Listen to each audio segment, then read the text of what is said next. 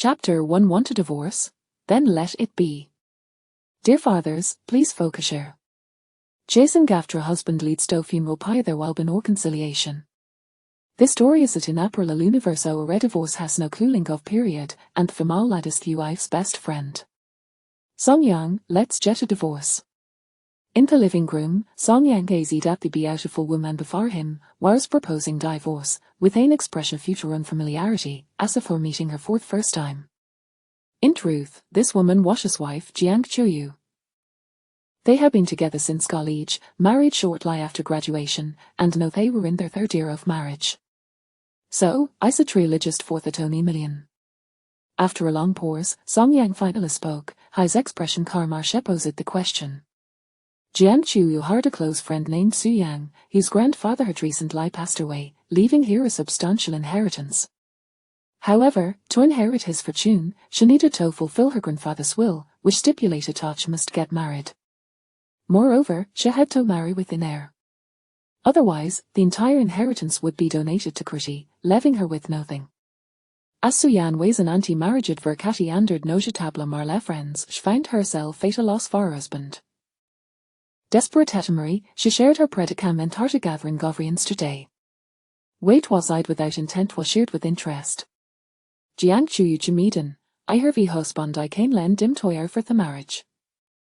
However, she stipulated her payment of 1 million in return. To her surprise, Su Yan agreed. It will friend quickly reach a darn arrangement Jiang Chuyu would lend her husband for a fake's marriage lasting 2 months, after they were divorced and the payment would be made.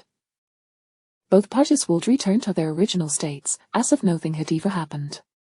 Thus, this moment unfolded, with Jiang Chuyu returning home to propose a divorce to Song Yang. Of course, that's 1 million, think about it after 3 years of living your hard life with you, now there's this chance to make your fortune, are you really willing to hold his life away? Jiang Chuyu pouted, her visima scoff grievance. Do you really think you've suffered during all 3 years of marriage?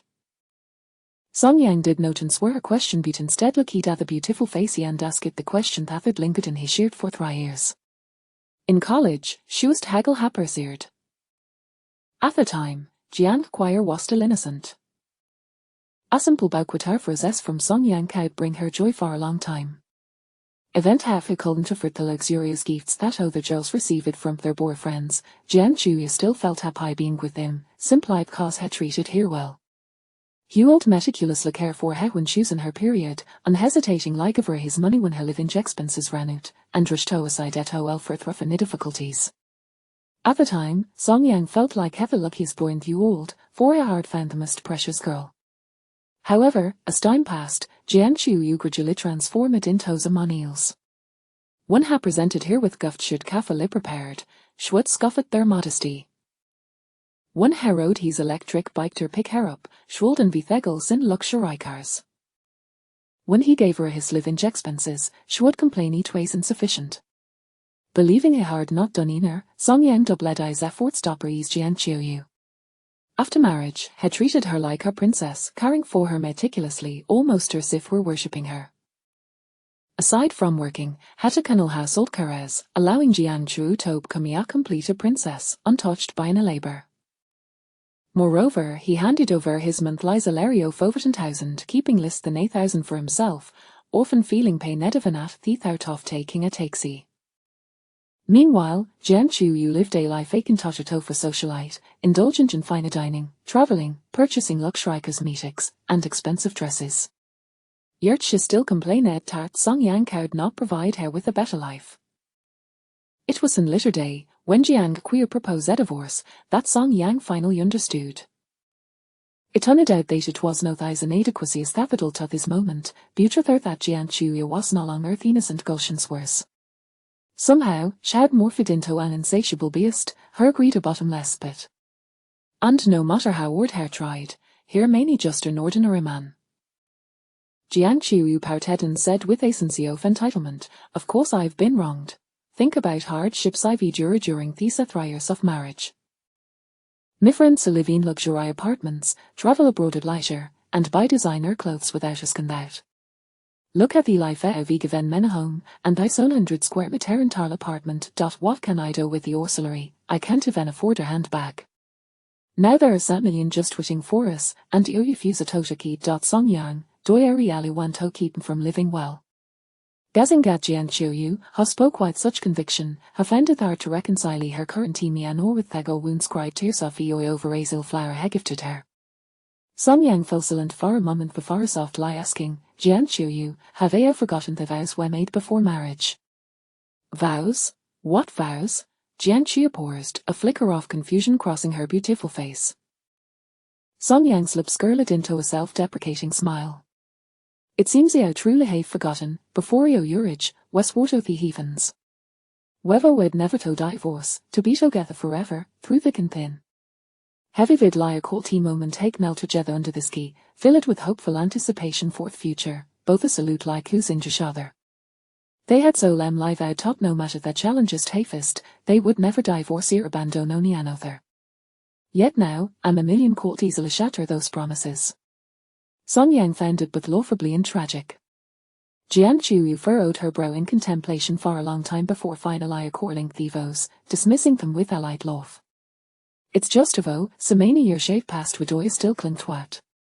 Besides, we're not really getting divorced. This is just her fake a divorce so we're doing it for money. What's the big deal? Tower, it was Maria pretends, a temporary arrangement that will reverton or malaf tertomans, with no real loss. Will not seize the opportunity. For money. Song Yang sheared gradually turned cold. To him, marriage was occurred, not something to be as solid and casual formed. He had always believed that Jian Chiu shared his reverence for the union. But now, he realized he had been mistaken. Jian Kuai said honestly, Song Yang, with that million, I could travel fueled.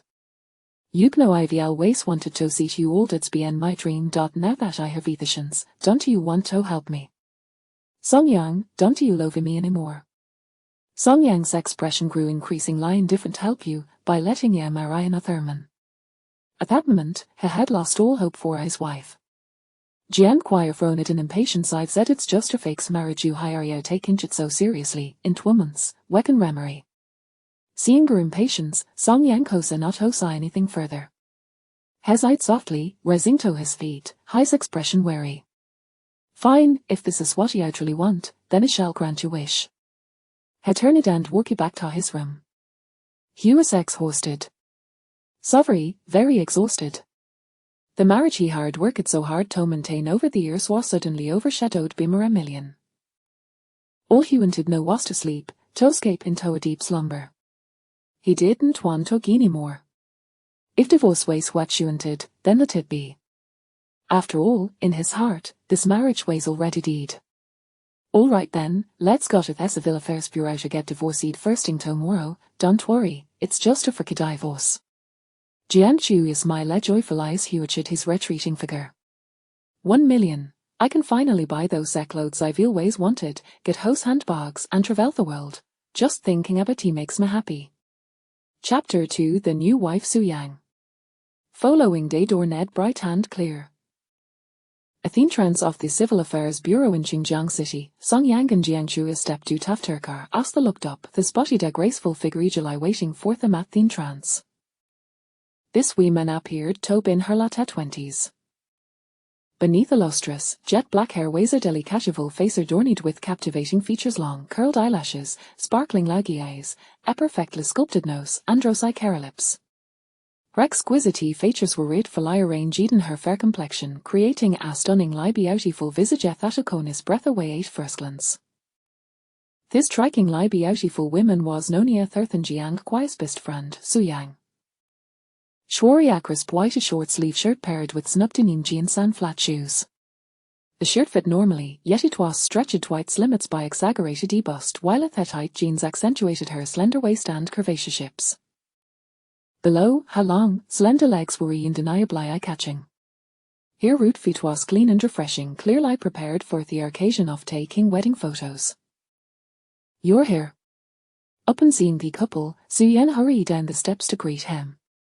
A radiant smile lit up her exquisitely beautiful face, and he sparkled with delight at the sight of Song Yang. However, she quickly averted her gaze, her expression returning to its usual composure. Su Yang Ace agreed we're jetting diver said today, after I and my husband obtained the marriage certificate, you'll transfer 30,000 as 8%, and women's, the remaining 70,000 will follow. Is that acceptable? Jiang Chu inquired with a beaming smile, her focus still firmly in the financial arrangement. Of course, that's perfectly fine, Su Yan replied with a light chuckle. Great, then I'll go ahead and get the divorce. With that, Jiang Chu took Song Yanshan and hurried into the Civil Affairs Bureau. Su Yan watched the couple's departing figures, a subtle smile gracing her flawless face. Song Yang, in finally going to be with you. Inside the Civil Affairs Bureau at the Marriage Registration Office. The staff member, a woman in her 40s, glanced at the couple and, adhering to a professional ethics, gently urged. Out was here about this, once I stamp this document, you will no longer be husband and wife. Song Yang go penned his mouth, reared out to say something, but Jiang Chu impatiently interjected, oh, please, just process it quickly, whatever me do minds. Observing her urgeness, Song Yang seemed patiently, choosing to remain silent. The woman noticed Song Yang's hesitant demeanor and, sensing his reluctance to proceed with the divorce, felt a flicker of sympathy for him. Yet, she refrained from saying anything further, with the sound of the stamp, their marital bond was irrevocably severed. Soon after, as Song Yang and Jian Kuai exited the Civil Affairs Bureau, Su Yan rushed up to them, her expression slightly enthusiastic. Well, did you get divorced?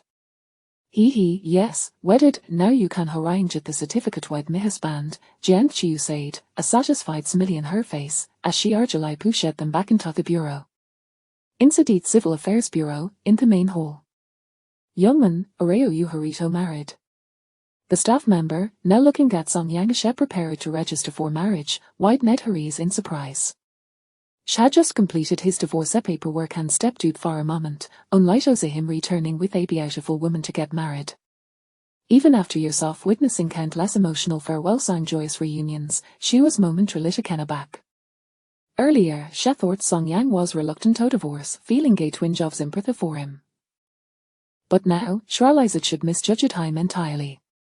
This young gentleman was, in fact, a heartless cad.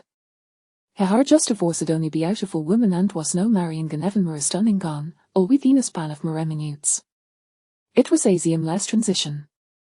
Song Yang morally nodded, his expression calm and void of any emotional disturbance. In contrast, Su Yan was visibly excited, her face alight with barely containing joy. At this moment, she pulled out a prepared box of wedding candies from her bag and enthusiastically distributed them to the staff, including the women who had just processed their divorce. Today's young people are incredibly efficient.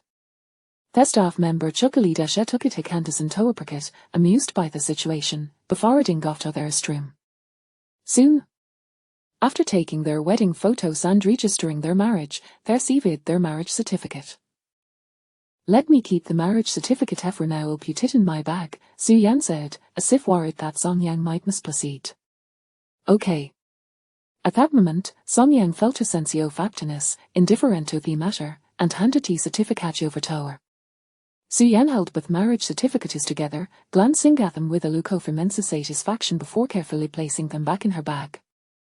Let's go. The tow kids a beside 8 Civil Affairs Bureau. So, did you get the certificate with my husband? Jiang Chu eagerly inquired. Yep, wedded, Su Yan replied with a jiggle. And 30,000. Don't worry, I'll transfer it to you right away, I promise, in 2 months, it wasn't the remaining 70,000 as well. Su Yan paused, then added, by the way, now that Maria to Song Yang well need to live at each other for a while. After all, I have told you see with those people to inherit fortune, you don't mind, do ya? Not at all, I anticipate this. Jiang Shu waved her hand dismissively, then indeed with Azari stone, but you mustn't do nothing to train. Su Yan immediately reassured her, don't worry, it's just a fake marriage. With a husband like yours, even if I wanted to give him, I wouldn't be interested. Seeing Su Yan's expression of distaste, Jiang Shuyu felt completely anxious. All right, I'll have you a private word with my husband, you wathery.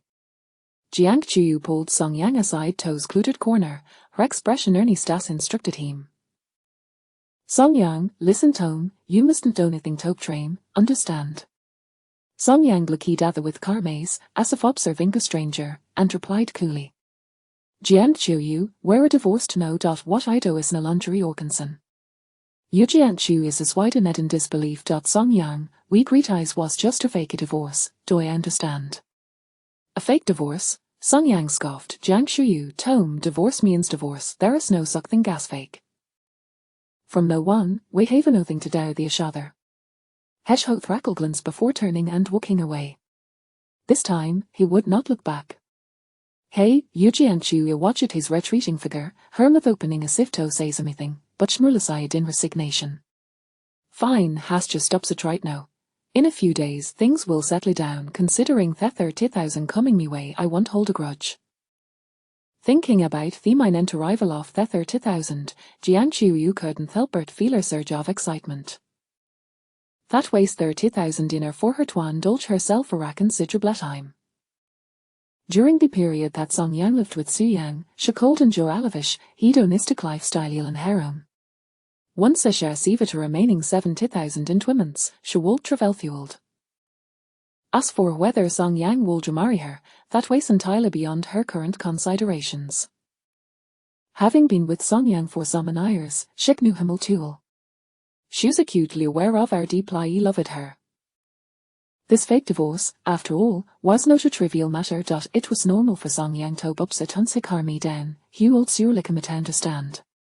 Actually, if it weren't for the pregnancy, I would have truly wanted to divorce her.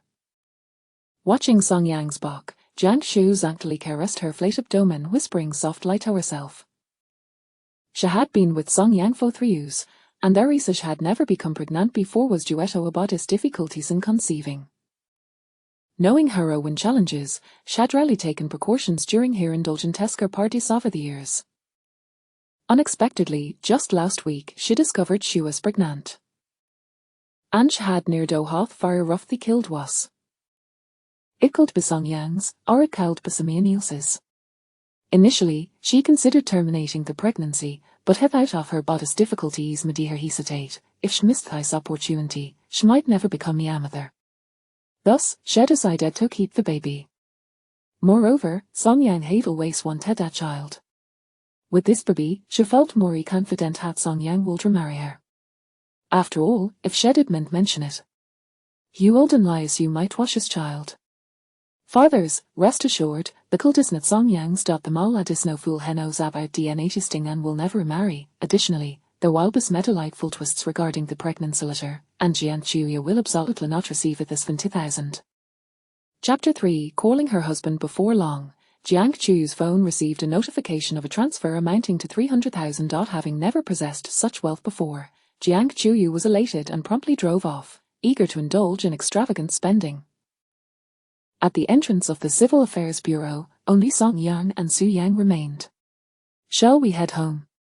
Su Yang said, a gentle smile gracing her face as she led Song Yang to a white Lamborghini parked by the roadside.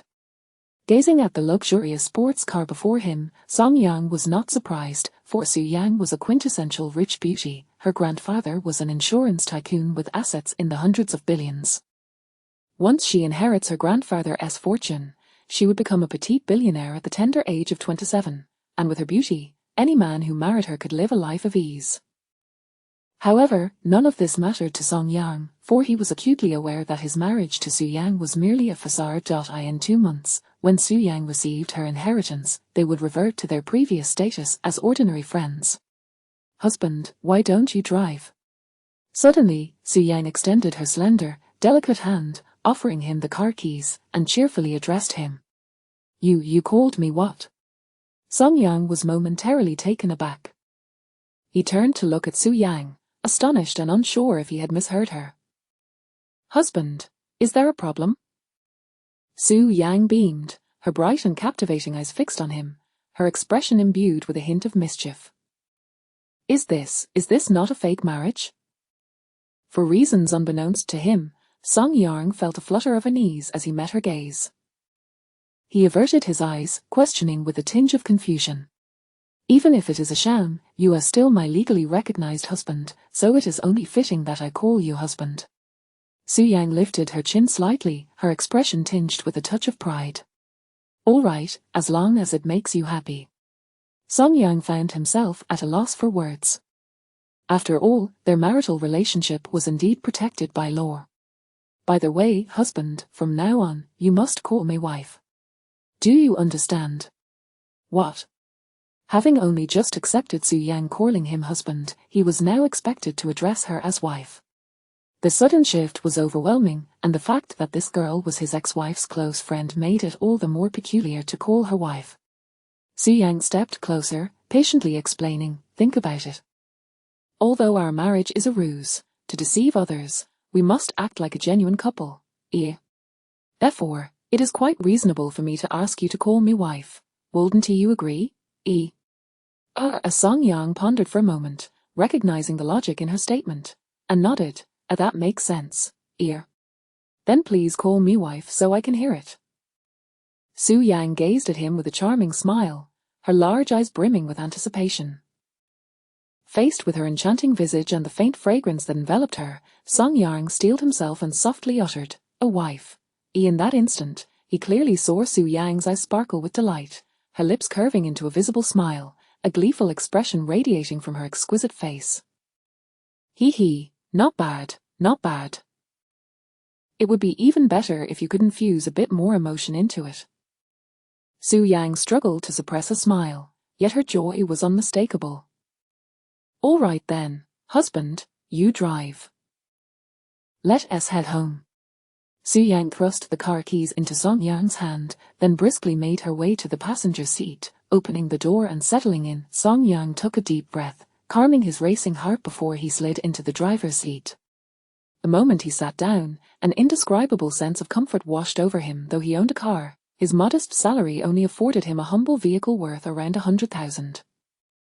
He had never had the opportunity to drive a luxury car worth millions before. With the engine roaring to life, he shifted gears and pressed the accelerator, propelling the car forward. The exhilarating rush was both thrilling and addictive. Though he frequently drove, this experience was distinctly different for Song Yang. The white Lamborghini glided through the bustling streets, capturing the attention of many onlookers. As it was his first time driving such an exquisite vehicle, Song Yang remained focused, oblivious to the fact that Su Yang was intently gazing at his profile, as if she could not get enough of him, her eyes filled with satisfaction. Her delicate smile lingered, a testament to her happiness. How wonderful it was. At this moment, Song Yang was finally hers. In truth, Su Yang harbored a secret deep within her heart, one she had concealed for 17 years.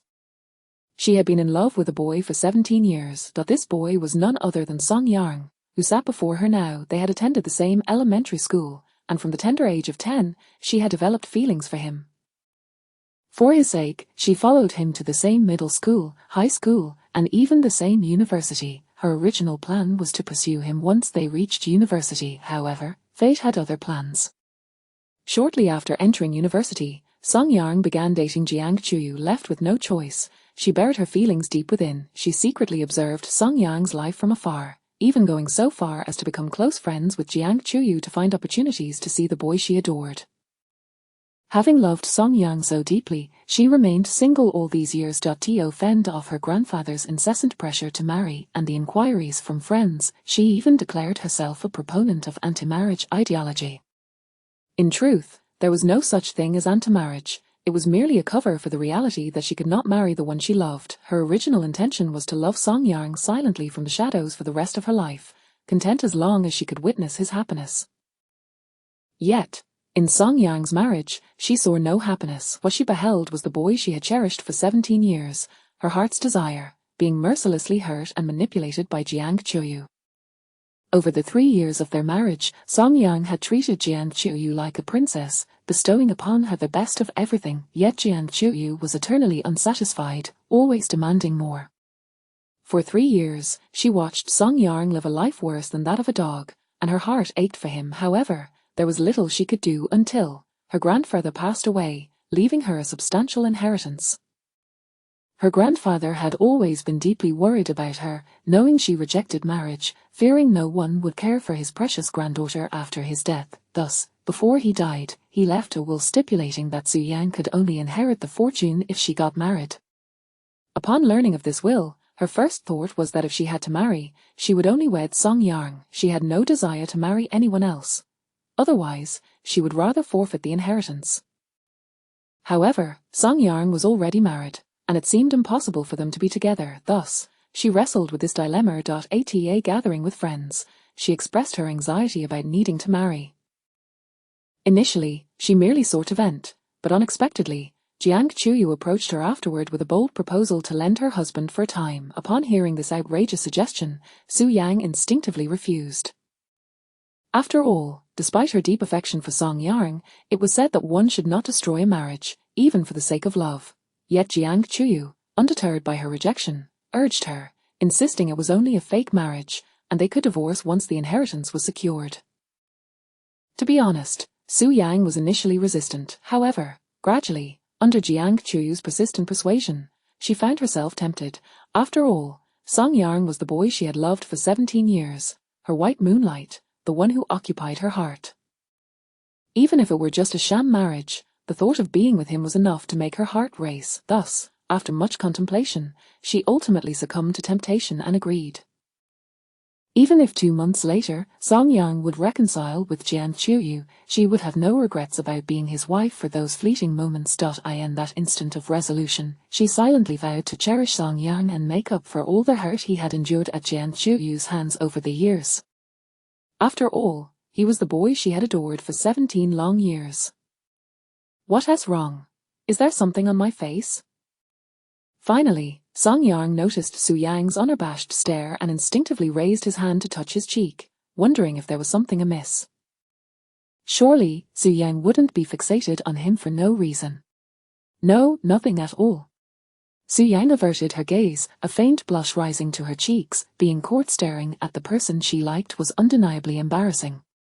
Inside the car, silence soon enveloped them again. Song Yang concentrated on driving, while Su Yang pondered for a moment before retrieving 2 marriage certificates from her bag. She opened them and placed them side by side, gazing at their wedding photo as though she could never get enough, her lips betraying a smile.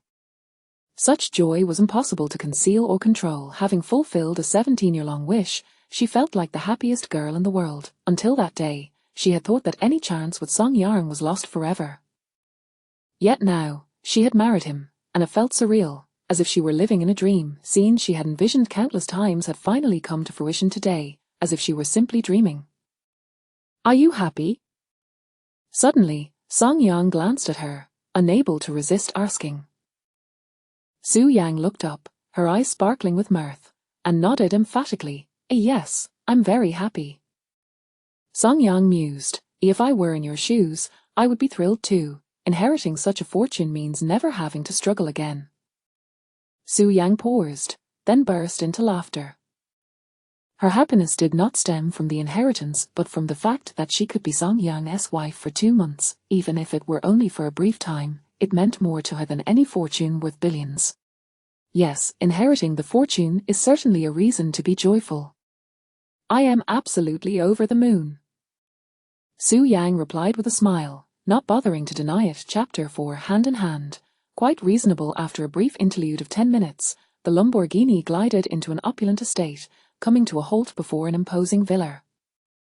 As Song Yang alighted from the vehicle, he cast his gaze upon the magnificent residence and the expansive garden that lay before him, feeling a twinge of astonishment. This was his first visit to Su Yang's home, and he had not anticipated it to be even more extravagant than he had imagined. At the entrance of the villa stood several young men clad in suits, each standing with impeccable posture and a stern expression, reminiscent of the bodyguards surrounding a domineering CEO in a romantic drama.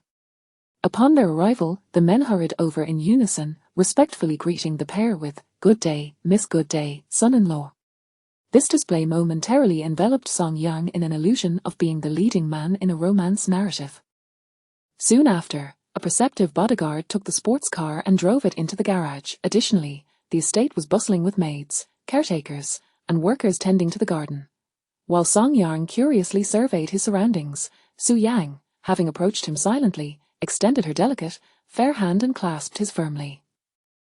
Her slender fingers interwove with his, compelling their fingers to entwine, holding fast to one another. Taken aback, Song Yang turned to gaze at Su Yang's exquisite profile, his eyes wide with surprise. Su Yang turned her head towards him, a smile gracing her features as she whispered, With so many people in my home, it seems quite reasonable for us to hold hands to avoid arousing suspicion about our faux marriage. Wouldn't you agree? Song Yang discreetly assessed his surroundings, noticing that numerous bodyguards and workers were covertly observing the new husband of their esteemed miss, himself. Quite reasonable, he conceded after a moment of contemplation, realizing the validity of her statement, and allowed her to maintain her grip. After all, he was now divorced. It no longer mattered to him, however. He couldn't help but acknowledge that Su Yang's small hand felt rather pleasant in his grasp, smooth, delicate, and slightly cool to the touch, with only the palm exuding a hint of warmth. It had been quite some time since he had experienced the sensation of holding hands. It seemed that in less than a year of marriage, he had seldom held hands with Jian Qiuyu, as she had begun to show a physical reluctance towards intimacy. Suddenly being clasped by Su Yang's hand evoked a fleeting illusion of courtship within him. At that moment, Su Yang, too, felt a stir within her heart. She had envisioned such a scene countless times in her mind and had dreamt of it repeatedly. In this instant, she could distinctly feel her heart racing, her cheeks flushing with a visible warmth. The smile she had managed to suppress began to rise uncontrollably, more difficult to contain than the most spirited of emotions. Let us proceed, Su Yang exclaimed, her voice brimming with excitement as she cheerfully led Song Yang towards the villa's grand entrance. She yearned to hold his hand forever, wishing never to part. Song Yang's large hand enveloped hers completely, emanating warmth that instilled a profound sense of security and comfort within her. How delightful it was to finally grasp the hand of the boy she admired. A wave of elation washed over Su Yang. Before long, Song Yang found himself ushered into the villa's first floor, where he gazed upward to behold the spacious, brilliantly lit interior, adorned with lavish decorations that exuded opulence. As soon as they settled into their seats, a maid approached with 2 cups of warm water, promptly serving them. Feeling parched, Song Yang quickly drained one of the cups. I say, you may release my hand now, if you please, he remarked, turning to face the girl beside him, who still showed no intention of letting go. Oh, I nearly forgot. Su Yang giggled sheepishly as she relinquished his hand, apologizing for her oversight. Then, recalling something, she continued, by the way, there's a garden in front of the villa, a swimming pool at the back, and even a golf course. On the east side of the estate, there's a gym, and on the west, a fish pond. If you find yourself bored, feel free to wander about. Consider this your home. Moreover, since you've just moved in, I've arranged for your daily necessities to be prepared. I'll take you to see them shortly, and if you find anything lacking, just let me know, and I'll arrange to have it purchased. Song Yang, however, shook his head dismissively, displaying a nonchalant demeanor. It's of little consequence. As long as you've made the necessary preparations, I have few demands. As long as it suffices, I am content. Having endured 3 years of a frugal existence during his marriage, he had grown accustomed to a modest lifestyle. Su Yang, being a considerate and attentive girl, had thought of everything, ensuring that what she provided would certainly meet his needs. Very well then, Su Yang nodded, then added, I also prepared a gaming room for you in this villa. If you feel bored, come play some games, follow me, and I shall show you. With that, she eagerly took his hand and ascended the stairs, her footsteps light with anticipation. Upon reaching the 2nd floor, Su Yang opened a door. Come in, she beckoned, leading him into a spacious room of over 100 square meters, larger than his rented apartment. Inside, not only was there a computer, but also a sofa, a plush bed, a refrigerator, a beverage dispenser, and various exercise equipment. There was even a billiard table. This computer was just assembled for you, equipped with top-tier specifications. All the popular games have been downloaded and purchased. You can play them directly. I recall that you were quite fond of gaming during your university days, Su Yang said with a cheerful smile as she stood before the computer desk. As Song Yang gazed at the girl before him, an inexplicable wave of emotion surged within him. He had indeed enjoyed gaming during his university years, for what boy did not have some hobbies? However, since his marriage, he had not touched a game, forcibly relinquishing that passion. Jian Qiuyu believed that gaming was merely a waste of time and money, leading her to sell his computer on a second-hand website, leaving him with only a basic laptop for work. He had almost forgotten what it felt like to play. If you find yourself fatigued, you can rest on the sofa or the bed, and if you become thirsty, there's a drink dispenser as well as a refrigerator stocked with chilled beverages. If you have any other requests, simply inform the maid, and she will cater to your every need. And of course, you can also exercise here, as Su Yang said, guiding him to the various exercise machines, then pointing to the billiard table not far away. I remember you enjoyed playing billiards in college, so I had one set up for you. Unfortunately, I do not know how to play, or I would gladly join you, thank you, he replied, his voice soft. As Su Yang continued to enthusiastically showcase the room's features, she was suddenly captivated by the tender tone of Song Yang's voice. She paused, turning to see him gazing at her with a gentle warmth in his eyes, an expression she had never encountered before. And nothing at all, Su Yang stammered, feeling her breath quicken and her heart flutter within her chest, her cheeks warming as she lowered her gaze to avoid revealing her flushed face. Actually, I haven't played in quite some time, I might have forgotten how, Song Yang said as he approached the computer desk, his hand brushing over the mouse and keyboard, expressing a gentle sense of nostalgia. Su Yang's smile instantly faded as she looked up at Song Yang's somewhat despondent silhouette. In that moment, her heart ached inexplicably. During the 3 years of his marriage with Jiang Qiuyu, Song Yang had become decidedly more subdued, many of his interests and hobbies seemingly stripped away. She could clearly sense that the Song Yang before her was a stark contrast to the man he had been before their marriage, once bright and cheerful, confident and full of laughter. Now he had grown silent and dimmed. It's all right. From now on, while you are here, you may do as you please. No one will impose upon you, Su Yang asserted, stepping closer, her gaze softening with an unprecedented tenderness. As Song Yang turned to meet her earnest expression, a wave of emotion surged within him. Thank you. It's no trouble. I only wish for your happiness, Su Yang replied, a gentle smile gracing her lips. However, as Song Yang surveyed the room she had thoughtfully prepared for him, perplexed. We are only engaged in a sham marriage. In 2 months, we shall part ways. There was no need for you to go to such lengths on my behalf. I am a person who merely requires a place to sleep and not to go hungry, he added, his tone casual. Su Yang felt a pang in her heart once more, yet she endeavored to maintain her composure, responding with a light chuckle, it is only right for me to treat you kindly. After all, your marriage to me has been a tremendous help, has it not? Without you, I would not have access to the inheritance. Stepping forward, she stood before Song Yang, gazing intently into his eyes. Therefore, you must accept my kindness without hesitation, do you understand? Observing the weariness etched upon Song Yang's features due to the impending divorce, Su Yang's sole desire was to offer him every ounce of kindness within her. The matter of inheritance paled in comparison to her wish to care for him. Thank you. Chapter 5. The newlyweds. At 7 in the evening, a radiant moon hung in the night sky, casting its luminous glow. Within the spacious and brightly lit villa, Song Yang was seated on the sofa, engaging in conversation with Su Yan. At that moment, an elderly man with white hair entered the villa, accompanied by 4 or 5 bodyguards. Uncle Lee, you've returned, Su Yang greeted him with a smile. Miss, this must be your husband, Uncle Lee remarked, observing Song Yang, who sat beside Su Yang, his wrinkled face breaking into a gentle smile. Yes, darling, look, this is Uncle Lee, Su Yang enthusiastically introduced him to Song Yang. As Song Yang focused his gaze, he beheld an elderly man with a head of white hair, yet still sprightly in demeanor, wearing glasses and possessing a kind expression.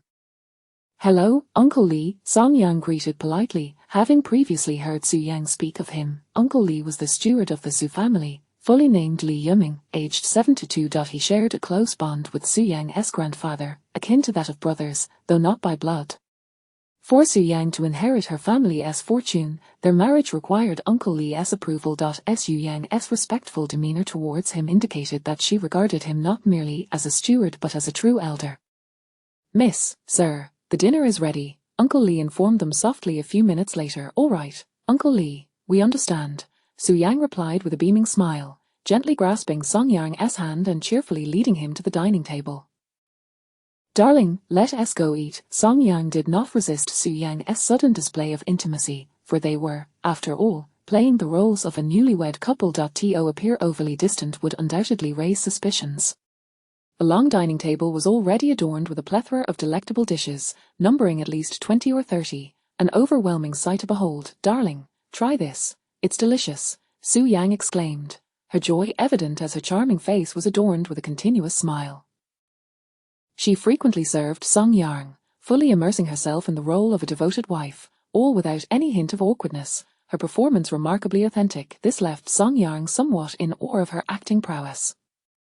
He felt a tad flustered, his demeanor slightly reserved. The grand array of culinary delights, coupled with the presence of the steward and 2 maids by the table, was a spectacle he had never dared to envision. Moreover, given their status as mere pretend spouses, he found Su Yang's attentiveness in serving him rather disconcerting. Thank you, Song Yang stammered, nodding in gratitude. Su Yang, with a bright smile, replied, Darling, we are husband and wife. There's no need for thanks. It was only then that Song Yang realized their current status as a married couple. Appearing too polite might indeed raise suspicions. Thus, he relaxed his demeanor and began to serve Su Yang in return. Wife, try this. Wasn't it merely acting? Who couldn't he do that? However, when the food landed in her bowl, Su Yang paused momentarily, staring blankly at his profile. She seemed momentarily entranced. Song Yang was performing, yet she believed it. In that instant, she truly felt like Song Yang's wife, enveloped in his concern and affection, warming her heart that had felt lonely for 17 years. Wife, stop staring at me. Eat before it gets cold, Song Yang urged. Su Yang nodded deeply, her lips curving into a sweet smile. As she picked up the food and tasted it, she found it exceptionally delicious. In that moment, her heart felt warm. Meanwhile, Uncle Lee, standing beside them, couldn't he help but smile with satisfaction at this scene. He had watched Su Yang grow up, and in his eyes, she was not just the young lady of the Su family but akin to his own granddaughter. Over the years, Su Yang had refrained from dating, even shunning the company of other men, declaring herself averse to marriage. This had caused him considerable worry. He feared she might live a solitary life forever. But now, witnessing the affectionate display between Su Yang and Song Yang, he finally felt at ease. His young lady had found a man she cherished. Even if one day he were to leave this world, he could rest assured. Soon enough, the dinner concluded. With time still on their side, Song Yang accompanied Su Yang in the living room to watch a movie. By 10 o'clock, as the film ended, it was time to retire for the night. Come on, darling, we should sleep now, Su Yang said, taking hold of Song Yang's large hand and rising to head upstairs. As Song Yang observed their intertwined hands, he felt no flutter of emotion. He had grown accustomed to such intimate gestures with Su Yang. However, at that moment, Su Yang, walking ahead, was still overwhelmed with excitement, reveling in the joy of holding hands with her beloved. For the 3rd time today, they held hands. How delightful, if only they could do this every day. His hand was so large, so warm, she wished to hold on forever. Lost in her thoughts, Su Yang felt a pang of melancholy when she remembered that in 2 months, Song Yang might leave her. Before long, Su Yang led Song Yang to her room. Shall we share a room? Song Yang hesitated, glancing around the spacious, tidy room, uncertain. It was evident that this was Su Yang's room, complete with a private bathroom and balcony. The bed was large enough that 2 could occupy it without falling off, and the linens were festooned with celebratory red, adorned with romantic rose petals. Of course, now that we are legally married, it would be reasonable for us to share a room to avoid raising any suspicions with Uncle Lee, Su Yang replied, her tone matter-of-fact. Song Yang considered her words and nodded. That makes sense. But do we have to sleep in the same bed? Song Yang was acutely aware that their marriage was a facade, devoid of genuine feelings. Sharing a bed seemed overly intimate. Don't worry, I'll sleep on the floor while you take the bed, Su Yang assured him, fully aware that their marriage was a hasty arrangement, merely a transaction. Despite her deep feelings for Song Yang, he had always viewed her merely as his wife's confidant. Sharing a bed with his wife's friend seemed rather inappropriate. I understand now, Song Yang realized, thinking it made sense. How could Su Yang, a young maiden, possibly share a bed with him? After a moment of contemplation, he said, perhaps I should take the floor. It wouldn't be right for you to sleep there. After all, I am a man, and it's no trouble for me to sleep on the ground. Feeling his consideration, Su Yang's eyes lit up, and she nodded, accepting his offer with a pleased heart. All right, I'll go take a shower first. Su Yang finally released his hand and stepped into the bathroom. Go ahead. A few minutes later, the sound of running water echoed from the bathroom. Through the frosted glass door, a graceful silhouette could be discerned, her enchanting figure revealed amidst the rising steam. Song Yang, drawn by the sound of water, instinctively glanced over. Though he could only see a vague outline, the alluring curves of her form were undeniably captivating. As a divorced man, Song Yang was not the type to gawk like an inexperienced youth, so he quickly averted his gaze after a few fleeting glances.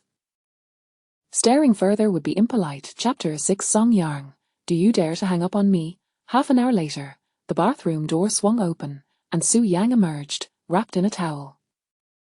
Freshly bathed, she exuded a delightful fragrance that lingered in the air, perceptible even from a distance. At that moment, Song Yang beheld the exquisite sight of Su Yang's alabaster neck, her delicate collarbone, and her smooth, fragrant shoulders, all laid bare to the atmosphere.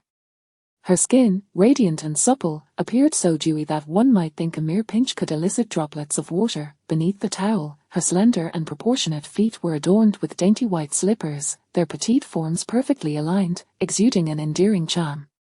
I'm done with my shower. Do you wish to wash up? Su Yang's cheeks were flushed, likely from the lingering warmth of steam, resembling a ripe, red apple that one could hardly resist biting into. Oh, all right.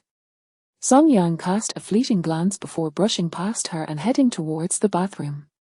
Wait a moment, I've prepared a set of pajamas and a fresh towel for you, Su Yang called out, retrieving the neatly folded men's pajamas and towel from the wardrobe and presenting them to Song Yang. Thank you. As he caught sight of Su Yang, resembling a water lily just plucked from a pond, and inhaled the rich fragrance enveloping her, he momentarily lost his focus. However, being a married man, he quickly composed himself, nodding slightly before turning to enter the bathroom. A few minutes later, when Song Yang emerged from the bathroom, he found Su Yang clad in a rose-hued silk nightgown, her graceful figure poised by the bedside as she prepared to apply a face mask. At her feet lay a makeshift bed, evidently arranged by her while he was showering. Come over and give it a try. If you find it hard, I'll lay another blanket for you. Su Yang gently patted the mask on her face before addressing Song Yang. You've already set it up. He had intended to do it himself, yet Su Yang had not afforded him that opportunity. Yes, come and try it. Song Yang approached and sat down on the makeshift bed, assessing its softness. How does it feel? Is it hard? Not hard. Song Yang was not particularly picky about where he slept. Su Yang, likely concerned he might catch a chill, had thoughtfully laid out 2 blankets, which were indeed quite soft. He reclined, preparing to rest. Suddenly, the sharp ring of an incoming call pierced the quiet. Song Yang picked up his phone and, upon seeing the caller ID labeled wife, he did not hesitate to end the call. To his surprise, as soon as he hung up, Jian Chuyu called again. Frowning, he hung up once more, this time blocking her number and deleting it entirely. There was no need to keep someone in his contacts who no longer mattered. Who was that? Su Yang inquired curiously, her beautiful eyes turning towards him, just as her phone began to ring. Upon seeing Jian Chuyu's name, she felt an inexplicable sense of guilt. Taking a deep breath, she answered the call.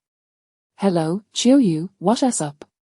Su Yang, can you ask Song Yang why he's ignoring my calls and blocked me? It infuriates me, he's gone too far. Jian Chuyu's voice seethed with anger, her tone as domineering as ever, as though she were still the princess being adored by Song Yang.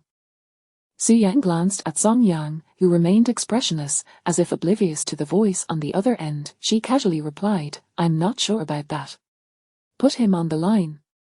I need to have a word with him. Jian Chuyu's fury was palpable, as if she were in dire need of venting her frustrations. In the past, she could count on Song Yang to answer her calls instantly. Now he dared to hang up on her and even block her, an affront she could hardly tolerate. Oh, fine.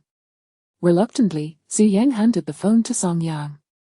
Song Yang, why aren't you answering my calls? Jian Chuyu demanded loudly.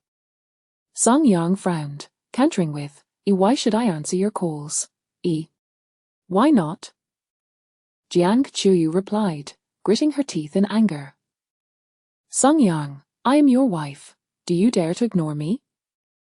Song Yang was at a loss for words. Jiang Qiuyu, we are divorced now. Please understand the situation and refrain from harassing me. Harassing? Jiang Qiuyu was enraged, taking a few deep breaths before she composed herself. Song Yang, I've told you repeatedly, it's only a temporary divorce. Are you really that dense? I'm sorry, but I've made it clear, to me, a divorce means a divorce. We have no ties anymore. Song Yang, before Jiang Qiuyu could continue, he hung up the phone. They were divorced, who would still indulge her? Did she expect to command him as she had before? Dream on. Song Yang, you and her, Su Yang cautiously observed his expression, her curiosity piqued yet hesitant to inquire further. It's nothing. It's just a divorce, this is normal, Song Yang replied with a gentle shake of his head. Oh, Su Yang discerned that there seemed to be a conflict between Song Yang and Jiang Qiuyu. It appeared that she was somehow implicated in this discord. Before she could ponder further, her phone rang again. Hello, Qiuyu. Su Yang answered the call, exasperation evident in her voice. Su Yang, tell me, what are you and my husband up to? Jiang Qiuyu's tone seemed to have cooled as she finally remembered the purpose of her call, an inquiry into Song Yang's whereabouts. We're just about to go to sleep, Su Yang replied honestly. Sleeping? Jiang Qiuyu's voice rose several octaves, sharp and piercing. The anger she had managed to suppress flared up once more. No, Qiuyu, you misunderstand. We aren't sleeping together. I'm on the bed, and he's on the makeshift bed, as Su Yang hurriedly clarified. Oh, I see. You scared me. Jiang Qiuyu released a long breath of relief. She and Su Yang had previously agreed that during these 2 months, Su Yang could engage in intimate gestures such as holding hands and hugging with Song Yang, but kissing and any further relations were strictly off limits. Hearing Su Yang mention sleep had alarmed her, but thankfully, it was a false alarm. Yet, her unease lingered, and she inquired, Su Yang, can we do a video call? I'd like to see everything. All right. Su Yang found it difficult to refuse and consented. Soon, they were connected via video call. Jiang Qiuyu appeared to be in a cramped restroom, the only visible feature behind her being a toilet. Qiuyu, where are you? Su Yang asked curiously. Jiang Qiuyu's complexion appeared somewhat unnatural as she replied, I'm out shopping with friends, and I'm currently in the mall restroom. Oh, Su Yang nodded, not thinking much of it. By the way, Su Yang, show me your room and my husband, Jiang Qiuyu requested. Sure. Su Yang held her phone, capturing the entirety of her room. She also included Song Yang, who lay on the makeshift bed. Seeing that they were not sharing the same bed, Jiang Qiuyu felt completely reassured. However, the spaciousness and opulence of the room sparked a tinge of envy within her. Su Yang, your room is so large. It's a pity my husband lacks ambition, forcing me to squeeze into a cramped rental. I can only hope he'll one day provide me with such a grand space. Su Yang frowned at this remark, her displeasure evident. She glanced at Song Yang on the makeshift bed and said earnestly, Qiuyu, you know, Song Yang is doing his best to provide for you. He's working hard. You should learn to appreciate his efforts. Spare me.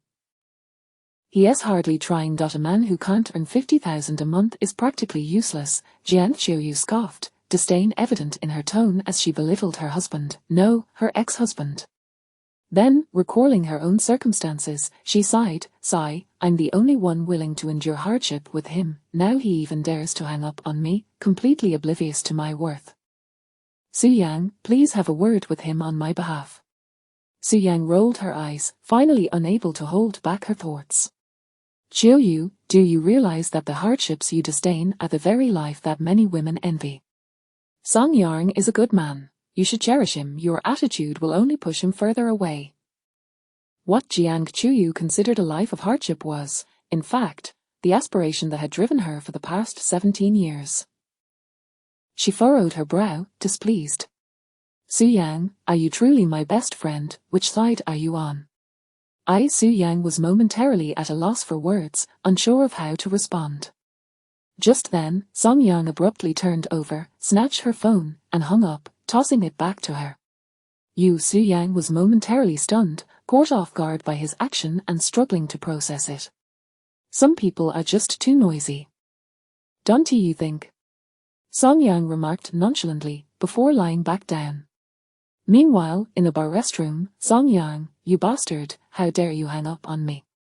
Jiang Chuyu screamed in a fit of rage, nearly throwing her phone against the wall. However, recalling that the device had cost him 2 months' salary, she restrained herself. Taking a series of deep breaths, she gradually calmed her turbulent emotions. It's just a fake divorce. How dare he treat me with such contempt, he's getting a bit too bold. Jiang Chuyu patted her chest, feeling somewhat better. Forget it, considering the money, I won't hold this against that jerk for now. When we remarry, just wait and see how I deal with you, HMPH. She pulled a small mirror from her bag, touched up her makeup, and finally stepped out of the restroom. Chuyu, why are you taking so long in the restroom? Hurry up, we're waiting for you to drink, a heavily made-up woman approached her. Sister, you know I'm pregnant, I can't drink. Why come to a bar if you can't drink? Never mind, dancing is fine, there was a super handsome guy who wanted to dance with you earlier. Chapter 7. So, you no longer wish to remarry. Outside the window, the night was as serene as water, and the entire world seemed to have fallen into a tranquil hush.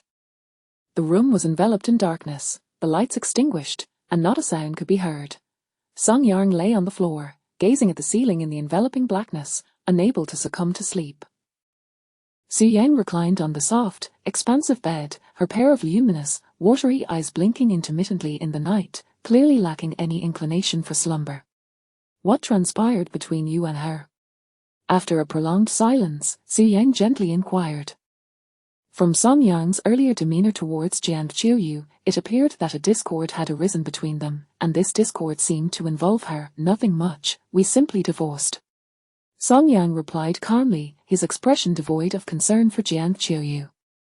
Su Yang paused in silence before softly asking, but wasn't it a sham marriage? In my eyes, a divorce is a divorce, there is no distinction between genuine and false. I have completely severed ties with her. Song Yang's tone was flat, as if he were recounting an inconsequential matter. Upon hearing this, Su Yang appeared slightly taken aback. Turning her head to glance at the Song Yang resting on the floor. In the dimness, she could only vaguely discern the contours of his face, unable to decipher his expression. To her, it seemed as though Song Yang and Jiang Chuyu had mutually agreed upon their divorce, but now it appeared otherwise. It seemed that Song Yang's decision to divorce had been coerced by Jiang Chuyu, and he seemed to have grown disillusioned with her.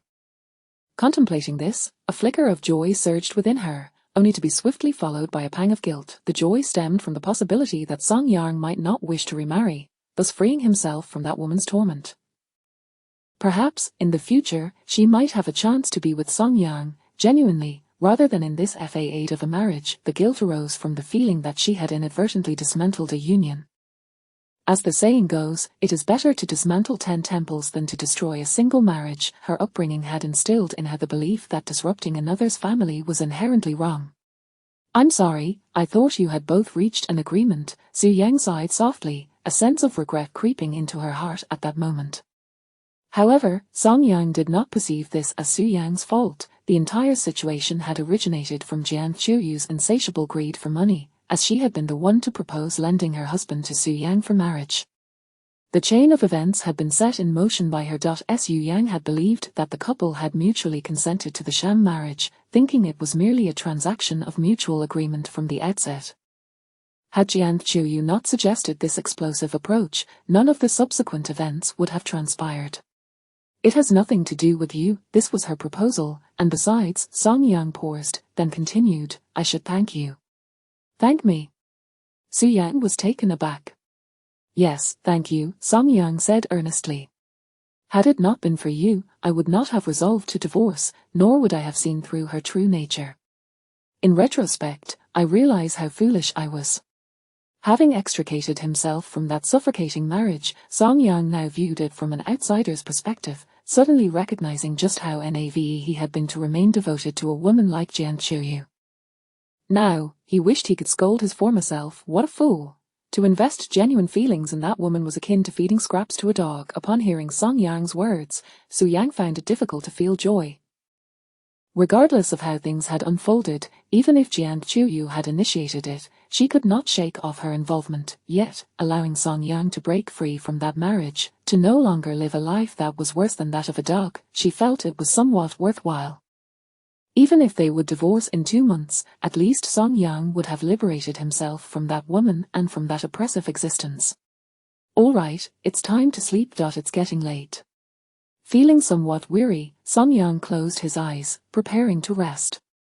Su Yang turned onto her side, gazing at Song Yang's profile in the night. At that moment, a few strands of moonlight pierced through the curtains, cascading onto his face. His handsome features bore a hint of fatigue.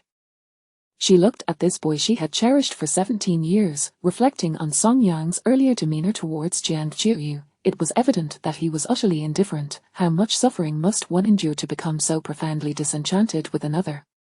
Su Yang felt an inexplicable twinge of pain. In that instant, her lingering remorse towards Jiang Chuyu dissipated entirely. This was the boy she had longed for since childhood, yet he had been hurt to such an extent. How could she bear to treat someone so enamored with her in such a manner? Song Yang must be feeling incredibly disheartened right now. At this moment, Su Yang's desire to mend the rift for Song Yang intensified. The boy I adore, who has suffered at the hands of another woman, I shall be the one to mend his wounds. I shall compensate him 1,000-fold. I am determined to restore him to the confident, radiant boy who used to smile. Su Yang silently resolved. At 8 a.m., the sun began to rise. A few rays of sunlight filtered through the curtain seams, illuminating Su Yang's face as she lay in slumber. Slowly, she opened her eyes, stretched lazily on the bed, and was about to yawn when suddenly she became aware of something. Promptly closing her mouth, she eagerly turned over in bed, peering at the boy lying on the floor. Song Yang was still asleep, lying flat with even, steady breaths, exuding an aura of tranquility. Su Yang's mood instantly brightened, the corners of her delicate lips curving upward into a smile. It was still early, she was in no rush to rise. Resting her chin on her hand, she gazed contentedly at the slumbering Song Yang. How wonderful it would be if she could see him every morning upon waking. Of course, it would be even better if he could sleep in her bed. She continued to watch him quietly, unable to take her eyes off him, her face adorned with a dreamy smile. Until Song Yang, still in slumber, suddenly opened his eyes and woke up. As if sensing her gaze, he turned to look at her. Su Yang, caught in her reverie, was startled and quickly flipped over, pretending to be the girl who hadn't he been staring intently at him. However, the blush blooming on her cheeks and the rapid beating of her heart betrayed her. All right, time to get up. Song Yang tossed aside the covers and began to rise, naturally noticing Su Yang's earlier gaze upon him. However, he thought little of it, as Su Yang had always been averse to marriage, having never dated and hardly interacted with men. Now, suddenly married, and sharing a room with a man, she was undoubtedly feeling out of her element. If the roles were reversed, and he woke up to find a woman in his room, he too would be compelled to steal a few glances. There was nothing unusual about it, nor was there anything to discuss. You go ahead and get up first. Su Yang, whether out of guilt, shyness, or fear of Song Yang discovering her flushed cheeks, buried herself under the covers, her voice muffled and tinged with morning grumpiness, imparting a somewhat adorably NAV vibe. Song Yang paid her no mind, getting up to wash up in the bathroom. Upon hearing the door close, Su Yang cautiously poked her head out from under the covers. When she confirmed that Song Yang was indeed absent from the room, she let out a long sigh of relief. Then, she touched her cheeks, feeling the warmth. She could easily infer they were flushed. She also checked her heart, which was racing uncontrollably. How embarrassing. He probably didn't think much of it, right? Su Yang murmured softly, casting a furtive glance towards the bathroom.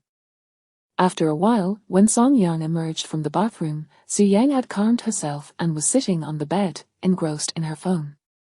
All right, I'm done washing up, you can go in now. Song Yang had changed into his usual attire, looking noticeably more refreshed, having shed the pallor from before. Su Yang set her phone down, threw off the covers, and padded towards the bathroom in her slippers. Suddenly she turned back, beaming as she greeted, "Good morning." Song Yang was momentarily taken aback, Captivated by the girl's stunningly beautiful visage and her radiant eyes, he smiled back, "Good morning." Upon hearing his reply, Su Yang's smile deepened, and she happily entered the bathroom. Before long, the sounds of washing emerged from within. Chapter 8, A Gift of 5 million. As Su Yang was attending to her morning routine, Song Yang ventured downstairs alone. The expansive first floor was abuzz with activity, where Butler Lee was coordinating the day's tasks for several maids in the living room. Upon noticing Song Yang's descent, he greeted him with a warm smile, saying, "Good morning, son-in-law." The maids, too, bowed respectfully in acknowledgement of Song Yang's presence. "Good morning, Uncle Lee," Song Yang responded with a smile. He could discern from Su Yang's demeanor that she held this Lee uncle in high regard, and he felt compelled to reciprocate that respect. Seating himself on the sofa, Song Yang idly scrolled through his phone. A maid approached, inquiring if he would like something to drink. He simply requested warm water, and shortly thereafter, the maid placed a cup of it on the table before him. Just as he took a sip, he was abruptly startled by the sound of footsteps descending the staircase. Instinctively, he glanced upwards. At the staircase's end, Su Yang appeared, adorned in a flowing white floral dress that cascaded elegantly around her. The sound of her high heels clicking against the floor echoed softly. Her long hair flowed freely, and the exquisite gown not only accentuated her intellectual and graceful aura but also bestowed upon her an ethereal quality. Having already applied her makeup, her already striking features were enhanced, creating a breathtaking visage that left one momentarily awestruck. However, Song Yang quickly averted his gaze. He had known Su Yang for many years and was well acquainted with her beauty, yet each encounter with her still carried an element of surprise. As she descended, her captivating eyes remained fixed on him. Noticing the astonishment reflected in his gaze, a smile blossomed on her face. What girl wouldn't want to showcase her most beautiful self in front of the boy she admired? Su Yang was no exception. Moreover, this was the first day of their marriage. It was only fitting that she looked her best. Mirroring her elated spirits, she soon approached Song Yang and seated herself beside him. Instantly, he was enveloped by the delightful scent of her rose perfume, which playfully invaded his senses. "Here, this is for you," Su Yang said, extending her delicate hand to present a bank card to Song Yang. "This is," he stammered, momentarily taken aback as he gazed at her stunning countenance. "This card contains 5 million. Feel free to use it," she replied. 5 million. Song Yang exclaimed, his eyes widening in disbelief. For a man with a monthly salary of just over 10,000 and a mere 1,000 for living expenses, 5 million was an astronomical sum. He never imagined Su Yang would so casually bestow such a fortune upon him. After all, their faux marriage had promised only 1 million as compensation. "Indeed, 5 million. It's yours to use as you wish. Should you require more, do let me know," Su Yang affirmed, nodding gently. Her expression was calm. To her, 5 million wasn't an extravagant amount. She could easily spend that on a car. "But why are you giving me money, and such a large sum at that?" Song Yang questioned, puzzled. Su Yang had already agreed to provide compensation. It seemed unnecessary to offer him more, especially such a significant amount. "Well, consider this, we are now husband and wife, right? To avoid arousing suspicion about our marriage being a sham, it is quite reasonable for me to provide you with money to spend," she explained. "Moreover, you are my husband, and 5 million is hardly excessive, is it?" With only the two of them present on the first floor, Su Yang spoke candidly, without reservations. "Oh, not excessive," he conceded, suddenly finding her rationale somewhat reasonable, though he still struggled to fully accept it. But the agreed compensation was only 1 million. "This unexpected additional 5 million makes me feel like I'm taking advantage of you," he protested. "Don't think of it that way, you are now my husband. After all, when you go out to have fun, you can't be stingy like before. Otherwise, people might suspect I am mistreating you or question the authenticity of our marriage. Don't you agree?" Seeing the earnestness in Song Yang's expression, Su Yang felt a twinge of helplessness. She merely wished to shower him with kindness during these 2 months, to compensate him 1,000-fold. She understood that he might struggle to accept her generosity, so when she decided to offer him money, she had already exercised considerable restraint. In truth, she had contemplated gifting him 10 million outright but feared it would overwhelm him, so she settled on 5 million instead, never anticipating it would still shock him. Very well. Song Yang finally relented, his initial apprehension easing somewhat after her patient explanation. He took a sip of water to steady himself. By the way, I also want to buy you a car later. I'll withdraw another 10 million, and we can go car shopping together, all right? Su Yang added suddenly. Song Yang nearly choked on his drink. He turned to her, incredulous. Wait, are you really planning to spend another 10 million on me?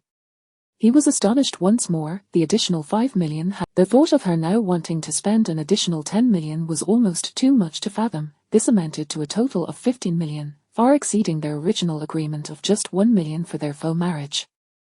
He felt a strong urge to shake Su Yang and demand clarity on her intentions. This was extravagance beyond reason.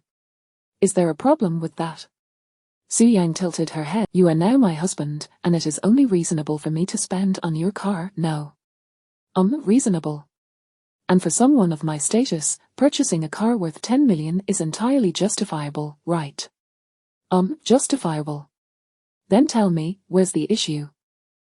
Even if your reasoning seems sound, I still feel like something is off, Song Yang mused, furrowing his brow in contemplation, yet unable to pinpoint the source of his discomfort. Enough of this overthinking. Just understand that my actions are solely intended to convince others that we are a blissful newlywed couple, and to expedite the acquisition of the inheritance, she said, exasperated. In her quest to have Song Yang accept her kindness without reservation, she resorted to using the inheritance as a pretext. As long as he believed she was being generous for the sake of the inheritance, he would likely not dwell on it too much. Fine. Upon hearing this, Song Yang, though still reluctant, accepted her goodwill. After all, compared to the vast fortune of over 100 billion in inheritance, 15 million seemed rather trivial. Seeing Song Yang finally relent, Su Yang let out a sigh of relief.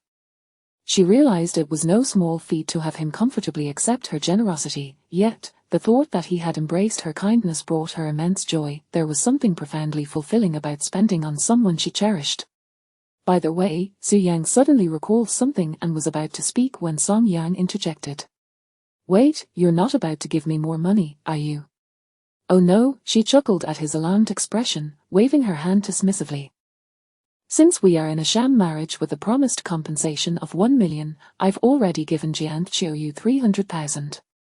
I plan to give her another 200,000 in 2 months and keep the remaining 500,000 for you. Especially if she received the entire 1 million, Song Yang would likely see little of it. She feared Jian Qiuyu would squander it all, leaving Song Yang with nothing to show for his efforts.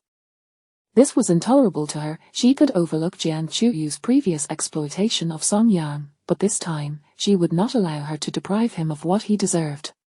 Isn't this still giving me money? Yet Su Yang shook her head stubbornly. No, it must be given. This is hard-earned money, and not a single cent should be less. Chapter 9, devoting everything to him. At 10 o'clock in the morning, the weather was splendid. After breakfast, Su Yang took Song Yang out. This time, they opted not to drive themselves but instead had a chauffeur accompany them. The sleek black Maserati glided out of the estate, cruising smoothly along the bustling road. Song Yang and Su Yang sat closely in the back seat, so near that through their thin garments, they could sense each other's warmth. With every breath, Song Yang caught a whiff of her enchanting perfume. At that moment, Su Yang held his large hand tightly, their fingers interlocked, showing no sign of letting go. Song Yang stole a glance at the driver, opting to remain silent. Su Yang, on the other hand, appeared to be in high spirits, her delicate lips perpetually adorned with a gentle smile. She would occasionally turn her head to glance at him, her eyes brimming with uncontained joy. Before long, they arrived at the luxury car dealership. A stunning car model guided them through several opulent vehicles. While Song Yang found them exorbitantly priced, Su Yang deemed them surprisingly affordable. Ultimately, unable to resist her enthusiasm, Song Yang succumbed and purchased a Rolls-Royce, with a staggering price tag nearing 9 million. Gazing at the magnificent car that now belonged to him, Song Yang's initial reaction was one of disbelief. A man of humble means, he never imagined he would one day possess such a luxurious automobile. It felt like a dream, observing Song Yang standing before his new Rolls-Royce. Lost in contemplation, Su Yang felt an overwhelming sense of satisfaction. The thought of his previous dismal existence with Jian Qiuyu, where he lived in a manner unworthy even of a dog, made her heart ache. Thankfully, she could now openly and justly shower him with kindness.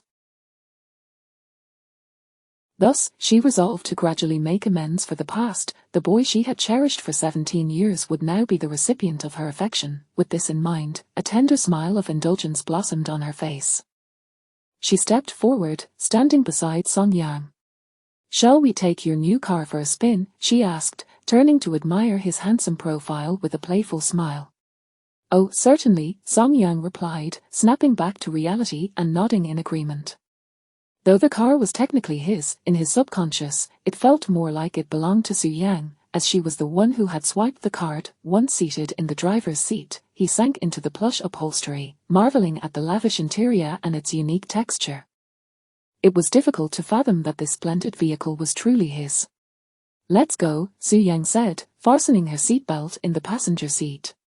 "All right," Song Yang nodded, taking a deep breath to steady his exhilaration. He started the engine and slowly, the distinctive roar of the engine instantly drew attention. "Where would you like to go?" he asked, glancing at the stunning girl beside him. "To the mall, I want to buy something." After parking, they took the elevator to the second floor of the mall and began their shopping adventure. Initially, Song Yang assumed Su Yang wished to purchase something for herself. However, as they wandered through the mall, he soon realized that she seemed intent on buying things for him. Upon entering, she led him directly to several high-end suit boutiques, meticulously selecting several expensive suits for him. "You aren't planning to buy these for me, are you?" Song Yang couldn't help but ask as he watched her peruse the garments.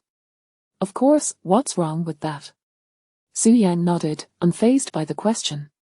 "No way, you've already spent too much on me," he protested, shaking his head in refusal. The suits she had chosen were priced in the tens of thousands, some even exceeding 100,000. He felt he had already taken advantage of Su Yang's generosity, and accepting more felt unjustifiable.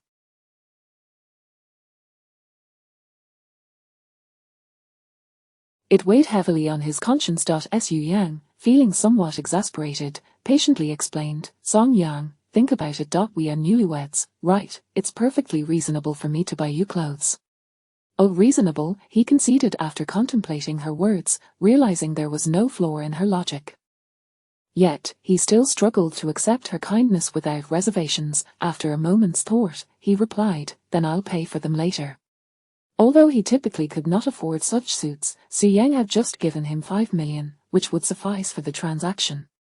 "All right, but let me handle this." "Don't be stubborn," she insisted, ignoring his protests as she continued to select suits. After several minutes, she instructed the sales assistant to wrap up the few suits she had chosen, totaling nearly 300,000. Song Yang had mentally prepared to pay but was once again thwarted by Su Yang's obstinacy, forcing him to accept her goodwill yet again. Next, she led him to purchase several casual outfits, which, while not as expensive as the suits, still bore a considerable price tag, each costing several thousand. In the past, he wouldn't even have dared to glance at such items, let alone buy them. Song Yang thought that after these purchases, Su Yang would be satisfied. Little did he expect, she ultimately selected a watch worth around 200,000, only then relenting. Carrying a multitude of shopping bags filled with items solely for him, Song Yang realized not a single purchase was intended for Su Yang. "Isn't this too much? Let me carry some," as Su Yang said, turning back to see his hands laden with bags. Seeing her cheerful demeanor, seemingly relishing in the moment, filled Song Yang with an indescribable sense of gratitude. During his 3 years of marriage to Jian Qiuyu, he had grown accustomed to a life of scarcity. Every holiday, he would prepare various gifts for her, yet he had never received anything in return. Jian Qiuyu had never bought him anything, often remarking, "Your meager salary is hardly enough for me. Do you expect me to spend money on you? How shameless." In the absence of any affection from Jian Qiuyu, Song Yang now found himself unexpectedly cared for by the kind-hearted Su Yang. Perhaps her kindness was motivated by inheritance, yet it deeply touched him. In his heart, he felt unworthy of such generosity from a girl as wonderful as Su Yang.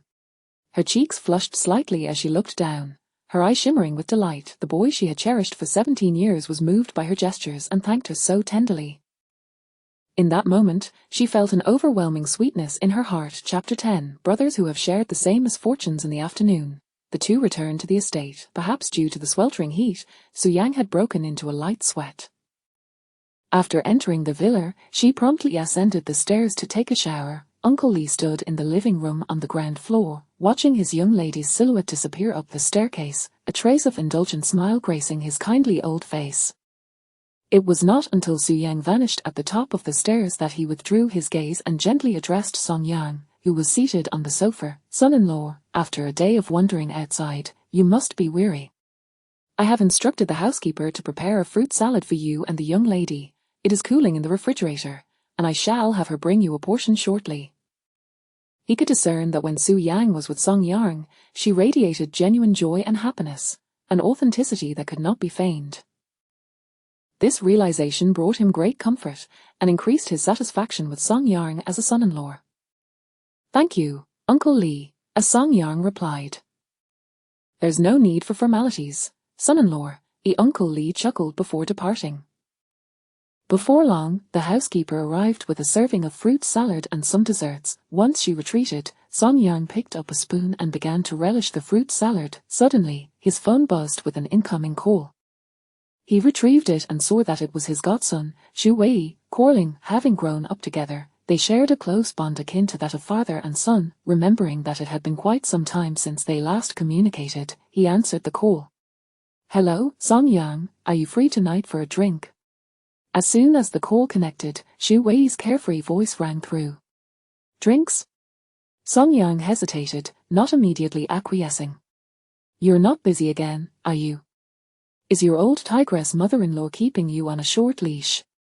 Xu Wei scoffed, an air of disdain evident in his tone. Honestly, Song Yang, as a grown man, are you so afraid of your wife? Do you know what they call you? The henpecked husband. All right, enough of the chatter. Just tell me if you can come out or not. As Xu Wei pressed. In the 3 years since his marriage, Song Yang had hardly spent any time socializing with his friends. Xu Wei was well aware of how utterly compliant Song Yang was to his wife, thus, whether he could join them for drinks tonight depended entirely on Jiang Qiuyu's mood. If she was in a good mood and feeling generous, perhaps Song Yang could sneak out for a brief gathering. If not, he would have to stay home obediently. Tonight, right, send me the time and address in a bit, Xu Wei said, sensing Song Yang's rising irritation and immediately agreeing. Xu Wei still. But Song Yang was no longer that man, as he had been divorced, and he was far removed from the once ideal husband who never ventured out at night. Oh, so you agreed so readily this time. Is your wife at her parents' house?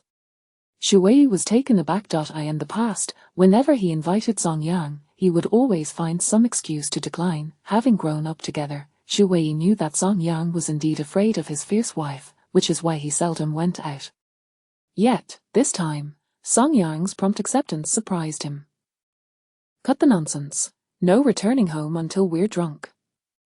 After hanging up the phone, Song Yang soon received a message from Xu Wei. Just then, Su Yang descended the stairs after her shower and sat down beside him. I might head out this evening, as Song Yang thought it necessary to inform Su Yang, as he was now her nominal husband. Oh, all right, then you can go, as Su Yang nodded lightly, acknowledging his statement. This caught Song Yang off guard, prompting him to ask, aren't you going to ask where I'm going? Previously, he would have to seek permission from Jiang Qiuyu before going out. She would always interrogate him thoroughly, and only if she was in a good mood would she allow him to leave. Now, Su Yang's swift acquiescence left him feeling somewhat unaccustomed. Su Yang's delicate face displayed a hint of confusion. Why should I ask? You must have your reasons for going out. Okay, Song Yang finally realized that not all women were like Jiang Qiuyu. While Jiang Qiuyu would impose restrictions, Su Yang did not. After contemplating, he decided to be honest. Actually, it's nothing much. A friend invited me out for drinks. All right, I understand. Just call me if you need anything, Su Yang replied with a smile, nodding gently and saying no more. Well then, I won't be having dinner at home. You can manage on your own, he said. Sure. After exchanging a few more pleasantries, Song Yang stood up, preparing to head upstairs for a shower. After a day of wandering about in the heat, he too had broken a sweat. Su Yang watched his retreating figure until it disappeared at the top of the stairs, before reluctantly shifting her gaze. Miss, I've asked the housekeeper to prepare a fruit salad for you, which is in the refrigerator. I will have her bring it to you now, Uncle Lee approached with a thoughtful demeanor. No need, Uncle Lee, I'll just have this. Su Yang gestured towards the half-eaten fruit salad that Song Yang had left behind, gently shaking her head to decline his offer. This portion has already warmed up. Let me fetch you a cold one from the refrigerator, Uncle Lee insisted. Really, it's no trouble, Uncle Lee. Seeing her persistent refusal, Uncle Lee appeared momentarily taken aback, but then a realization seemed to dawn upon him, causing him to shake his head in amusement and refrain from pressing the matter further. Su Yang picked up the spoon Song Yang had used and savored the fruit salad with delight. The mere thought that this was what Song Yang had left behind brought a smile to her lips.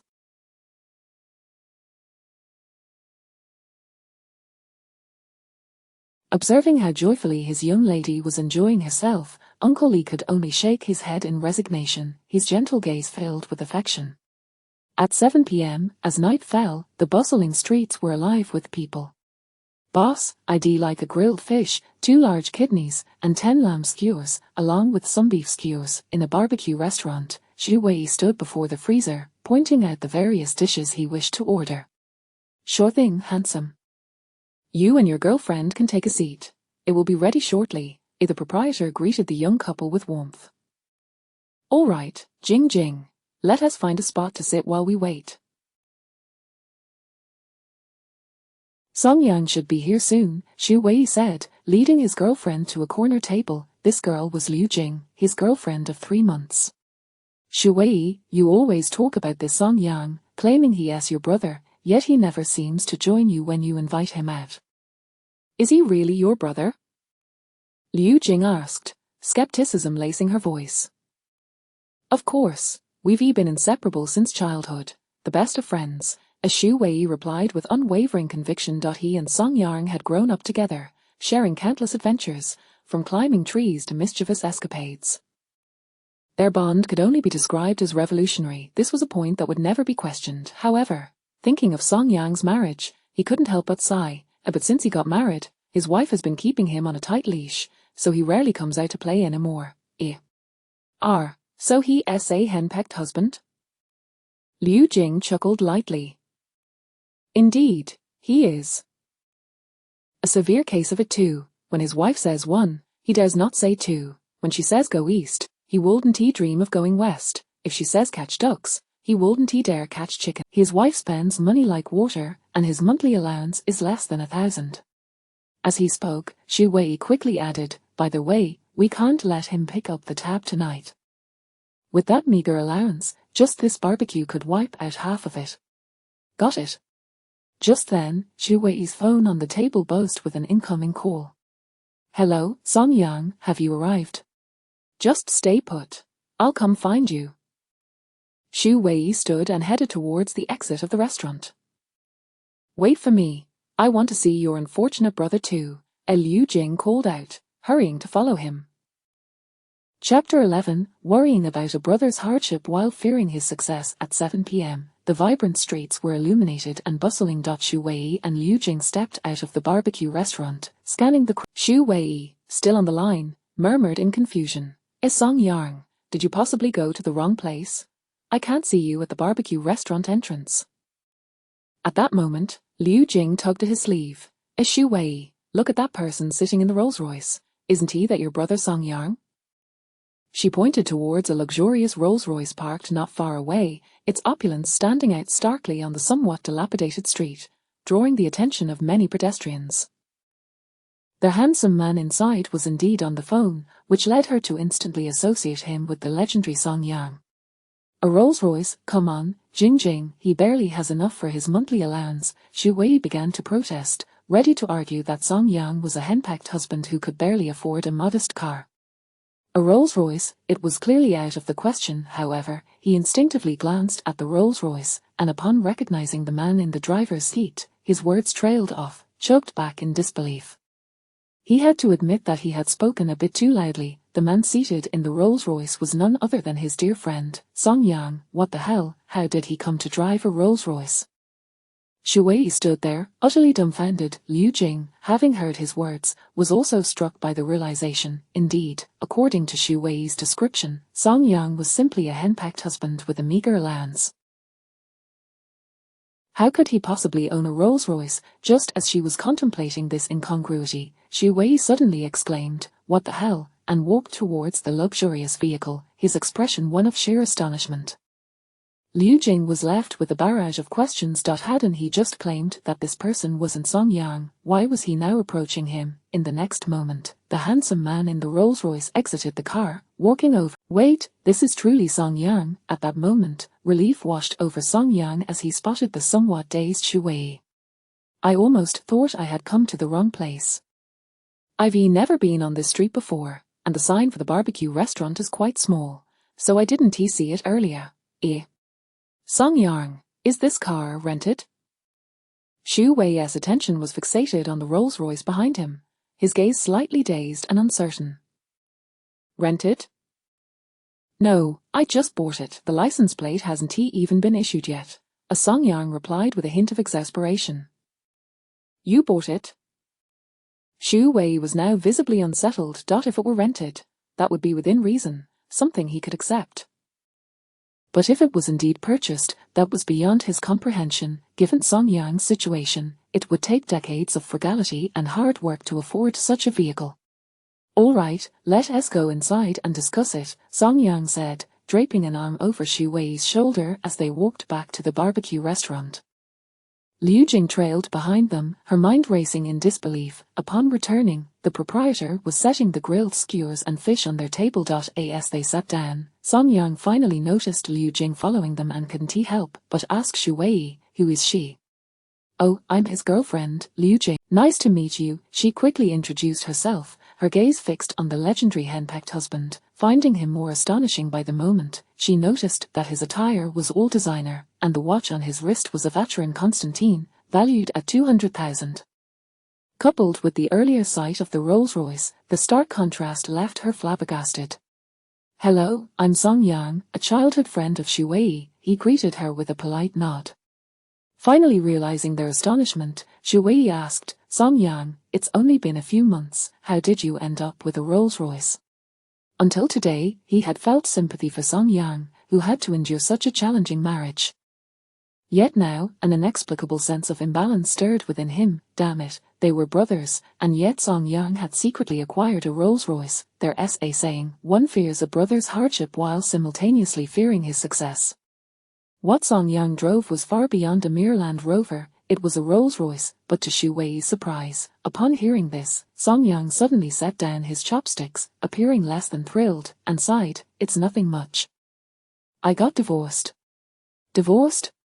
Both Xu Wei and Liu Jing were taken aback. Yes, divorced, just yesterday, Song Yang confirmed. What about this car? Xu Wei hesitated, wanting to ask how Song Yang's divorce related to the car. Surely, he hadn't received a Rolls-Royce as part of a divorce settlement. He knew Song Yang's financial situation well. The truth is, I got married again yesterday, as Song Yang shifted the conversation. Married? Xu Wei and Liu Jing's eyes widened, their faces registering disbelief. He got divorced yesterday and married the same day. Wait, did this even make sense? It felt as if their brains were overheating. Song Yang regarded them knowingly, aware that the information he had just shared was indeed overwhelming, and their stunned reactions were entirely reasonable. Pouring himself a glass of beer, he began to recount the events of the past 2 days. Here's the thing, my ex-wife, had a close friend. After a considerable time, once Song Yang had divulged the entire chain of events, Xu Wei and Liu Jing were left utterly astonished, their mouths agape in shock. So you're saying your wife, for $1 million, lent you to her friend for marriage, and that friend is a wealthy woman who gifted you this Rolls-Royce? Xu Wei exclaimed, incredulous. Exactly, Song Yang nodded. That's utterly absurd. Liu Jing couldn't help but exclaim. Song Yang chuckled helplessly, don't just blame you two, as the person involved, I still find it hard to believe. Although the events had unfolded just yesterday, he still struggled to adapt. After all, suddenly acquiring a new wife was no small adjustment for anyone. It was challenging for Song Yang to come to terms with this drastic change. Chapter 12 I want to spend time at home with my husband. After much contemplation, Xu Wei and Liu Jing finally processed the events surrounding Song Yang. Song Yang, what are your thoughts now? In 2 months, do you plan to remarry Jiang Qiuyu? Xu Wei inquired curiously. Taking a sip of beer, Liu Jing, while savoring skewers, watched the two men engage in conversation with great interest. She was thoroughly intrigued. It had been a long time since she had heard such captivating gossip. Setting down his glass, Song Yang gently shook his head. No, she divorced me for money. I have seen her true colors. It is impossible for us to be together in this lifetime. Honestly, I don't wish for you to remarry either. Song Yang, please don't take offense to my bluntness, but I have always believed that your marriage was fundamentally incompatible. Xu Wei continued, in the past, you loved her too deeply and lived in a state of subservience. Moreover, I could never perceive any affection from Jiang Qiuyu towards you. Upon finishing his words, Xu Wei bit into a perfectly grilled pork kidney, relishing the flavor. Indeed, these past 3 years have been more than enough for me. Now that I am liberated, I feel an unprecedented sense of ease, Song Yang exclaimed, downing a glass of alcohol, unable to suppress his feelings of relief. His previous marriage had felt like a weight pressing down on him, suffocating him daily. With Jiang Qiuyu suddenly absent from his life, he experienced an unparalleled lightness. By the way, what is your new wife like? Since she is Jiang Qiuyu's friend, wouldn't she be similar to her? Xu Wei's curiosity about Song Yang's new spouse was piqued.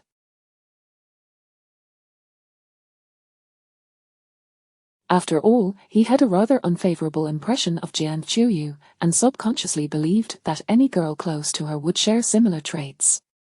Not at all, Song Yang replied with certainty, his tone softening. Su Yang is a wonderful person. She is quite different from Jiang Qiuyu. She is considerate, gentle, understanding, and mature. Really, is she truly as remarkable as you say? Xu Wei was taken aback. A girl of such caliber, not to mention a billionaire heiress, was now Song Yang's wife. Unable to resist teasing, Xu Wei remarked, Song Yang, you've hit the jackpot. I think you should just stay with her and not consider divorce after 2 months. Rolling his eyes at Xu Wei, Song Yang countered, you are overthinking it. She is a proponent of non-marriage. Marrying me was merely to fulfill her grandfather's will. Well, that is quite unfortunate, Xu Wei sighed, shaking his head. But then again, if her intentions weren't tied to inheritance, such a fortunate turn of events might not have been yours. Exactly. So, I just want to play my part in this faux marriage, help her secure her inheritance, and then gracefully withdraw. Song Yang maintained a realistic perspective. He was merely a man who had endured a dismal marriage.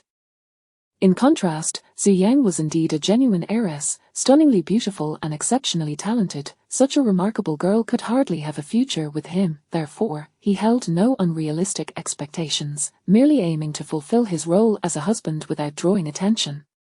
Perhaps it had been far too long since Song Yang and Xu Wei had gathered to drink together, as the conversation seemed to flow uncontrollably. As they chatted, the topic inevitably returned to Song Yang's previous marriage.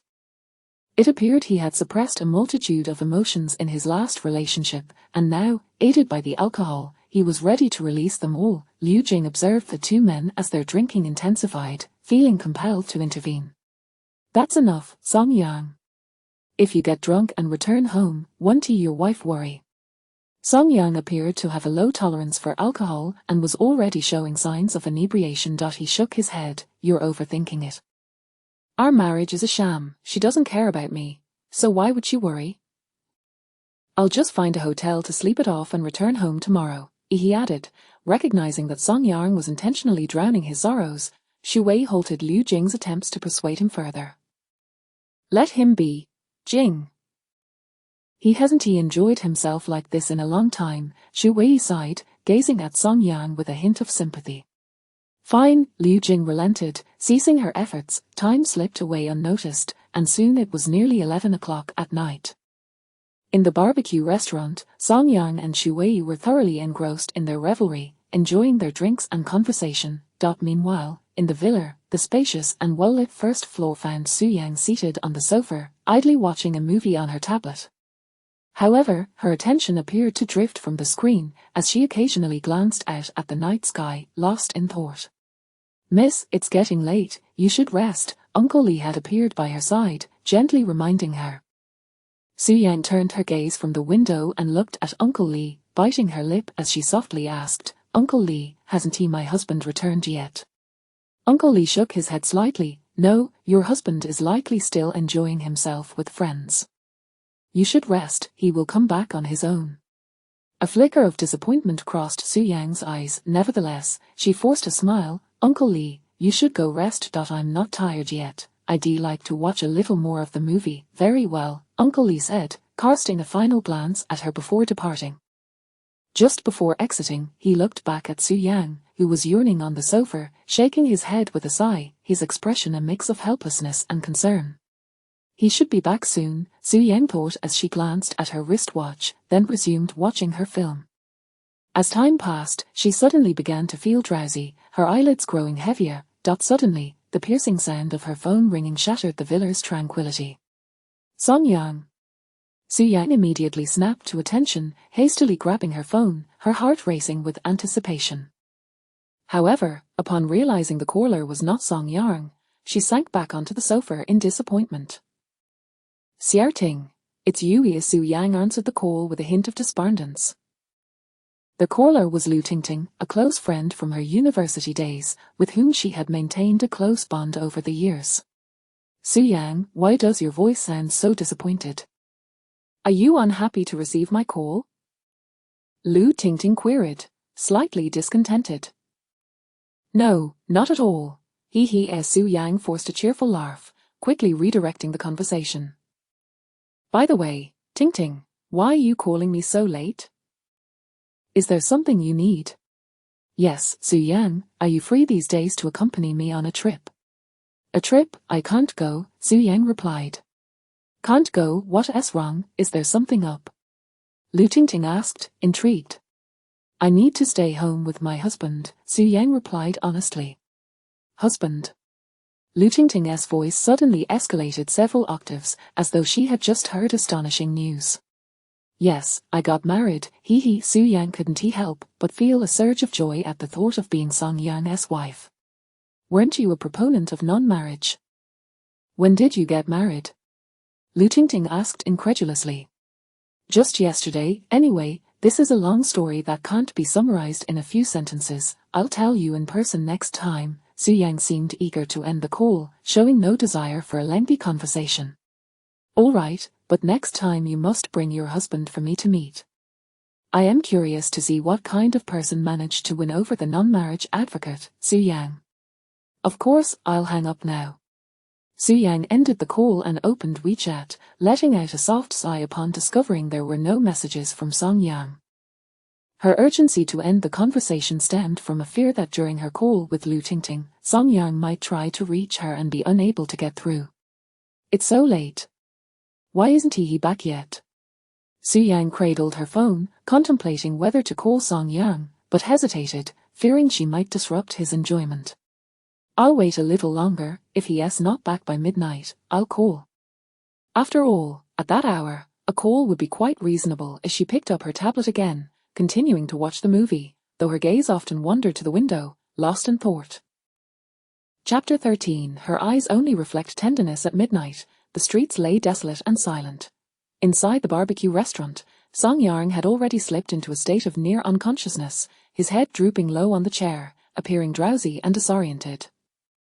"Shu Wei, could you carry him later? Let us find a nearby hotel and get him a room," Liu Jing suggested, wiping her mouth with a napkin before turning to the still alert Shu Wei. It was evident that Song Yang, in his drunken stupor, could not manage to walk unaided. "All right, I understand," Shu Wei replied with a nod, showing no objections. It was clear to him that Song Yang had intentionally indulged in drink. One could only hope that after a night of revelry, he would awaken feeling somewhat better the next day. Just then, Song Yang's phone, which lay on the table, erupted with the sound of an incoming call. Shu Wei glanced at the inebriated Song Yang before picking up the device. Upon seeing the caller ID labeled Su Yang, he paused for a moment, then realized this was Song Yang's new wife. "Hello," Xu Wei answered the call, maintaining a polite tone. "Hello, is Song Yang with you?" A gentle, concerned voice inquired from the other end, belonging to a young woman. Xu Wei looked at Song Yang and replied candidly, "He is here with me, but he is drunk and cannot take the call right now." Drunk? Su Yang lightly bit her red lip, her voice tinged with urgency. "Where are you? I'll come to pick him up. Oh, we're at the Wang family barbecue on Qianming Road," Xu Wei informed her. "Thank you. Please take care of him. I'll be there shortly." After hanging up, Xu Wei turned to his girlfriend Liu Jing, a perplexed expression on his face. Why does it seem like Song Yang's wife is genuinely worried about him? It doesn't align with what Song Yang said about their marriage being a mere facade. Indeed, I noticed as well, her tone was filled with anxiety, as if she feared something might happen to him. Liu Jing agreed, having overheard the conversation. They did not have to wait long. Within approximately 10 minutes, a Bentley pulled up outside the barbecue restaurant. As the car door swung open, an exquisite young woman emerged. She was tall, her voluminous hair cascading gracefully over her shoulders, swaying gently in the night breeze.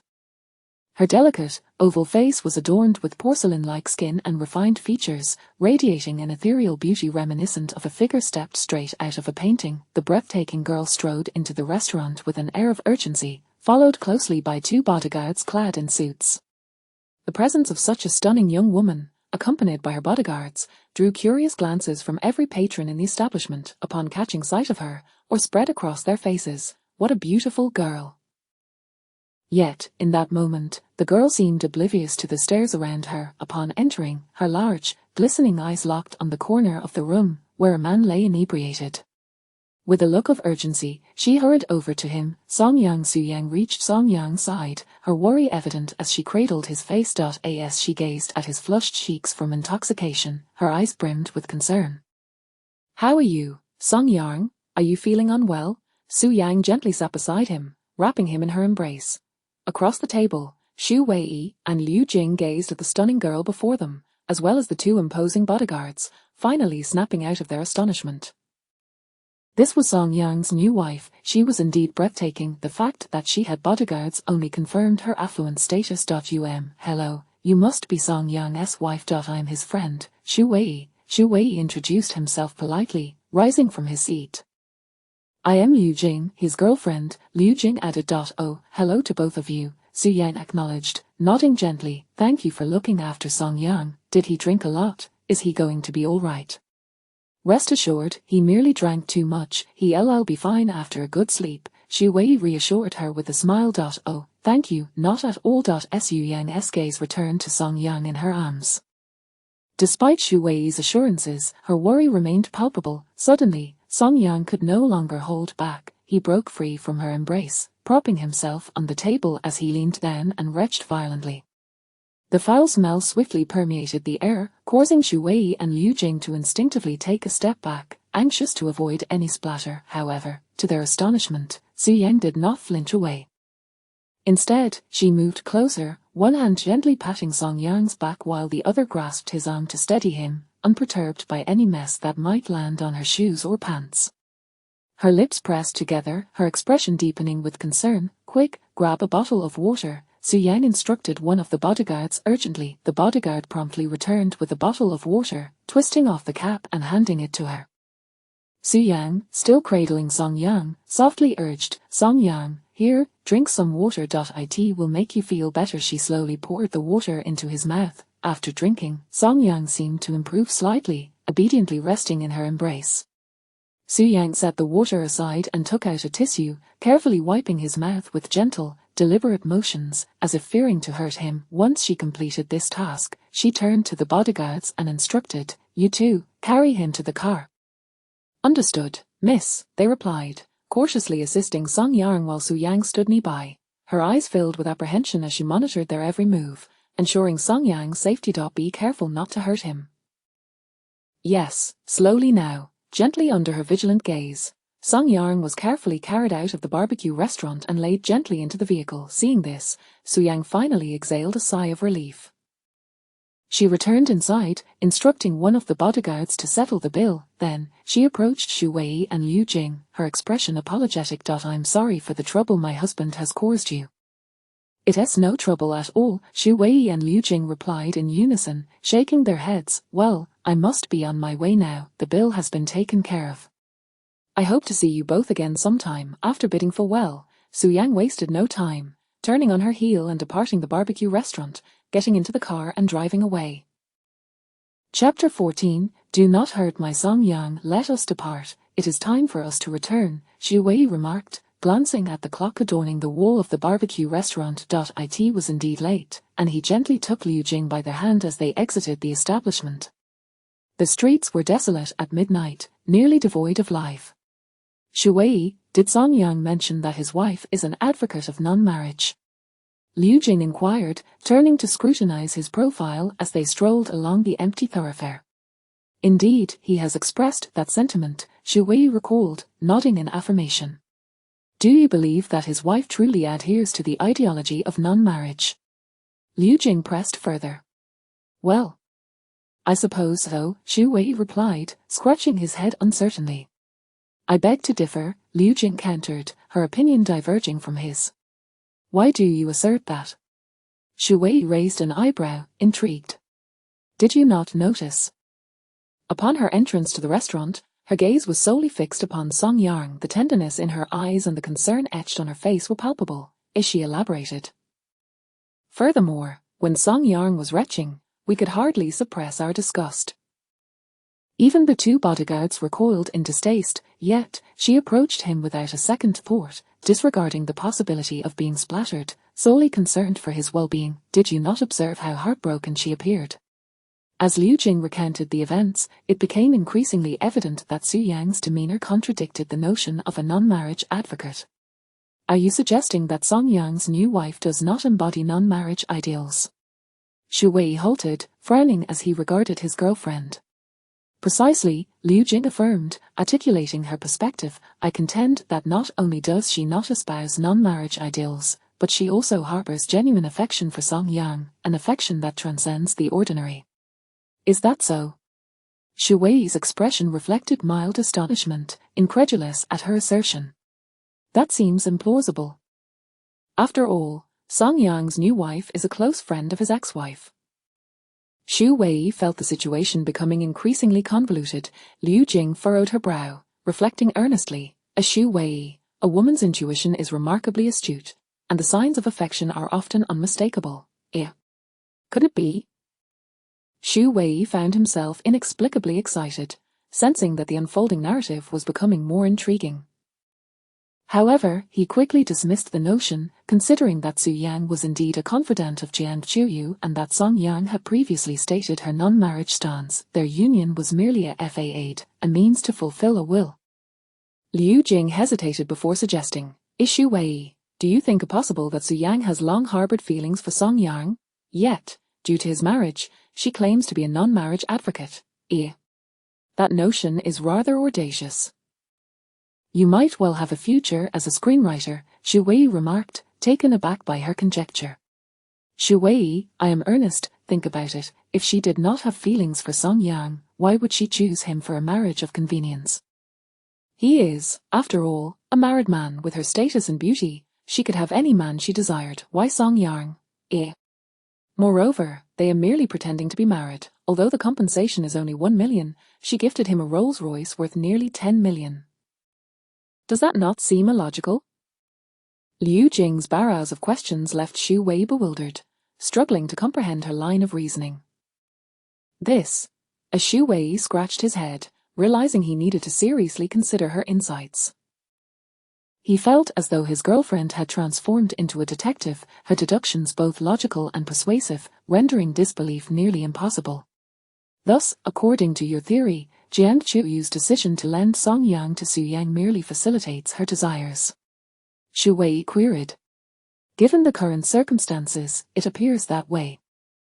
Jiang Chuyu may soon reap the consequences of her actions." Liu Jing nodded in agreement. "Goodness, the plot thickens. Song Yang is truly fortunate. Not only has he extricated himself from Jiang Chuyu, but he has also secured the affection of such a beautiful heiress, ascending to the pinnacle of fortune." Xu Wei could not contain his excitement, feeling genuinely happy for his friend. However, Liu Jing's next words doused his enthusiasm with a splash of cold water. But do not rejoice too soon. All of this is merely speculation on my part. The truth remains elusive to us outsiders. Xu Wei felt dejected. Casting her a sidelong glance, he retorted, "You've rambled for ages only to conclude that it's all conjecture. What a waste of breath. It's rather dull." He shook his head, losing interest, and quickened his pace homeward. "Hey, wait for me." Inside the vehicle, a bodyguard occupied the driver's seat, focused on the road ahead, leaving the backseat solely for his employer and her husband. Through the rearview mirror, one could observe the unconscious Song Yang, reclining in the back, his head nestled upon Su Yang's lap. Su Yang gently caressed Song Yang's face, her gaze soft and tender, her expression still filled with concern. Suddenly, the vehicle jolted, causing Song Yang to furrow his brow in discomfort as he stirred from his slumber. "Drive more slowly," Su Yang immediately instructed the bodyguard. "Of course, miss," he replied, reluctantly reducing the already leisurely pace. In the stillness of the night, the desolate road bore witness to a Bentley cruising at a modest 20 miles per hour, followed closely by a Rolls-Royce, driven by another bodyguard, returning Song Yang to the estate. After a brief interval, the two vehicles arrived at the villa, halting before the entrance. "Please carry him to my room, and be gentle. Do not hurt him," Su Yang directed, stepping out and vigilantly observing the two bodyguards as they handled Song Yang. Before long, they gently transported Song Yang into the villa, ascending the stairs and placing him tenderly on the soft bed. Su Yang remained by their side, constantly attentive to Song Yang's condition. Only when she saw him resting on the bed did she finally breathe a sigh of relief. "By the way, please ask the housekeeper to prepare a bowl of hangover soup and bring it here," Su Yang suddenly commanded, looking up at the bodyguards. "Yes, miss," they nodded before departing. The room was soon left with only Su Yang and Song Yang. Chapter 15. Who said you are not my husband? Su Yang turned to the bathroom, filled a basin with warm water, and soaked a towel, carefully wiping Song Yang's face. Observing his peaceful visage as he slumbered, she pouted her cheeks, murmuring softly, "Drinking so much, is the liquor that delightful, staying out so late, causing others such worry." Though her tone was reproachful, it was laced with profound tenderness. After washing his face, she proceeded to wipe his neck and hands, her movements delicate and gentle throughout. "Miss, the hangover soup is ready." It came the knock on the door, followed by the housekeeper's voice. "The door is unlocked." "Please come in," Su Yang replied softly. "Certainly."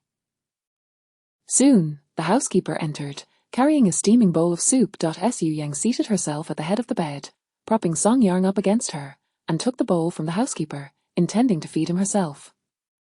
She scooped a spoonful, blowing gently on it before tasting, ensuring it was not too hot, and then slowly fed it to Song Yang. After a few minutes, she handed the bowl back to the housekeeper. "That will be all. You must be tired. Please take a break." "Of course, miss." After the housekeeper left, Su Yang gently laid Song Yang back down and stood, massaging her sore shoulders and arms, glancing at the man upon the bed with a resigned expression. "This is exhausting. Caring for someone is far from easy, but then again, who told you to be my husband?" She chuckled softly, her impatience non-existent, rather reveling in the situation. She then knelt to remove Song Yang's shoes before pulling the blanket over him. Having completed her tasks, she sat at the edge of the bed, exhaling a long breath of relief. Watching Song Yang sleep, she felt a sense of peace settle within her. "All right, I should wash up as well," Su Yang decided, rising to enter the bathroom for a shower. After a span of 10 minutes, Su Yang emerged, having changed into her sleepwear without consciously avoiding Song Yang, who lay peacefully on the bed. Noticing the time, she realized it was already 1:30 in the morning. At that moment, a wave of drowsiness washed over her, compelling her to stifle a yawn. Typically, she would have long since succumbed to slumber by this hour. Gazing at Song Yang, who was blissfully asleep, she bit her lip, caught in a moment of hesitation.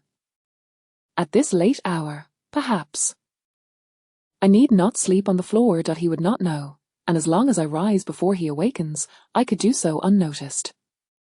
Su Yang genuinely wished to avoid the floor, not out of inconvenience, but because she recognized that this rare opportunity allowed her to share a bed with the boy she had cherished for 17 years. If they could share the intimacy of sleeping side by side, even if Song Yang were to leave her in 2 months, she would find contentment. Seize the moment, such chances are fleeting. Su Yang, do not hesitate, go for it. Su Yang inhaled deeply, summoning her courage with determination. She approached the bed, cautiously lifting the corner of the blanket, her heart racing with anticipation as she gently lay down beside him. Throughout the process, she remained vigilant, fearful that Song Yang might awaken. Only when she was fully reclined did her anxiousness begin to dissipate. Exhaling softly, she turned to gaze at Song Yang, unable to suppress a smile that crept across her lips. Good night. The following morning, at 10 o'clock. In the room, upon the soft bed, Song Yang rubbed his eyes and gradually stirred awake. Upon surveying his surroundings, he paused, realizing he was not in a hotel room but rather back in Su Yang's quarters. How did I end up here? He pondered, scratching his head in confusion. And, did I really sleep in Su Yang's bed last night? Logically, after getting drunk, he should have been taken to a hotel by Xu Wei or returned to their rented apartment. To awaken in the villa, let alone in Su Yang's bed, was entirely unexpected. Never mind, I shall inquire with Su Yang for clarity. With a lingering haze of sleepiness, he dismissed further contemplation, tossed aside the blanket, and rose to wash up in the bathroom. Still reeking of alcohol, Song Yang opted for a refreshing shower. Half an hour later, dressed in a clean outfit, he opened the door and descended the stairs. Su Yang was seated on the sofa, idly scrolling through her phone. Upon hearing footsteps from above, she looked up, her face lighting up with a joyful smile. You are awake? Su Yang exclaimed, rising to greet him with delight. Yes, I am, as Song Yang replied with a nod. Do you still feel unwell? Would you like to visit the hospital? Su Yang asked softly, concern evident in her eyes. No need, it was merely intoxication. I'm fine, he reassured her with a smile. Oh, then I shall have the housekeeper bring breakfast. You must be hungry. All right, thank you. Shortly, the housekeeper appeared with a lavish breakfast spread, and Song Yang sat opposite Su Yang as they shared the meal together. Did you not eat? He inquired, noticing Su Yang taking small bites of her breakfast, momentarily taken aback by the late hour. Young master, the miss has been waiting to eat breakfast with you, the housekeeper interjected before Su Yang could respond. I wasn't hungry earlier, so I thought it best to wait for you, Su Yang explained with a soft smile. I see, Song Yang nodded, then recalling something, he looked up at the stunning girl across from him and curiously asked, by the way, did you come to fetch me last night? Indeed, I did, Su Yang nodded, elaborating, I was watching a drama late into the night, and, seeing that you had not returned, I thought to call and check on you. When your friend informed me that you were intoxicated, I had some free time and decided to bring you back.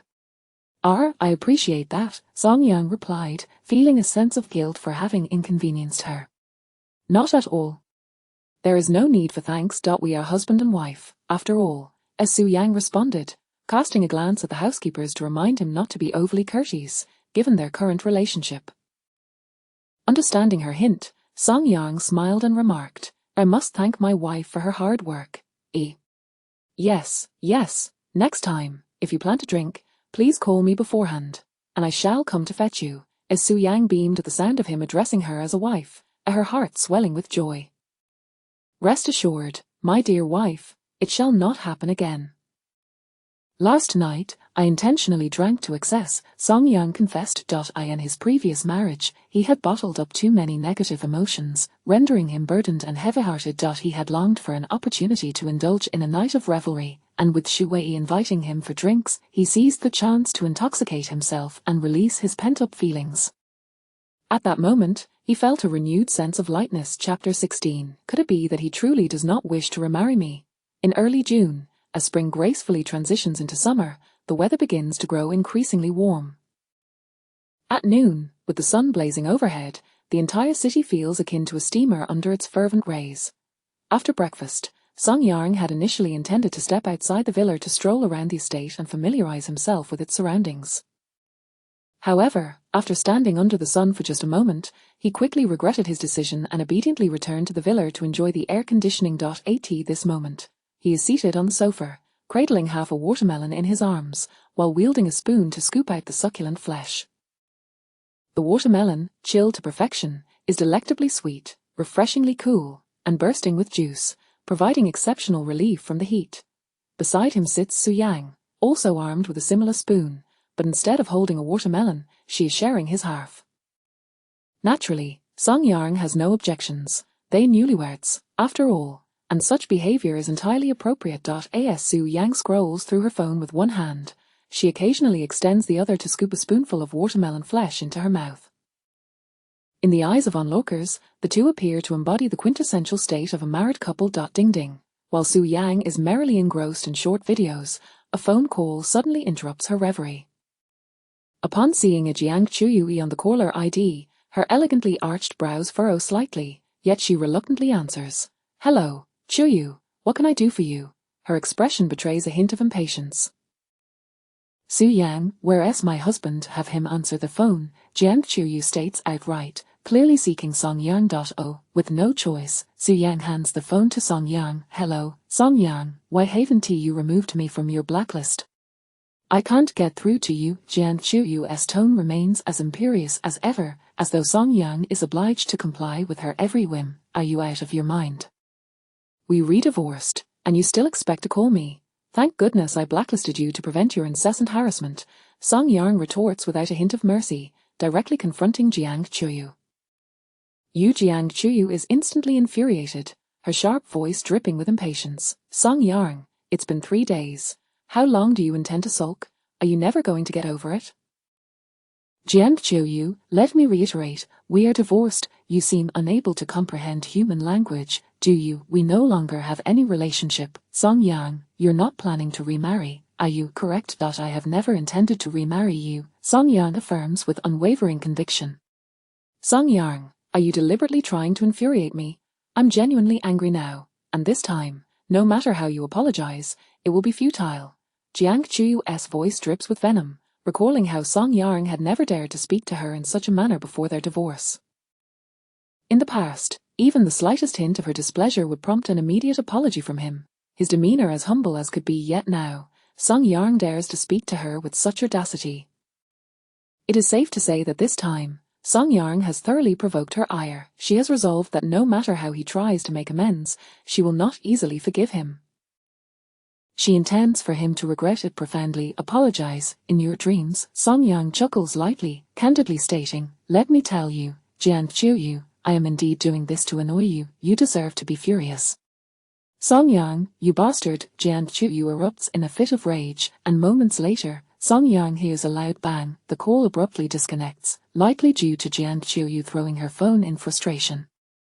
"Song Yang, Su Yang opens her mouth, appearing as though she wishes to say something but hesitates. "Delightful." Song Yang turns to her, a satisfied smile gracing his face, before he takes a generous scoop of watermelon and devours it. Today's watermelon seems even sweeter than usual. This is infuriating. In the living room, Jiang Chuyu, in a fit of rage, hurls her phone to the floor, shattering it instantly. "Song Yang, you scoundrel!" Jiang Chuyu continues to scream in exasperation, her beautiful face twists in anger, her breathing rapid, her chest heaving. Previously, Song Yang had always been obedient to her every command, never daring to raise his voice. But now he has the audacity to insult her, speaking in such a harsh tone with an attitude of contempt. This is something she cannot tolerate. "Chuyu, calm down. Here, have some water." A stunningly beautiful woman seated beside her interjects, noticing her furious demeanor and quickly attempting to soothe her. "Chuya, Song Yang has gone too far. He actually dared to insult me. That jerk." Jiang Chuyu pouts, her expression one of grievance. "All right, Chuyu, let us not dwell on him for now. Let us try to calm down, shall we?" The exquisitely made-up girl gently pats her back, patiently comforting her. Her name is Li Chuya. She and Jiang Chuyu became acquainted a year ago at a nightclub, and after a few outings together, they have grown quite close. "He's gone too far. Song Yang is simply asking for a beating." Jiang Chuyu fumes. her anger only escalating with each passing moment. Chuyu, let us take a moment to breathe. Judging by your husband's attitude, it seems he truly does not wish to reconcile with you, Lee Chuya cautiously suggests. As an outsider, observing Song Yang's unyielding demeanor during the call, it appears he has no intention of remarrying. Really? Jiang Chuyu is momentarily taken aback, then shakes her head vigorously. No way, Chuya, I know him, you have no idea how much he loves me, he used to comply with my every request. This time, he is merely upset. Once he cools off, he will come to apologize. Chuyu, I think you're being overly optimistic. What if he truly doesn't want to remarry you? What will you do then? Li Chuya probes gently. At this, Jiang Chuyu pauses, feeling an inexplicable sense of panic. Indeed, what if Song Yang is stubborn and refuses to remarry her? She had merely hoped for a temporary separation, certainly not a permanent one. Shaking her head in disbelief, she insists, no, Chuya, Song Yang loves me deeply, he has loved me for so many years. Before we married, he promised to love me for a lifetime. This divorce is no trivial matter, his anger is entirely understandable. I will give him a few more days, and he will surely come to apologize, Jiang Chuyu asserts, though a hint of unease stirs within her. Logically, it has been 2 or 3 days, Song Yang ought to have calmed down by now. According to his usual behavior, he should have reached out to apologize by now, yet his steadfastness remains, and he appears indifferent to her feelings, which makes her increasingly anxious.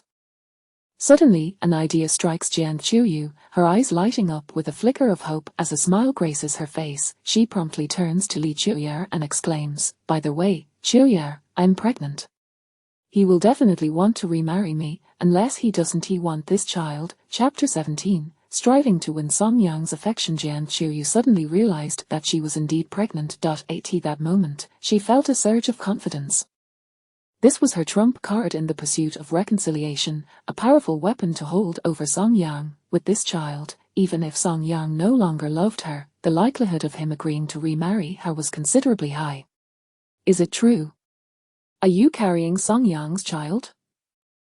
Li Chuya was taken aback, her attitude shifting instantly. If she were pregnant, it was indeed plausible that Song Yang would consider remarrying her. After all, this was his own flesh and blood.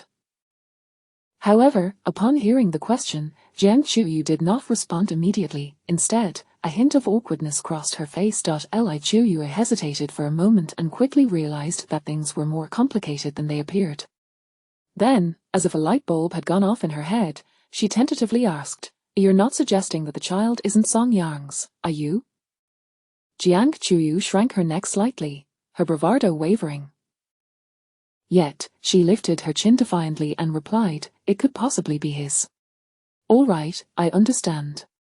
Li Chuyu aside, then, with a serious demeanor, cautioned, Chuyu, you must ensure that Song Yang does not become suspicious about the child. As long as he believes it to be his child, your chances of remarrying are quite promising. After a pause, she added with a nonchalant chuckle, in fact, it doesn't matter if the child isn't your husband's. My 3 sons aren't for my husband either, yet he cheerfully raises them, oblivious to the truth. Life goes on just the same. Jiang Chuyu nodded in agreement. Rest assured, I'm not foolish. I will certainly keep this matter under wraps and ensure he remains unaware. Well, as long as you know, Li Chuya said, patting her shoulder before rising to inquire, by the way, where is your bathroom? I need to use it. Mentioning this, Jiang Chuyu suddenly smacked her forehead. Chuya, I almost forgot. I called my husband earlier to come home and fix the clogged toilet. It's currently out of order. Pouting slightly, she expressed her frustration. It's all Song Yang's fault for constantly annoying me. I completely forgot to discuss important matters with him. In the past, Song Yang managed all household affairs, and she never felt the need to concern herself with trivialities like a clogged toilet, running out of toilet paper, or insufficient garbage bags. She never had to worry about anything. Song Yang took care of her impeccably. Now that he was no longer by her side, she found herself at a loss, utterly helpless in the face of a mere plumbing issue. What should we do? Li Chuya exclaimed, her expression turning pained as she felt the urge to relieve herself. Jiang Chuyu offered an apologetic look. Chuya, could you hold on for a moment? I've hired a nanny for today. She should be arriving soon to fix the toilet. These past couple of days, with Song Yang away, the usually pampered Jiang Chuyu felt utterly inept, akin to a complete novice. Thus, she decided to hire a nanny to assist with her daily needs, given her newfound financial means. All right, Li Chuyu reluctantly settled back down, suppressing her discomfort. I'm so sorry, Chuyu. If it truly comes to it, I can find you a basin to use. No worries, Chuyu. I believe I can hold on a little longer, Li Chuyu forced a smile, declining her offer. By the way, Chuyu, how much did Su Yang pay you to lend your husband for her wedding? Li Chuyu turned to her, suddenly curious. Oh, she gave me $1 million, Jiang Chuyu replied, her face lighting up with delight. Reflecting on the matter, she felt she had struck gold. Having done nothing but divorce, she had earned a windfall of $1 million in merely 2 months. It was an undeniably lucrative deal, akin to a pie falling from the sky. Then you're practically a little heiress now. You can buy whatever your heart desires, Li Chuyu remarked, her eyes sparkling with envy. In truth, her own family was not affluent. Her husband earned less than $20,000 a month, while they weren't destitute. The remaining funds barely sufficed to sustain her socialite lifestyle. Witnessing a friend in a similar situation suddenly transform into a little heiress filled her with envy. Well, it's not that extravagant, Jiang Chuyu waved her hand dismissively, though her expression bore a hint of melancholy as she continued, Sister, you have no idea. Just a few days ago, I received a $30,000 deposit. I spent over $200,000 on a few bags, some necklaces, and a couple of dresses. Now that I think about it, money truly doesn't last long. I had initially planned to purchase a sports car and travel the world, but it seems I'll have to wait until Su Yang gives me the remaining $700,000 after 2 months before I can set off on my adventures. As for the sports car, it appears that dream might be out of reach. Jiang Chuyu sighed softly, her expression one of deep concern. Alas, sister, I now have only $100,000 left. It seems I must be frugal for the next 2 months. In the villa, on the first floor in the living room, after the call ended, Song Yang continued to eat watermelon, seemingly oblivious to the preceding events. However, Su Yang appeared to have something on her mind, glancing at Song Yang's profile several times, hesitating to speak. Just say what you want to say, as Song Yang, having noticed her gaze, looked at her with a mix of exasperation and curiosity. Su Yang straightened up, her large, glistening eyes fixed on him as she earnestly asked, Song Yang, are you really not considering remarrying her? When Song Yang had told her a few days ago that he wouldn't remarry, she had felt a flicker of joy, yet she hadn't fully believed him then. After all, she had witnessed the depth of his love for Jiang Chuyu. At that moment, she thought perhaps he was merely upset after the divorce and speaking out of anger, and that he might soon apologize to Jiang Chuyu and, a couple of months later, remarry her. Thus, she hadn't taken it to heart, holding little hope for the future, yet now, 3 days had passed since the divorce, and one would think Song Yang would have calmed down. Yet, his stance remained resolute, cold, and unyielding towards Jiang Chuyu. This made her believe that he genuinely had no intention of remarrying. If Song Yang truly did not intend to remarry, didn't that open a door of opportunity for her? Su Yang's heart raced with excitement, yet she felt a twinge of anxiety, wanting to grasp Song Yang's true intentions. Of course, I've already told you, it's impossible for us to be together in this lifetime, Song Yang affirmed, his tone decisive. Really? Su Yang's eyes brightened, and a smile spread across her face uncontrollably, her heart soaring with joy. Yes, what's wrong? Song Yang remarked, puzzled by her sudden excitement. Nothing at all. Su Yang quickly realized her reaction was a bit too exuberant and reined herself in, though the smile on her face was irrepressible. She was overjoyed. Song Yang wasn't remarrying. He truly had no intention of doing so. This meant that the obstacles between them had vanished entirely. If she could win Song Yang's affection over the next 2 months, perhaps by then, she would no longer need to consider divorce. They could continue living as a genuine couple. With this thought, Su Yang's spirit soared, her heart brimming with hope for the future. Chapter 18. This could be considered an indirect kiss. Song Yang and Su Yang remained in the villa until 2 o'clock in the afternoon, each absorbed in their mobile devices, only engaging in occasional conversation.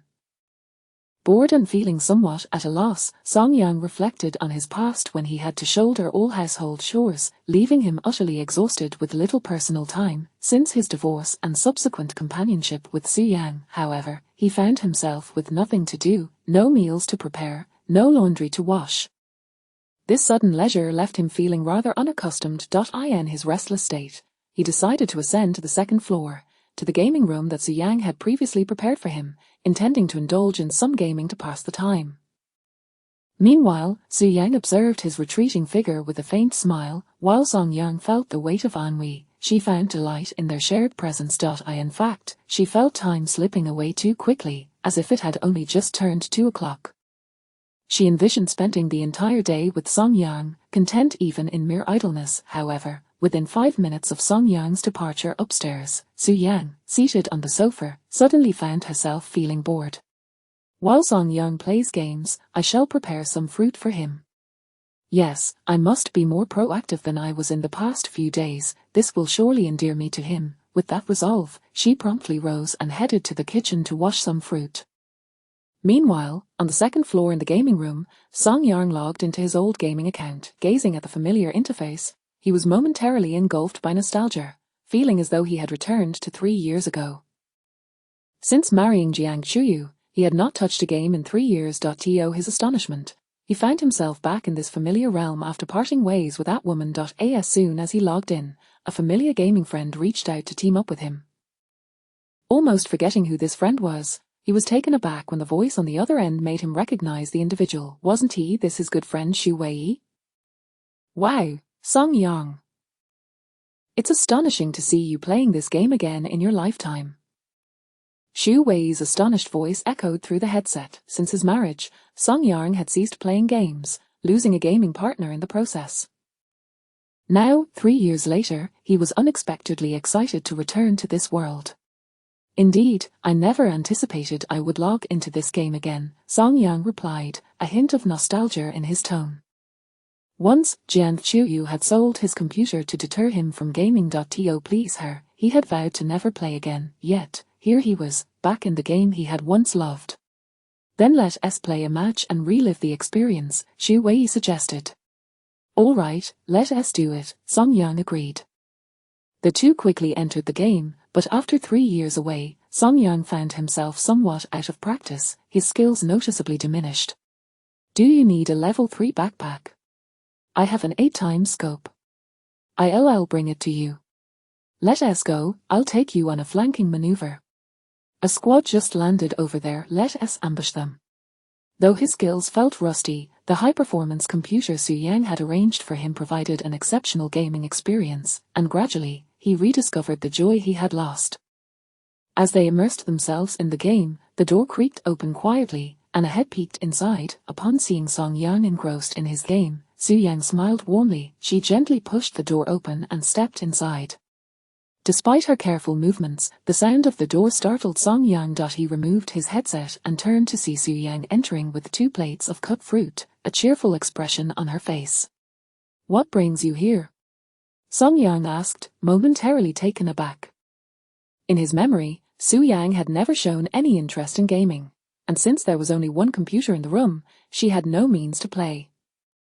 I was feeling bored downstairs, so I thought I'd come and watch you play for a bit. Keep playing, don't mind me. Oh, okay. Song Yang put his headset back on and resumed his game. After placing the plates of fruit on the desk, Su Yang retrieved 2 chilled beverages from the fridge, returning to sit beside Song Yang. A subtle, refreshing fragrance wafted from her, enveloping Song Yang's senses. He glanced at her but remained focused on the game, unable to afford any distractions. Seated beside him, Su Yang rested her chin on her hand, watching him with rapt attention, seemingly unable to take her eyes off him. Her sparkling eyes brimmed with affection as she observed Song Yang rediscovering his former joy. She felt immense happiness, determined to compensate for all that he had lost during his time with Jiang Chuyu. This boy she cherished deserved all her affection. Oblivious to her unabashed gaze, Song Yang concentrated on the game. Xu Wei, he's critically injured, rush him. Damn it, how can you call that critically injured? I shot him 5 times, and he is still standing. Soon, Song Yang concluded his first match. Observing this, Su Yang picked up a fruit fork and eagerly speared a piece of apple, offering it to him. Here, have a piece of fruit. Instinctively, Song Yang opened his mouth to accept the apple, but then paused, suddenly realizing, "Oh, I can get it myself." His expression turned slightly awkward. He felt a hint of intimacy in the moment. Although they were married, they both understood it was merely a facade. "Come on, there's no need for formality with me.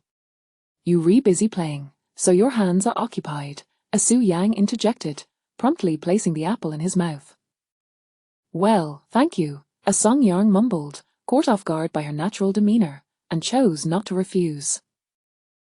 Despite their status as a make-believe couple, they had already shared moments of intimacy, such as holding hands and feeding each other during meals. Thus, Su Yang offering him fruit didn't seem too out of place. "Why be polite with me?" Su Yang waved her hand dismissively, though a sly smile danced at the corners of her mouth. Quickly, Song Yang entered his next match. Su Yang, still holding her fruit fork, speared another piece of apple and began to eat with great satisfaction. Thus, Song Yang played while accepting Su Yang's offerings, and she appeared to revel in the experience. After each bite she fed him, she would take a piece for herself, seemingly enjoying the shared moment, her beautiful face adorned with a subtle smile. However, gradually, Su Yang seemed to desire more than this. After sipping her drink, her eyes sparkled mischievously, and a cunning smile crept onto her lips. Then, she presented her half-finished beverage directly to Song Yang. "Here, have a sip." Immersed in the game, Song Yang didn't even glance at her, instinctively parting his lips to accept her offering as he always did. Witnessing him so unguardedly drink from her cup, Su Yang's eyes lit up with delight, sparkling with joy. This could be considered an indirect kiss, she mused gleefully, her smile broadening. After feeding Song Yang, she too took a sip from her drink, finding it even sweeter than before. How delightful it would be if she could accompany him like this every day. With a smile in her eyes, she gazed at Song Yang's profile, her heart brimming with satisfaction. Throughout the afternoon, she savored their time together. It wasn't until 4 o'clock that Su Yang finally rose to leave the room to use the restroom. Chapter 19, Su Yang likes you. Song Yang, has Su Yang left? Shu Wei, who was engrossed in a game with Song Yang, suddenly noticed that Su Yang was no longer by his side and inquired. "Yes, she went to the restroom," Song Yang replied with a gentle nod. Shu Wei paused for a moment and then, inexplicably, said, "Song Yang, I recall that during our drinking session last night, you mentioned that your wife is an advocate of anti-marriage, correct?" "Indeed, why do you ask?" Song Yang was puzzled by his sudden mention of this topic. Curiosity piqued in his heart. Shu Wei reflected on the words his girlfriend had shared with him. After a moment of hesitation, he cautiously voiced his thoughts. "Song Yang, have you ever considered that she may not actually be against marriage?" Song Yang was taken aback, his expression one of confusion as he countered, "Why do you say that?" It was well known among all those close to Su Yang that she was an anti-marriage advocate. This was no secret, yet now Shu Wei boldly claimed that Su Yang might not be opposed to marriage at all, leaving him momentarily bewildered. Shu Wei proceeded to clarify, "As Song Yang, my girlfriend mentioned that Su Yang might have someone she truly likes, but she couldn't be with the person she liked before, so she publicly declared herself to be against marriage." Your girlfriend said that?" Song Yang furrowed his brow, pondering, and could not help but ask, "But you've only seen Su Yang once with your girlfriend. On what basis can she make such a claim?" To his surprise, Shu Wei hesitated momentarily before making a startling revelation. "Because she said that the person Su Yang has always liked is you." "Me?" Song Yang was stunned, his mind momentarily blank. Su Yang harbored feelings for him? What a jest. Su Yang was a stunningly beautiful and wealthy woman. In time, she would be a billionaire, and not only was she breathtakingly gorgeous, but she had also been a close friend of his ex-wife. How could she possibly have feelings for him? Stop joking, how could she possibly like me? Song Yang's initial reaction was disbelief. Don't dismiss it so quickly, Shu Wei patiently analyzed. Song Yang, consider this, could it be that Su Yang has liked you for a long time, but because you are married, she publicly claims to be against marriage? Moreover, my girlfriend also suggested that the reason she became close friends with your ex-wife could very well be for your sake, Xu Wei added. For me?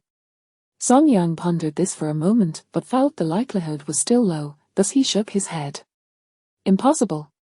Su Yang is so attractive. There are countless suitors, many of whom are far more accomplished than I. How could she possibly be interested in me? Her previous stance against marriage should indicate her commitment to anti-marriage ideals. At this juncture, Song Yang paused, a perplexed expression crossing his face as he queried, "Even you and your girlfriend have only met Su Yang once. How can you be so certain that her affections lie with me? Song Yang, weren't you intoxicated last night? Your wife came to pick you up, and you didn't see how worried she was about you." Her anxious demeanor was almost palpable. Xu Wei reminisced about the previous night, a hint of envy in his voice. Moreover, even when you were throwing up, she didn't mind. She held you close and took care of you, wiping your face and mouth. She even held me. Song Yang's eyes widened in surprise. Although he and Su Yang were technically married, it was a marriage of convenience. Their most intimate interactions thus far had been holding hands and feeding each other. He had never anticipated that Su Yang would embrace him while he was in such a state. Yes, she held you, despite your condition. She was solely focused on whether you were feeling unwell. Wouldn't you say that's indicative of her feelings? This Song Yang found himself momentarily speechless. He had not only been held by Su Yang but had also vomited on her. The key point was that Xu Wei was adamantly asserting that Su Yang had feelings for him. Song Yang fell into deep thought. Could it be true that his ex-wife's close friend had harbored feelings for him all this time?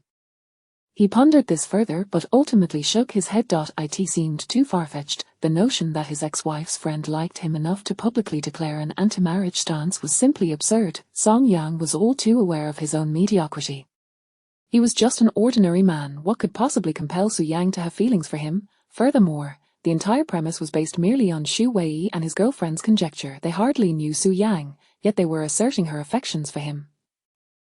The credibility of such claims was remarkably low. Most importantly, Su Yang had already explained that she had not purposely come to retrieve him last night. She simply happened to be watching a show late and decided to call him upon hearing of his intoxication. Xu Wei, I still can't believe it. You don't truly understand Su Yang. Besides, I'm just a divorced man now. She's a wealthy woman, stunningly beautiful. How could she possibly be interested in me? Well, if you don't believe me, there's little I can do. Xu Wei sighed, a hint of helplessness in his tone. In truth, he felt somewhat skeptical himself, yet the seriousness with which his girlfriend had presented the idea made him unaccountably inclined to believe it. Xu Wei chose not to delve further into the topic but instead teased, however, Song Yang, if you genuinely end up with Su Yang, you'll have struck gold for life. Just think about it. When you were with Jiang Qiuyu, you had to do everything. You were like her servant. But if you were with Su Yang, you'd be living like royalty. First and foremost, she's a wealthy woman. You wouldn't have to lift a finger for household chores, nor would you be limited to a meager monthly budget. Moreover, look at you now, playing games. Su Yang doesn't even mind. Just reflect on how different this life is compared to when you were with Jiang Qiuyu. You make a valid point. A Song Yang chuckled, nodding in agreement. Since being with Su Yang, he felt a sense of lightness. His spirits lifted significantly, and the oppressive feeling that had weighed on him dissipated. However, this is merely a marriage of convenience. I currently have no grand aspirations. I simply wish to assist her in securing the inheritance and then gracefully withdraw. Although the married life with Su Yang was quite delightful, Song Yang understood that it was all a product of this faux marriage. Therefore, he was cautious not to entertain too many notions about Su Yang. Truthfully, he had no substantial feelings for her. He merely sought to fulfill his role as her husband. They continued their gaming until the sun began to set at 6 in the evening, reluctantly concluding their session. As Song Yang stood up and stretched, he felt an unprecedented sense of exhilaration. 3 years. It had been a full 3 years since he had indulged in gaming so thoroughly. Rediscovering that long-lost joy lifted his spirits immensely. Chapter 20, The enthusiastic and proactive Su Yang. Song Yang opened the door and descended the stairs. On the first floor, a long dining table was already laden with a sumptuous dinner, steam rising and aromas wafting through the air. Two maids stood silently beside the table, dutifully fulfilling their roles as helpers, while at that moment, Su Yang sat on the sofa, cradling a cup of milk tea and savoring every sip. Uncle Lee stood behind her, gazing at her profile with a look of affectionate indulgence in his eyes. Upon hearing footsteps from upstairs, Su Yang's delicate, fair ears perked up immediately. In the next instant, she lifted her head and looked toward the staircase. When she spotted Song Yang descending, her eyes sparkled with excitement, and she sprang to her feet, abandoning her milk tea. "Darling, you're down." Su Yang beamed as she walked briskly towards him and, in full view of everyone, leaped directly into Song Yang's embrace. Song Yang was momentarily taken aback, bewildered by her unexpected gesture. As he felt the softness of her fragrant body envelop him, a subtle, fresh scent wafted from Su Yang, lingering sweetly in his nostrils. In his memory, this was the first time Su Yang had hugged him. Although Xu Wei had mentioned that Su Yang had embraced him when he was intoxicated, Song Yang believed that her action then was more of a necessity to care for him rather than a display of affection.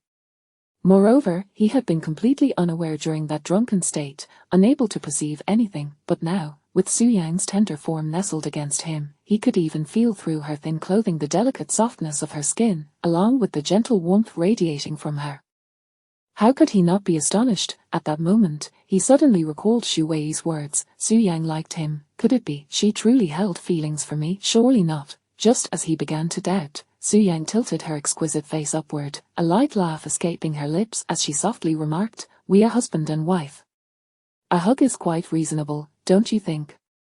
Reasonable," Song Yang replied, furrowing his brow as he contemplated the situation, unable to pinpoint any issue, and nodded in agreement. Perhaps he was merely overthinking things. Su Yang's actions were likely motivated by the inheritance. After all, he was already divorced. What she desired was of little consequence now. He, Su Yang laughed, her brows and eyes curving in delight, pressing her head against his solid chest, nuzzling like a little kitten, reveling in the moment. What Song Yang could not see was that at that instant, a mischievous smile had crept onto Su Yang's lips. Given their marital status, she certainly did not wish to let this advantageous opportunity slip away. Moreover, with Song Yang's decision not to remarry Jian Qiuyu, her reservations dissipated entirely. After having held back in recent days, she now yearned to be more proactive and passionate, for only through earnest pursuit could she inspire Song Yang to develop feelings for her, and in 2 months, ensure that he would not wish to divorce her. As for Jian Qiuyu, she could remain where she was. Someone who did not appreciate love had no right to possess it. The boy she cherished would be treasured by her alone. Not far away, the elderly Uncle Lee observed the sight of the young couple embracing, shaking his head gently with a mix of helplessness and affection. He could see that his young mistress was deeply attached to Song Yang. Day in and day out, she seemed to wish to remain by his side, never wanting to part. Witnessing her happiness filled him with a sense of relief and contentment. After a prolonged embrace, Su Yang reluctantly released Song Yang, smiling brightly as she said, "Darling, after a day of gaming, you must be tired. Come, let's have dinner." She took hold of his hand, their fingers intertwined, and led him cheerfully to the dining table. Song Yang was seated at the table, and they began their meal. "Darling, open up. This is delicious." Su Yang picked up a piece of fish and offered it to Song Yang's lips. Observing the smiling Su Yang before him, Song Yang felt that her demeanor towards him today seemed notably more enthusiastic and proactive than usual. Just a couple of days prior, while dining, they had merely served each other dishes into their respective bowls, never feeding one another. Yet now, Su Yang had taken the initiative to bring food to his mouth, intending to feed him directly. Although he sensed a shift in Su Yang's attitude, Song Yang refrained from questioning it further. He simply smiled and accepted her offering, remembering that she had already fed him earlier upstairs. Besides, they were now husband and wife, and such mutual feeding was entirely normal. If he were to display any reluctance, it might raise suspicions among others. As he readily accepted her feeding, Su Yang's lips curled upward in a radiant smile, her joy evident.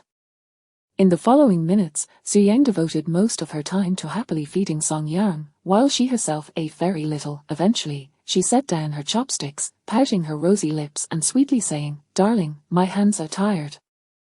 Will you feed me?" She raised her sparkling, doe-like eyes to him, gazing intently, her expression filled with eager anticipation. Song Yang was momentarily taken aback, struggling to process her request. In the days since their marriage, although he had served her food, he had never actually fed her himself. To his surprise, Su Yang had suddenly requested him to do so. However, considering their marital bond, after a brief hesitation, he acquiesced. After all, he was divorced, it mattered little now. Moreover, by doing this, he was also assisting Su Yang in obtaining her inheritance sooner. "What would you like to eat?" "I'll feed you," he said with a smile, a hint of resignation in his tone. "Really?" Su Yang's face lit up with delight, and she replied cheerfully, "Anything will do, as long as it's you feeding me." "I'll love it." This was Song Yang's first time feeding her, and even if he offered her something spicy, she would consume it with tears in her eyes, if need be.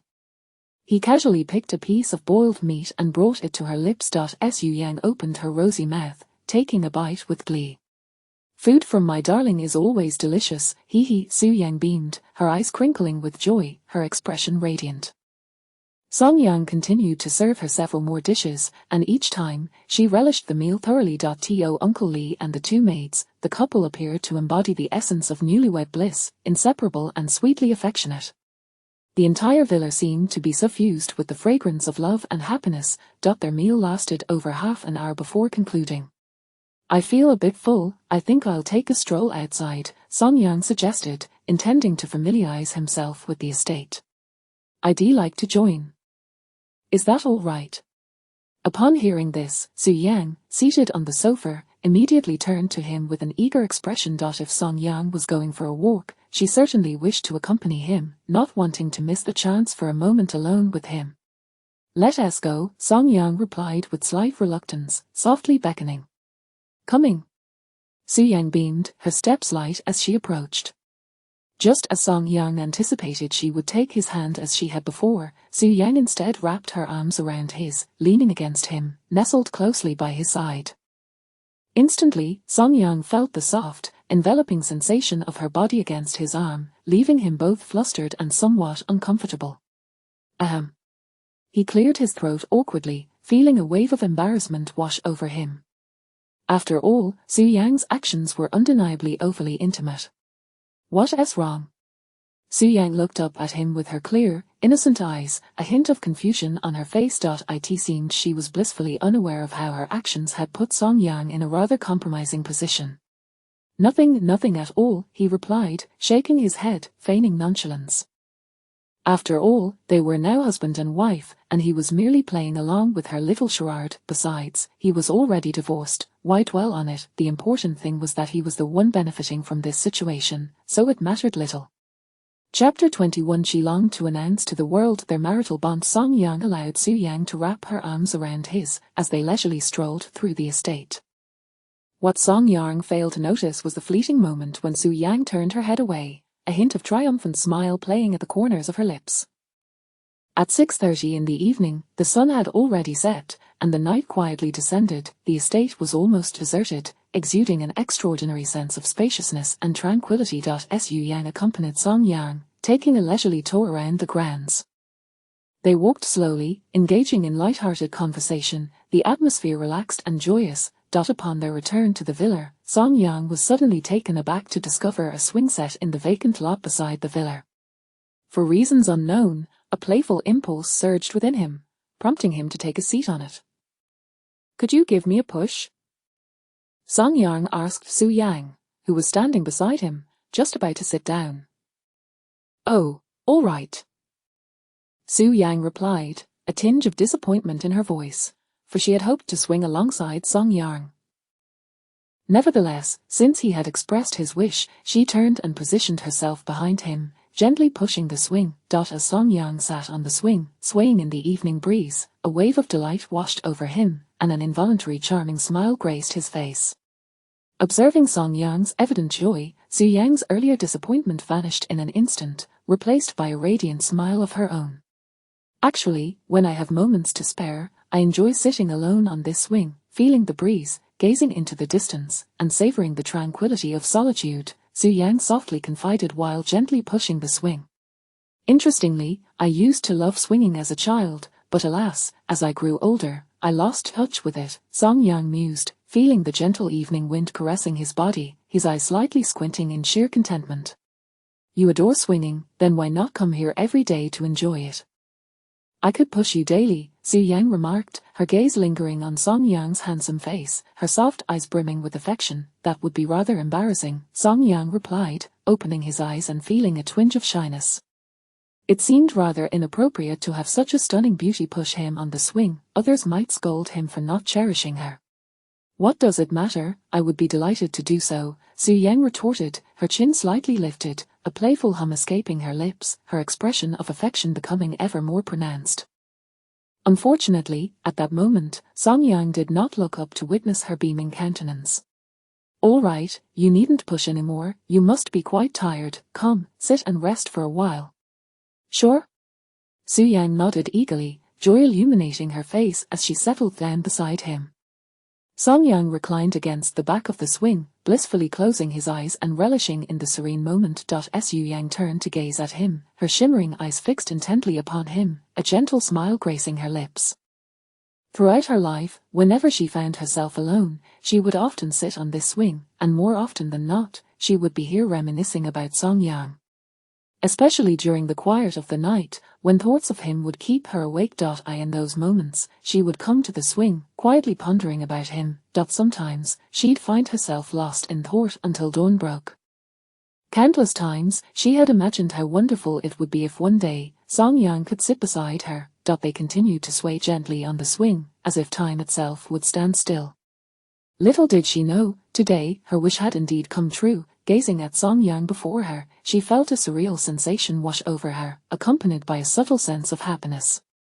How wonderful, she whispered softly, mimicking Song Yang's posture, leaning against the backrest, her eyes fluttering shut as she savored this blissful moment of tranquility.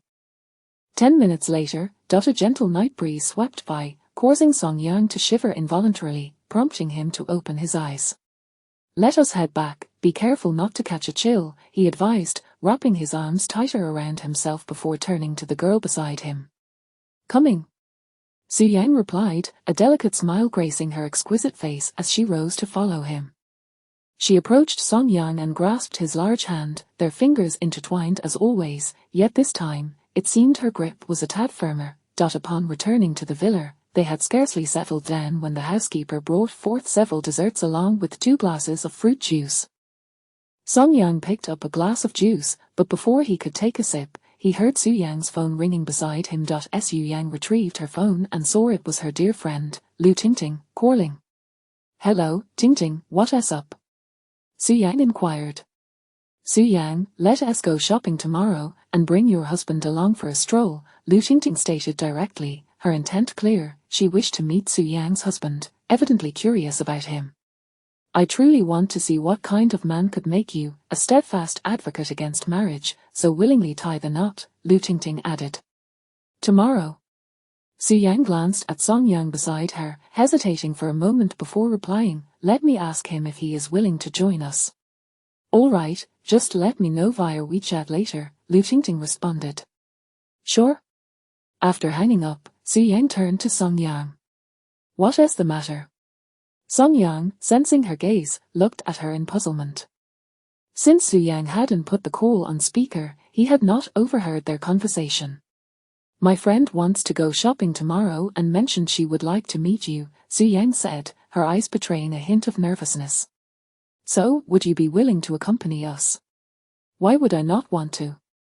I am happy to go, Song Yang nodded, readily agreeing, as he had nothing else planned. Ever since being laid off, he no longer had to work and wasn't he bound to cater to Jiang Chuyu anymore, leaving him with ample free time.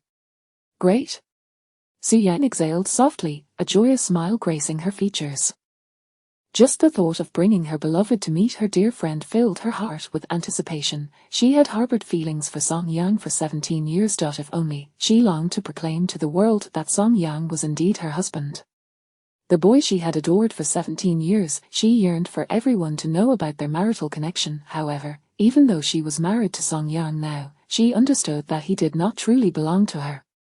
Nonetheless, at least, legally, they were recognized as a legitimate couple. Moreover, Song Yang had decided against divorce. She was determined to win his heart, hoping that one day they might genuinely share a life together, openly and without reservation. Chapter 22. Indeed, I have long harbored feelings for him. At 10 a.m., the sun shone brightly. After having breakfast, Song Yang departed the estate with Su Yang in a Lamborghini. A mere 15 minutes later, they arrived at the largest shopping center in Xinjiang City, Wanzhou Mall. Once they had parked the car in the underground garage, the two opened the doors and stepped out. "Let us go," Song Yang said, gazing at Su Yang, who stood gracefully by the car door. Today, Su Yang wore a light blue loose-fitting short-sleeve top paired with a white skirt, topped off with a pale blue sun hat. Her overall ensemble exuded a refreshing and clean aesthetic, imbued with an air of high fashion. Coupled with her stunningly beautiful visage, she presented a captivating sight that was truly breathtaking. In contrast, Song Yang's attire was much more casual, consisting of a white short-sleeve shirt and white shorts, leaning towards a sporty and sun-kissed style, embodying a simple nonchalance. He took the lead, striding toward the elevator. "Coming." Su Yang replied with a light laugh, trotting to catch up. She then extended her delicate, fair hands, wrapping them around one of Song Yang's arms. Instantly, the soft sensation of being encircled returned, leaving him feeling trapped with no escape. Song Yang turned his head to glance at her, unable to resist asking, "Do we need to put on an act in front of your sisters?" Now that they had left the estate, Song Yang felt there was no need for pretense, particularly as no one was watching. Of course. My sisters frequently come to my house to visit, and they are quite familiar with Uncle Lee and the housekeeper. If they were to uncover the truth, it would become quite troublesome, Su Yang responded, her expression sweet and self-assured. Very well, Song Yang conceded with a sigh, allowing her to cling to him, though he pitied his own arm, feeling the pressure of being sandwiched with no avenue of retreat. The very thought was despairing. Upon reaching the first floor, they entered ACAF. Su Yang had previously arranged to meet Lu Tingting here before embarking on their shopping spree. As soon as Song Yang and Su Yang entered the cafe, they spotted a girl in the corner by their window who stood up and waved them over, indicating for them to join her. "Darling, let us go." "Tingting is over there," Su Yang said, still holding onto Song Yang's arm as she walked briskly towards Lu Tingting, taking a seat across from her. "Su Yang, is this your husband?" Lu Tingting inquired, her curious gaze appraising Song Yang, seemingly eager to discern what set him apart from other men who might have captured her sister's heart, especially given her staunch stance against marriage and the suddenness of this union. However, as she scrutinized him, she realized that aside from his slightly handsome appearance, he seemed to lack any other remarkable qualities. Yet, given that this was their first meeting, Lu Tingting didn't know Song Yang well and entertained the notion that he might possess some extraordinary traits that had drawn her sister to him. While Lu Tingting assessed Song Yang, he too was observing Su Yang's companion. She was sweetly pretty, with a figure that was curvaceous enough to be considered attractive, albeit not on the same level as Su Yang, who was a stunning beauty. Even when compared to the starlets of the entertainment industry, Su Yang's ethereal allure was unparalleled. "Hello, I'm Song Yang," he greeted gently, his voice warm and courteous. "Hello, I'm Lu Tingting, a close friend of Su Yang," she replied, offering a charming smile. "So, Tingting, isn't he my husband handsome?" Su Yang said, her expression a touch smug, as if showcasing her prized possession. Quite nice," Lu Tingting nodded in superficial agreement, though inwardly she thought, "Yes, just all right." However, saying such in front of Song Yang would be impolite. impolite. To her, Song Yang was far from deserving of Su Yang's affections. He was mildly handsome but nothing more. Su Yang, on the other hand, was a veritable goddess, yet, seeing her sister's blissful expression, Lu Tingting refrained from voicing her thoughts. As long as Su Yang was happy, that was what mattered. "By the way, Song Yang, what do you do for a living, and how did you meet my dear Su Yang?" Lu Tingting inquired with the enthusiasm of a curious child, eager to learn more about him. "Me?" Song Yang chuckled lightly. "I'm currently unemployed, having been laid off from my job recently, so I'm still seeking work." As for how I met Su Yang, he paused briefly before continuing, "We met in university and were good friends back then." He downplayed their relationship, opting not to mention that Su Yang was a close friend of his ex-wife, as that would have created a rather explosive implication. Besides, in his memory, he and Su Yang had indeed known each other from university days when he was dating Jian Qiuyu, and Su Yang was friends with her, leading to their acquaintance. Is that so, Su Yang? Lu Tingting asked, her curiosity piqued as she turned to her sister. Su Yang gazed at Song Yang's profile, a hint of helplessness gracing her exquisite features, and nodded gently, yes, that is correct. In truth, she longed to clarify that it was not entirely accurate. She had known Song Yang since elementary school, though back then, he did not know her at all. Throughout middle and high school, they attended the same school, and she had quietly observed him from afar, never revealing her feelings. It wasn't until university, after Song Yang began dating Jian Qiuyu, that she made the effort to get to know Jian Qiuyu, and only then did Song Yang truly come to recognize her. You've known each other for so long. Lu Tingting's eyes widened in surprise, unable to suppress her curiosity. Su Yang, be honest, did you secretly like Song Yang long before this? Otherwise, why would you rush into marriage? Su Yang turned her head, her eyes glistening as they focused on Song Yang's profile, and at that moment, her gaze softened significantly. Yes, I have liked him for a long time, for many years. What? Really?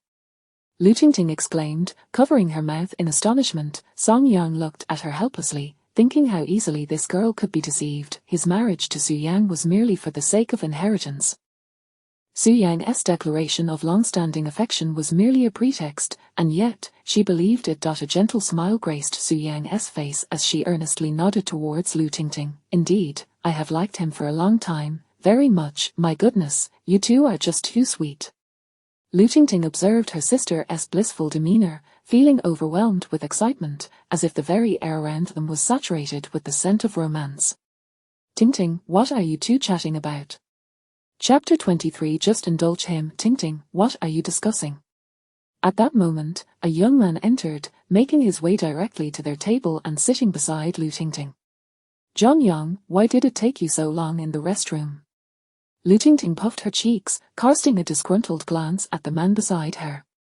Sorry, Tingting, I kept you waiting, John Yang said, scratching his head awkwardly, his face filled with remorse.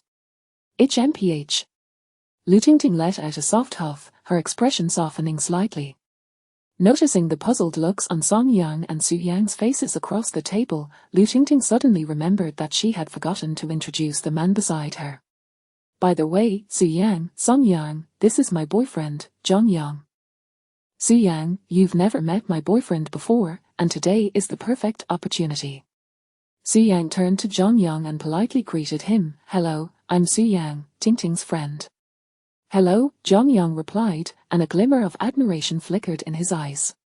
What a stunning girl. He had always thought his girlfriend was among the most beautiful, yet now, seeing Su Yang made him feel as if there were mountains beyond mountains, and people beyond people.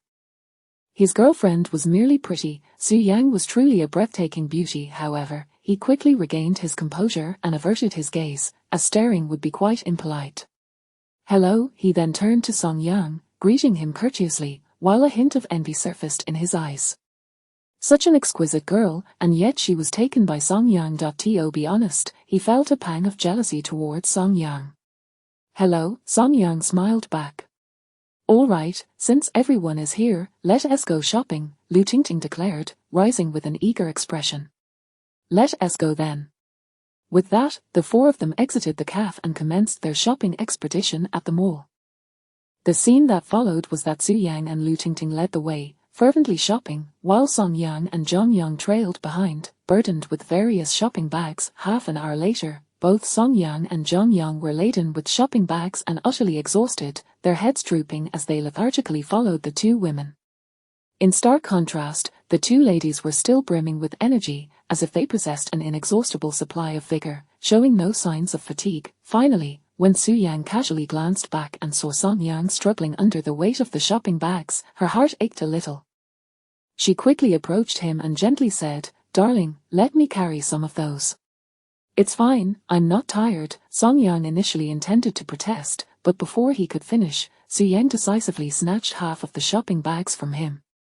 Witnessing this, John Yang, equally burdened with shopping bags, cast an envious glance at his girlfriend, Lu Tingting. She was standing with her arms crossed, seemingly aware of his thoughts, and nonchalantly remarked, "What are you staring at? I've told you to exercise more, yet you don't, and now you're exhausted from carrying just a little." Jong-young, how could there be such a disparity among girlfriends? After reprimanding her boyfriend, Lu Tingting turned to Su-yang and couldn't he help but chuckle, teasing, "What's the matter, Su-yang, are you feeling sorry for your husband for carrying such a little?" With her hands full of shopping bags, Su-yang raised her exquisite face and unabashedly admitted, "Of course, he's my husband. If I don't feel sorry for him, who will?" Observing Su-yang openly dote on Song-yang, Jong-young couldn't he help but glance at his own girlfriend, who stood there, seemingly unfazed. The contrast was striking. When he looked back at Song-yang, he felt a surge of envy. Not only was his girlfriend less attractive than Su-yang, but she also lacked her nurturing nature.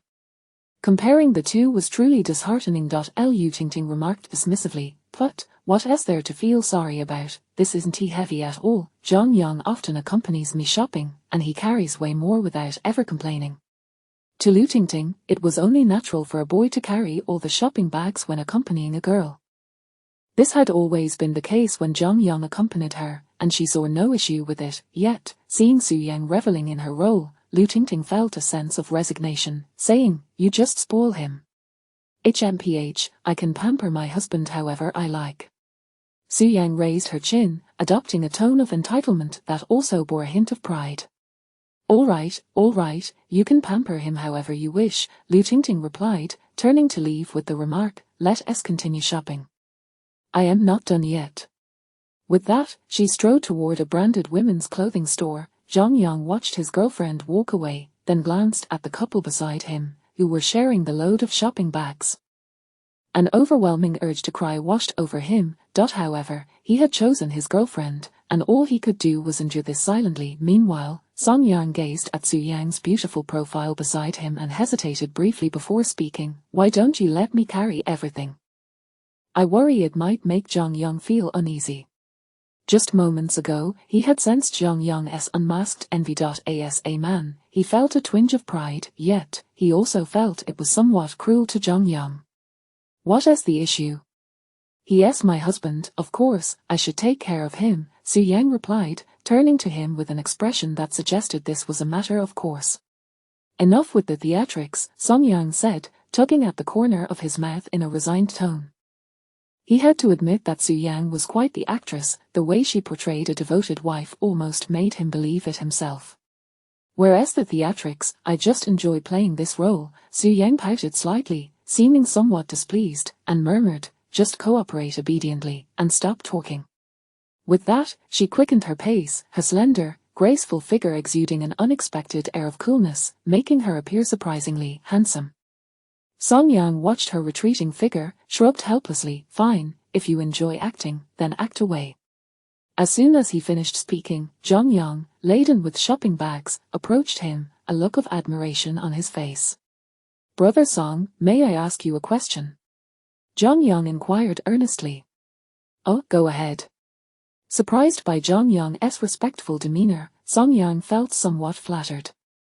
Jong-young's eyes sparkled as he sincerely asked, "Brother Song, how did you train your girlfriend? Teach me, please."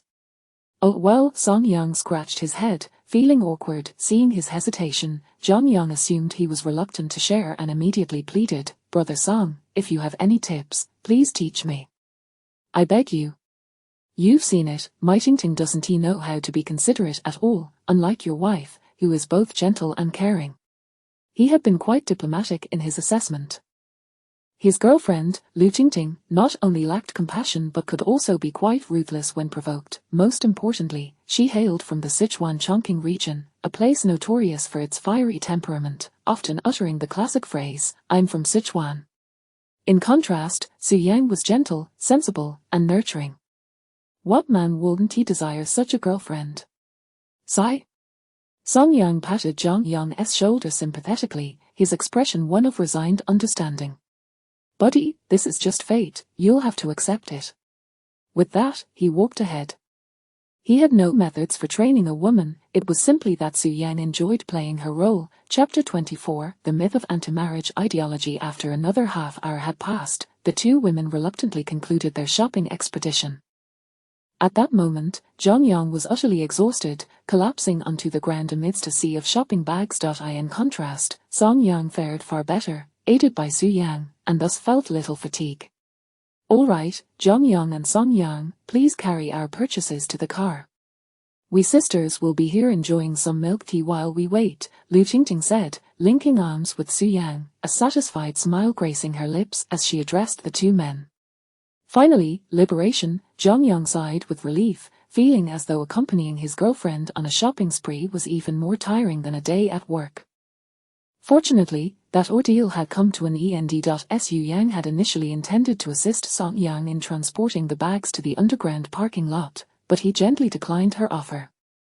Despite the considerable amount of items Su Yang had acquired, he felt confident in managing them alone, deeming it unnecessary for her to accompany him on the trip. Once the two men departed, Lu Tingting pulled Su Yang into a milk tea shop.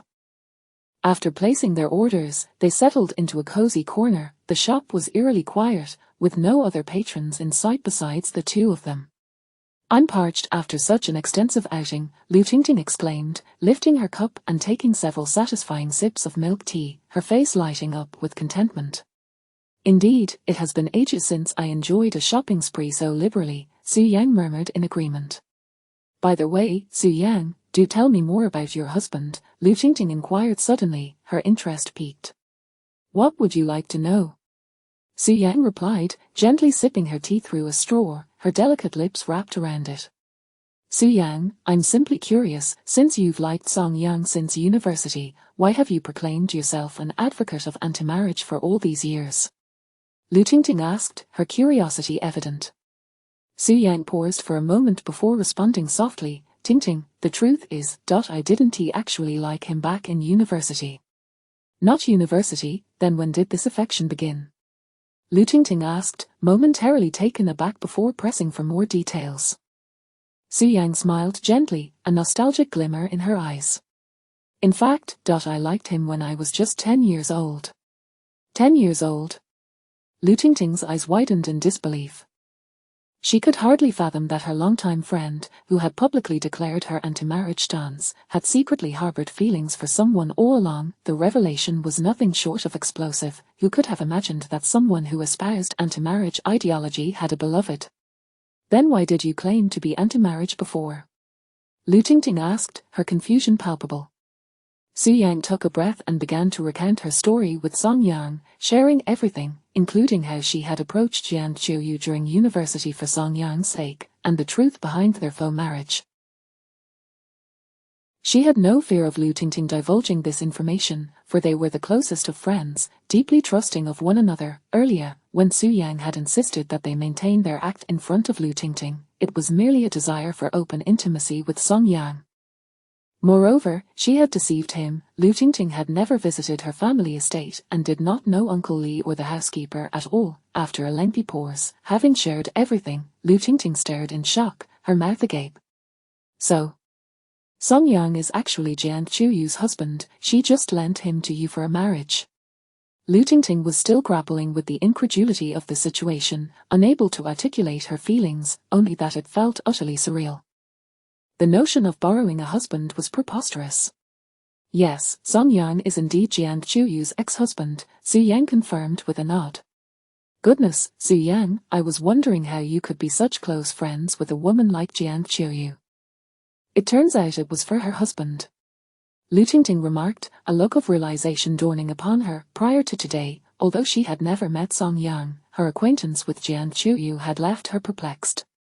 How could someone with such distorted values and a penchant for vanity befriend Su Yang? Now it made sense, it was all for Song Yang. "Indeed," Su Yang admitted with a hint of embarrassment. As a friend, it was indeed rather outrageous to harbor feelings for another husband. Lu Tingting regarded Su Yang as if she were seeing her for the first time, and, after a moment, could not help but exclaim, "Su Yang, you are so deeply devoted, how can you love someone for 17 years? It was hard to believe that in this age of fleeting romances, such a pure love could exist. 17 years, she could hardly fathom the depth of emotion required to sustain such a feeling for so long, remaining single for the other's sake, even declaring oneself anti-marriage. The realization struck her, there was no true anti-marriage ideology. It was merely a mask for the inability to be with the one they loved. Please don't look at me like that, it makes me feel quite embarrassed, Su Yang said, her cheeks flushing under Lu Tingting's gaze, which seemed to scrutinize her as if she were a rare specimen. There's nothing to be embarrassed about, Lu Tingting said, raising her cup for another sip of milk tea before continuing. So, what are your thoughts now? Will you return Song Yang to Jian Chuyu in 2 months? Su Yang lifted her chin and gently shook her head. Song Yang has said he will not remarry Jian Chuyu, so I plan to pursue him in these next 2 months. That's the spirit, sister. Lu Tingting jeered, clapping her shoulder in support. If you like him, you should boldly pursue him. You've liked him for 17 years, if you let him go now, I would lose all respect for you. Suddenly, a thought struck Lu Tingting, and she shifted the conversation, and that Jian Chuyu. I feel she truly does not deserve Song Yang, you know, I once saw her at a bar, all over several men, even kissing publicly. Since she was your friend at the time, I didn't feel right criticizing her in front of you, but I've kept my distance from her ever since. Lu Tingting's disdain for Jian Chuyu was unmistakable. However, Su Yang seemed unfazed. Actually, I've heard similar things, which is why I feel Song Yang deserves so much better. He worked so hard to support his family, only to be treated that way by Jian Chuyu. Recalling the dismal life Song Yang had endured over the past 3 years, Su Yang felt a pang of sorrow. He was the boy she had cherished for 17 years, and Jian Chuyu had so carelessly squandered his feelings. Surely, he must be deeply disappointed in her. Lu Tingting nodded in agreement. Indeed, a wonderful man like Song Yang was picked up by Jian Chuyu. What a stroke of luck for her. It's a shame she fails to appreciate it. Chapter 25. This is how she likes Song Yang. Tingting, do you think I can make Song Yang like me? Su Yang lifted her tearful eyes, a hint of melancholy clouding her gaze. Observing the stunningly beautiful Su Yang, who now bore an expression of deep concern, Lu Tingting felt a twinge of helplessness, a faint smile gracing her lips. Of course you can. After all, you are Su Yang. There have been countless boys who pursued you, enough to form several elite teams. Just look at your face, what reason could Song Yang possibly have to not be enamored with you? Lu Tingting offered her words of comfort, unable to fathom that Su Yang, once revered as a goddess and adored by many, could one day exhibit such a troubled demeanor over a man. She was Su Yang, a girl who had once exuded confidence, yet now appeared so insecure. Truth be told, it was the first time Lu Tingting witnessed Su Yang being so cautious and humble in the presence of a man. Was this the power of the white moonlight? She couldn't help but ponder. Yet, seeing Su Yang in such a state of self-doubt, Lu Tingting feared that Su Yang might falter and miss out on the love she had awaited for 17 long years. Thus, she continued to encourage Su Yang, cheering her on. Su Yang, you've liked him for 17 years, now that you finally have this opportunity, you must not back down. Be brave. If someone like Jian Chuyu can be with Song Yang, what makes you any less worthy? Upon hearing this, a flicker of light ignited in Su Yang's eyes, her gaze gradually becoming resolute as she nodded firmly. Yes, I cannot let this chance slip away. Even if I fail, I must muster the courage to seize this moment. This time, I refuse to miss him again. Exactly, that's the spirit. You are Su Yang, blessed with wealth and beauty. With just a flick of your finger, what man wouldn't fall for you? A mere Song Yang is certainly within your grasp. Thank you, Tingting. After talking with you today, I feel much more at ease. Su Yang responded with a gentle smile. It's nothing. If it were me, I would do whatever it takes to win over the man I like. Lu Tingting waved her hand dismissively, then teased, Su Yang, when you finally marry Song Yang, don't forget to give me a generous red envelope. Su Yang chuckled at her jest, allowing herself to envision the day she would marry Song Yang. If that day were to come, she would be willing to do anything. Yes, when I marry Song Yang, I will definitely give you a substantial red envelope. Su Yang nodded emphatically, her lovely face radiant with joy.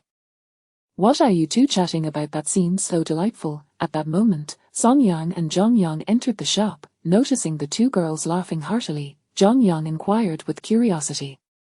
Nothing at all, Su Yang replied, stealing a glance at Song Yang, her cheeks slightly flushed. Instantly, she averted her eyes, feeling somewhat awkward seeing her sister display such a shy demeanor. Lu Tingting couldn't help but find it amusing.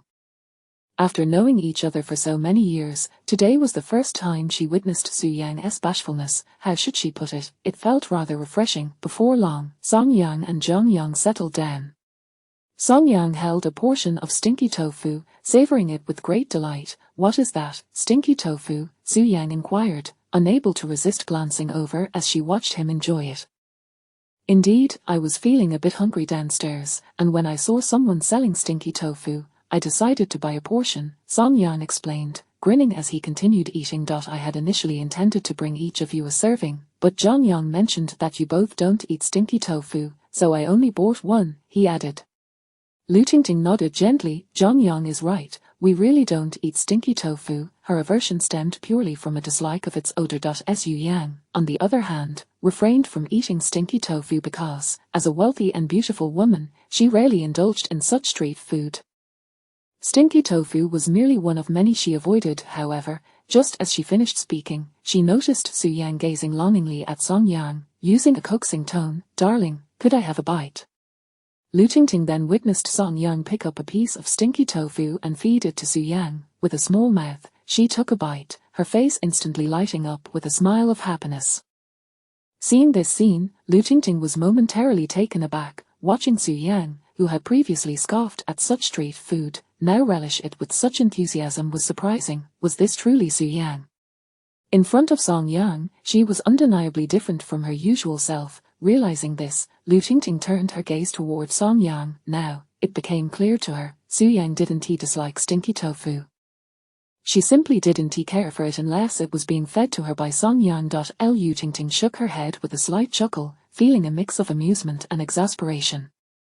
The Su Yang before her resembled a love-struck little girl, completely shedding the aloof demeanor of her former self, who had once rejected the notion of marriage. Is it good? Meanwhile, Song Yang observed Su Yang relishing the dish, equally taken aback. Zhang Yang had clearly informed him that Su Yang and Lu Tingting did not consume stinky tofu, otherwise, he would not have bought just one serving. It's delicious, I want more, Su Yang affirmed, her eyes sparkling with delight. All right then, Song Yang conceded, offering her another piece while casting a puzzled glance at Zhang Yang. At this moment, Zhang Yang scratched his head, equally perplexed. He distinctly remembered Lu Tingting telling him that both she and Su Yang did not eat stinky tofu. Especially Su Yang, who had always kept her distance from such street food, yet, why was she now enjoying it so much? He looked at his girlfriend, seeking an explanation. Lu Tingting shot him an annoyed glance and retorted, what are you staring at? Look at Song Yang, he knows to buy food for his wife. What about you? You didn't even get me anything. Zhang Yang felt embarrassed, his expression sheepish as he asked, Tingting, didn't you say you don't eat stinky tofu? Can't you buy something else? She shot back, her tone assertive. Oh. Zhang Yang was left speechless, yielding with a plea for mercy. Tingting, I was wrong. I'll go buy something for you in a bit. Go now. Now, Zhang Yang hesitated, his expression conflicted. Tingting, I just sat down, and I'll count to 3.1. As Lu Tingting raised a finger, Zhang Yang immediately sprang up and dashed out of the milk tea shop. Meanwhile, Song Yang observed Zhang Yang's hasty exit, then glanced at Lu Tingting, who was leisurely sipping her milk tea. TSK, the legendary ferocity of the Sichuan Chongqing dragon truly lived up to its reputation. Time swiftly passed, and soon it was 1 p.m. Originally, they had planned to dine together, but after Lu Tingting received a phone call, she stated that she had to leave early due to some urgent matter. Thus, after bidding farewell, they each returned to their respective homes. Chapter 26. No longer willing to press my warm face against their cold behind. Upon returning to the estate, Su Yang promptly ascended the stairs to take a shower. After wandering about for the entire morning, she was feeling quite uncomfortable due to the perspiration that had accumulated on her skin. Meanwhile, Song Yang sat leisurely on the ground floor, relishing slices of watermelon while enjoying the cool embrace of the air conditioning. Just as he was savoring the fruit, an unexpected ringtone erupted from the mobile phone he had placed on the table. He glanced at the screen and saw it was a call from his father. Hello, Dad, Song Yang answered the phone. Son, have you been busy lately? Came the voice of a middle-aged man from the other end. Not particularly, Dad, what's up? Song Yang set down his watermelon, curiosity piqued. Song Qingshan spoke slowly. Well, son, your mother just had a conversation with your mother-in-law. I heard that your father-in-law is scheduled for surgery soon. If you and your wife aren't preoccupied, it would be good for you to visit him.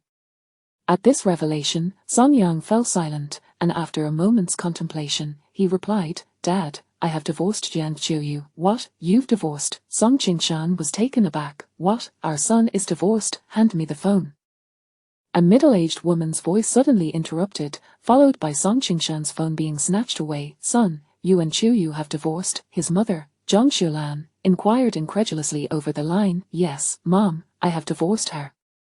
Why, my son? Mom, there's no particular reason. I simply felt we were incompatible and could no longer continue. On the other end, Zhang Xulan was silent for a prolonged moment. Eventually, she sighed as if resigned to fate. All right, son, if you've divorced, then so be it. As long as you are happy, Song Yang reassured her. Mom, I'm doing well, there's no need for concern. Fine, Zhang Xulan replied, her tone tinged with a hint of helplessness, before she asked, what about your father-in-law? Mom, since I have divorced Jiang Qiuyu, it would be inappropriate for me to visit her father during his surgery. Having severed ties with Jiang Qiuyu, he saw no reason to continue extending his goodwill to her family.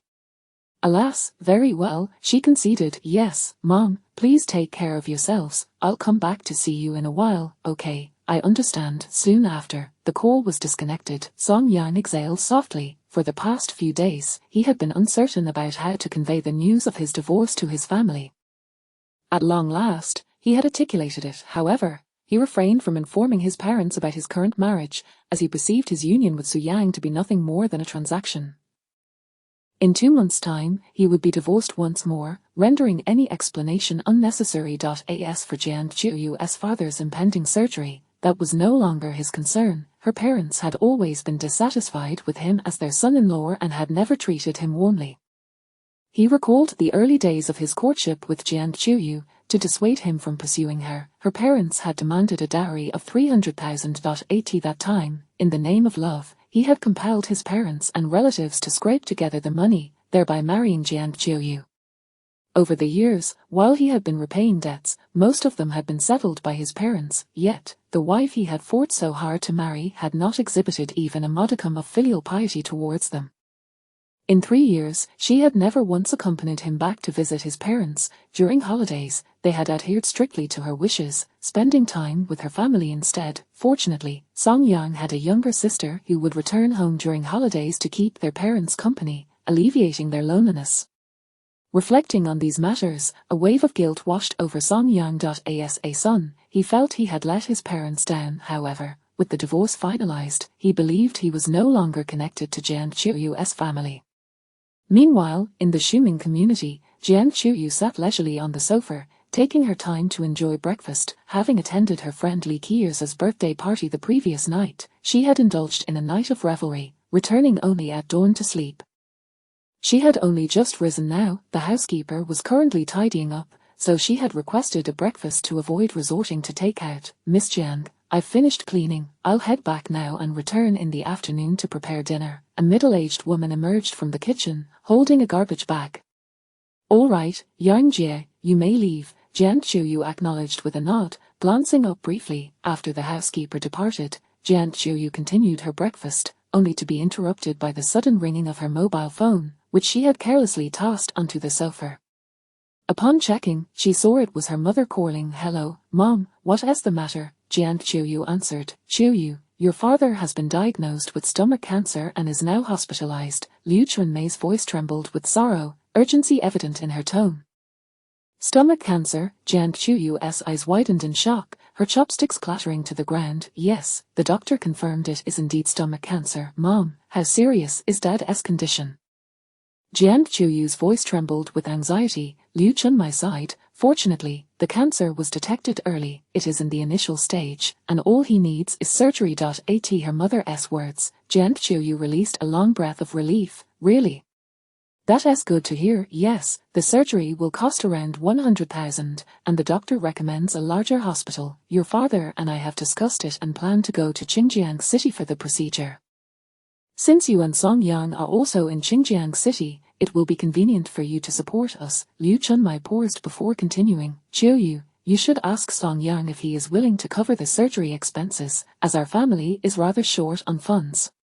Mom, don't worry, money is not an issue. When are you coming over? Your father and I will be arriving the day after tomorrow. Okay, Mom, when you arrive, call me, and I'll come to pick you up.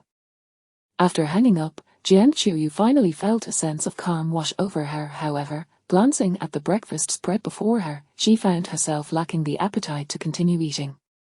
The surgery will cost around 100,000, but I only have a little over 60,000 on hand. Money isn't an issue as long as I can advance the remaining 70,000 from Su Yang. Originally, she had around 100,000, but she had succumbed to temptation during a shopping spree the previous day, purchasing a bag and 2 beautiful outfits, which had cost her nearly 40,000. Consequently, she now found herself with just over 60,000. Yet, she felt no panic, for Su Yang still owed her 70,000 for her services. She could easily request an advance, and even if she couldn't secure the full 70,000, obtaining a few thousand should pose no difficulty. However, the matter of Song Yang did present a headache. She pondered whether he had calmed down. With her parents coming to Xinjiang City for surgery, it was only fitting for Song Yang, as her husband, to be present.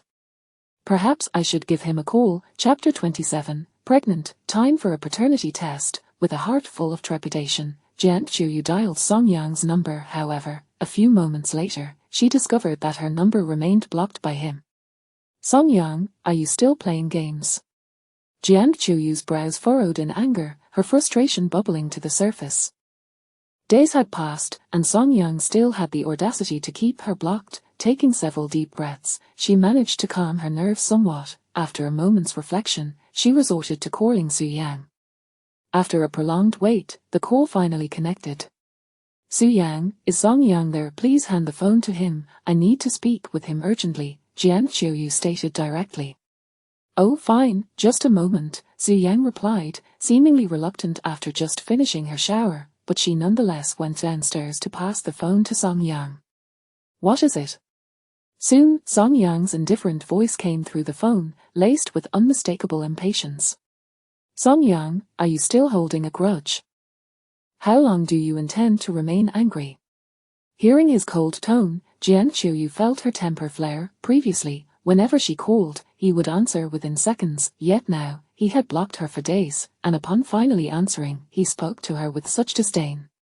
How could she not be infuriated? Jian Qiuyu, if you have something to say it, if not, I'll hang up, Song Yang replied flatly, devoid of any emotion. Wait. Although her anger was palpable, Jian Qiuyu decided to endure it for now and address the matter at hand. As for Song Yang, she would deal with him later once they reconciled. Song Yang, my father has been diagnosed with stomach cancer and is coming to Xinjiang City for surgery. You need to discuss this with Su Yang and return for a while to help take care of him until he is discharged. Jian Qiuyu spoke with an air of entitlement. Jian Qiuyu, I distinctly remember telling you that we are divorced. Your father's illness is of no concern to me. You expect me to care for him. What are you thinking? Song Yang retorted without mercy. Song Yang, have you lost your mind? How dare you speak that way about my father? Jian Qiuyu's fury escalated, her body trembling with rage, yet she forced herself to take deep breaths to quell the storm of emotions within. You said it yourself. He is your father, not mine. If you want to care for him, do it yourself. Don't expect me to step in. Song Yang, am I giving you face here? I'm trying to talk to you civilly, yet you're pushing me to the point of cursing. Jian Qiuyu's anger boiled over, and she could no longer contain herself, unleashing a barrage of expletives. Jian Qiuyu, are you out of your mind? I've told you countless times that we are divorced. Do you not comprehend human language? Are your ears merely for decoration? Song Yang shot back, equally unrestrained. Fine, Song Yang. It seems your mind is made up about not wanting to reconcile, is that right? Indeed, no reconciliation. Whoever wants to remarry is a fool. Realizing the steadfastness of his stance, Jian Qiuyu finally grasped that Song Yang was genuinely uninterested in rekindling their relationship. Nevertheless, she remained unperturbed. Song Yang, I am pregnant. So, you're not interested in remarrying, and you don't want this child, do you? Jian Qiuyu unveiled her trump card. She could hardly believe that Song Yang would remain resolute about their separation upon learning that she was carrying his child. After all, Song Yang had always longed for a child, and his parents had hoped she would bear a son for the Song family. With this child, surely he would be compelled to soften his stance, come running to her with apologies, and beg for reconciliation. HMPH, let him be arrogant. Now, he would have to submit. With that thought, Jian Qiuyu gently caressed her belly, feeling a sense of relief wash over her, a triumphant smile gracing her face. Upon hearing her declaration, Song Yang fell silent on the other end of the line. After a long pause, he finally spoke, his tone as cold as ever. So, you're pregnant? Very well, once the child is born, I will take him for a paternity test. If the child is mine, I will take responsibility. As for reconciliation, Jian Qiuyu, do not even think about it for the rest of your life.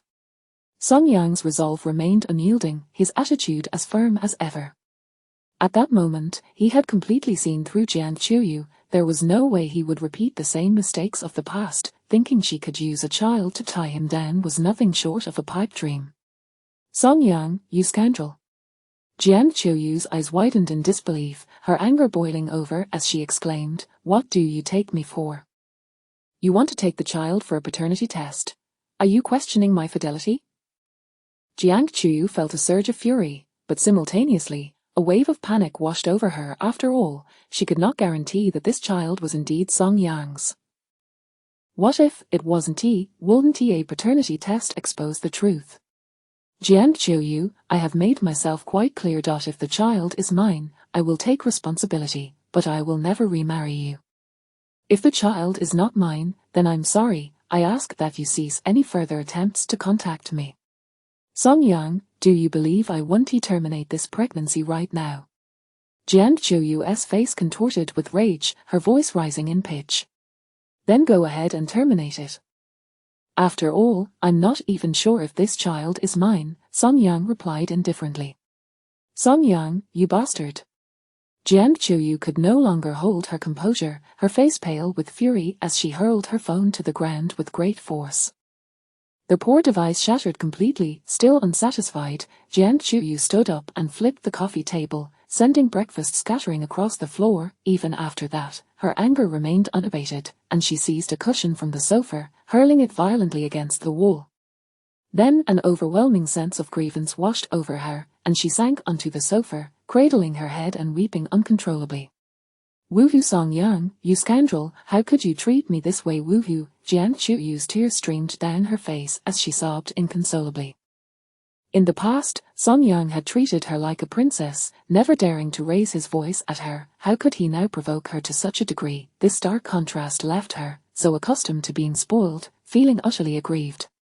What on earth, Qiuyu, what has happened? At that moment, the door swung open, and Li Qiuyin walked in. Upon witnessing the disarray and Jian Qiuyu's tear-streaked face, she was momentarily taken aback. Qiuyin, woohoo, you're here, I'm so heartbroken. Song Yang has changed. Woohoo! Jian Qiuyu raised her tear-stained face to her sister, her sorrow palpable. What happened, Qiuyu? Li Qiuyin hurriedly approached and sat beside her. Jian Qiuyu immediately collapsed into her embrace, sobbing uncontrollably. Li Qiuyin could only pat her back repeatedly, offering comfort. Woohoo Song Yang is a scoundrel, I'm pregnant, yet he still treats me this way. Woohoo, Jian Qiuyu cried. After what felt like an eternity, Jian Qiuyu gradually ceased her weeping. Chapter 28, Su Yang, at worst, we'll raise the child together. Qiuyu, could you please explain what is going on? Li Qiuyi inquired, her curiosity piqued now that Su Yang's emotions had finally settled. Qiuyi, Song Yang is such a scoundrel. Jian Qiuyu lamented, tears streaming down her cheeks. Qiuyi, he truly doesn't want to remarry me. Sob, why not mention the child to him? Surely, with a child, he would reconsider marriage, Li Qiuyi suggested. Jian Qiuyu, feeling aggrieved, sobbed, I did mention it, but he said that even if I were pregnant, he still wouldn't marry me again. And after the child is born, he insists on taking the child for a paternity test. Sob, he doesn't even trust me. At this very moment, Jian Qiuyu was utterly panicked. She had initially thought that Song Yang's decision to block her was merely a result of anger, and that he would eventually apologize and agree to remarry her. After all, Song Yang had loved her so deeply before. How could he possibly refuse to remarry her? But now, his resolute stance had finally crushed her hopes. It dawned on her that Song Yang was not simply angry, he genuinely had no intention of remarrying her. The thought sent her spiraling into despair. She had only wished for a temporary separation, she never intended for it to become a reality. What terrified her even more was that Song Yang wanted a paternity test. If the test revealed that the child was not his, he would certainly abandon them. How could she, as a single mother, raise a child alone? The more she pondered, the more anxious she became. Alas! It seems he is resolutely determined not to remarry you. Li Qiuye sighed deeply, surprised by Song Yang's unwavering attitude. Even if Jian Qiuyu were pregnant, Song Yang would still refuse to remarry. It appeared he was utterly disillusioned with her. Qiuye, what should I do? Jian Qiuyu gazed tearfully at her sister, feeling utterly helpless. Qiuyu, I understand your urgency, but try not to panic, Li Qiuye said after a moment of contemplation. Let us find an opportunity to talk to Song Yang tomorrow, face to face. After all, you are pregnant, and I refuse to believe he can be so cold-hearted. Okay, I'll listen to you, Jian Qiuyu replied, gently touching her belly. The realization that she was still pregnant instilled a flicker of courage within her. By the way, Qiuye, my father is coming to Qingjian for surgery, and they are unaware of my divorce from Song Yang. If he doesn't show up this time, I won't know how to explain it to my parents. The thought of this made Jian Qiuyu panic once more. If Song Yang failed to appear, their charade of a temporary separation would be exposed. Don't worry, Qiuyu. We can discuss it when you see him tomorrow. After all, you carry his child, and your father is also his father-in-law. He surely won't turn his back on you, Li Qiuye reassured her, gently patting her hand. Yes, Jian Qiuyu nodded deeply, her heart gradually settling. Now, Qiuye, please hand me your phone. I'll call Su Yang and arrange a meeting with Song Yang for tomorrow. Where is your phone? Li Qiuye asked, a hint of confusion in her voice, but she still retrieved her phone from her bag and handed it to her. My phone broke earlier. I plan to buy a new one this afternoon. Didn't Apple just release a new model? I'll get one shortly. Oh, all right then. In the villa at the estate, the sound of an incoming call echoed once more. Sitting on the sofa, Song Yang and Su Yang simultaneously glanced at the phone. Su Yang picked it up and, noticing an unfamiliar number, answered it. Hello, Su Yang, please tell Song Yang that I want to meet him tomorrow to have a serious discussion, Jian Qiuyu stated directly, without any preamble. Oh, all right. I'll ask him, Su Yang replied, placing the phone down and turning to Song Yang, who nodded in agreement before she could even speak. Fine, have her send the location, Song Yang said without refusing, as he genuinely felt it necessary to have a thorough conversation with Jian Qiuyu, especially considering her pregnancy. If the child was his, he would certainly take responsibility, but that would only extend to the child, not to the adult involved. Soon, the call concluded. Su Yang observed Song Yang's expressionless profile and hesitated before asking, Song Yang, is it true that Jian Qiuyu is really pregnant? Song Yang nodded, it seems she is. And Su Yang hesitated, her expression filled with apprehension as she inquired, what are your thoughts on this? She feared that Song Yang might change his mind due to Jian Qiuyu's pregnancy and decide to remarry her. If that were the case, she would have no chance left. She wasn't afraid of Song Yang having a child. At worst, she could co-parent with him. If he only wanted to pay child support, she could manage that too. After all, it wouldn't be a significant amount. What she dreaded was the prospect of Song Yang remarrying Jian Qiuyu, which would obliterate her chances completely. Song Yang shook his head lightly, his attitude unchanged. If she is pregnant, then so be it. Whether the child is mine or not remains uncertain. If it is mine, I will take care of the child, but I will not remarry. His demeanor remained calm. To him, it was merely about raising a child. Remarriage was out of the question. I see, Su Yang breathed a sigh of relief. As long as Song Yang did not remarry, there remained hope for her.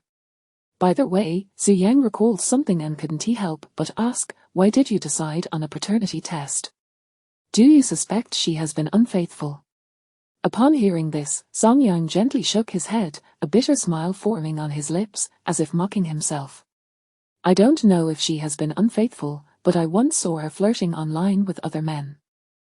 Later, she deleted those contacts in front of me, and I chose not to dwell on it. Song Yang recollected the time when he had felt so humiliated. Back then, Jian Qiuyu had been flirting online, and although he courted her, he foolishly believed her when she said it was nothing.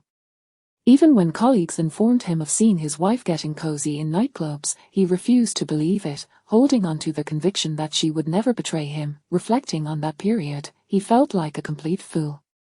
However, he understood that he wasn't actually foolish, he simply didn't want to believe it. Or perhaps he had been too hopeful, having not witnessed anything firsthand. But now, after their divorce, he no longer blindly trusted Jian Qiuyu, hence the decision to conduct a paternity test.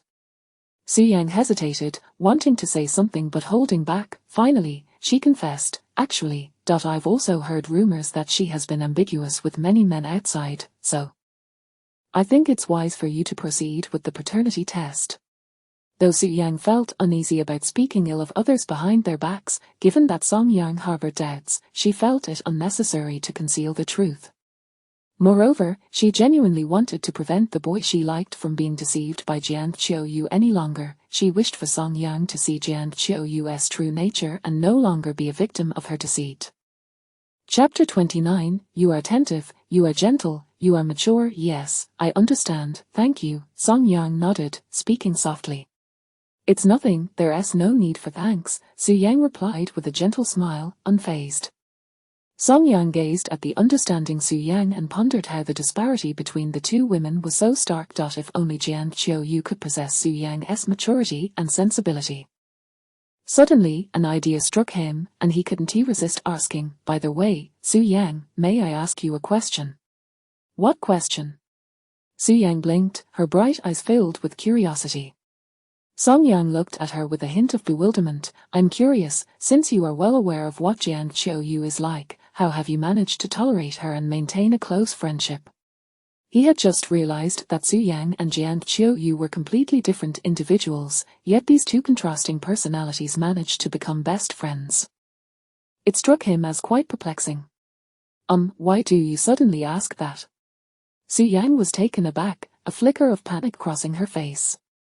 I just found it strange that you and Jian Qiuyu are polar opposites, yet you still manage to be close friends and share everything, Song Yang replied, trying to understand. Well, in your eyes, what kind of person am I? Su Yang raised her glistening eyes, looking at the boy she admired. At that moment, she felt inexplicably nervous, yet a wave of anticipation surged within her. She was eager to know how Song Yang perceived her. Song Yang contemplated for a moment before responding with a smile. In my eyes, you are unlike Jian Qiuyu. You are gentle, considerate, attentive, mature, independent, sensible, kind-hearted, empathetic, and you possess a sense of responsibility. You are also principled, emotionally stable, self-respecting, and self-loving. As he spoke, Song Yang suddenly noticed the delicate flush creeping onto Su Yang's beautiful face, causing her to lower her gaze, her expression shy and evasive. You're just saying that. I can't possibly be as good as you claim, Su Yang stammered, biting her lip, yet her smile was unmistakable, unable to suppress her joy. Her eyes sparkled, glimmering with delight. Was she truly seen in such a light by Song Yang? Did he genuinely think so highly of her? Overwhelmed by happiness, Su Yang felt elated. I'm serious, you and Jian Qiuyu are entirely different. So, I'm genuinely curious about how you became such close friends.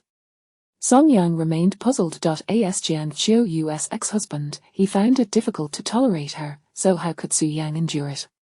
Yet, Su Yang continued to avoid his gaze, too bashful to reveal her flustered demeanor. Well, just as she struggled to find the right words, a maid entered, carrying 2 glasses of juice and some pastries, interrupting the intimate atmosphere. Song Yang's attention was immediately drawn to the maid, perhaps feeling thirsty, as he lifted a glass and began to drink.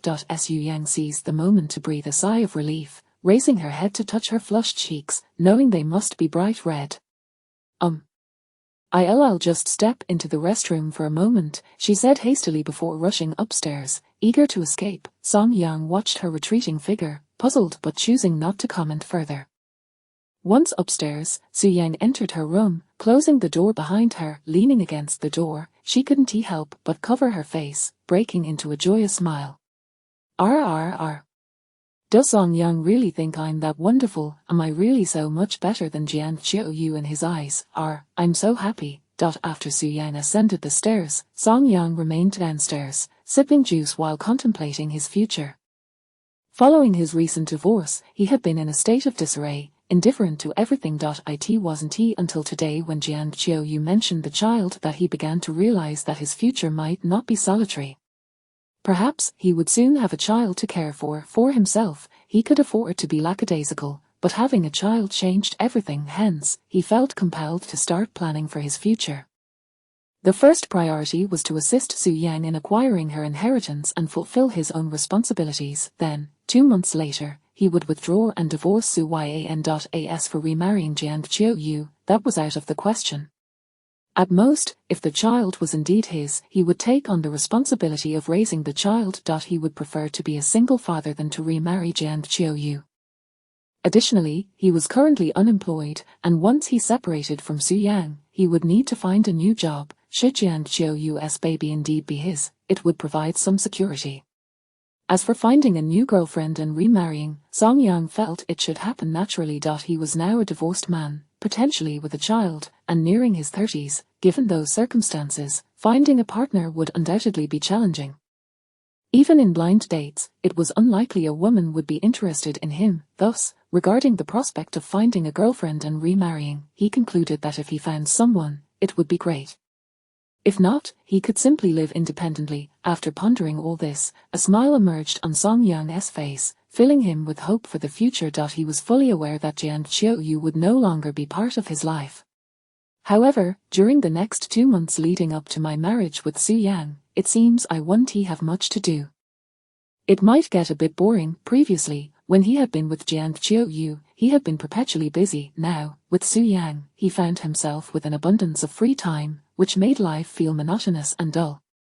It appears I need to find something to occupy my time. Song Yang fell into thought, resolved to seek out some activities. At 6 p.m., as the sun began to set, Su Yang finally descended the stairs. Song Yang was seated on the sofa, engrossed in short videos when Su Yang approached and sat beside him. Stealing a glance at Song Yang, Su Yang straightened her posture, cleared her throat, and then earnestly stated, "By the way, the reason I became close friends with Jian Qiuyu is that she wasn't like this when we first met.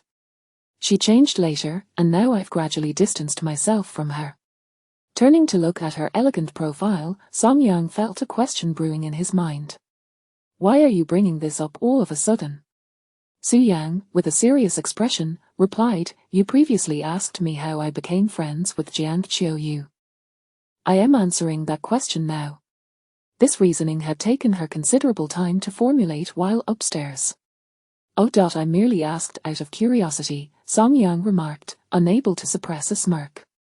He had been merely curious at the time and hadn't given it much thought afterward, so he was surprised Su Yang would take the time to address it. Su Yang felt somewhat exasperated, considering how much effort she had put into crafting that reasonable explanation, only for Song Yang to brush it off. "Oh, is that so? I was just casually mentioning it." Su Yang took a sip from the juice glass on the table, attempting to mask her embarrassment.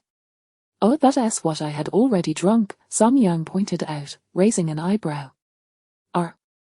I didn't notice, my apologies," Su Yang responded, momentarily taken aback. With a sheepish smile, she took another large sip before placing the glass back on the table. "Song Yang." At that moment, a maid approached them, addressing them respectfully, "Miss, sir, dinner is ready." Su Yang immediately sat up straight and, taking the opportunity, wrapped her arm around Song Yang's, creating an intimate atmosphere that restored the appearance of a married couple. "Okay, I understand," she replied with a smile, nodding gently at the maid, signaling her to leave.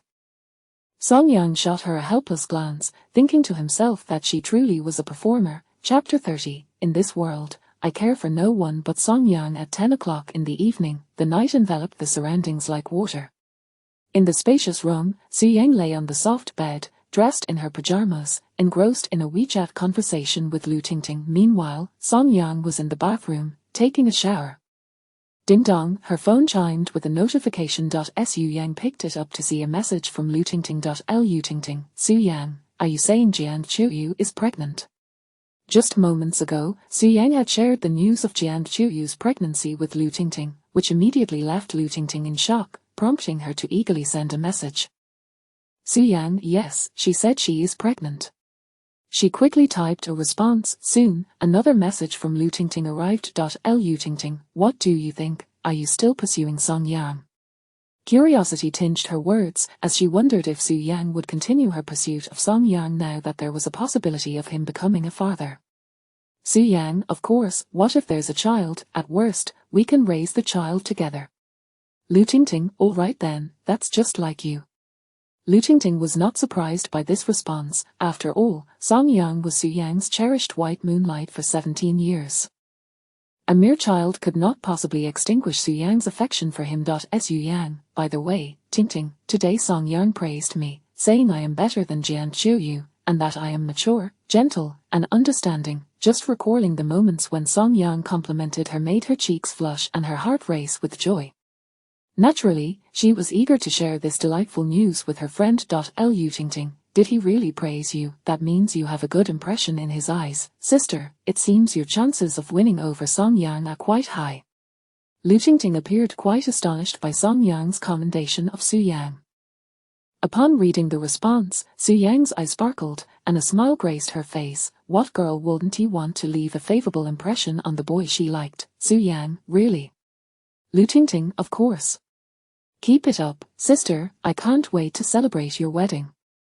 Su Yang, hee, I'll take that as a good omen from you. Lu Tingting, but, sister, you must act quickly. Jian Chuyu will definitely seek to reconcile with Song Yang, especially now that she is pregnant. I fear Song Yang might succumb to her persistent pleas and change his mind. Upon reading this message, Su Yang's brows furrowed in worry, and an acute sense of urgency washed over her. Indeed, Jian Chuyu would not easily let go. She would likely cling to Song Yang, seeking to rekindle their relationship. Although Song Yang seemed resolute at present, he might not withstand her relentless advances. Moreover, considering Jian Chuyu's pregnancy and Song Yang's past affections for her, the more she thought about it, the more anxious Su Yang became. It appeared she needed to act swiftly. She had to make Song Yang fall for her sooner, for only then could she find peace of mind knowing he was hers. Su Yang, got it, Tingting. I will work hard to win over Song Yang. Lu Tingting, I believe in you, sister. Capture Song Yang's heart and make that woman Jian Chuyu regret losing him. You cherish the man she took for granted. Su Yang, thank you, Tingting. I'll do my best. Lu Tingting, sister, I really want to see you and Song Yang together soon. Reading this message touched Su Yang's heart. If only she could be with Song Yang sooner, for he was the boy she had dreamed of marrying since childhood. Su Yang, Tingting, thank you for thinking of me. Lu Tingting, it's not that, I just want to feel at ease knowing you and Song Yang are together. After all, there's a saying, beware of fire, theft, and even best friends. Jian Chuyu, didn't he guard against you? I have to be cautious. Su Yang, the momentary warmth in her heart vanished without a trace. Su Yang, rest assured, I am only interested in Song Yang. Your Zhong Yang is not my type, you don't need to worry about me. She paused for a moment, then edited a message before sending it. Su Yang, in this world, I care for no one but Song Yang. Lu Tingting, oh come on, I was just joking, no need to take it so seriously. Lu Tingting was somewhat speechless, she had merely made a jest, yet Su Yang immediately affirmed her feelings, declaring her love for Song Yang, as if she could not bear the thought of anyone else. This left Lu Tingting feeling like she had been force-fed a mouthful of dog food. At that moment, the sound of water ceased from the bathroom. Su Yang glanced towards the bathroom, knowing Song Yang had finished his shower. Su Yang, all right, no more chatting, Song Yang is coming out. Lu Tingting, what are you afraid of? He won't see our chat history. Su Yang, it's not that, when Song Yang comes out, I just don't want to chat with you anymore. My eyes need to be on him, and I have no time for my phone. Lu Tingting, why did she suddenly feel like she had been force-fed another mouthful of dog food? How infuriating. At that moment, the bathroom door swung open, and Song Yang emerged, clad in his pajamas. Su Yang gazed at the freshly showered Song Yang, who appeared clean and fragrant, making her want to draw closer to him. Particularly, his handsome face was simply mesmerizing. Apart from Song Yang, I truly care for no one else. Su Yang recalled Lu Tingting's words and couldn't help but think to herself. Still awake? Song Yang asked casually, glancing at Su Yang, who was sitting at the edge of the bed. Not yet. It's still early, and I can't sleep. Su Yang smiled warmly at him, as if she could never get enough of gazing at him. Song Yang nodded, choosing not to say more, and sat down on his own bed. By the way, I might need to wake up early for a morning run tomorrow. Don't worry, I will be careful and try not to disturb you. Song Yang turned to Su Yang and spoke. He had decided that during the next 2 months of their sham marriage, he could not remain idle. He might as well find something to do, and after some contemplation, he resolved to start exercising. In college, he had maintained a habit of working out, boasting a set of defined abs. However, after graduating and marrying, he had become too busy with work and catering to Jian Chuyu, leaving him no time to maintain his fitness. Consequently, his abs had dwindled to a mere single one, losing their firmness. Now that he was sharing a room with Su Yang, he felt the need to give her a heads up, as waking up early might inadvertently disturb her. Morning run. Su Yang blinked in surprise, her expression reflecting her confusion. She did not understand why Song Yang suddenly wanted to wake up early for a run. Yes, around 8. Don't worry, I'll try my best not to wake you. Song Yang nodded. Why the sudden desire for a morning run? Su Yang asked, her brows furrowed in curiosity. Song Yang chuckled, now that we're divorced, I just want to reconnect with my previous lifestyle. Oh, I see. Su Yang pondered for a moment, then felt a surge of excitement. Could you take me along? I want to join you for the morning run. You want to run too? Song Yang was taken aback, turning to look at her, surprised by her apparent sincerity. Why the sudden interest in morning runs? Su Yang furrowed her brows, contemplating for a moment before responding, for health reasons. Yes, for my health. After a long deliberation, that was the best excuse she could muster. Of course, the true reason was her desire to be near Song Yang. If she was pursuing him, she could not afford to miss any opportunity to be alone with him. All right then, let us run together tomorrow morning. Song Yang seemed indifferent to the idea. Yes, it's settled. A smile broke across Su Yang's face.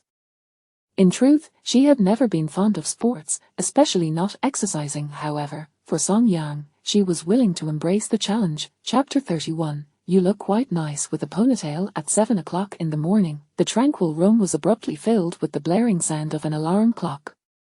Song Yang slowly awoke, reached for his phone, and turned off the alarm. Turning his head, he glanced at the bed, noting that Su Yang had been roused by the noise, but after flipping over, she resumed her deep slumber. Initially, Song Yang had not intended to set an alarm, fearing it would disturb Su Yang. However, after learning that she had decided to join him for the morning run, he felt less apprehensive. He got out of bed and called out to the bundled-up Su Yang beneath the covers, if you want to go for a morning run, you need to get up now. If you don't, I'll just go by myself. After leaving that statement, he headed to the bathroom to wash up. Wrapped in the warmth of her blankets, Su Yang felt drowsy, her eyelids heavy, and she was utterly exhausted. As a privileged young woman who did not have to work, she was not accustomed to rising early, usually waking up whenever she felt like it. Getting up at 7 felt quite demanding for her. Nevertheless, despite her desire for sleep, the thought of accompanying Song Yang for a morning run spurred her body into action. She threw off the covers, sat up on the bed, and glanced toward the bathroom. Song Yang was already inside, getting ready. Su Yang yawned, peering out the window at the dawn sky, where the sun was just beginning to rise, casting a serene ambience. It was evident that it was still early, perfect for a quick nap. I wish I could sleep a little longer, she lamented, her eyelids drooping as a wave of sleepiness washed over her, making her feel on the verge of drifting back into slumber. No? I need to go for a morning run with Song Yang, get it together, Su Yang. Su Yang shook her head vigorously, then slapped her cheeks, trying to wake herself up. However, her efforts proved futile as fatigue still clung to her. Finally, she pinched her thigh hard, causing her to gasp in pain, which jolted her fully awake. Ouch! Su Yang rubbed her thigh. But for the chance to run with Song Yang, it's worth it. The thought of running alongside Song Yang filled her with anticipation. Several minutes later, after finishing his morning routine, Song Yang headed downstairs. Waiting outside the villa for Su Yang, under the morning sun, he stood by the roadside, stretching his body while planning the route for their run. Since Su Yang's South family estate was located in the southern outskirts of Qingjiang City, surrounded by mountains and forests, the nearby roads were relatively quiet, with hardly any traffic. Fortunately, 2 kilometers to the west of the estate lay a park. Thus, Song Yang's plan was simple, to run along the road to the park, do a few laps there, and then return to the estate. This would mark the successful completion of their morning run. While Song Yang was stretching, a sweet, melodious voice suddenly called out to him. He turned to see Su Yang standing at the entrance of the estate, her exquisite face adorned with a radiant smile. Her bright eyes sparkled as they met his gaze, brimming with warmth and cheer. Today, Su Yang wore a light green short-sleeved shirt paired with loose-fitting white straight-leg pants and white sneakers. Her outfit exuded a refreshing vibe that was simply eye-catching. Standing in the golden sunlight, she appeared ethereal and stunning. Unlike her usual style, today Su Yang had tied her long hair into a high ponytail. As she walked towards him, the ponytail bounced playfully in the morning light, exuding vitality and energy. Today, she radiated a youthful charm, leaning more towards a sweet and vibrant look than her usual poised elegance. Seeing the breathtaking girl before him, Song Yang found himself momentarily entranced. Despite seeing Su Yang's beauty daily, he was still captivated by her at this moment. It was a pity that such a stunning girl was a staunch advocate of remaining single, destined to be an unattainable goddess for all men. As this thought crossed his mind, Song Yang felt an inexplicable sense of regret. However, he soon concluded that a girl like Su Yang being single might not be such a bad thing, for he reasoned that no man seemed worthy of her beauty. Regardless of who she was with, Song Yang felt it would be a waste. As Su Yang approached, noticing Song Yang's momentary daze, she curiously asked, "What's wrong? Is my makeup not done well?" Thinking he was taken aback by her makeup, she nervously covered her face, fearing her less than flattering appearance would be revealed. She had hoped to present her best self to the boy she liked, but due to the time constraints, she could only manage a light touch of makeup. "No, it looks great." Song Yang snapped back to reality and nodded gently. In truth, he had not even noticed that she had put on makeup. Su Yang's natural beauty was hardly distinguishable from her made-up appearance. After all, she was inherently beautiful, and makeup merely enhanced her already stunning features. "That's good to hear," Su Yang sighed in relief. "By the way, I suddenly realized that you look quite nice with a ponytail." Song Yang observed that Su Yang's change in style brought forth a different kind of beauty. "Really?" Su Yang's eyes sparkled, and a smile crept onto her face. Typically, she favored a gentle and mature style, often leaving her hair down, which exuded sophistication and grace. Today, however, her decision to tie her hair up was a refreshing change. This was also the first time she had worn a ponytail in front of Song Yang, and she was pleasantly surprised to receive his compliment, which filled her with delight. "Yes, it looks good," Song Yang affirmed with a smile. Su Yang lifted her chin slightly, her expression betraying a hint of pride. Naturally, I am born beautiful." Then an idea struck her, and she shyly suggested, "How about I tie my hair up in a ponytail every time we go for a morning run?" She gazed at Song Yang with her clear eyes, a hint of anticipation glimmering within them. Without overthinking, Song Yang simply nodded. "Sure, a ponytail is convenient for running." "Eh. Hee, it's settled then." Su Yang beamed with joy. "Let us go. It's getting late." Together, they set off along the quiet, vacant road, heading towards the park in the west. In the brisk morning breeze, the two ran side by side, their steps synchronized, moving harmoniously forward. In an instant, the serene road echoed with the sound of their unified footfalls. Under the golden morning sun, their figures gradually faded into the distance. Su Yang turned her head, gazing at Song Yang's profile beside her, a gentle smile gracing her lips. How wonderful it felt to share a moment doing the same thing with the one she adored. Chapter 32, Could You Carry Me? The two ran along the path, moving forward together. Su Yang occasionally glanced at the tall boy beside her, her face adorned with a gentle smile, evidently in high spirits. Indeed, Su Yang felt elated. The joy of morning runs with someone she cherished filled her with a sense of bliss that enveloped the entire dawn. The sun radiated warmth, and the air seemed to carry a hint of sweetness. However, it wasn't long before her smile faded. After a few minutes of running, Su Yang's pace gradually slowed, her legs began to ache, and she struggled to catch her breath. In that moment, the beauty of the morning eluded her. All she felt was exhaustion. Song Yang turned to glance at her, a hint of helplessness in his expression. He realized that Su Yang was on the verge of giving up. Alas, as a pampered heiress, she hardly engaged in physical activity, and running for a few minutes was already her limit. I can't go on, Song Yang. Su Yang finally halted, crouching down and gasping for air. Song Yang, feeling helpless, stopped as well and turned to face her, reluctantly ending their morning run prematurely. Are you all right? Can you still walk? He inquired, crouching beside her with a tone of concern. My legs are killing me. I can't walk anymore. Su Yang pouted her delicate lips, looking utterly pitiful. What should we do? Perhaps I should call Uncle Lee to drive us back. Song Yang suggested after a moment of contemplation. Su Yang immediately shook her head. No, Uncle Lee is quite old, he is probably still asleep at this hour. We can't disturb his rest. Then let me think of another solution. Song Yang furrowed his brow, deep in thought once more. Seeing his clueless expression, Su Yang hesitated before tentatively suggesting, Song Yang, how about you carry me back? You want me to carry you? Yes, you carry me. Isn't that inappropriate? Song Yang, my legs hurt so much. Just carry me, please. Su Yang blinked her innocent, large eyes, softly pleading, her expression one of vulnerability and helplessness. Well, all right. Unable to resist her coaxing, Song Yang ultimately acquiesced. Thank you. Su Yang's face instantly lit up with joy, her expression brimming with happiness. Song Yang, resigned, crouched down in front of her, offering his back without hesitation. Su Yang climbed onto him, wrapping her arms around his neck while her long legs clung to his waist like an octopus. In the next moment, Song Yang felt two soft, warm masses press against his back, a surprisingly heavy weight.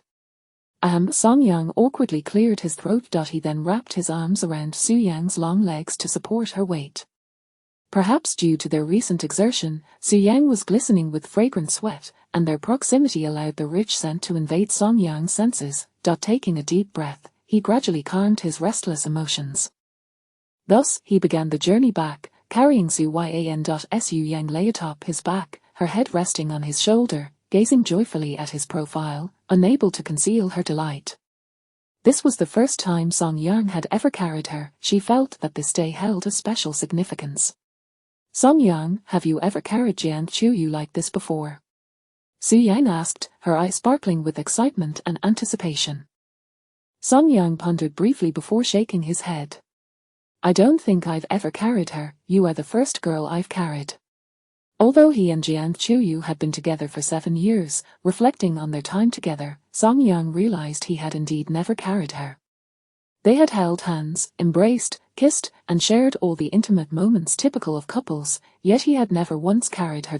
Su Yang's mention of it made him realize this curious fact. 4 years as a couple, 3 as husband and wife, and yet they had never carried one another. How extraordinary. Really? Su Yang's eyes brightened, sparkling with immense surprise. The realization that she was the first girl Song Yang had ever carried filled her with elation. Yes, I truly haven't carried her, he confirmed, recognizing that Su Yang indeed was the first girl he had ever carried. So that means you gave me your first time, huh?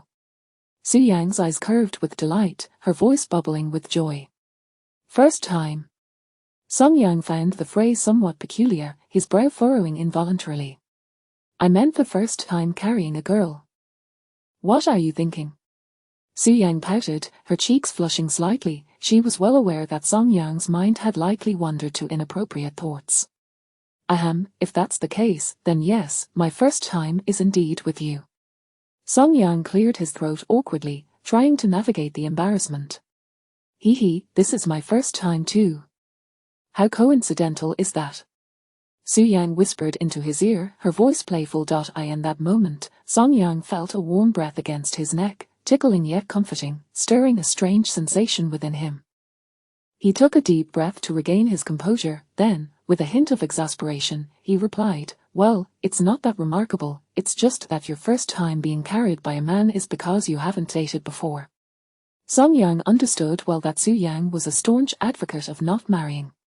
Let alone dating, she hardly had male friends. In her daily life, she rarely interacted with men. Given such a nun-like existence, it would indeed be odd for her to have been carried by a man. You're right. Thinking about it, I do feel rather pitiful. At T27, I've never even dated once. How tragic, as Su Yang sighed softly, her head drooping onto his shoulder, gazing at Song Yang's profile with a hint of melancholy. If you hadn't rushed into a relationship during college, I would have pursued you long ago. I wouldn't still be a single dog now. Su Yang thought to herself, harboring a small grievance towards Song Yang, while also lamenting, who told you to be so averse to marriage? With your qualities, finding a partner would be a breeze. Song Yang scoffed, believing that Su Yang's single status was merely a result of her own stubbornness. With her striking looks, wealth, and amiable personality, dating should have been simple for her, yet, she insisted on adhering to her anti-marriage stance, avoiding male interaction. In such circumstances, it was no wonder she remained single. That was in the past. I am no longer against marriage. Su Yang hurriedly clarified, fearing Song Yang would persist in labeling her as averse to commitment. Now, she only wished for Song Yang to develop feelings for her. She could not allow him to continue believing she was anti-marriage. What's this, you want to date now? Song Yang paused, a look of surprise crossing his face. Yes, I am now considering finding a boyfriend, Su Yang replied earnestly, nodding her head. Really? Song Yang was taken aback. He had not anticipated that Su Yang, who had always proclaimed her aversion to marriage, had changed her stance. Yes, I genuinely want to date now. Wait, I want to ask what caused this sudden change of heart. Song Yang's curiosity was piqued. He was eager to understand what had prompted Su Yang's abrupt shift in mindset. There's no particular reason, I just thought that growing old alone could be quite miserable, so I considered dating and living a normal life. Su Yang offered a lackluster excuse, fully aware that Song Yang had yet to develop feelings for her and that she lacked the courage to confess her own feelings. All right, that does make sense. Being alone can indeed be quite lonely, especially when one grows old and falls ill without anyone to care for them. Song Yang nodded, not delving deeper into the matter, merely assuming she had reached a realization. And what about you? Now that you've divorced Jian Chuyu, when do you plan to find another girlfriend? Su Yang inquired, genuinely curious about Song Yang's thoughts at that moment. Me? Song Yang chuckled, shaking his head. I've just gotten divorced. I am not thinking that far ahead. I'll just go with the flow. If I meet someone suitable, we'll naturally be together, and if not, I'll remain on my own. Oh, I see. Su Yang nodded thoughtfully.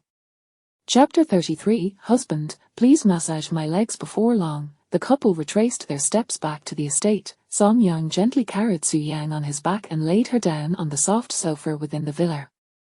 Once sat down, Su Yang gazed longingly at Song Yang, her expression betraying a sense of lingering reluctance. It seemed she wished to remain on his back a little longer, but they had already arrived at the villa, leaving her no valid reason to continue being carried. Miss, is your leg in serious pain? Would you like me to arrange for someone to drive you to the hospital? Uncle Lee approached, his aged face etched with concern. No need, Uncle Lee. I simply haven't exercised in a while, and after running such a distance, my legs are a bit sore. A short rest will suffice, Su Yang replied with a gentle smile, graciously declining Uncle Lee's kind offer, fully aware of his genuine concern for her well-being. Very well, Uncle Lee hesitated for a moment before saying nothing further, his gaze still reflecting a hint of worry. At that juncture, the housekeeper thoughtfully brought over a medicine box, yet, to Su Yang, this felt rather excessive. She truly did not require such attention. Her legs were merely a tad swollen and sore.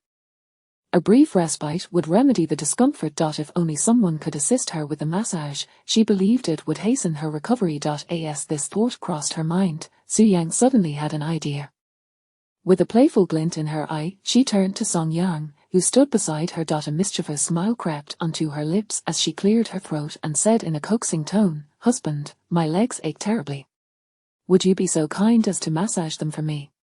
With her delicate face slightly tilted upward and her large, glistening eyes filled with anticipation, Su-yang looked at him.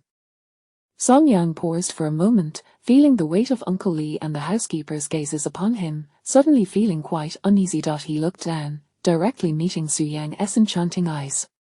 All right, Song-yang stammered, unable to refuse. After all, he was now Su-yang's husband. It was quite reasonable for a wife to seek her husband's assistance for a sore leg. Should he decline, others might perceive him as an uncaring spouse. Thank you, dear husband." With her objective achieved, Su-yang's face blossomed into a radiant smile, her joy palpable. Once Song-yang took a seat, Su-yang eagerly lifted her long, slender legs and placed them upon his lap. As he placed his hands on her thighs and began to knead, he was immediately met with the soft and delicate texture of her skin, the thin fabric of her leisure pants allowing him to feel her warmth and the supple elasticity of her flesh. To be frank, the sensation was quite delightful. At the same time, he was enveloped by a sweet fragrance emanating from her, mingling subtly with a hint of perspiration, wafting to his nostrils and settling in his lungs. The intoxicating aroma easily clouded one's senses, and despite his efforts to maintain composure, his heart raced uncontrollably. He could only bow his head, feigning diligence in massaging her legs to mask his embarrassment. What Song-yang remained oblivious to was that, at that very moment, Su-yang was gazing at him with eyes as clear as autumn waters, her gaze tender and lingering. Despite her efforts to suppress her inner joy by pressing her lips together, a smile nonetheless betrayed her. She continued to watch him, unwilling to divert her gaze, as if she wished to etch this gentle image of Song-yang into her memory. This scene did not go unnoticed by Uncle Lee and the housekeeper, who exchanged knowing smiles. They observed their son-in-law diligently attending to the needs of their young mistress, who looked at him with an expression so full of affection that it seemed almost tangible. Shortly thereafter, after several minutes of massaging Su-yang's thighs, Song-yang's hands gradually moved upward, tending to her knees and calves. It must be said, Su-yang's legs were a veritable feast for the eyes, truly a blessing for those who appreciated beauty. Her thighs were round and soft, her calves slender and proportionate, long and straight. Even if Song-yang was not particularly enamored with legs, he found himself captivated by her exquisite limbs. A few moments later, Uncle Lee excused himself, and the housekeeper went off to prepare breakfast. The living room was soon left with just Song-yang and Su-yang. "How are you feeling now, any better?" Song-yang lifted his gaze to Su-yang, only to find her looking at him with soft eyes, a gentle smile playing at her lips. "Much better," Su-yang nodded lightly, momentarily suppressing her smile before quickly adding, "but I need a bit more massage to be completely pain-free." "All right then," Song-yang sighed, resigned to continue his role as her personal masseur. Thus, he resumed his ministrations, his hands gliding over Su-yang's slender, straight legs, kneading with care. Meanwhile, Su-yang wore a contented smile, her eyes slightly squinted in delight as she reveled in the soothing touch of her husband.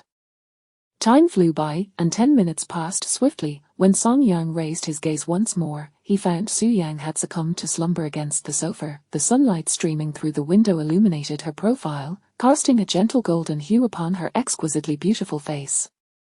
Her curled eyelashes, softly closed eyes, perfectly shaped nose, and the tender pink of her lips, even the fine hair on her cheeks was distinctly visible. At that moment, Su-yang resembled a sleeping beauty, serene and elegant in her repose.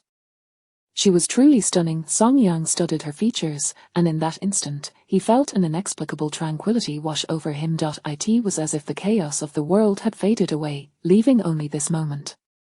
Until a cool morning breeze wafted through the open window, Song-yang shivered slightly, jolting him back from his reverie. Noticing that Su-yang seemed to shiver as well, he gently withdrew his legs from her and placed them softly back on the sofa. He turned to the open window, furrowing his brow, before rising to close it. Then, he ascended the stairs to retrieve a blanket, returning to Su-yang's side, and tenderly draping it over her. After completing this act of care, he gazed down at the peacefully sleeping Su Yang, a soft smile gracing his lips. At that moment, a housekeeper approached. "Sir," the young lady, she began, but before she could finish her thought, Song Yang turned to her, raising a finger to his lips in a gesture for silence. The housekeeper's gaze then fell upon Su Yang, and she instantly understood, her face lighting up with a smile as she chose to say nothing further and quietly departed. Chapter 34.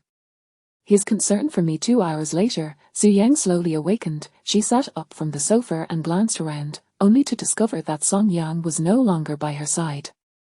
Stretching her limbs, she felt that this slumber had been particularly sweet. "Oh, what is this?" At that moment, she noticed the blanket draped over her, a hint of confusion flickering across her face. "Miss, that was placed on you by the young master, as he was worried you might catch a chill," a maid explained with a smile while setting a prepared breakfast on the dining table. "Song Yang covered me with it." Upon hearing this, Su Yang abruptly lifted her head to look at the maid, her eyes sparkling with anticipation. "Yes, it was indeed the young master who did so," the maid confirmed with a nod and a smile. With this affirmation, Su Yang's eyes brightened instantly, and a smile blossomed on her lips at a visible pace. Song Yang had covered her with a blanket. Was he concerned about her catching a cold? So he truly cared for me. With this thought, Su Yang's gaze sparkled, her joy no longer concealable. At that moment, the blanket she was wrapped in took on a profound significance. "You're awake." Just then, Song Yang descended the stairs and immediately spotted Su Yang on the sofa.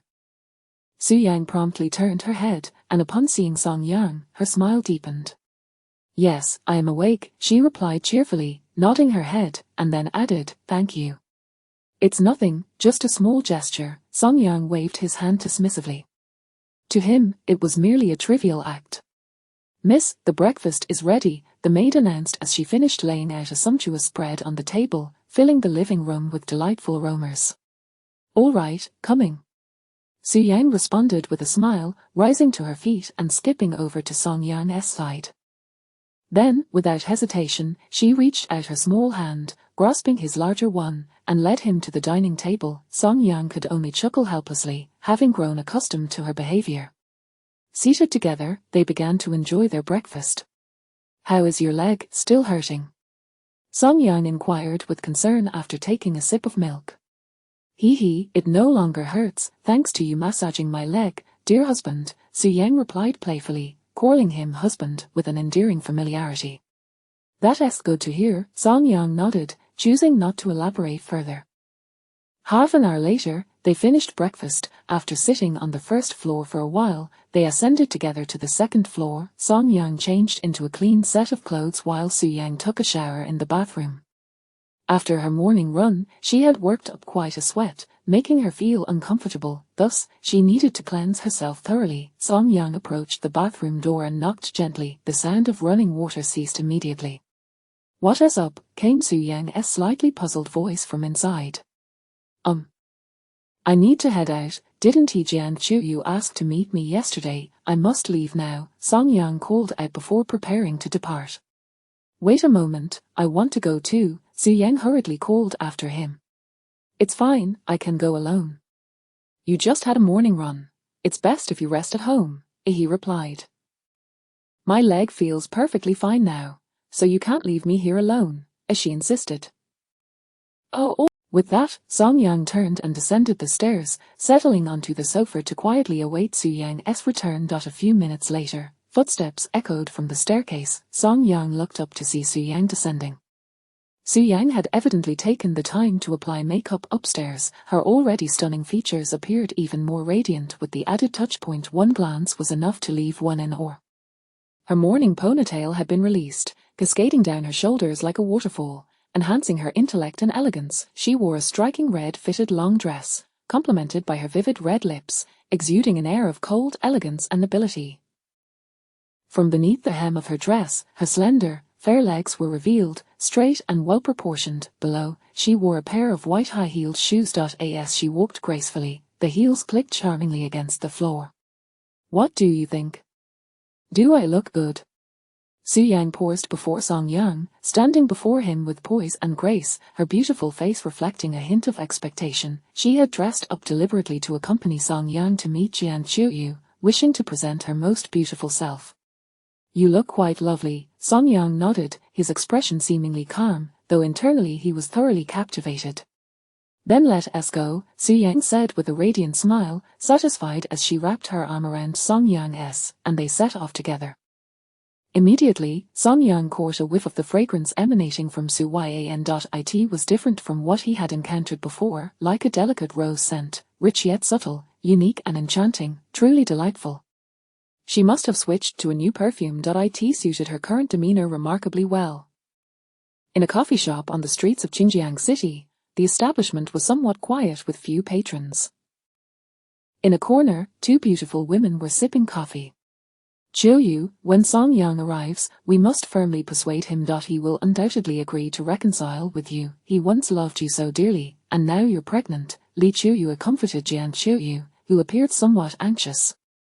Before leaving home, Jian Qiuyu had taken special care in her appearance. She was already beautiful, and with her thoughtful grooming, she looked even more enchanting, especially in her striking red dress. She radiated an added aura of cold elegance.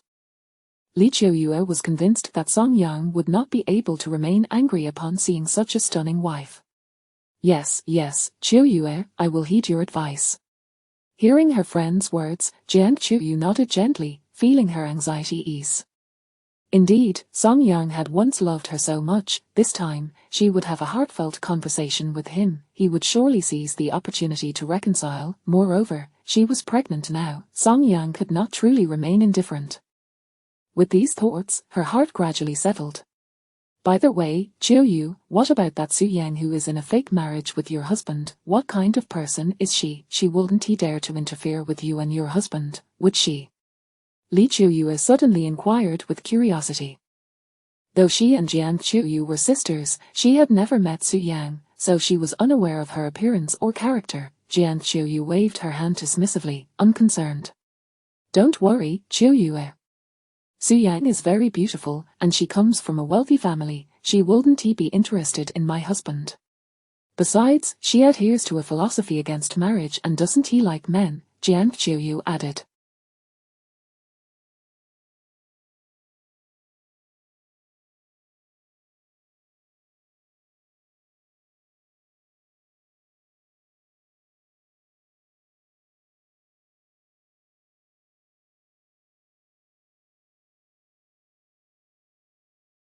Regarding Su Yang, Jiang Qiuyu had always felt at ease since they became best friends in college. Su Yang had shown no interest in any boys around her despite the numerous excellent suitors. Su Yang had turned them all down.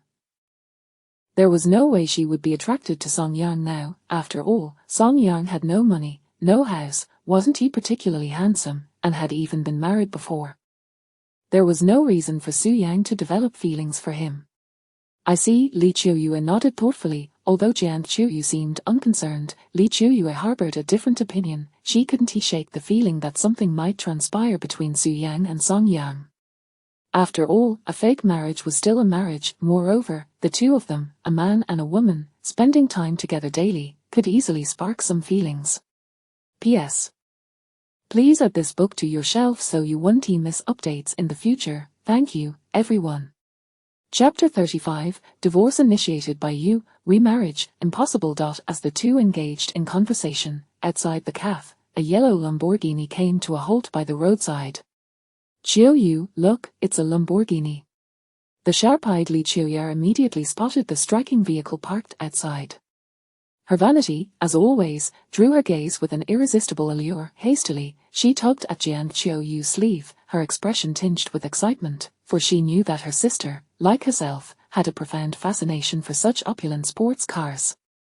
Jian Qiuyu turned her head and beheld the conspicuous Lamborghini through the glass window, a wave of longing washing over her. However, her smile faltered as she recognized the familiar figure in the driver's seat, her estranged husband, Song Yang. At that moment, Li Qiuyu also noticed the individual who exited the car. It was indeed Jian Qiuyu's husband, Song Yang, accompanied by a young woman in a stunning red, form-fitting gown. "Qiuyu, is that Su Yang?" Li Qiuyu, not one to be easily deceived, quickly deduced the identity of the woman.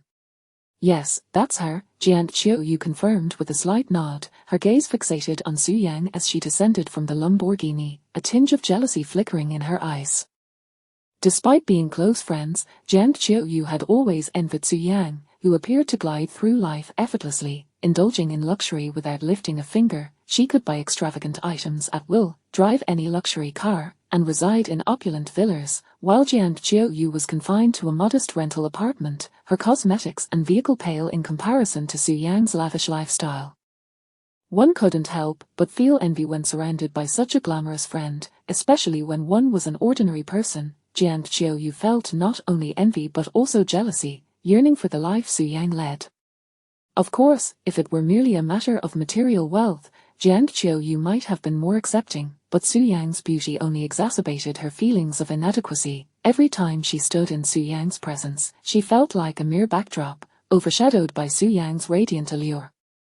It seemed that in Su Yang's company, she was destined to serve as a mere complement to her beauty. Thus, in both material wealth and physical appearance, she felt persistently eclipsed by Su Yang, which left her with an enduring sense of imbalance. Her family is incredibly wealthy. I envy her so much, Li Chuya remarked, her eyes fixated on Su Yang, filled with admiration. Before long, the pair witnessed Su Yang and Song Yang walking side by side into the cafe, approaching their table. As they beheld Su Yang, clad in her elegant red gown, exuding an air of sophistication and grace, both Li Chuya and Jian Qiuyu felt an overwhelming sense of pressure. Particularly for Jian Qiuyu, her gaze dimmed as she took in Su Yang's stunning appearance. She had dressed up intentionally that day, only to find herself unintentionally mirroring Su Yang. The striking red gown that adorned Su Yang accentuated her regal charm, while Jian Qiuyu's own attire now seemed utterly mundane and unremarkable by comparison. Li Chuya's gaze fell upon Su Yang's delicate, finely contoured face, and she was momentarily taken aback. As a woman herself, she believed she was quite attractive, yet in Su Yang's presence, she felt a crushing blow to her self-esteem. It was difficult for her to fathom how a girl could possess such breathtaking beauty, a celestial visage that left one utterly awestruck at first glance. Faced with such an unreasonably beautiful woman, Li Chuya found herself unable to maintain her gaze. Instead, she turned to observe Song Yang standing beside Su Yan. In stark contrast, Song Yang appeared quite ordinary, and the pair seemed ill-matched. She had previously contemplated the possibility of their sham marriage blossoming into something genuine over time, but now, she was struck by the realization that such a notion had been entirely fanciful.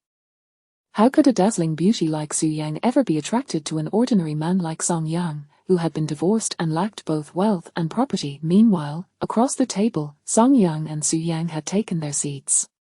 Song Yang, with a calm demeanor, addressed the two women with indifference. "What do you wish to discuss with me?" At that moment, both Jian Qiuyu and Li Chuya instinctively focused their attention on Song Yang, deliberately averting their gazes from Su Yang, as if her brilliance rendered them too timid to meet her gaze. "Song Yang, Qiuyu is pregnant and carrying your child. You should stop being angry with her and reconcile," Li Chuya stated directly, urging Song Yang. Song Yang turned his attention to Jian Qiuyu, who met his gaze with a look of vulnerability and grievance. She felt wronged, believing that as a pregnant woman, she had been unjustly subjected to Song Yang's provocations over the past few days. "I've made it clear that while I will take responsibility for the child once born, remarriage is out of the question. Let's part ways amicably," Song Yang replied, his tone devoid of emotion, as if discussing a trivial matter. Jian Qiuyu felt a surge of anger upon hearing his words, realizing that he still harbored doubts about her fidelity, questioning whether the child was truly his. His resolute stance on not remarrying after she had taken the initiative to approach him left her feeling indignant. Yet, recalling Li Chuya's earlier advice to keep her composure, she merely pursed her lips, suppressing her frustration. Li Chuya, with utmost seriousness, interjected, "Song Yang, of course, the child in Qiuyu's womb is yours. She would never betray you. You need to reconcile with her. A pregnant woman requires a stable emotional environment for the sake of the baby." Song Yang glanced at Jian Qiuyu, who raised her chin slightly, wearing an expression that seemed to assert her expectation that he should be more understanding, given her pregnancy. With a light chuckle, Song Yang remarked, "I believe I've made myself quite clear. The child is mine, and I will care for him or her, but my relationship with her is over. We are divorced. His gaze, once warm, now held no trace of tenderness as he regarded his former wife. Our marriage concluded the day we finalized our divorce. Isn't this what you wanted? I am simply complying with your wishes, he stated coldly, his eyes fixed on her. The weight of his words struck Jiang Qiuyu like a dagger, leaving her breathless, as if she had lost something profoundly significant. His last statement, "Isn't this what you desired?" pierced her heart mercilessly. No, we agreed on a sham divorce. This is not the outcome I wanted. Jiang Qiuyu protested vehemently, shaking her head in denial. In her mind, everything that had transpired was a fade, their divorce was a pretense, and Song Yang's relationship with Su Yang was merely an act. Everything would revert to normal in 2 months. This was not how it was meant to be. I'm sorry, but I've already stated that for me, a divorce means a divorce. There is no ambiguity, our relationship is over.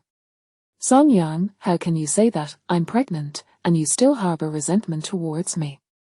Jiang Qiuyu felt a surge of indignation as she looked at Song Yang, whose demeanor was unbothered, a stark contrast to her own emotional turmoil. I am not angry with you. I am merely clarifying my stance. If my words are unacceptable to you, I cannot help that. I am speaking to you calmly, Song Yang replied, his expression unyielding. Seeing his nonchalant attitude, Jiang Qiuyu could no longer contain her emotions. She slammed her hands on the table, rising to her feet, her face flushed with frustration. Song Yang, I don't even need an apology from you anymore. What more do you want? Do you expect me to apologize to you before you agree to reconcile?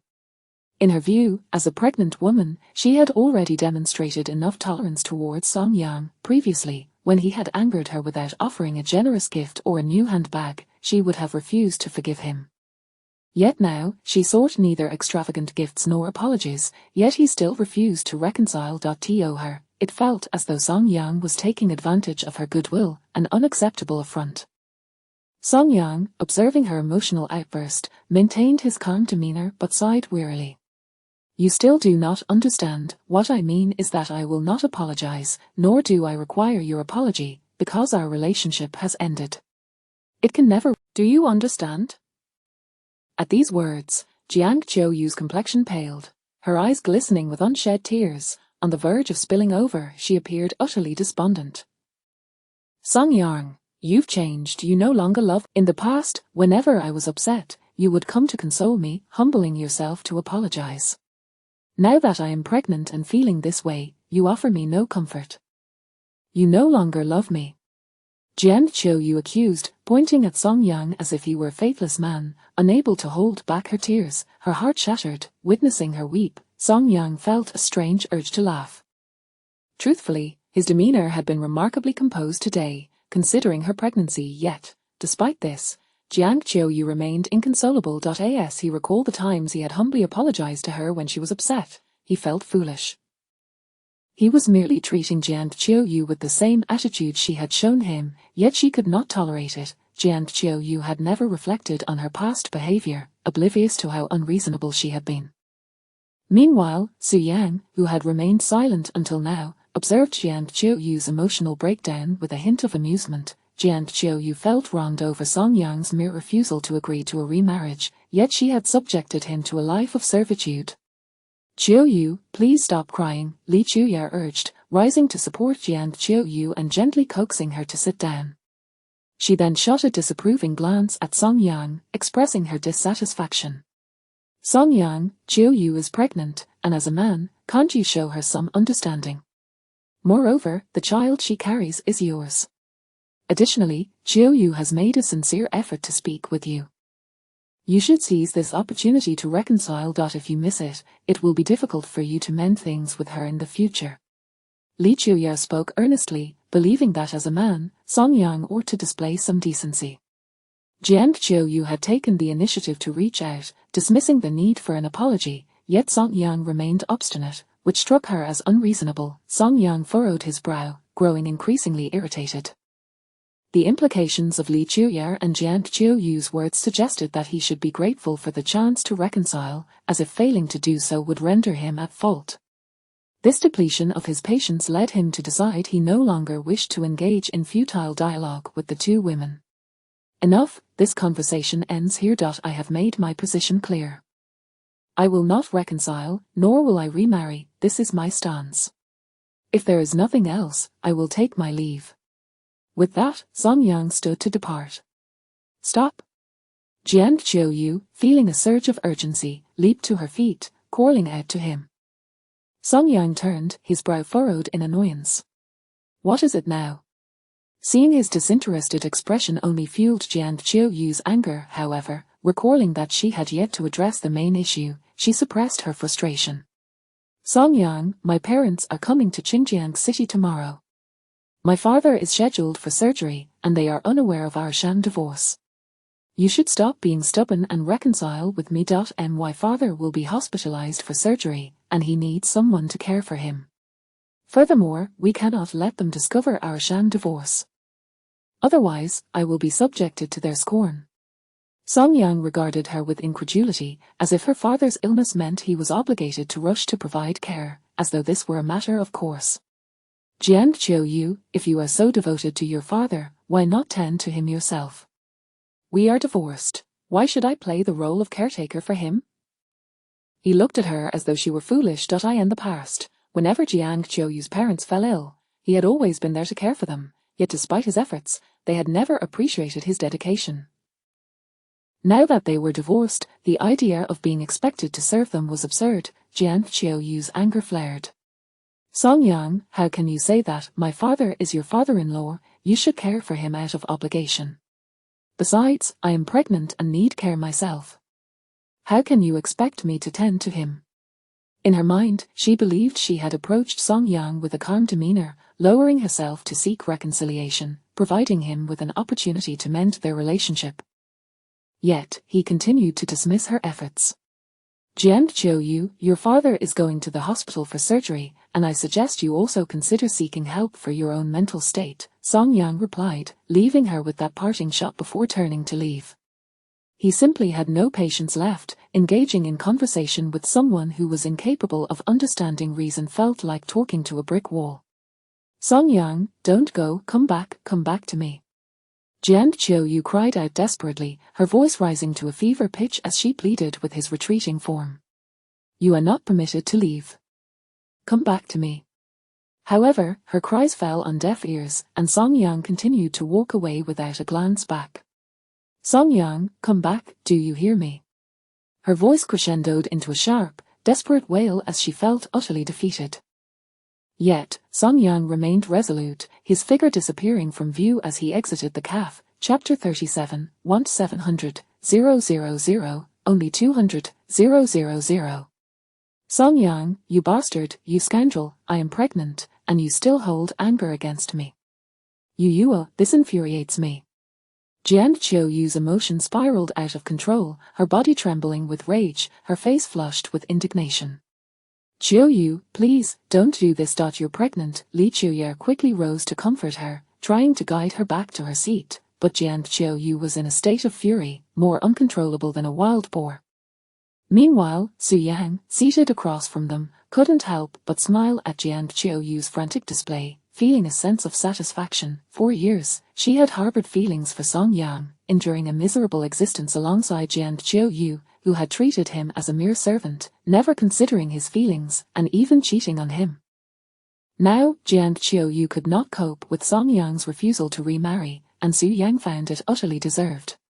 Song Yang, you bastard, you scoundrel, why don't you just die? Jiang Qiuyu's tirade reached a peak as she succumbed to tears, feeling utterly wronged. At that moment, Li Qiuye managed to coax her back into a seated position. All right, stop crying, Qiuyu, please stop, she gently urged, her voice soothing as she patted Jiang Qiuyu's back. Qiuyu, stop crying. We have important matters to discuss. Remember your father's surgery costs? Li Qiuye tried to redirect her attention, reminding her that they had come not only to seek reconciliation with Song Yang, but also to discuss the remaining payment owed to them. If they didn't address this, Jiang Qiuyu's father would not be able to afford the surgery. With that reminder, Jiang Qiuyu gradually regained her composure, wiping her tears as she looked at Su Yang. Su Yang, my father has been diagnosed with stomach cancer and requires surgery. I urgently need the remaining payment, so could you please transfer the outstanding amount to me in advance? Su Yang considered the request for a moment before nodding in agreement. Sure, I'll transfer the remaining 200,000 to you shortly. However, Jian Qiuyu's expression shifted to one of confusion. Wait. I thought it was 700,000. Su Yang smiled gently. Initially, I did agree to a total payment of 1 million, but 500,000 of that belongs to Song Yang. I already gave you a deposit of 300,000, so I can only provide you with 200,000 now. The remaining 500,000 will go to Song Yang. Jian Qiuyu and Li Qiuye were left stunned by this revelation, particularly Jian Qiuyu, whose expression turned incredulous. No, Su Yang, we had agreed that the entire amount was for me. Moreover, Song Yang is my husband, his share is mine, just give me the remaining 700,000, you don't need to distribute it with him. She felt a surge of panic, insisting on her claim as the enormity of the reduction from 700,000 to 200,000 was too much for her to bear. I'm sorry, but Song Yang made it clear he won't reconcile with you, so I must give him half of the payment. Otherwise, it would be unfair to him, Su Yang stated calmly, her voice steady. Jian Qiuyu's frustration boiled over as she slammed her hand on the table, glaring at Su Yang. Su Yang, on the day you married my husband, you promised me the remaining 700,000. How can you go back on your word and split my money with Song Yang? Su Yang remained unfazed, locking eyes with Jian Qiuyu defiantly. You seem to have misremembered. I specifically stated that after 2 months, I would transfer the remaining 700,000 to both of you, which naturally includes Song Yang. Jian Qiuyu faltered, her brow furrowing as she attempted to recall Su Yang's exact words. It did seem she had mentioned both of you, leaving her momentarily speechless. Su Yang, I reiterate, Song Yang is my husband, his share is mine, just give me his portion, there's no need for the hassle of dividing it, Jian Qiuyu insisted, growing impatient. At that moment, her anxiety escalated. She feared that if Su Yang only provided her with 200,000, after covering her father's surgical expenses, she would be left with little to no funds for her long-cherished dream of traveling the world. Jian Qiuyu, I have already stated that I will only give you 200,000. Whether you accept it or not is up to you, Su Yang replied with an unconcerned smile. To her, Jian Qiuyu had done nothing to earn the 500,000, she was simply being greedy. Seeing Su Yang's nonchalant demeanor ignited Jian Qiuyu's fury further, reminiscent of Song Yang's earlier indifference. Su Yang, are you even my friend? Are you standing on his side? Jian Qiuyu could no longer contain her outrage, rising to her feet and pointing an accusatory finger at Su Yang. In her eyes, she and Song Yang's divorce was merely a pretense. Although there were some minor conflicts at present, they would eventually reconcile. Song Yang's money was rightfully hers, just as her own was. Su Yang, her supposed friend, should have stood by her unconditionally and considered her interests, yet, she now found herself opposing Jian Qiuyu, showing no regard for their years of friendship, which infuriated her. Chapter 38, Severing Ties. Su Yang lifted her gaze, meeting Jian Qiuyu's acerbic expression, yet she maintained her serene composure. I was just about to tell you, Jian Qiuyu, I can no longer tolerate you. There's no need for our friendship to continue. I will give you the remaining 200,000 as payment today, and we shall consider our accounts settled. Upon hearing this, Jian Qiuyu's eyes widened in disbelief as she stared at Su Yang. The two had been close friends since university, sharing a bond that spanned 7 years, yet today, Su Yang suddenly announced her desire to cut ties. What was most unbearable for her was the stark contrast to the past, when Su Yang had always stood by her side, unwavering in her support regardless of what Jian Qiuyu said or did. Now, Su Yang claimed she could no longer endure her. Did that mean Jian Qiuyu had always appeared inadequate in Su Yang's eyes? Su Yang, are you serious? You really want to sever our friendship? Jian Qiuyu's temper flared, her body trembling with rage, her chest heaving. Yes, from this moment on, we have no further connection, Su Yang affirmed with a serious nod, devoid of any compassion. Fine, don't come to regret it. You've been unable to stand me for a long time, haven't you? Truth be told, I've long since found you insufferable as well, Jian Qiu Yu retorted defiantly. Then it is settled. We shall cease all contact henceforth. Su Yang cast her a cool glance before rising to leave, eager to escape the confrontation. Su Yang, who do you think you are, just because your family has some money, you think you're so impressive? What are you so proud of? Jian Qiu Yu shouted, her voice laced with venom as she unleashed her pent-up fury. However, Su Yang paid her no mind as she exited the cafe. Then, under Jian Qiu Yu's furious gaze, Su Yang opened the door to her Lamborghini and took her place in the passenger seat, driving away with Song Yang. Su Yang, you wretched slattern, so you wish to cut ties with me? Don't you dare regret it. Jian Qiu Yu seethed, her anger intensifying as she continued to curse. Qiu Yu, please calm down, they've already left and can no longer hear you, Li Qiu said, observing Jian Qiu Yu's tempestuous demeanor with a mix of irritation and helplessness, and she could only offer her a patient consolation. Qiu, Su Yang has gone too far. She refused to speak on my behalf and wants to sever our friendship, woe is me. Jian Qiu Yu lamented, her voice quivering with grievance, and she could not help but weep anew. Song Yang had abandoned her, and now her friend had turned her back as well. In that moment, she truly comprehended the bitterness of being forsaken by all. She felt utterly wronged, having done nothing amiss. Her husband no longer wanted her, and her friend had severed ties. Why was this happening to her when she had committed no fault? Why was she the one perpetually wounded? All right, Qiu Yu, do not dwell on such sorrow. Try to see the silver lining. Even though Su Yang is only willing to give you 200,000, at least you need not worry about your father's medical expenses, Li Qiu offered words of comfort. Mentioning this, however, filled Jian Qiu Yu with despair. While the 200,000 alleviated her father's surgical costs, it meant that her long-planned global travels would be dashed. Moreover, after covering her father's surgery, her personal savings would be drastically reduced. This signified that she would need to live frugally from then on, relinquishing her former life of luxury. How could she possibly find joy in such a fate? Qiu, what am I to do?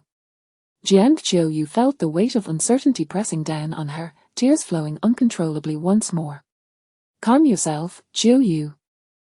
Do not think so far ahead, focus on the immediate. Your parents are arriving in Xinjiang tomorrow. How will you explain this situation to them, especially since Song Yang refuses to face them?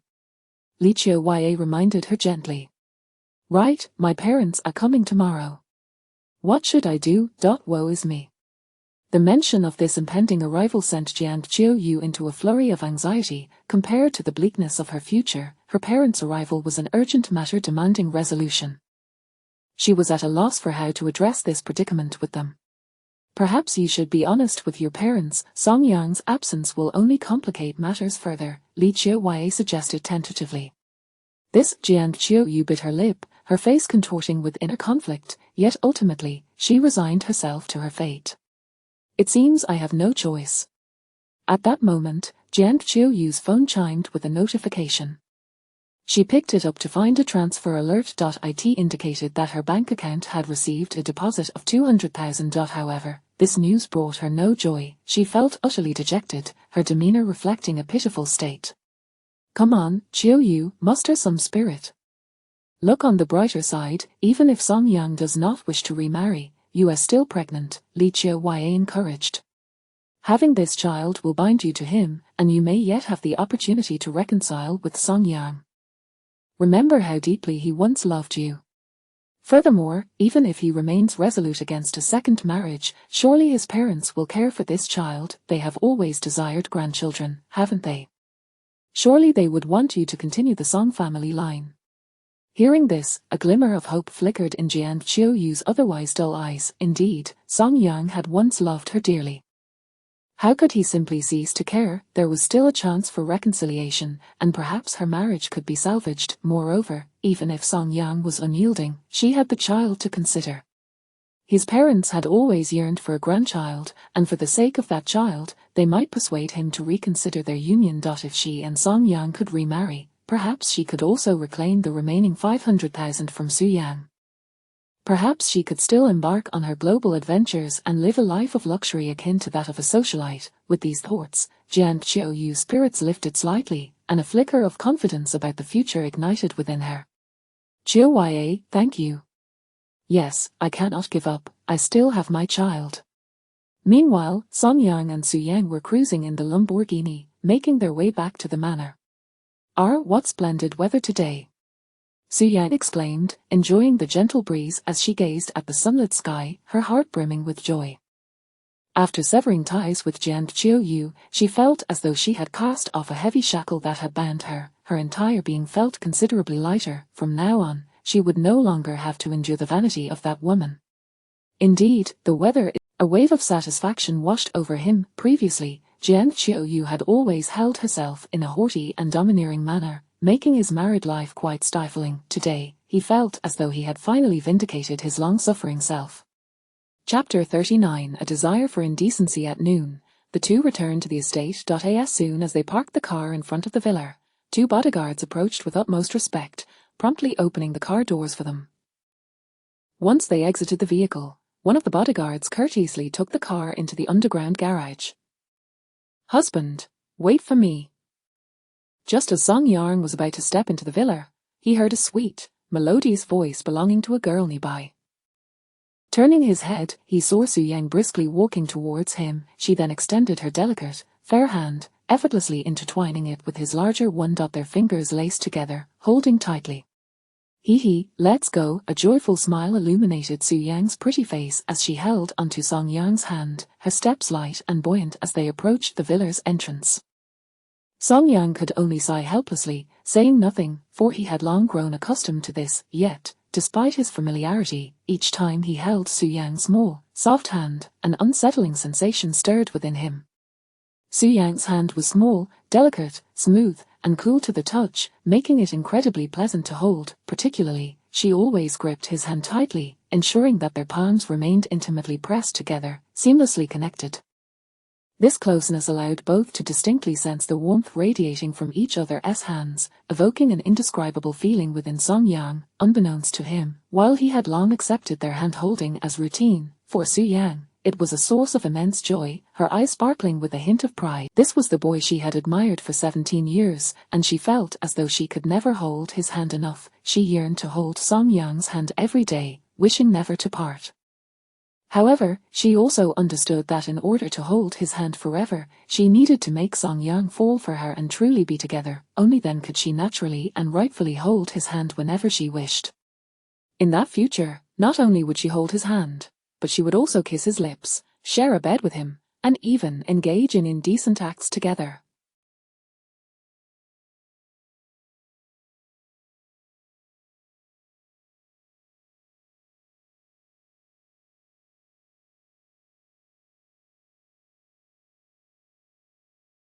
Lost in her thoughts, Su Yang suddenly realized her musings had turned somewhat impure. Her cheeks flushed with warmth, taking on a rosy hue. Yet, truth be told, she genuinely longed to be with Song Yang as a real couple, engaging in intimate, albeit inappropriate, activities. Nonetheless, she recognized that now was not the time. Fortunately, Song Yang had completely ruled out reconciliation with Jian Qiuyu, granting her the opportunity to pursue him. Everything seemed to be progressing in a positive direction. Her singular focus was to devise a way to win Song Yang's heart and ensure Jian Qiuyu gave up entirely. At that moment, Song Yang would belong solely to her, and she would bestow upon him all her tenderness. Upon entering the villa, they were promptly greeted by a housekeeper bearing a platter of sliced fruits and 2 glasses of watermelon juice. Sitting on the sofa, Song Yang savored the fruits and chilled watermelon juice, feeling a wave of contentment wash over him. Having just seen Jian Qiuyu, he couldn't help but reminisce about the arduous days spent with her. In the past, upon returning home, he was obliged to wait on Jian Qiuyu, attending to her every need, while also shouldering all household chores. How different it was now. He could simply return, do nothing, and relax on the sofa, enjoying the air conditioning while being served juice and fruits by the housekeeper. The contrast was stark. Jian Chouyu's desire to remarry was nothing but a fantasy. In this lifetime, he would never consider it again. Husband, here, eat this. As Song Yang was lost in memories of his past hardships, Su Yang suddenly pierced a piece of fruit with a fork and brought it to his lips. Oh! Instinctively, Song Yang opened his mouth, biting into the fruit and chewing it. After all, he was playing the role of Su Yang's husband, and he merely needed to cooperate with whatever she did, and now that he was single, it hardly mattered. Seeing Song Yang accept her offering so naturally, a smile crept onto Su Yang's face. Despite the simplicity of the act, it did not diminish her happiness. She could feel the distance between them gradually closing. If this continued, it would eventually blossom into a romantic relationship. By the way, I remember there's a gym in the estate, right?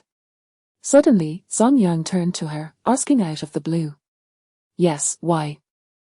Are you planning to work out now? Su Yang nodded and inquired curiously. Indeed, I'm considering it. Having made the decision to get fit, Song Yang knew he couldn't afford to be complacent. Since there was a gym available, it was the perfect opportunity for him to exercise. Then I'll take you there later, I want to work out too. After a moment's thought, Su Yang expressed her desire to accompany him. She was eager to seize every opportunity to be alone with Song Yang. Are you sure? Song Yang looked at her, skepticism evident in his gaze. He recalled how Su Yang had nearly collapsed during their morning run, having struggled halfway. Given her constitution, exercising was simply an invitation for hardship. He genuinely feared that if she went to the gym, she might tire herself out to the point of tears. Absolutely, I want to work out, Su Yang replied earnestly, then flashed a sheepish smile. Of course, I'll be mindful of my limits this time, and I won't hold you back. She was somewhat self-aware, recognizing that her fitness level was lacking, and that working out was indeed a challenge for her. Thus, her plan was to join in but only to make a token effort. While Song Yang worked up a sweat, she could tenderly hand him a towel and offer him water.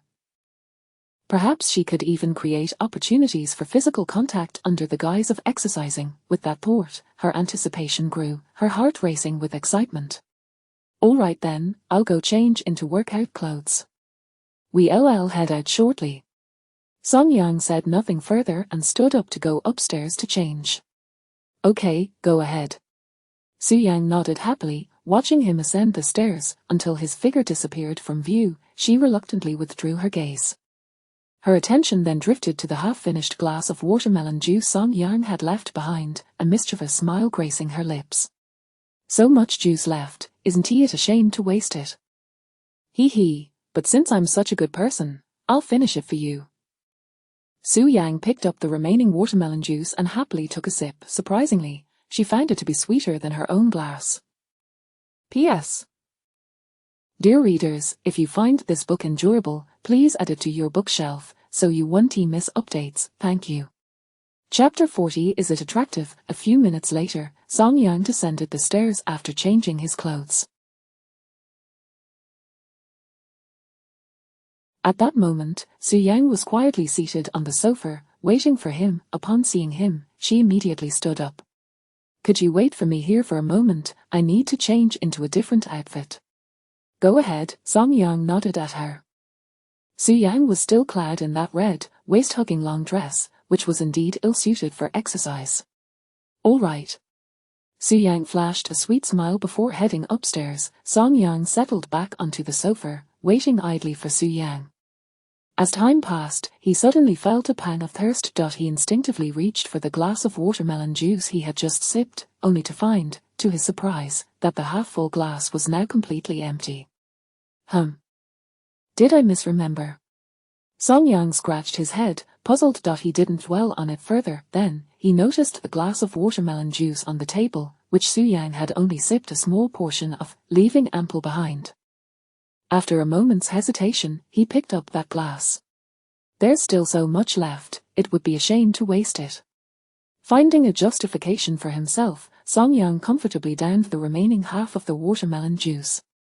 After all, it had become quite normal for them to share food and indirectly kiss each other. He rationalized that drinking the juice she had consumed was also perfectly acceptable. Indeed, it was quite normal.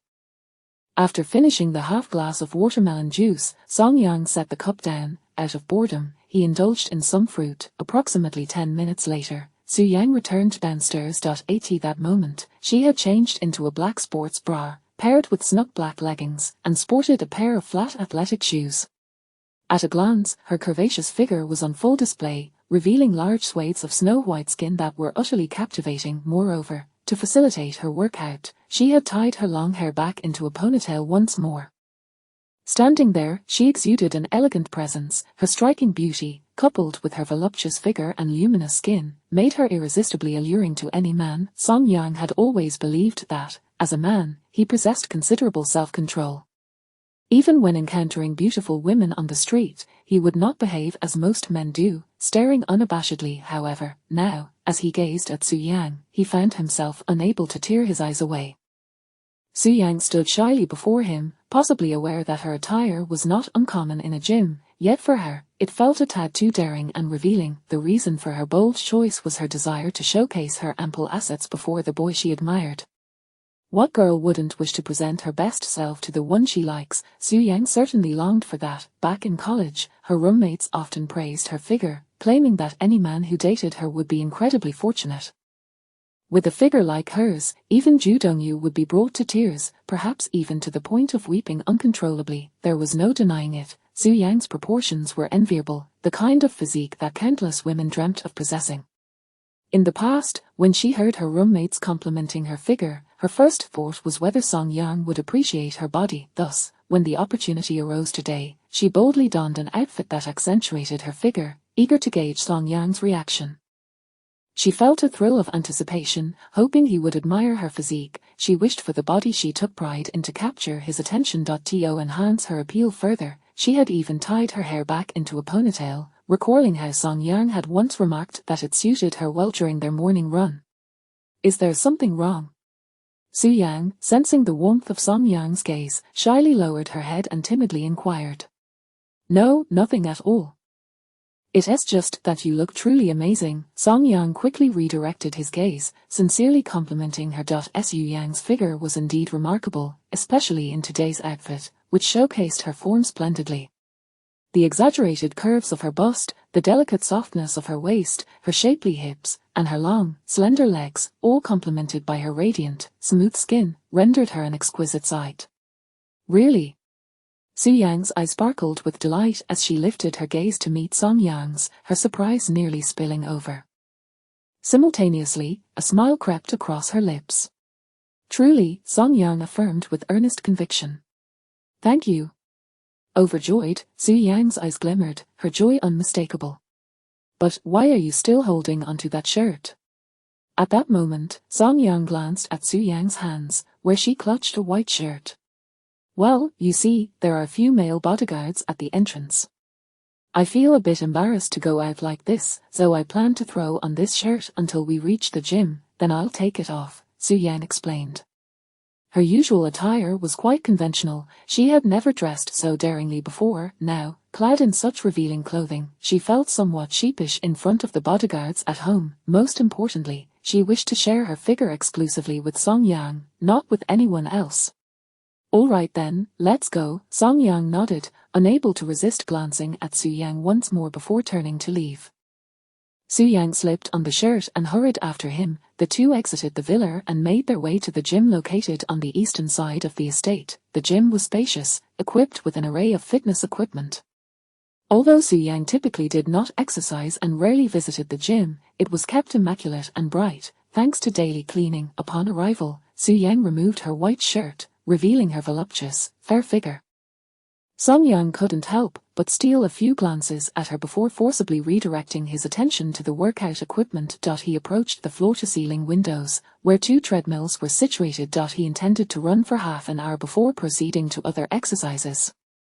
Song Yang began to warm up, performing a few simple stretches. Su Yang stood beside him, mimicking his warm-up routine. Subsequently, the two stepped onto the treadmills together. After taking a deep breath, Song Yang commenced his workout, fully engrossed in running on the treadmill. In contrast, Su Yang's thoughts were evidently not focused on exercising. She was well aware that her primary purpose was merely to accompany Song Yang. Therefore, she set her treadmill speed to a snail's pace, so slow it was easy to imagine just how leisurely her pace was. Thus, she ambled along on the treadmill, her sparkling eyes occasionally drifting toward Song Yang. They say that a man who is serious about his pursuits is the most handsome. At that moment, Song Yang was wholly absorbed in his running, and his intense focus possessed an inexplicable allure. Watching him, Su Yang found herself entranced, her gaze filled with admiration. He looked utterly captivating, no matter how one viewed him, especially as he continued running. Beads of sweat began to form on his body, emanating a subtle scent of perspiration that enhanced his masculinity. The air was suffused with a hint of masculine pheromones, which undeniably heightened Su Yang's attraction to him. Su Yang decided to turn off her treadmill, standing there with one hand propped against her cheek, completely engrossed in observing Song Yang, enjoying every moment of it. Chapter 41, A Perfect Match. Why are you looking at me? At last, Song Yang, who had been diligently focusing on his run, sensed Su Yang's unabashed gaze, reminiscent of an infatuated admirer. I'm not doing anything. I just suddenly realized that you are quite handsome, Su Yang replied with a bright smile, unabashedly continuing to observe Song Yang without retracting her gaze despite being caught. Oh, really? Song Yang was momentarily taken aback, a hint of shyness creeping in. He felt inexplicably pleased by the unexpected compliment. Yes, Su Yang nodded gently. Thank you, you are also quite beautiful. Song Yang, unsure of how to respond further, could only return the compliment. Hee, does that mean we both look good together? Su Yang giggled, her brilliant eye sparkling with a lively light. Yes, Song Yang found her words somewhat peculiar but, after pondering, could not pinpoint any issue, so he merely nodded. I also believe we both look good, Su Yang agreed with a smile, her expression radiating affirmation. If both of them were indeed good-looking, did that not imply they were a match made in heaven? The thought made Su Yang's lips involuntarily curl into a smile. I won't talk to you anymore, I need to continue running. Song Yang felt a strange ambience and, unsure how to continue the conversation, redirected his focus to his workout. Okay, you run your way, and I'll watch. Su Yang nodded, continuing to observe him with keen interest, seemingly unable to get enough of the sight. Song Yang noticed Su Yang's unwavering gaze on him, which made him feel a bit uneasy. Fortunately, she did not fixate on him for too long. After 2 minutes, it appeared that Su Yang was thirsty, prompting her to step out for water. As he watched her leave, Song Yang let out a subtle sigh of relief. Is it reasonable to stare just because someone looks good? He muttered softly, contemplating but unable to arrive at a conclusion. He decided to put aside such thoughts and continued his run. A few minutes later, Su Yang returned to the gym. However, this time she did not watch him as closely as before. Instead, she settled onto a nearby sofa, observing him from a distance. At that moment, Song Yang, engrossed in his running, remained oblivious to Su Yang's gaze upon him. 20 minutes later, Song Yang stepped off the treadmill, exhaling a long breath, his body drenched in sweat. Prepared for this moment, Su Yang quickly approached him with a bottle of mineral water. Here, have a sip, she said, extending her delicate hand with the bottle toward him. Song Yang, feeling parched, eagerly accepted the bottle, twisting off the cap and gulping down the water. Seizing the opportunity, Su Yang stepped closer, gently using a towel to wipe the sweat from his face, her touch remarkably tender. At that moment, Song Yang was acutely aware of the strong scent of sweat enveloping him. As Su Yang inhaled the robust aroma, a faint smile crept onto her lips. This was Song Yang's scent, the essence of the boy she adored, stirring feelings of warmth and excitement within her. Cough. Song Yang found himself somewhat flustered. Instinctively, he took a step back, creating some distance between them. I can manage on my own. He reached out, attempting to take the towel from her. However, Su Yang, having waited so long for this chance to help him, was unwilling to relinquish the towel. It's fine.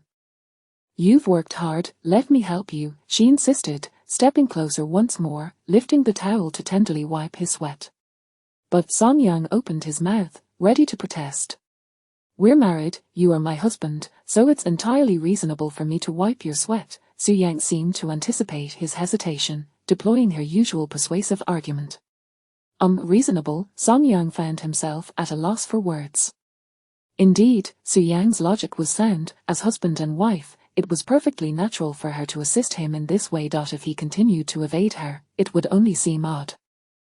Uncertain whether Su Yang was doing this intentionally, she stood so close that their bodies nearly brushed against each other. Song Yang could distinctly catch the fragrance of her rose-scented perfume. Since Su Yang was slightly shorter than him, he only had to lower his gaze slightly to behold her exquisitely beautiful face, unmarred by any flaw, a sight that sent his heart racing. Moreover, if he dared to glance a little lower, he would find himself in a rather compromising situation. This made Song Yang feel somewhat uncomfortable. Was it necessary to be this close just to wipe away sweat? He pondered, wishing to step back, but Su Yang had instructed him to remain still. Are you done yet? After a minute, Song Yang looked down, his curiosity piqued. Almost there, Su Yang stepped back, seemingly unsatisfied, and couldn't he resist the urge to squeeze the muscle on Song Yang's arm. The firm texture elicited a sparkle of surprise in her eyes, accompanied by a hint of shyness. Your muscles are quite impressive, she said, feigning nonchalance, yet her heart was elated, bubbling with joy.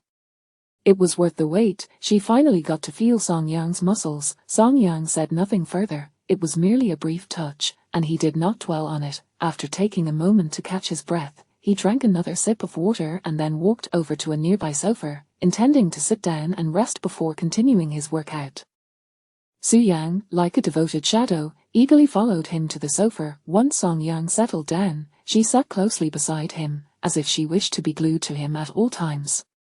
Song Yang was already accustomed to this and felt no discomfort. He simply sat quietly, resting. Chapter 42. Allow me to massage you. After a brief interlude of approximately 10 minutes, Song Yang felt sufficiently rejuvenated. He rose from his seat and resumed his workout in the gym. Meanwhile, Su Yang sat quietly on the sofa, her eyes filled with interest as she observed Song Yang, who was diligently engaged with various exercise equipment. Before long, the clock struck 5 in the afternoon. Song Yang concluded his session, appearing somewhat fatigued, as he slumped onto the sofa, exuding an air of utter exhaustion. Su Yang, seated beside him, took a towel and gently dabbed the sweat from his brow. Song Yang, are you feeling quite tired? She inquired, her brow slightly furrowed, a hint of concern etched across her features. At that moment, her intentions were no longer tinged with self-interest. She was solely aware of his fatigue. I'm all right, Song Yang replied weakly, lifting his gaze to meet hers. You've really pushed yourself today, and I fear you might strain a muscle, Su Yang suggested, biting her lip hesitantly before speaking. Her sole desire was to alleviate his weariness, knowing he had exerted himself excessively. She worried that he would wake up the next morning with aching muscles. Is that all right? Song Yang responded, his voice laced with uncertainty as he regarded her. He indeed felt weary, and the thought of someone offering him a massage sounded quite appealing. However, given the distinctions between their genders, it felt somewhat inappropriate. What could possibly be wrong with that? We are married, you are my husband, and it is only reasonable for me to assist you with a massage, Su Yang asserted, her expression one of undeniable logic. She quickly added, moreover, you have previously massaged my legs, it is only fair that I return the favor. Is there anything wrong with that? Her gaze, bright and innocent, bore into his. Well, all right then, Song Yang conceded after a moment of contemplation, recognizing the validity of her argument. Okay, then let me start with your arms, Su Yang declared. She set the towel aside and placed her delicate hands upon his arms, beginning to knead gently. Instantly, a refreshing sensation coursed through his limbs. Indeed, it was quite pleasurable. Su Yang's touch was neither too firm nor too light, perfectly attuned to relieve the tension in his sore muscles, yielding remarkably effective results. The comfort of her ministrations prompted Song Yang to close his eyes, surrendering to the soothing experience. In due time, Su Yang had massaged both of his arms, and he distinctly felt the tension dissipate. She then shifted to the opposite side, continuing her tender work on his other arm. Song Yang remained on the sofa, eyes closed, allowing her to take charge as he relished the moment. Observing his blissful expression, a smile finally graced Su Yang's lips. Before long, she had treated both of his arms. Rising once more, she positioned herself behind him, diligently massaging his shoulders to further ease his fatigue. After several minutes, Su Yang felt it was sufficient and withdrew her hands, realizing she was somewhat fatigued herself, her delicate fingers aching from the exertion, yet, recalling that she had yet to massage his legs, she persevered, pushing through the discomfort. After a while, however, her hands could endure no more. She paused, glancing up to gauge Song Yang's response, only to find he had drifted into a deep slumber. "Has he fallen asleep?" she murmured softly, then quietly settled beside him on the sofa. Rubbing her sore hands, she gazed at the peacefully sleeping Song Yang, a satisfied smile illuminating her features. The ability to assist someone she cherished brought her immense joy. After some time, her hands regained their vitality. Su Yang remained seated on the sofa, her gaze tenderly fixed on Song Yang, her eyes soft and affectionate. At that moment, the sun was gradually setting, casting a warm golden glow through the expansive windows, bathing Song Yang's face in its light. Su Yang was entranced, unable to tear her eyes away from him. In his peaceful slumber, Song Yang appeared serene, his handsome features defined and striking, becoming increasingly appealing with each passing moment. Unable to contain herself, Su Yang reached out with a slender, delicate finger, gently poking his cheek. The softness of his skin was delightfully pliable. With utmost care, she continued to prod his face, savoring the sensation of touching her beloved while vigilantly watching for any sign of awakening. This sent her heart racing, blending exhilaration with a tinge of nervousness. After a brief interval, she stealthily extended her finger to his lips, giving them a gentle poke. They felt soft and warm. Surely, they would be delightful to kiss, Su Yang mused, though she lacked the courage to steal a kiss, fearing he might awaken and her embarrassment would be unbearable. Subsequently, she delicately brushed her fingers against the stubble along his lips. It was coarse and prickly, a less pleasant sensation, yet, Su Yang relished every moment of this tactile exploration. Each contact with Song Yang ignited a spark of joy in her eyes. This was the boy she had cherished for 17 years, now peacefully resting before her, allowing her to indulge in this rare opportunity. Ultimately, Su Yang found herself unsatisfied merely touching him with a single finger. Mustering her courage, she extended another finger, playfully pinching his cheek, eliciting a more tangible sensation. Her eyes sparkled with delight, the joy evident in her gaze. "This is wonderful," Su Yang exclaimed softly, her heart swelling with satisfaction. After a few minutes, she finally ceased her playful antics, a gentle smile gracing her face. She glanced outside at the fading light and rose to exit the gym, yet she quickly returned, this time clutching a blanket, the very same one Song Yang had draped over her when he worried she might catch a chill. To Su Yang, this blanket held profound significance. It symbolized Song Yang's first act of care towards her. She approached him and gently covered him with the cherished blanket, whispering, "Now, we have shared the same blanket." He standing before the slumbering Song Yang, her expression radiated contentment. Dear readers, please add this book to your shelf to ensure you don't miss any updates. Chapter 43. Thank you. Before long, the sun dipped below the horizon. In the gym, Song Yang gradually regained consciousness, glancing around before realizing that Su Yang was no longer by his side. The expansive gym felt eerily empty, with only him remaining. "What is this?" At that moment, Song Yang noticed the blanket draped over him. He paused for a moment, bewildered. "Did Su Yang cover me with this?" he murmured softly, his gaze lingering on the blanket, a gentle warmth coursing through his heart. It had been a long time since he experienced such care from another. Reflecting on his life before the divorce, he had been attentive to Jiang Chuyu, yet she had never considered his feelings or offered him any concern. Thus, the sudden attention from Su Yang moved him deeply. A faint smile graced Song Yang's lips as he rose to leave, but upon lifting his head, he found himself face to face with Su Yang, who had just entered. "You're awake." Su Yang's eyelids fluttered, a glimmer of surprise illuminating her watery eyes. "Yes," Song Yang nodded. "Perfect timing. I was just coming to call you for dinner." Su Yang's face broke into a radiant smile as she stepped forward, grasping his large hand with her delicate fingers, intertwining them tightly. Then, she gently pulled him towards the exit. "Come on, you've exerted yourself so much today, you must be famished." Thankfully, I had the housekeeper prepare dinner in advance.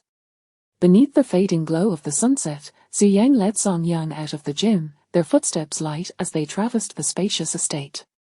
As he observed the girl before him, feeling the care woven into her words, his gaze momentarily dulled. yet a ripple of emotion surged within his tranquil heart. "Thank you." After a long pause, Song Yang uttered softly, his tone imbued with tenderness.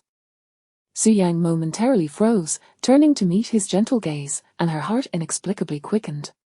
"No, it's not necessary."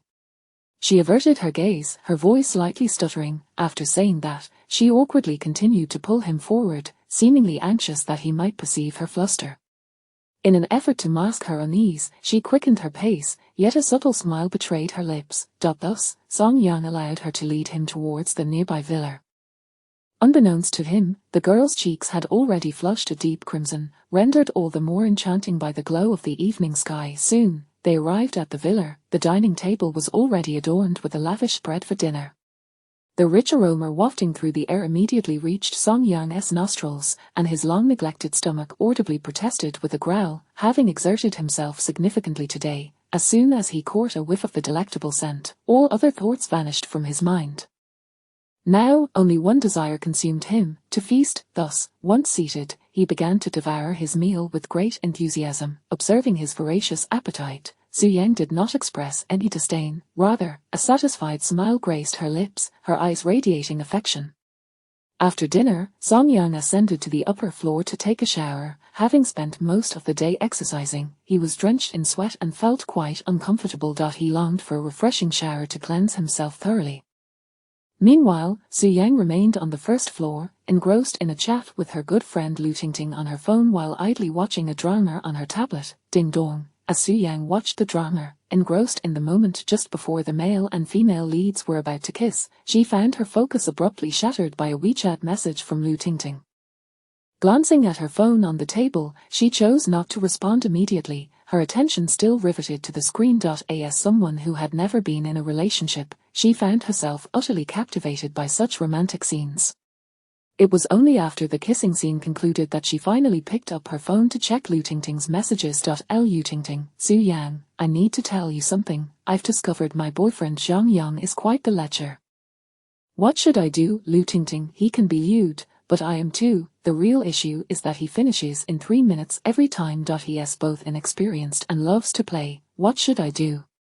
Lu Tingting, Su Yang, do you think I should buy some traditional medicine for him to help his stamina? Within the span of a minute, Lu Tingting had sent several messages, her distress palpable.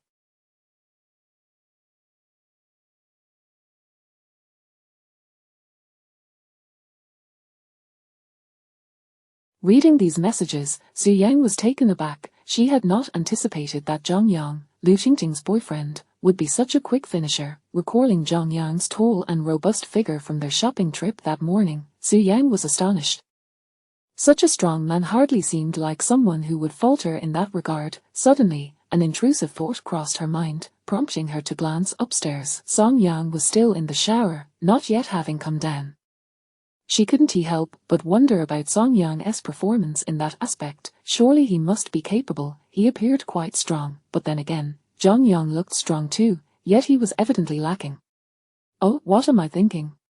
Su Yang exclaimed, shaking her head vigorously as she slapped her cheeks. She realized that her thoughts had veered into awkward territory. Instantly, her cheeks flushed. Surely, Song Yang was fine, otherwise, wouldn't he have been able to work out so vigorously today? Yes, he must be perfectly capable. Even if he were not, she wouldn't mind. Why dwell on such matters? It was truly unfounded worry. Reassuring herself, she dismissed those peculiar thoughts from her mind and turned back to her phone. Just as she was about to respond to Lu Tingting, she noticed another message had appeared in the chat window. Lu Tingting, Su Yang, not to delay, Zhang Yang is ready again. I'll talk to you in 3 minutes. Oh, reading that message, Su Yang felt her mouth twitch. Left speechless, she set her phone down and was about to continue watching her show when she realized that the latest episode had concluded. With no choice, she turned off her tablet, tossing it onto the sofa, and picked up her phone to mindlessly scroll through her social media. What are you watching? At that moment, Song Yang descended the stairs and sat beside her, casually inquiring. Nothing much, just browsing my social media, Su Yang replied, her smile brightening at the sight of him, her voice filled with a hint of excitement. Oh, I see. Please, carry on. Song Yang nodded, pulling out his phone to scroll through short videos, recalling something. Su Yang turned to him, concern etched on her face as she asked, "By the way, how are you feeling? You worked out quite hard today. Are your muscles sore?" "Eh? Not at all. I feel quite good," he replied. "That's great." Hearing this, Su Yang finally felt relieved. Just as she was about to find a topic to continue their conversation, her phone chimed with a new WeChat notification. Opening the unread message, she discovered it was from Lutingting. "Su Yang, Zhongyang is done. Let us continue our chat. Should I buy him some traditional medicine for stamina?" Startled by the message, Su Yang glanced at the time, realizing that barely a minute had passed. Hadn't they agreed on 3 minutes? Not wanting to pry further, she pondered for a moment before typing her response. "Su Yang, you should probably take him to a hospital for a checkup first and see what the doctor says. My advice is this: you handle it as you see fit. Song Yang is here with me, and I'm worried he might glimpse our chat history, so I'll stop here." She swiftly completed her message, hit send, and exited the chat interface in a flash. Stealing a glance at Song Yang, she breathed a sigh of relief when she saw he wasn't looking her way. As close friends, her conversations with Lu Tingting often ventured into risk territory, sometimes even bordering on the bizarre. Such exchanges could never be revealed to Song Yang. Otherwise, her refined image would be irreparably tarnished. Chapter 44, Jian Chuyu. In the end, I bore it all alone afterward. Su Yang continued to scroll through her moments. After a while, she grew somewhat bored. Her WeChat friends were few, and the daily updates were sparse, quickly exhausted. Just as she was about to exit her moments, a newly posted update suddenly caught her attention. The author of this post was Jian Chuyu. "Song Yang, look, Jian Chuyu has posted a moment." Su Yang held her phone screen before Song Yang. Upon glancing at it, Song Yang saw Jian Chuyu had written a single line, "In the end, I bore it all alone." Such a simple statement, yet it conveyed the profound sense of grievance the author was undoubtedly feeling at that moment. It suggested that she had to confront all challenges by herself, bearing the weight of everything alone, with no one to rely on. Just the thought of it evoked a wave of sympathy. One couldn't help but feel that the author of this post must be feeling quite pitiful and helpless, yet there was nothing to be done but to endure everything alone. At that moment, comments had already begun to appear beneath the post. Most were from Jian Chuyu's close friends, who were offering their consolation and expressing their concern. "She's really playing the victim," Song Yang remarked, somewhat exasperated. Looking at the post, he felt a sense of disgust. After all, it was Jian Chuyu who had initiated the divorce, and the current predicament was one she had orchestrated herself. Yet here she was, shamelessly portraying herself as an innocent victim. Truly, she was a fairy, never admitting her faults, always believing others wronged her. "Indeed, it's quite revolting." Su Yang nodded in agreement, her face revealing a hint of disdain. "Enough of this. There's nothing worthwhile to see." Song Yang averted his gaze and resumed scrolling through his short videos. After contemplating for a moment, Su Yang decided to remove Jian Chuyu from her friend list. There was no need to keep someone who was no longer relevant. Meanwhile, in the Xinming community.in her bedroom, Jiang Chuyu, glancing at the caring messages from her friends, felt a slight alleviation in her heart. At present, she was indeed feeling quite wronged. She had done nothing amiss, her husband had abandoned her, and her best friend had severed ties. Now, pregnant and with her parents arriving the next day, she had to shoulder her father's surgical expenses and care for him. This sudden influx of responsibilities was overwhelming for someone who had always been cared for by Song Yang. The pressure was immense, and she felt lost and helpless, but above all, it was a sense of grievance that compelled her to post on moments. It was her way of expressing the emotional turmoil that was on the verge of breaking her. "Song Yang, Su Yang, how could you treat me this way? I haven't done anything wrong. Song Yang, my father is your father-in-law. How can you neglect him? You have no conscience." The thought of the heartless Song Yang and Su Yang filled her with a renewed sense of grievance, and tears began to fall as she curled up alone on her bed, hugging her knees and weeping. The next day, at 7 a.m. In the quiet room, an alarm suddenly blared. Song Yang opened his eyes, silenced the alarm, and turned to glance at the bed beside him, where Su Yang was still fast asleep. seemingly undisturbed. Noticing her peaceful slumber, he decided against waking her. After all, the estate had a gym, and Su-yang could choose to exercise whenever she wished, unlike him, who had to rise early for a morning run. With that thought, Song-yang slipped out of bed and quietly made his way to the bathroom to wash up, taking care not to disturb Su-yang. After a few minutes, he completed his routine and left the room to go for his morning run. At that moment, the sun was just beginning to rise, casting a brilliant red hue across the eastern sky, creating a breathtaking sight. As he jogged along the desolate path beneath the dawn, inhaling the fresh morning air and gazing at the sun ascending in the distance, Song-yang felt as though his life was, much like the rising sun, gradually improving and filled with hope. In the past, his days were spent either at work or serving Jiang Chuyu at home, a lifestyle that left him feeling stifled and melancholic. However, he now sensed that his life was gradually returning to a healthier rhythm. He could feel his mindset shifting away from the oppressive existence he had endured. How wonderful!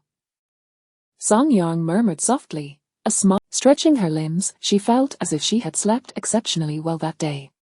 Where's Song-yang? Su-yang turned to look at the floor beside her bed but found no sign of him, leaving her momentarily bewildered. It was then that she glanced outside and noticed the sun had already risen high in the sky, indicating that time was not on her side. What time is it? Su-yang exclaimed in shock, hurriedly grabbing her phone from the bedside. To her astonishment, it was already 9 o'clock. Could it be that Song-yang left for his morning run without me? The more she pondered, the more plausible it seemed, and annoyance began to bubble within her. How could I have slept like a log while Song-yang got up? I missed our morning run together. How did this happen? Why didn't he wake me? We agreed to run together. First came regret, followed by a deflated sense of disappointment, her demeanor resembling a deflated balloon. I can't let this happen again. I'll set an alarm for tomorrow. With that resolution, Su-yang grabbed her phone and promptly set an alarm. Satisfied with her preparation, she sighed lightly. Well, it seems I can only accompany Song-yang for the morning run tomorrow. Glancing outside once more, she let out a gentle sigh. After adjusting her mood, she got out of bed and headed to the bathroom to freshen up. Half an hour later, as she descended the stairs, she spotted Song-yang sitting at the dining table. He was still clad in a short-sleeved shirt and shorts, sporting his running shoes, with beads of sweat glistening on his forehead. It was evident he had just returned from his run. Beside him, a housekeeper was methodically arranging a sumptuous breakfast on the table, while Song-yang idly scrolled through his phone. Suddenly, a delightful fragrance wafted through the air. Turning his head, he was met with the stunning visage of Su-yang, appearing right before him, mere inches away. Her beauty was breathtaking, astonishingly captivating, yet at that moment, her lovely face bore an expression of discontent. What's wrong? Song-yang asked, momentarily taken aback and curious. Why didn't you wake me for the morning run? Su-yang pouted, her tone tinged with reproach.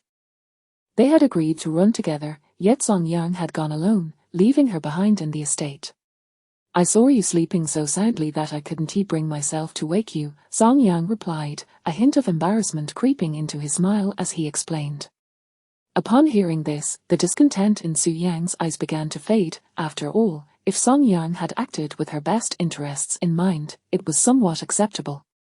Just remember to wake me tomorrow, she reminded him, wanting to ensure he wouldn't forget. All right, I got it, Song-yang replied with a resigned smile. Even if you forget, it's no problem. I set my own alarm, so you can't leave me behind again. Chapter 45 Song-yang, you scoundrel. After breakfast, Song-yang and Su-yang had initially planned to go out for a stroll. However, upon stepping outside, they discovered that the previously clear sky had, unbeknownst to them, transformed into a mass of dark, ominous clouds. From within the thick layer of clouds, thunder rumbled intermittently. Moments later, heavy rain began to pour from the heavens, compelling the pair to abandon their outing. With no option to go outside, Song-yang reluctantly made his way to the gym to continue his workout. Su-yang, on the other hand, seized a tablet and quietly settled in the gym, watching her shows while keeping Song-yang company. By 3 in the afternoon, the rain continued to fall relentlessly. At the high-speed railway station in Xinjiang City, Jian Qiuyu stood amidst the crowd, clutching 3 umbrellas, patiently waiting. Soon, a group of passengers disembarked from the station. Jian Qiuyu perked up instantly, rising onto her toes and craning her neck to peer ahead. Before long, she spotted a middle-aged couple in the crowd. "Dad, Mom, I'm over here," she called out, waving her hand at the couple. Upon hearing her voice, the couple turned their attention towards her and approached.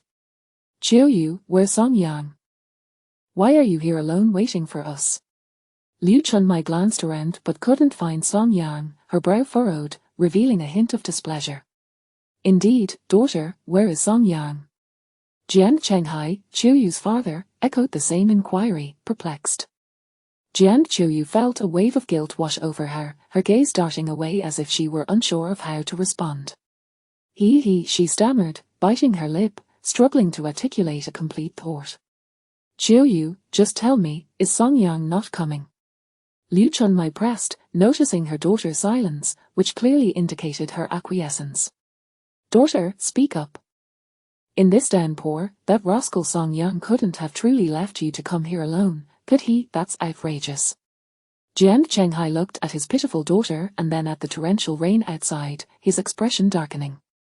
"Unbelievable. How could Song Yang, as a son-in-law, let Qiuyu come to pick us up in such weather? I reckon he has completely lost his sense of decency." Observing her daughter's silence, which was an obvious admission, Liu Chunmei's temper flared, and she could no longer contain her anger, starting to vent her frustrations in front of the onlookers. As a son-in-law, Song Yang had failed to personally welcome his in-laws, allowing Jian Qiuyu, a woman, to navigate the stormy weather alone. This was utterly unacceptable, especially considering Jian Chenghai's battle with stomach cancer. They had come to Qingjiang City specifically for surgery. Song Yang's indifference towards his father-in-law's plight was nothing short of unfilial. Curious bystanders had begun to take notice, their eyes drawn to the unfolding drama. Jian Qiuyu felt a swell of resentment as she stood drenched in the rain, pregnant and alone, forced to drive to fetch her parents. Upon disembarking earlier, her shoes had splashed into puddles, leaving her feet freezing.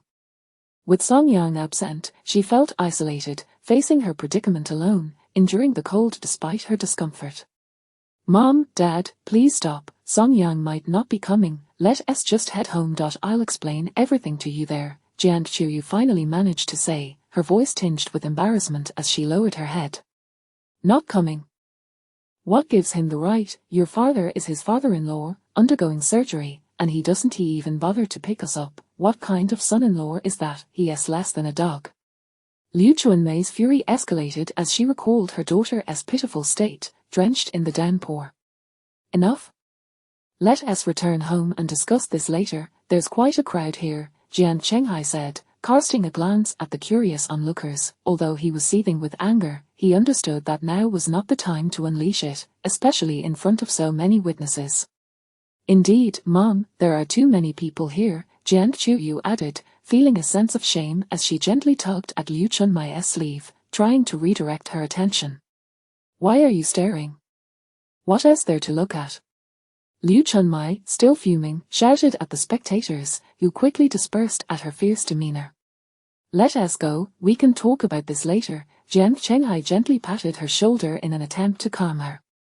"HMPH, that Song Yang has truly crossed the line. I shall see what could possibly be more pressing than picking us up," Liu Chunmai huffed, suppressing her anger. "Mom, Dad, it's raining outside. Here, take the umbrellas and be careful not to get soaked," Jian Qiuyu said as she handed the umbrellas to her parents. Noticing that her mother was still clutching the luggage, she offered to take it from her. "Mom, let me help you with the bags." Liu Chunmai, still caught up in her anger, carelessly handed over the luggage. As soon as Jian Qiuyu grasped the bag, she felt its weight, causing her to furrow her brow, yet she could only grit her teeth and struggle to carry it, reminiscent of how Song Yang used to handle such matters effortlessly. Now, without him by her side, she realized that even trivial tasks like carrying a bag had become arduous, but she pressed on, determined to endure. Outside the station, the rain fell in torrents. Jian Chenghai and Liu Chunmai, umbrellas in hand, marched towards the parking lot, relentlessly criticizing Song Yang for leaving their daughter to fend for herself in such inclement weather. They were oblivious to the fact that their daughter was lagging behind.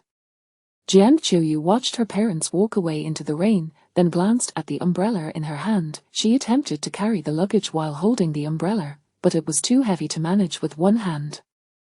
After a moment's hesitation, she ultimately decided to abandon the umbrella and trudged into the downpour. Soaked as she made her way toward the parking lot, the rain was relentless, pooling everywhere on the roads.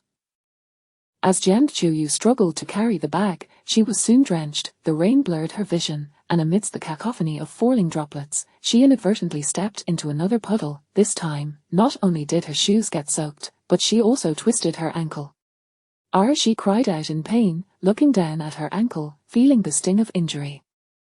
At that moment, she felt utterly wronged, tears welling up in her eyes, spilling over despite her best efforts to hold them back.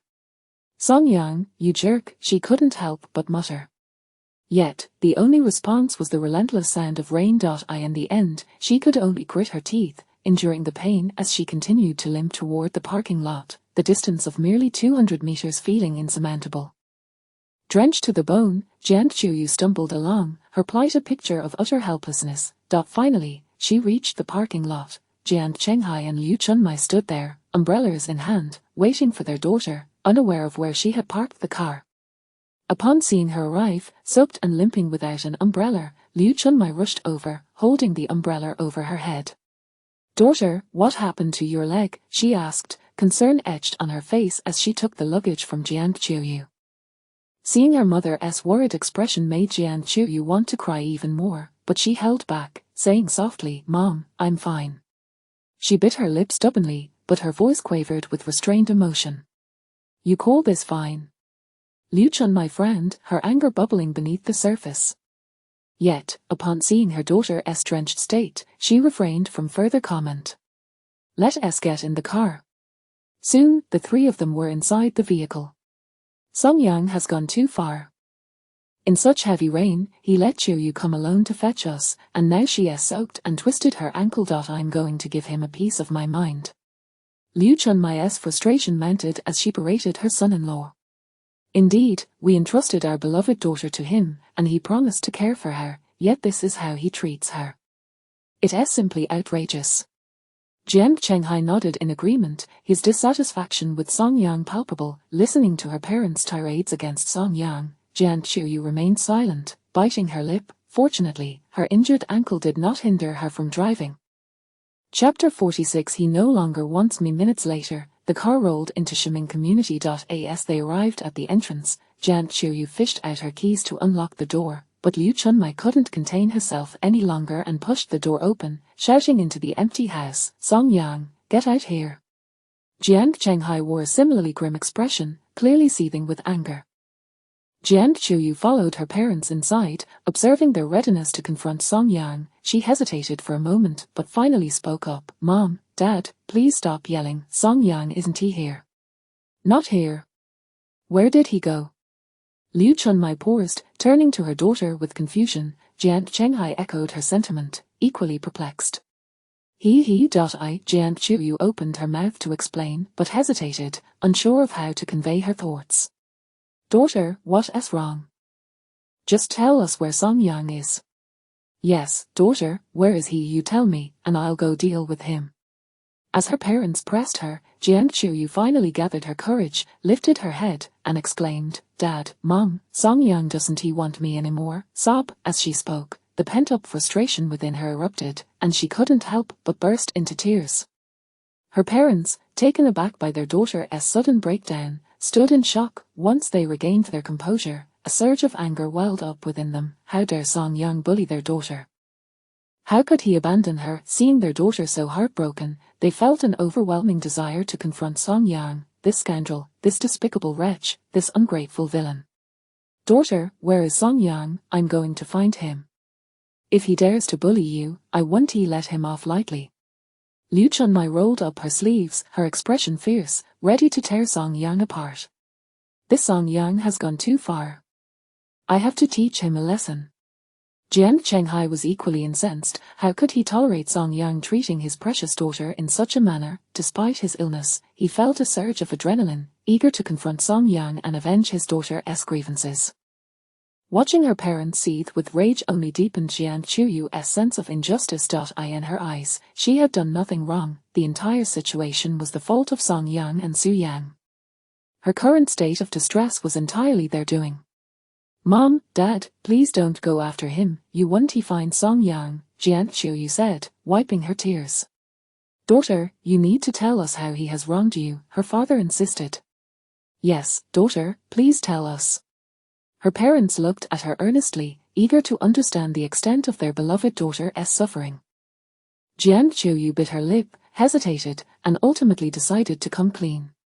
"Dad, Mom, I've divorced Song Yang." "Divorced?" Her parents' expressions froze in disbelief, struggling to comprehend the gravity of her revelation. They had thought their daughter was merely being mistreated, unaware that she had actually divorced him. "Dad, Mom, it's not a real divorce, it's a fake divorce," Jiang Chuyu quickly clarified, stealing a glance at them before revealing the details of her and Song Yang's sham divorce, including her pregnancy. As she finished speaking, silence enveloped the room. "Daughter, you acted impulsively regarding the divorce, it wasn't well thought out," Jiang Chenghai finally said, his brow furrowed after a long pause. "Where's the impulsiveness?" "I believe my daughter is in the right," Liu Chunmai retorted, standing firm in her conviction. "That Song Yang is incapable of earning a living, how dare he prevent my daughter from using this means to support herself? Think about it. In the 3 years since we married her off to him, has he ever provided her with a good day? She only wanted to earn a little money, what's wrong with that? She's doing this for the family. What right does Song Yang have to blame her? What qualifications does he have to criticize her?" Liu Chunmai bombarded her husband with questions, leaving him momentarily speechless. After considering her words, he realized she had a point. Their daughter's actions were indeed for the sake of the family. Moreover, they had agreed on a fake divorce, yet Song Yang took it seriously. That was truly unacceptable. With this realization, Jiang Chenghai turned to his daughter. "Daughter, where is Song Yang? Take me to find him. I want to have a word with him. What kind of man is he, unable to earn a living while preventing his wife from doing so? That's simply unreasonable." Now he was determined to confront Song Yang and seek justice for his daughter. "Yes, daughter, lead us to him. It's outrageous that he treats you this way, especially when you're pregnant. What kind of husband and father does that make him?" Liu Chunmai echoed, indignant. In her eyes, she had never been satisfied with Song Yang as a son-in-law. He lacked money, property, and capabilities. How could she have willingly married her precious daughter off to such a man, who had the audacity to allow her to suffer? This was intolerable. "Mom, Dad, my father is still ill, and it's pouring outside. Please don't go looking for him." Jiang Chuyu hesitated, choosing not to disclose Song Yang's whereabouts. "Yes, this Song Yang has made me so furious. Your father is still unwell." Liu Chunmai finally recognized that now was not the time to confront Song Yang. "Well, daughter, I'm going to call him. I need to give him a piece of my mind, otherwise, I won't be able to contain my anger." Liu Chunmai felt a surge of pent-up frustration that needed an outlet. At that moment, Jiang Chenghai sighed and gently patted her shoulder. "All right, let's allow our daughter to change into some dry clothes first, she's pregnant." With his reminder, Liu Chunmai turned her attention to her daughter, noticing Jiang Chuyu was still drenched, looking utterly pitiful, shivering with cold. "Daughter, hurry to your room and change into something dry. Don't you catch a chill?" Liu Chunmai said, her heart aching for her daughter. "Okay," Jiang Chuyu nodded softly before limping toward her room. Due to her ankle injury, it took her a full 5 minutes to change clothes. When she finally emerged, Jiang Chunmai's heart flared with indignation upon seeing her daughter struggle to walk. Unable to hold back any longer, she exclaimed, "I'm calling Song Yang right now. I must give him a good scolding for this ungrateful wretch, he's driving me insane.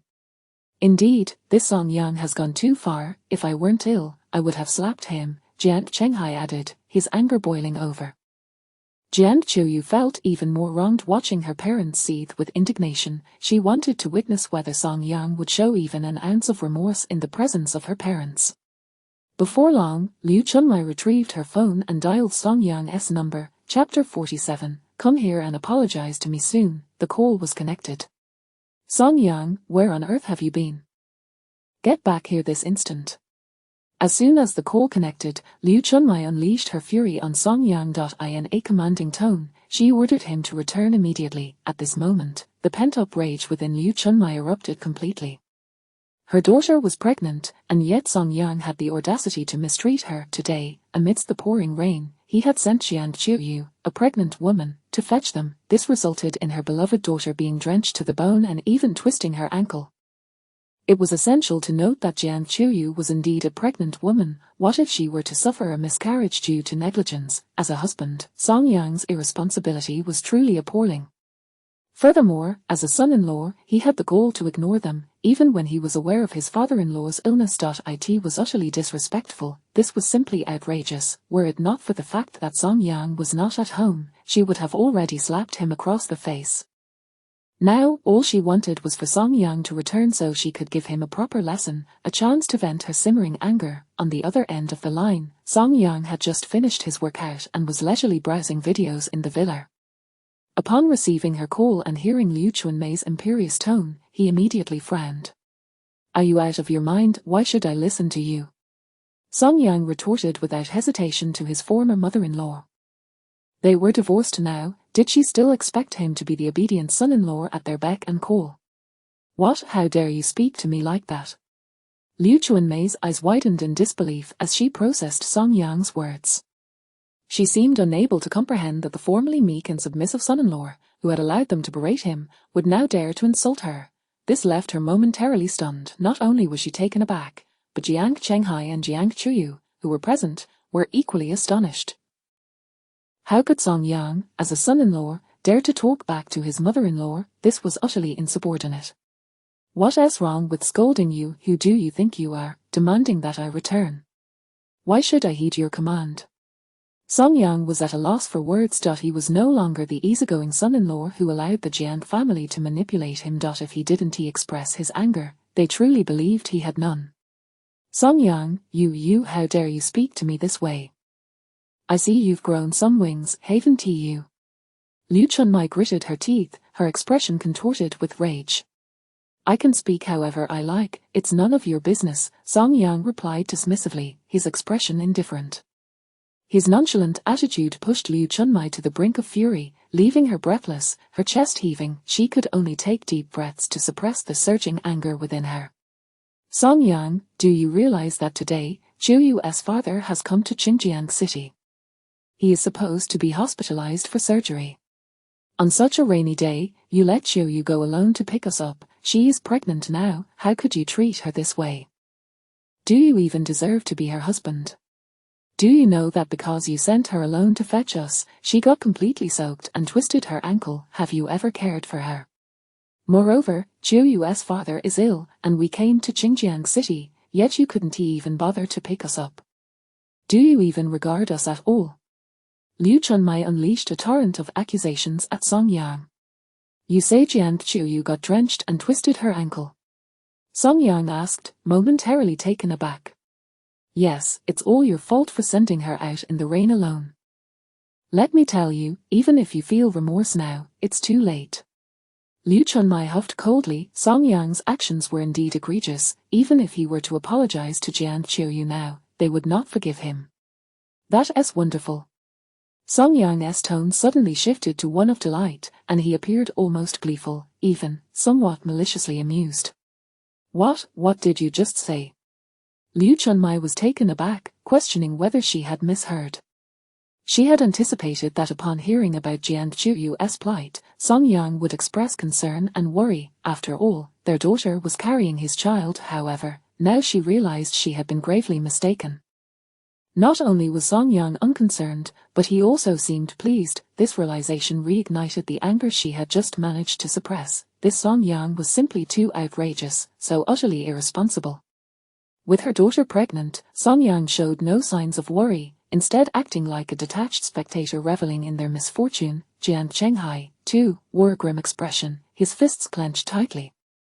If Song Yang were here at that moment, he would not hesitate to deliver a sound thrashing. Meanwhile, Jiang Qiuyu, upon hearing Song Yang's cold mockery, felt an overwhelming sense of injustice, tears welling in her eyes, threatening to spill over.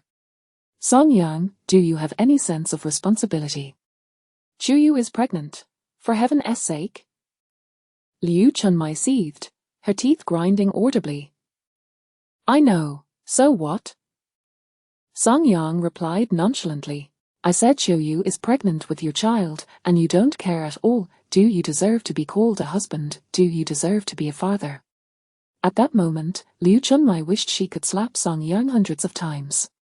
This man was infuriating beyond measure. How could he be so indifferent to his pregnant wife, almost relishing in her suffering like a bystander? First of all, let me make it clear. I am divorced from your daughter. Moreover, I am aware that Jian Chuyu is pregnant, but in my view, it is still uncertain whether the child in her womb is indeed mine. Song Yang clarified the situation. What? You dare to question whether Chuyu has been unfaithful? Song Yang, you are simply inhuman. Liu Chunmai's eyes widened, and she could hardly articulate the tumult of emotions roiling within her.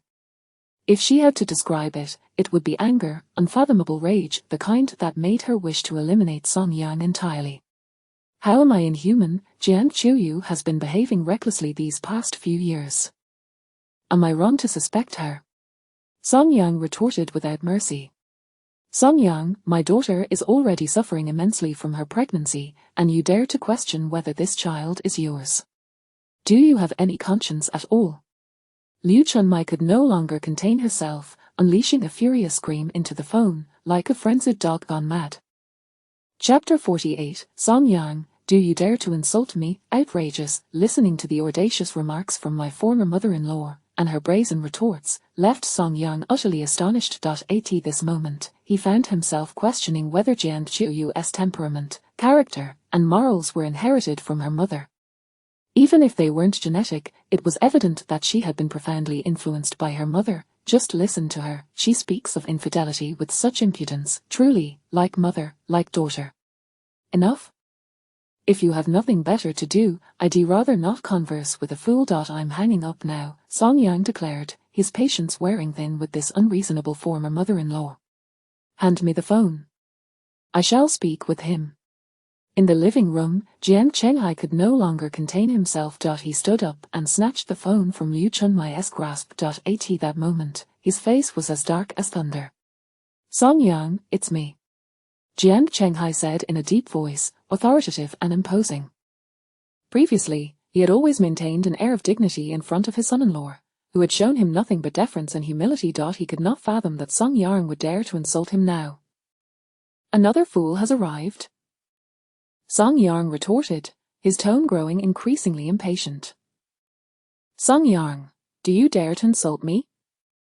Jiang Qinghai's expression tightened, his authoritative demeanor crumbling into a visage of rage. Indeed, I've insulted you. What of it? Song Yang rolled his eyes. He was no longer Jian Chenghai's son-in-law and was unfazed by the man's attempts to assert dominance. Did he truly believe he could still command the same respect? Song Yang, you are utterly outrageous. Jian Qinghai's face flushed crimson, his anger nearly rendering him breathless.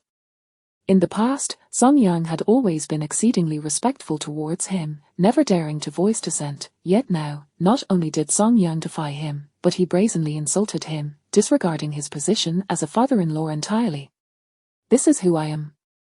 Can you not accept it? Perhaps you should reflect on how you treated me in the past. Song Yang shot back with a cold smirk. Jian Chenghai took several deep breaths to quell his fury. Then, with an unyielding tone, he commanded, Song Yang, I give you half an hour to return immediately, otherwise, I shall ensure that you regret it. To his astonishment, Song Yang merely replied, Fool, you're wasting my time, before ruthlessly hanging up the phone. Staring blankly at the device, Jian Chenghai remained rooted to the spot, unable to process what had just occurred. Song Yang had the audacity to insult him, and he dared to hang up on him. Previously, Song Yang had always complied unconditionally, never dreaming of cutting off communication. Now, he was openly defying him. Song Yang. Jian Chenghai, consumed by rage, lost his composure and hurled the phone to the ground, shattering it into countless pieces. Chenghai, calm down. Dad, please don't get too upset. Take a moment to breathe, your health is of utmost importance. Liu Chunmai and Jian Qiuyu, witnessing his explosive reaction, hurried to console him, fearing his anger might jeopardize his condition. This Song Yang is utterly insufferable. He infuriates me to no end. Jian Chenghai plopped down onto the sofa, panting heavily, his anger only intensifying with each thought. All right, do not let your wrath consume you. It's not worth damaging your health, Liu Chunmai advised, though her own fury bubbled beneath the surface, her eyes practically aflame. Dad, Mom, Song Yang has gone too far. Witnessing her parents' distress at Song Yang's actions filled Jian Qiuyu with frustration, while simultaneously deepening her feelings of grievance and sorrow. Song Yang's demeanor clearly indicated his desire to sever all ties with their family, to completely cut off all relations. This left her, who still harbored hopes of reconciliation, feeling utterly despondent. My daughter, do not let anger take hold. You are with child, and such emotions are detrimental to the baby, Jian Chenghai said, his heart aching at the sight of his daughter's misery, causing a significant portion of his anger to dissipate. Furthermore, you are currently divorced. I believe this marriage is not worth salvaging. Song Yang is nothing but an irresponsible man, he continued, attempting to soothe her. Liu Chunmai nodded in agreement, adding, yes, daughter, that Song Yang is truly ungrateful. I suggest you abandon thoughts of reconciliation, we can find someone far better suited for you. Look at him, he lacks wealth, property, or any discernible talent. We kindly married our daughter to him, and now he treats us with such heartlessness. Let him be. Listening to her parents, Jian Qiuyu bit her lip and expressed her distress. Dad, Mom, I'm pregnant, where would I find another partner? Had she not been with child, she would have undoubtedly dismissed any notion of reuniting with Song Yang. But now, pregnant and separated from him, what man would willingly accept her and her child? After a brief pause, she added, moreover, the doctor indicated that my ability to conceive this time was purely a blessing from above. If I were to terminate this pregnancy, I might never bear children again. Upon hearing her words, her parents gradually calmed down. Indeed, their daughter was with child. If she did not reconcile with Song Yang, where would they find a benevolent soul willing to take on such a responsibility? If the child were to be aborted, Jian Qiuyu, a woman nearly incapable of bearing children, would have little hope of finding a husband. Realizing this, her parents were struck by the gravity of the situation. Their daughter's only viable path seemed to lie in reconciling with Song Yang. Aside from him, it appeared they had no other options. At that moment, both parents began to feel a headache coming on. Chunmai, pass me your phone. I shall call Song Yang's parents. I refuse to believe that they would be indifferent to their grandchild, Jian Chenghai spoke gravely. Since communication with Song Yang was futile, their only recourse was to reach out to his parents. Fortunately, Song Yang's parents had always treated their family with courtesy and respect, unlike their son. You've lost your senses, haven't you? Didn't you just destroy my phone? Use your own.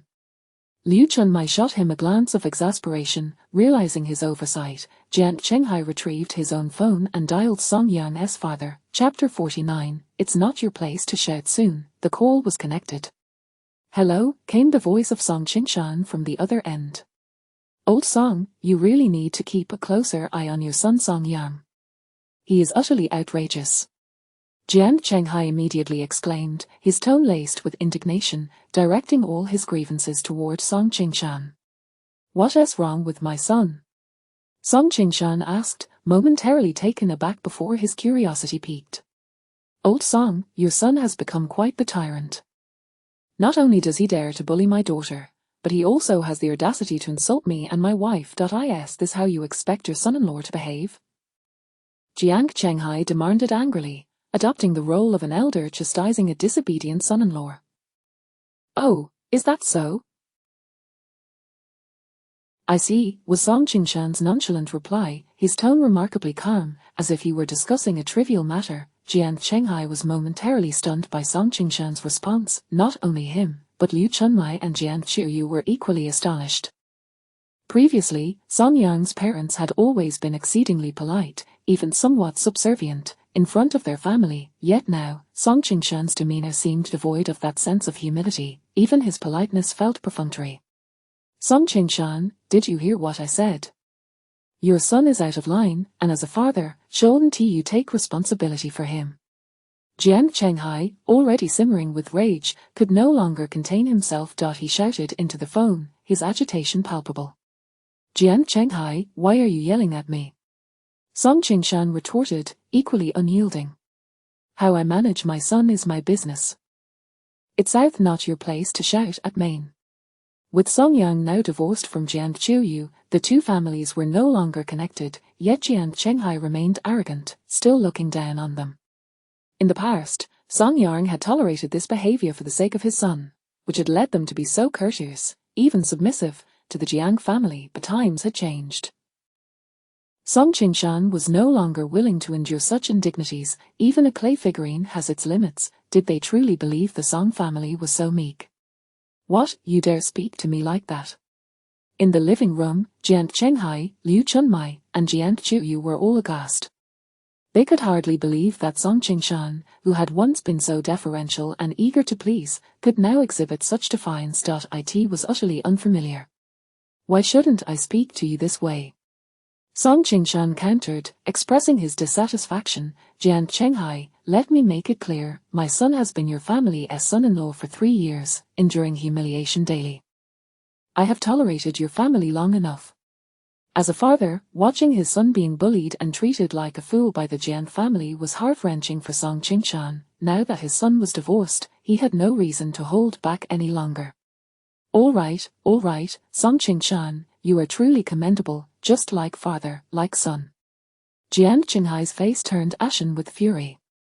So your family has firmly decided against reconciling, correct? You have no desire for my daughter's child, do you? Jiang Qinghai's expression darkened, his eyes blazing with rage. He had not anticipated that not only had Song Yang changed, but even the once humble Song Qingshan had transformed. Child? What child? Song Qingshan was taken aback. He had not been informed that Jiang Qiuyu was pregnant, so he remained oblivious to the situation. It seems you are still unaware, Jiang Chenghai sneered, feeling a renewed sense of confidence. Song Qingshan and his wife had longed for a grandchild to continue their lineage. Now that his daughter was pregnant, would Song Qingshan not be compelled to yield? Let me be frank with you, Song Qingshan. My daughter is expecting a child with your Song Yang. If your family wants this child, your son must apologize to my daughter and make amends. Jiang Chenghai insisted vehemently. Moreover, I require funds for my upcoming surgery.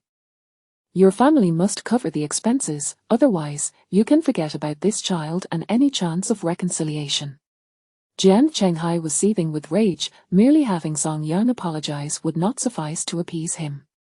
Only if Song Yang paid for his medical expenses would he consider forgiving him for being an ungrateful son-in-law. Silence enveloped the conversation. After some time, Song Qingshan finally spoke, his voice steady. Jiang Chenghai, so your daughter is pregnant, and what of it?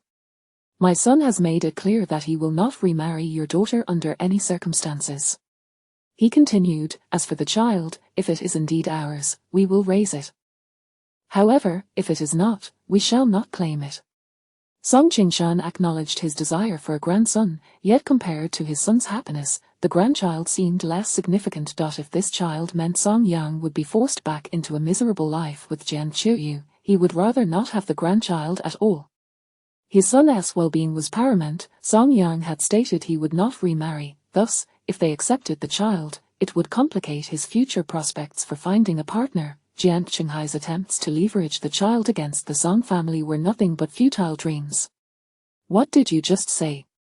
Upon hearing Song Qingshan's words, Jiang Chenghai was taken aback, his anger flaring anew. He hadn't expected Song Qingshan to regard the child with such indifference, as if it were inconsequential.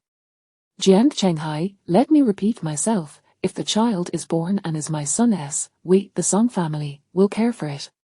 But if you think you can use this child as leverage against us, you are only deluding yourself. Song Qingshan's response was resolute.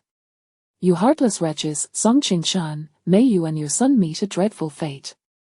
Jian Chenghai, having run out of arguments, erupted into a furious tirade, resembling a rabid dog. Humph. That S-rich coming from you, your family isn't exactly virtuous either. Without hesitation, Song Qingshan severed the call. I'm infuriated. Jian Chenghai trembled with rage, his entire body quaking, veins bulging. He looked as if he would devour someone whole. How outrageous, those Song family members are utterly ungrateful. We were blind to have married our daughter into their family. I regret it so much. Liu Chunmai spat venomously, her face a mask of regret. In contrast to the furious elderly couple, Jian Chuyu appeared somewhat helpless. She had believed that having this child would sway Song Yang's parents to compromise, yet, it now seemed that the Song family was not easily swayed. Mom, Dad, what should I do? Daughter, don't fret. You are pregnant and mustn't distress yourself too much, Liu Chunmai consoled, moving to sit beside her, gently patting her back. Mom, could it be that Song Yang really won't remarry me? What will I do then? Jian Chuyu's eyes brimmed with tears, on the verge of breaking down. Liu Chunmai sighed, feeling helpless. Daughter, don't rush, this matter seems unlikely to resolve quickly. At that moment, she could no longer maintain her earlier bravado. She glanced at Jian Chenghai, concern etched on her face. Let us first focus on your father's surgery. Once that is done, we can sit down as a family and discuss this matter properly. Jian Chenghai, seeing his beloved daughter's despondent expression, suppressed his anger and nodded in agreement. Daughter, your mother is right. The child in your womb is, after all, a descendant of the Song family. I refuse to believe they would be completely indifferent to this child. Jian Chuyu looked at her parents and could only let out a resigned sigh, her head drooping in defeat. Very well. Chapter 50. In the future, be sure to choose wisely when seeking a girlfriend. Meanwhile, in the villa, on the spacious and opulent first floor, Song Yang hung up the phone and continued to scroll through his mobile device, appearing utterly unfazed. How outrageous. The Jiang family is simply intolerable. In stark contrast to Song Yang's calm demeanor, Su Yang appeared visibly agitated. She sat beside him, having listened intently to his phone call. Upon hearing Liu Chunmai and Jian Chenghai berate Song Yang, her displeasure was palpable. After all, Song Yang was the boy she had cherished for 17 years. No one was permitted to insult him. At that moment, her opinion of the Jian family had plummeted to an all-time low. Simultaneously, she mentally cursed the Jian family 1,000 times for Song Yang's sake. They're cursing me, not you. Why are you so upset? Song Yang looked at Su Yang with a bemused expression, finding it somewhat amusing. Despite being the target of the insults, he was hardly irate, while Su Yang was already seething with indignation. I simply cannot abide their family treating others in such a despicable manner. Su Yang puffed her cheeks, her face radiating righteous indignation. All right, they've insulted me, and I've retaliated in kind. I haven't suffered any loss, they must be furious now. Seeing her stand up for him stirred a sense of warmth in Song Yang, and he offered her some words of comfort. In truth, he wasn't particularly angry. He had long been aware of the Jiang family's true nature. Just today, he had unleashed a torrent of anger upon his former in-laws. Rather, he felt a sense of relief in finally expressing his frustrations. Song Yang, the Jiang family is far too overbearing. Your decision not to remarry is absolutely correct, and I wholeheartedly support you. Su Yang gazed earnestly at Song Yang as she spoke. You must steadfastly adhere to your current resolve, do not waver, and absolutely do not remarry Jian Qiuyu. She paused, then added, rest assured, I shall never consider remarrying. Song Yang smiled wryly, feeling a touch of helplessness. He had already seen Jian Chuyu's true colors and comprehended the Jian family's dynamics. There was no chance he would repeat his past mistakes. He admitted that he had been somewhat foolish in the past, but now he was remarkably clear-headed. The notion of remarrying was nothing more than a distant fantasy. That's splendid, not remarrying is the right choice.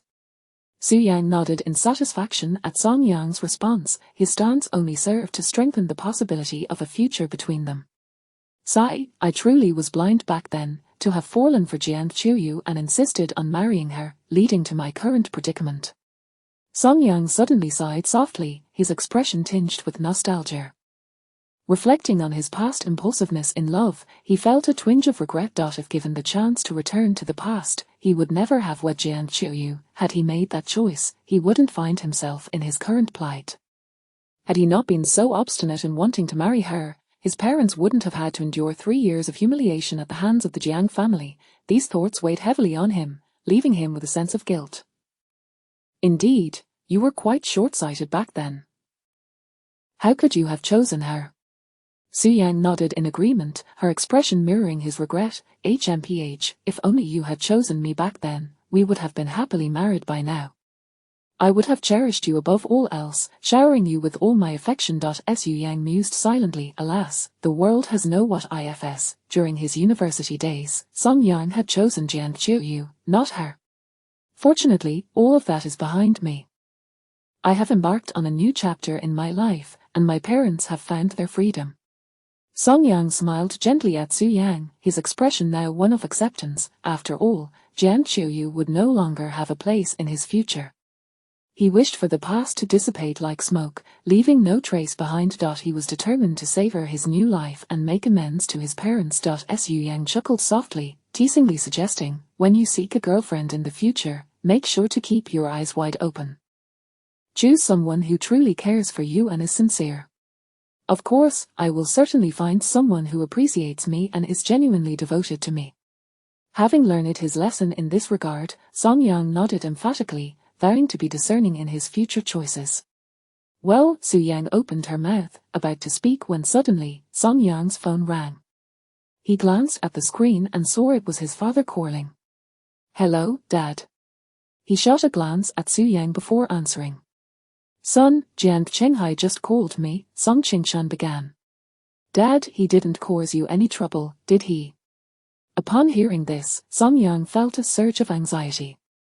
After all, he had thoroughly infuriated Jiang Chenghai. Surely he wouldn't take out his frustrations on his father. Thinking back to how his parents had always been submissive in front of the Jiang family, Song Yang worried that his father might suffer because of him. Rest assured, son, Jiang Chenghai didn't bother me. You and his daughter are divorced, so what should I fear? That's a relief. Song Yang exhaled softly, relieved by his father's reassurances. By the way, son, what are your thoughts on the child Jiang Qiuyu is carrying? Song Qingshan inquired tentatively. He had only just learned today that Jiang Qiuyu was pregnant and was unsure of his son's stance on the matter. Did he want the child or not? That was why he hadn't been definitive in his earlier conversation with Jiang Chenghai. Dad, once the child is born, I will request a paternity test. If the child is mine, I will provide for them, but I will not remarry. Song Yang articulated his feelings candidly. I see. It appears we share the same sentiments, which is good to hear. Song Qingshan felt a wave of relief wash over him. By the way, Dad, how have you and Mom been lately? Are you both well? Song Yang smiled and inquired with genuine concern. We're good, your mother and I are well, but Song Qingshan paused before adding, your mother has been missing you a bit. Hearing this, Song Yang felt a pang in his heart. It had been far too long since he last visited his parents. Dad, please tell Mom that I will come to see you both soon. Really? The excitement in Song Qingshan's voice was palpable, his tone noticeably elevated. Yes, truly. Song Yang nodded, aware that his father longed to see him, though he was too reserved to express it openly. That's wonderful. Song Qingshan's spirits lifted instantly. Suddenly, a thought struck him, and he exclaimed, Oh, son, in just over half a month, your sister will be on summer break, you should come back with her, your mother will be so delighted. Yes. My sister's vacation is approaching, all right, I will return with her. Song Yang recalled that his sister, who was in college, would soon be on summer break, they could travel back together. Splendid. Your mother and I will be waiting for you both at home. Okay, Dad. Chapter 51, this time, you mustn't leave me behind, are you going back to your hometown? After hanging up the phone, Song Yang was approached by Su Yang, who blinked her large, glistening eyes and curiously inquired. Yes, I might need to go back and stay for a few days, Song Yang nodded. He felt a deep sense of guilt towards his parents back home and longed to spend some time with the elderly couple. All right then. Although Su Yang felt a twinge of reluctance, she understood that Song Yang's action stemmed from filial piety, so she refrained from saying much. Fortunately, Song Yang was not returning immediately, but rather after a while, thus, he would not be leaving her just yet. As it continued to rain outside, the two spent the entire day indoors, going nowhere. The following morning, at 7 o'clock, the eastern horizon was touched with a faint blush of dawn, as the sun gradually ascended, painting half the sky in brilliant crimson hues. In their room, 2 alarm clocks rang simultaneously. On the floor, Song Yang turned off the alarm and glanced over at the bed beside him. To his surprise, Su Yang, who typically had a penchant for sleeping in, was already sitting up this morning. She gazed at him, puffing out her cheeks with a hint of pride. HMPH, you can't leave me behind today. After yesterday's morning run, which he had undertaken without her, Su Yang had learned her lesson and jumped out of bed the moment the alarm went off, determined not to let him abandon her again. Let us get up and go for a morning jog together, Song Yang chuckled helplessly, tossing the covers aside and standing up. He then headed to the bathroom to freshen up, while Su Yang changed into her workout attire. Due to the previous day's rain, the morning air was quite chilly. As Su Yang donned a lightweight, pale blue jacket and tied her hair into a ponytail, as Song Yang had previously mentioned that she looked lovely with her hair styled that way. Half an hour later, the two exited the estate simultaneously, beginning their run along the desolate road. Song Yang's morning jogging route remained unchanged from the previous days, starting from the estate and running 2 kilometers to the park. After completing several laps in the park, they would return to the estate, thus concluding their morning exercise. Initially, Song Yang anticipated that Su Yang would falter halfway through, just as she had before. However, reality swiftly contradicted his expectations. Remarkably, Su Yang managed to run all the way to the park without slowing him down, leaving him genuinely astonished. He speculated that her recent workouts in the gym alongside him had contributed to this newfound stamina. Although Su Yang often slacked off, she had indeed engaged in some physical activity, leading to an improvement in her fitness. However, upon reaching the park, Su Yang could no longer maintain her pace and plopped down onto a nearby bench, rubbing her long legs in an attempt to alleviate the soreness. Observing her glistening with sweat, Song Yang realized she had reached her limit. Nevertheless, he did not pause to rest and continued his morning jog in the park. "Phew, I'm exhausted." At that moment, Su Yang, panting and drenched in sweat, stuck out her little tongue. But, being able to jog alongside him makes this little hardship worthwhile. She turned her gaze towards Song Yang, still jogging not far away, her eyes softening as a satisfied smile graced her face. Minutes later, Song Yang approached Su Yang, who appeared utterly fatigued, and with concern in his voice, he asked, "Are you all right? Can you still walk? We should head back." He was acutely aware that Su Yang's exertion today had exceeded her limits. Forcing her to walk back to the estate from the park would be quite taxing. "You go ahead, don't worry about me, I'll catch up shortly." Su Yang waved her hand dismissively, indicating that he should return without her. "You'll catch up with me." Song Yang paused, scrutinizing her with a puzzled expression. Given her current state, it seemed implausible that she could keep pace with him on his return run. Just then, a white Porsche sped towards them, coming to a smooth halt before the two.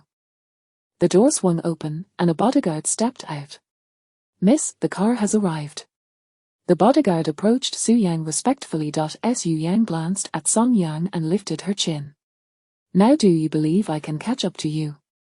Song Yang looked at the bodyguard and the white Porsche, astounded by how quickly he was proven wrong. It appeared that Su Yang had meticulously planned this all along, arranging for the bodyguard to drive her instead of walking back. "Very well, I'll head back now," he replied, not lingering any longer, and set off on his return journey after exchanging pleasantries. "HMPH, just you wait and see," Su Yang murmured, watching Song Yang's retreating figure with a hint of pride. As a pampered young woman, she was well aware of her physical limitations. She recognized that reaching the park was already a considerable feat for her, and expecting to run back was simply out of the question. Though she wished to be carried back by Song Yang, she understood that he took their morning runs seriously. She could not allow her desire for closeness to hinder his routine, as over time, he might grow weary of her. After all, No one enjoys being weighed down by a burden. She certainly did not want to be a source of annoyance for him. "Let us go," she said, casting a glance at the bodyguard before walking towards the Porsche. The bodyguard promptly stepped forward, opening the back door for her. Once inside, the bodyguard drove them back toward the estate. "Once we catch up to my husband, drive slowly and stay beside him. Don't overtake him, understood?" Su Yang, feeling a bit fatigued, leaned back against the seat and instructed the driving bodyguard. "Understood, miss," he replied, nodding respectfully.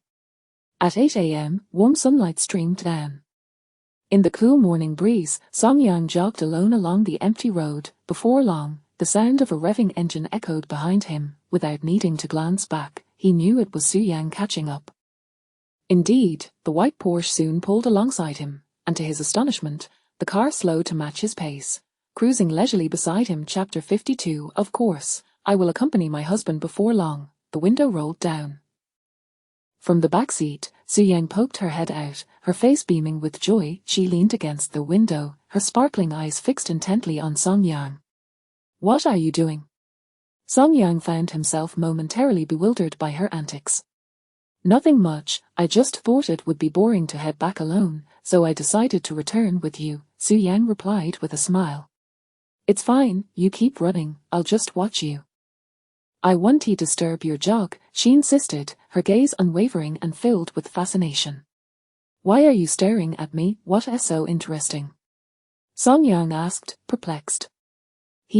I just suddenly realized that watching someone else jog can be quite entertaining," Su Yang replied matter-of-factly. "Oh, all right then, suit yourself," Song Yang said, unsure of what to make of her peculiar thoughts, and continued with his morning run. "Hey, if you get tired, just let me know and we can ride back together," Su Yang called out.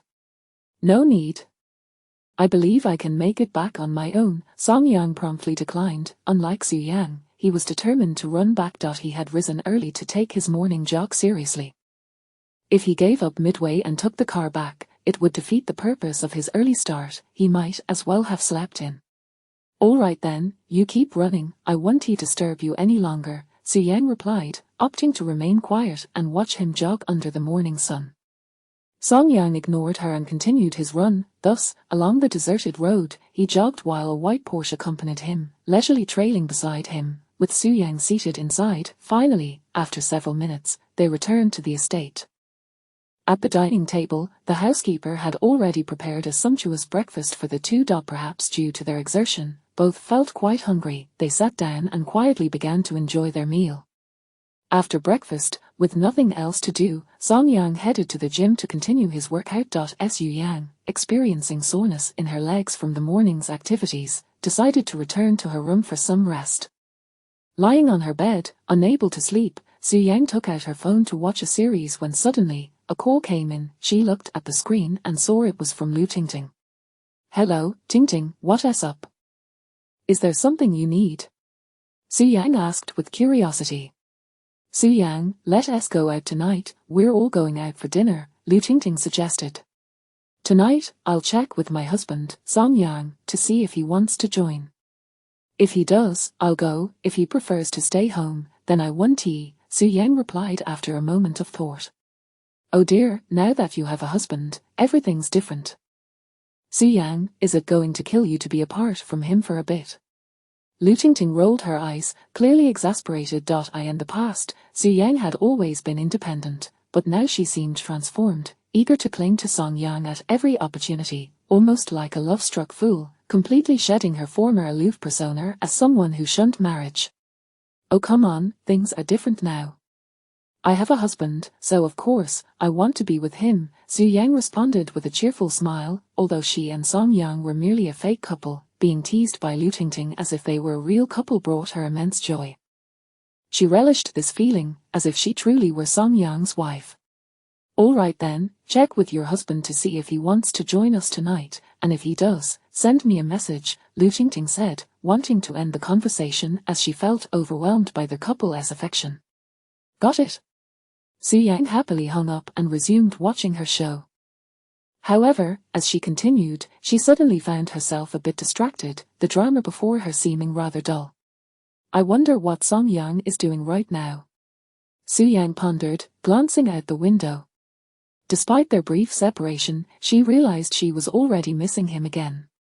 Forget it, I'll just go ask him now, she decided, shutting off her phone and rising to leave her room. After descending the stairs and exiting the villa, she made a beeline for the gym. Pushing the door to the gym open, she looked around and found it empty, utterly silent. Where's Song Yang? She scanned the room until she finally spotted him resting quietly on a sofa in the corner.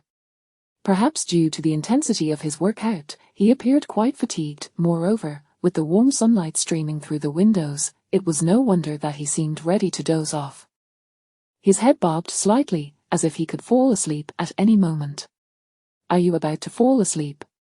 Su Yang whispered softly, then tiptoed over to him, observing Song Yang, who was on the verge of slumber. Su Yang glanced around for something to use as a pillow. Suddenly, his body swayed even more precariously. Seeing him about to topple over, Su Yang acted swiftly. She sat down beside him and offered her shoulder as a makeshift pillow. In the next instant, Song Yang's head rested against her shoulder. At that moment, Su Yang held her breath, feeling as though the entire world had come to a standstill. It was as if only she and Song Yang existed in that space. She could feel her heart racing uncontrollably, her body tensing up as she dared not move, fearing that even the slightest motion might awaken him. This was the first time Song Yang had leaned on her shoulder to sleep, a romantic scene that could only be found in idle dramas. Su Yang had fantasized about this countless times, never expecting it to become a reality today. At that moment, her eyes sparkled, though her lips were pressed together, a subtle smile crept upon her face. Her heart brimmed with joy, and she was utterly thrilled. She remained motionless on the sofa, allowing Song Yang to sleep soundly against her shoulder. After a while, she finally calmed down a bit, her heartbeat slowing. Only then did she dare to turn her head slightly to gaze at Song Yang, who had fallen asleep on her shoulder. Watching him in slumber, her gaze softened, filled with adoration. How wonderful! Chapter 53, A man worthy of a lifetime of trust. At 2 o'clock in the afternoon, the sky was clear and the wind gentle. A beam of sunlight penetrated the glass, cascading onto Song Yang's profile in the gym. As he lay in a deep slumber, Song Yang gradually stirred awake, lifting his head from Su Yang's shoulder. He stretched lazily, feeling an unprecedented sense of fulfillment from this nap. You're awake. A sweet, melodious voice suddenly rang out behind him. Startled, Song Yang turned to see Su Yang sitting beside him, gently massaging her shoulder, a hint of a smile gracing her delicate oval face. Did I just fall asleep on your shoulder? He asked, momentarily taken aback, before the realization dawned on him. Su Yang nodded shyly. I'm so sorry, it wasn't intentional. Song Yang quickly apologized, feeling a bit dazed. He had no recollection of when Su Yang had entered the gym or how he had ended up resting against her shoulder. All he remembered was sitting there, feeling drowsy, and then gradually drifting off to sleep. He hadn't anticipated unwittingly taking advantage of Su Yang's kindness. It's all right, as she replied gently, dismissing his concerns. Your shoulder must be sore. I'm sorry, it's my fault. Rubbing the back of his head, Song Yang felt a pang of guilt. He was uncertain how long he had been asleep, yet Su Yang had not awakened him, allowing him to lean on her shoulder the entire time. It was evident that she must have endured considerable discomfort during that period. It's nothing, Su Yang said with a faint smile. In fact, Song Yang had been asleep for over 2 hours, and throughout that time, she had remained motionless to ensure he could enjoy a peaceful rest. The effort she had exerted was palpable. Despite the strain, she found joy in it, even wishing for such moments to occur more frequently. How long did I sleep? Song Yang inquired with a look of regret. Oh, not too long, just over 2 hours, she replied. Over 2 hours? He murmured softly, his gaze toward Su Yang deepening with remorse. At that moment, he felt an inexplicable surge of gratitude. During those 2 hours, Su Yang could have awakened him at any time, yet she had chosen to let him sleep undisturbed until he naturally roused. Thank you. Reflecting on this, Song Yang's expression softened as he gazed into the eyes of the girl before him, warmth flooding his heart. No. There's no need, Su Yang stammered, feeling her heart race under his gentle scrutiny. A wave of joy washed over her, but she could not help but feel a blush creeping onto her cheeks, despite her attempts to suppress a smile that threatened to escape. Is your shoulder sore? Perhaps I could help massage it, Song Yang suggested, overwhelmed with guilt and eager to make amends. Su Yang was taken aback, shaking her head. No, it's all right. I can manage. Normally, Su Yang would have welcomed any physical contact initiated by him, but at this moment, her heart raced uncontrollably. Her cheeks flushed, possibly betraying her embarrassment. She feared that any further contact would overwhelm her shyness, leaving her unsure of how to face Song Yang afterward. Thus, she felt compelled to decline. Very well, he acquiesced, understanding that despite their marital status, their relationship remained somewhat tenuous. Suddenly, Su Yang seemed to recall something, lifting her head as she continued to massage her shoulder. By the way, I have something to tell you. What is it? My friend, Lu Tingting, has invited us to dinner tonight. Would you like to join? Su Yang's eyes sparkled with anticipation as she awaited his response. Tonight, sure, why not? I don't have any plans, Song Yang replied after a moment's consideration. There was little to occupy him at the mansion, so a night out sounded appealing. Great.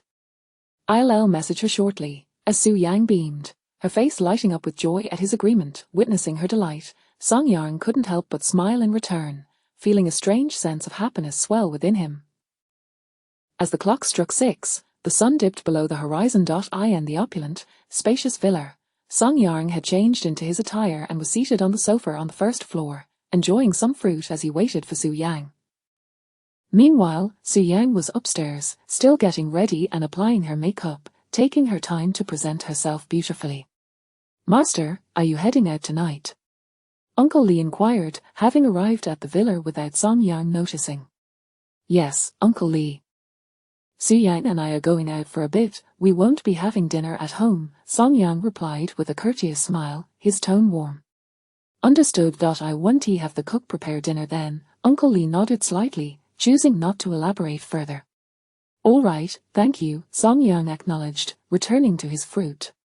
Uncle Lee observed Song Yang's profile, a faint smile gracing his aged features. Thus far, he had been quite pleased with Song Yang as a son-in-law. Previously, Su Yang had shown indifference to any man, displaying no interest whatsoever. However, Song Yang's arrival had completely transformed her. Now, she radiated the essence of an ordinary girl immersed in a beautiful romance, exuding happiness and contentment, her smile more frequent and her demeanor less aloof.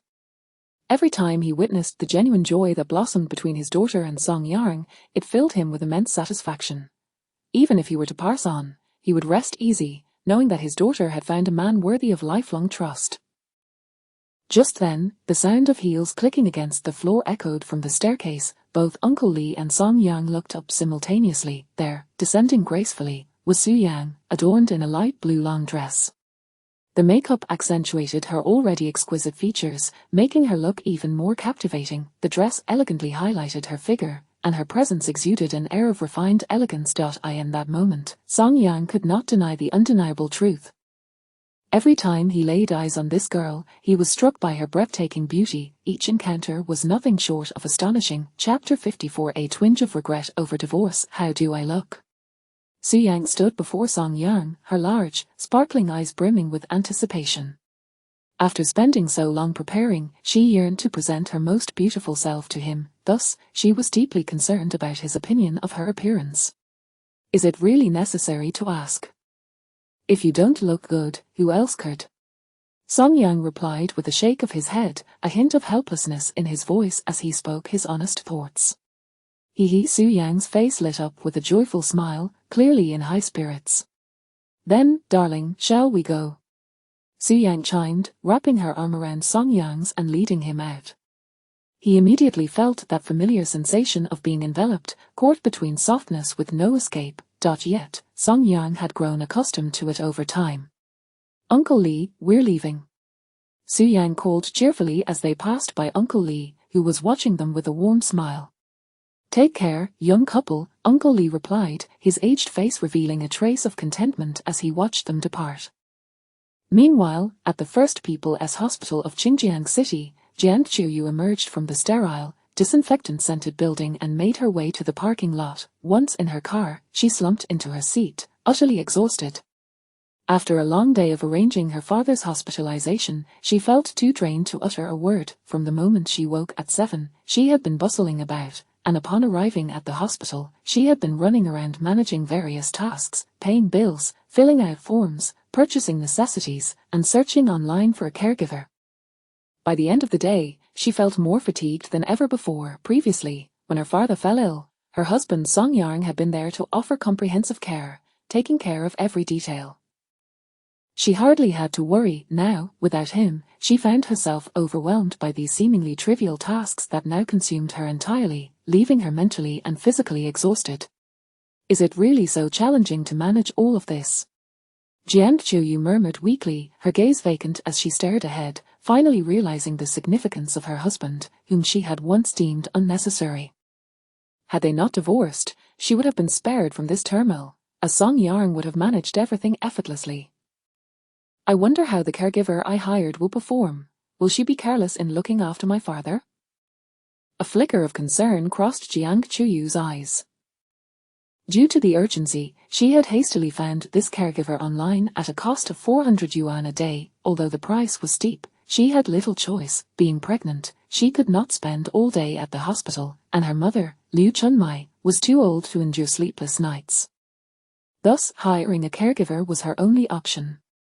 How I wish Song Yang were here. If he were, he could look after my father, and I would feel at ease. Jiang Chuyu sighed softly.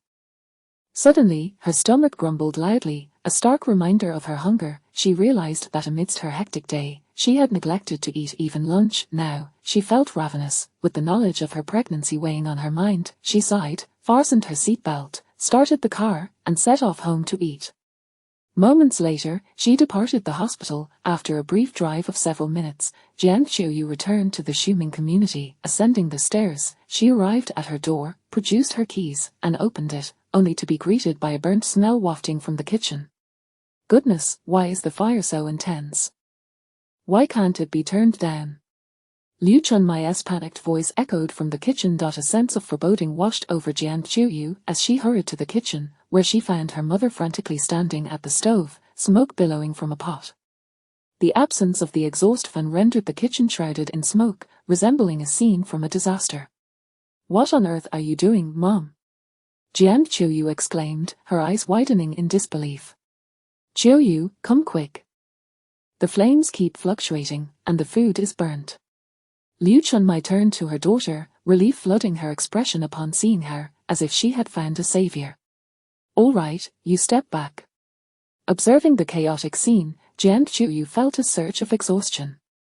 Reluctantly, she stepped into the kitchen to help her mother clean up the mess. After several minutes, the mother and daughter finally managed to bring 3 dishes and a soup to the table. As they sat down, a famished Jiang Chuyu stared at the charred food before her, feeling utterly disinclined to eat. After a grueling day at the hospital, she returned home only to find herself faced with an unappetizing meal. At that moment, she felt utterly depleted.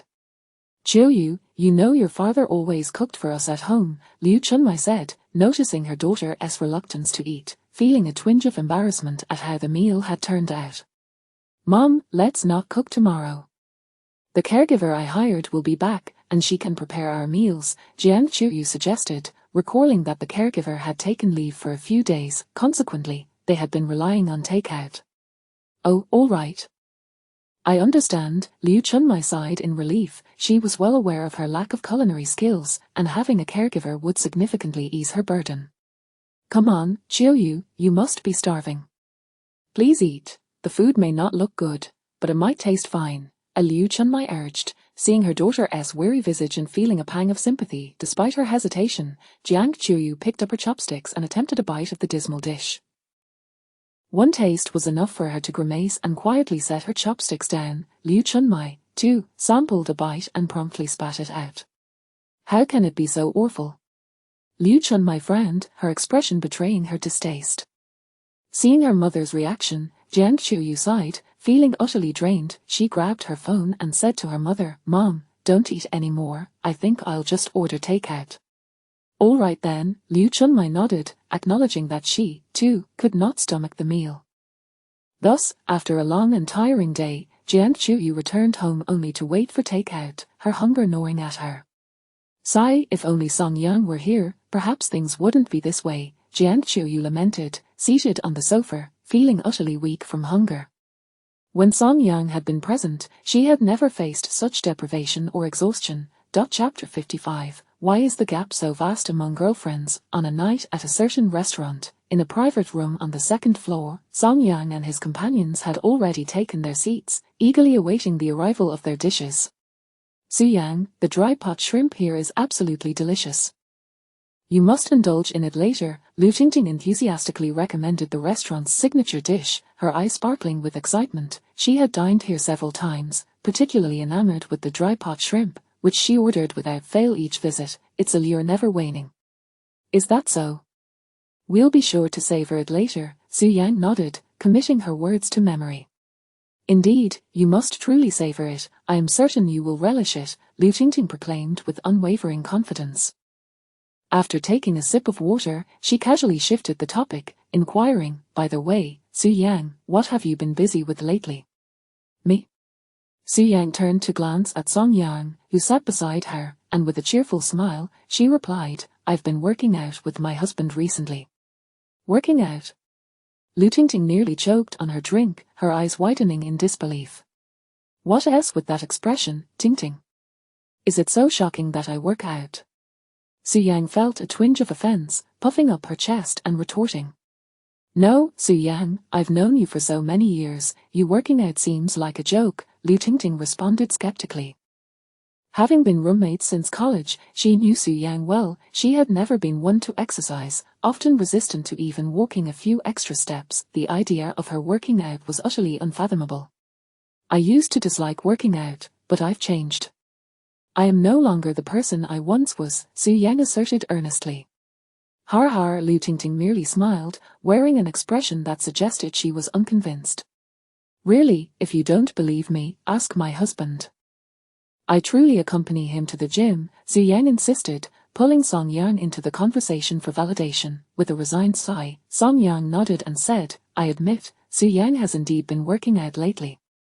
Even after hearing this, Lu Tingting still appeared skeptical. Su Yang working out, it seemed entirely implausible. Surely, it was merely to keep Song Yang company. After all these years of friendship, Lu Tingting understood Su Yang's intentions well. Her exercise was likely just to be with Song Yang. Only he could inspire such change in her. Had it been anyone else, she would have ignored them entirely. All right, I believe you, Lu Tingting relented, feigning acceptance in light of Su Yang's earnest demeanor. She then turned to Song Yang, curiosity evident in her gaze, and asked, So, Song Yang, what prompted you to start working out? I thought your physique was already quite commendable. Me? Song Yang chuckled lightly, it's nothing really. I was just too idle and wanted to find something to occupy my time, hence the decision to work out. Oh, I see, Lu Tingting nodded in understanding, but her peripheral vision caught a glimpse of Zhang Yang sitting beside her. For some reason, she felt a wave of irritation wash over her. Song Yang had such a commendable physique and was diligent about working out, while her own boyfriend, with his frail body, seemed oblivious to the importance of exercise. They were both boyfriends, how could the disparity be so stark? With that thought, Lu Tingting scolded, Zhang Yang, look at them, they know the value of fitness, why don't you ever consider exercising? Zhang Yang looked bewildered, wondering how he had become the topic of discussion. Rubbing his head, he replied, Tingting, you know I work, and I don't have much time to hit the gym. Lu Tingting rolled her eyes, really, you work for only 8 hours a day, and you have plenty of free time. Yet, you choose to lounge at home playing games instead of exercising? Zhang Yang's expression stiffened, then he awkwardly smiled. Oh well, you know, Tingting, I'm healthy enough, I don't need to work out. Hearing this, Lu Tingting rolled her eyes again, thinking, how could I not know whether you're healthy or not? This guy was both inept and indulgent. Every time she felt an itch for excitement, he would be utterly unresponsive, which irked her to no end. At that moment, across the table, Song Yang and Su Yang exchanged glances filled with sympathy for Zhang Yang. It was said that men from Sichuan and Chongqing faced an insurmountable mountain, their own personal challenges. It was evident that Zhang Yang was struggling with his own. Noticing the atmosphere, Lu Tingting refrained from saying more, allowing Zhang Yang to save face. Just then, the server entered the room, bringing the dishes to the table. "Here, Su Yang, try this dry pot shrimp," Lu Tingting eagerly prompted. "All right." Su Yang nodded, using her chopsticks to pick up a shrimp, peeling off its shell before tasting it. To her delight, the flavor was indeed exquisite. She quickly took another shrimp, peeled it, and offered it to Song Yang. Such a delectable dish deserved to be shared with the boy she cherished. "Husband, this shrimp is absolutely delicious. You must try it," Su Yang said, her eyes sparkling with anticipation. "Oh, sure," Song Yang nodded and accepted the shrimp, savoring the delightful flavor. "How is it?" Su Yang asked eagerly. "Quite tasty," Song Yang replied, affirmatively. "Really?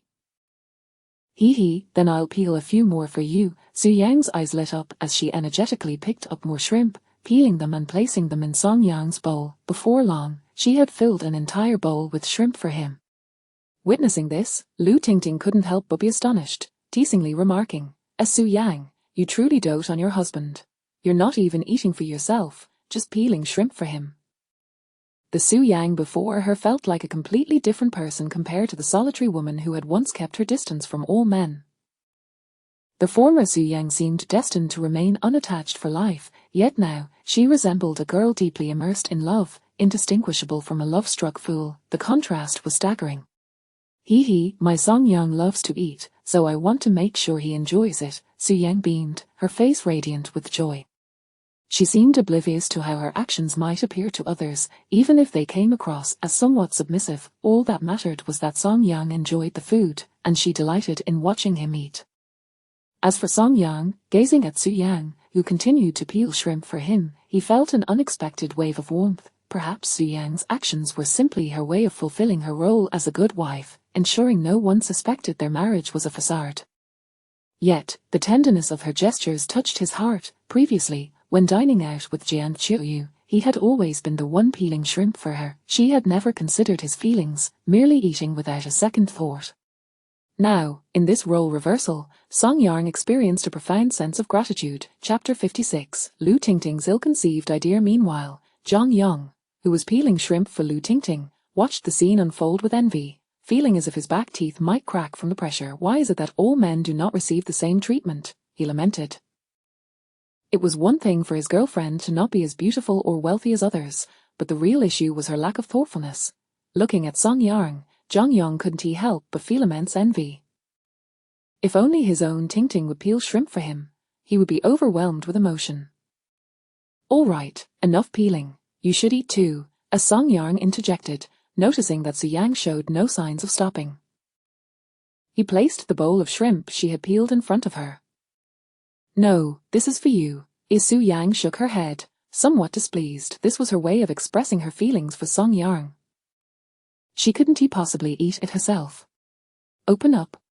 Song Yang, undeterred, picked up a shrimp with his chopsticks and brought it to her lips. Feeling Song Yang's assertive demeanor, Su Yang surprisingly felt a rush of delight. Simultaneously, she noticed the gazes of Lu Tingting and Zhang Yang upon them. With a bashful smile, she opened her mouth to accept the shrimp, though they were merely pretending to be married. Song Yang's public display of affection brought her genuine joy. "Wow, you two are really something. I came here to eat, not to witness a display of affection," Lu Tingting remarked, somewhat exasperated, feeling as though her own shrimp had lost its appeal. "Here, Tingting, let me feed you too." Zhang Yang, noticing Song Yang's gesture, sought to emulate it. He picked up a shrimp and offered it to Lu Tingting. "Millimeter, quite nice," as she nodded, accepting his offering with an appreciative glance. "Hey, Tingting, could you also feed me?" Zhang Yang asked, recalling Su Yang's earlier act of feeding Song Yang. "Do you not have hands? Can't you feed yourself?" Lu Tingting's expression turned cold, and she dismissed his request with a sharp retort. Zhang Yang was momentarily at a loss for words. At that moment, he realized the harsh truth. He glanced at Song Yang, who was being fed by Su Yang, her face alight with happiness as she eagerly shared every delectable item with him. Why do all men not enjoy such wonderful girlfriends, he thought, feeling a pang of envy. Half an hour later, after the group had nearly finished their meal, Lu Tingting excused herself to the restroom, taking Su Yang along with her. In the private room, only Song Yang and Zhang Yang remained. Song Ji, how do you manage your girlfriend? Please teach me, I'm all ears, Zhang Yang asked earnestly, eager to learn how to overcome his own challenges. Song Yang hesitated, unsure of how to respond. Su Yang's attentiveness stemmed from her desire to maintain their fate as a married couple. In simpler terms, Su Yang merely enjoyed playing her role. What did it have to do with him? If he were capable of managing women, wouldn't he have been manipulated by Jian Qiuyu for so long, only now finding his voice?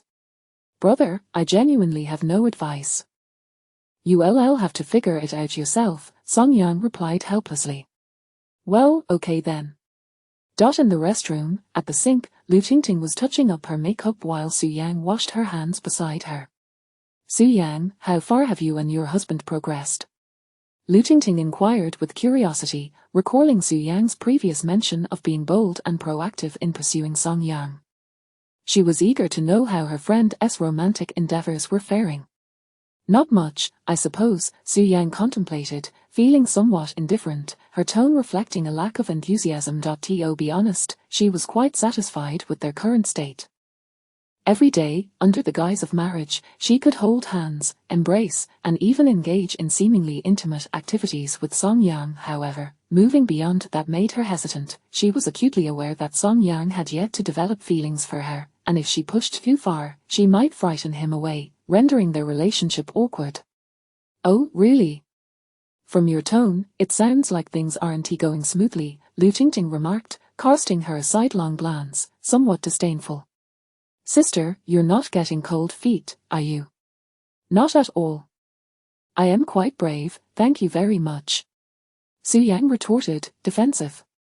Oh really, then tell me, how far have you progressed, have you kissed yet? Lu Tingting pressed. Not yet. TSK. Lu Tingting rolled her eyes. You need to step up your game, Su Yang. I am telling you, while you still have the chance before the divorce, you must secure him, otherwise, it will be much harder after you part ways. I know, but I just want to take it slow. I am afraid that if I rush, it might scare him off, Su Yang admitted, her confidence wavering. Lu Tingting regarded her with a mix of disappointment and encouragement. You're too smitten with him, which is why you're hesitant. How about this? Later, let us go out for drinks. I'll teach you a trick, pretend to get drunk, then kiss Song Yang. He won't be able to say much in that state, what do you think? Upon hearing this rather dubious suggestion, Su Yang's eyes lit up, momentarily captivated by the idea. Is that really all right? She asked, neither outright rejecting nor accepting it. In her mind, her first kiss deserved to be given in a romantic setting, perhaps during a heartfelt confession. Yet, the temptation to kiss Song Yang was overwhelming, especially since he was the boy she had cherished for 17 long years. What's wrong with that? If you want to turn your friendship into love, you need to create some ambiguity between you two. Otherwise, when will you ever achieve anything with such a strictly platonic relationship? Lu Tingting spoke with the confidence of someone who had been through similar experiences. All right then, Su Yang hesitated but ultimately nodded in agreement. The thought of finally kissing Song Yang was too enticing to resist. After all, her first kiss would eventually be given to him. Whether it happened sooner or later mattered little. That's the spirit. Just drink a bit more, act tipsy, then hug him and kiss him. We'll be watching, so Song Yang definitely won't push you away or refuse. After all, he's your husband now. If he does, I'll give away your secret.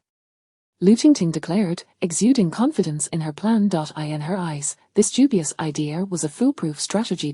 Su Yang seemed resolute, nodding with determination. Chapter 57, Is This It? A few minutes later, Su Yang emerged from the restroom alongside Lu Tingting, returning to their private room. You're back. Zhang Yang, who had been wearing a frown just moments ago, immediately flashed a warm smile at his girlfriend. Millimeter. Lu Tingting nodded slightly. The two women then resumed their original seats. Song Yang glanced at Su Yang beside him. For some reason, after sitting down, her face had taken on a slight blush, and she averted her gaze, seemingly shy. What's wrong? This puzzled Song Yang, prompting him to lean closer with a hint of concern and softly inquire. Nothing, really. Su Yang looked up at him for a fleeting moment before quickly lowering her head again, her eyes darting away. Observing her evident nervousness only deepened Song Yang's curiosity. However, with Zhang Yang and Lu Tingting present, he felt it inappropriate to press further. He resolved to bury this curiosity for the time being and seek clarity from Su Yang after they returned to the estate. I reckon we've eaten enough, Lu Tingting declared, rising with her bag in hand, a smile gracing her lips. It's been ages since I had a drink. How about we go for some now? I know a quaint little tavern with a pleasant ambience and good service. What do you all think? Upon hearing Lu Tingting's suggestion, Zhang Yang, ever the supportive boyfriend, immediately expressed his approval. Tingting, I'm in. Song Yang pondered for a moment before glancing at Su Yang, who was huddled like a quail, her head bowed. He softly asked, do you want to go? Su Yang merely nodded gently and responded in a hushed tone, millimeter. Seeing her consent, Song Yang, not wishing to dampen the mood, also agreed. Soon, the four of them exited the private room, settled the bill, and departed the restaurant. A short while later, they arrived at a small tavern nestled on the street corner. The establishment was modest in size, with only a handful of patrons, creating a tranquil atmosphere. They chose a cozy corner table, ordered some light snacks, and a few bottles of wine. As they settled in, the group began to drink and chat. To Song Yang's surprise, once seated, Su Yang hardly engaged in conversation. Instead, she seemed to be consuming her drinks with remarkable fervor. While he had barely finished one glass, Su Yang had downed 4 or 5. Zhang Yang, astonished, remarked, Song Yang, your wife drinks quite fiercely. At this rate, she is bound to get tipsy. However, before he could finish, Lu Tingting lightly smacked his arm. We came here to drink. Why are you concerned about Su Yang? If she enjoys it, what is it to you? Just drink your own and keep quiet. This was a scheme she had concocted with Su Yang, eagerly anticipating the moment when Su Yang would feign inebriation and plant a kiss on Song Yang. She couldn't let Zhang Yang disrupt their sisterly plan. Oh. Zhang Yang promptly fell silent. Meanwhile, Song Yang's gaze remained filled with worry as he studied Su Yang. Unable to contain himself, he leaned closer and whispered, what is the matter? Ever since returning from the restroom, he had sensed something off about Su Yang, and now his concern deepened. He was unaware of her drinking capacity, but he feared she might inadvertently overindulge. Nothing, really, it's just been a long time since I drank, so I had a bit more, Su Yang replied, casting a guilty glance at him. Is that so? Song Yang replied, skeptical. Yes, indeed. Su Yang nodded vigorously, akin to a chick pecking at grains, before lifting her glass to drink again. Before long, her charming visage had turned a rosy hue, her eyes becoming somewhat glazed, giving her an air of dreamy disorientation. Observing this transformation from across the table, Lu Tingting realized the show was about to commence. Sure enough, the next moment, Su Yang turned to Song Yang. Song Yang, Su Yang called out softly, her voice sweet and sultry, stirring something within him. What is wrong? Song Yang asked, noticing her swaying slightly, unsure of her balance, and quickly grasped her shoulders for support. Su Yang gazed at him, her eyes, akin to autumn waters, reflecting his face. Slowly, she extended her hands to cradle his cheeks, leaning closer, uncertain of her intentions. Song Yang could only watch as Su Yang's exquisite face drew nearer. Song Yang, she began, seemingly poised to express something significant.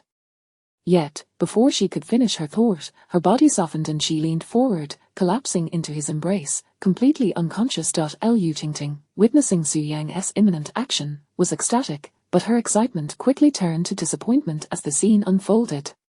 What? Is this it? She thought, aghast. The dramatic moment she had anticipated was abruptly over. I told you so, drinking like that can easily lead to intoxication. Zhang Yang couldn't resist chiming in. He had warned them all about the perils of heavy drinking, and now, seeing his prediction come to fruition, he felt a sense of vindication. Shut up, keep your mouth shut. Lu Tingting shot him an irritated glare. Zhang Yang instinctively recoiled, recognizing the wisdom in remaining silent. Song Yang, gazing down at the now unconscious Su Yang in his arms, shook his head in resignation. He could tell that tonight, Su Yang had not been herself. Something weighed heavily on her. His earlier fears had materialized. She had indeed drunk too much. He carefully scooped her up and addressed the two seated across from him. You two enjoy yourselves, I'll take her home. Oh, go ahead, Lu Tingting replied, her enthusiasm waning as she waved him off, watching him depart with Su Yang in his arms, feeling utterly disenchanted. In no time, Song Yang had carried Su Yang out of the tavern. Thankfully, he had refrained from drinking at the tavern, opting for juice instead, knowing he needed to drive. Tenderly, he placed Su Yang in the passenger seat and fastened her seatbelt before closing the door. He then took his place behind the wheel and drove towards the estate, cautiously maintaining a slow speed to ensure Su Yang remained comfortable.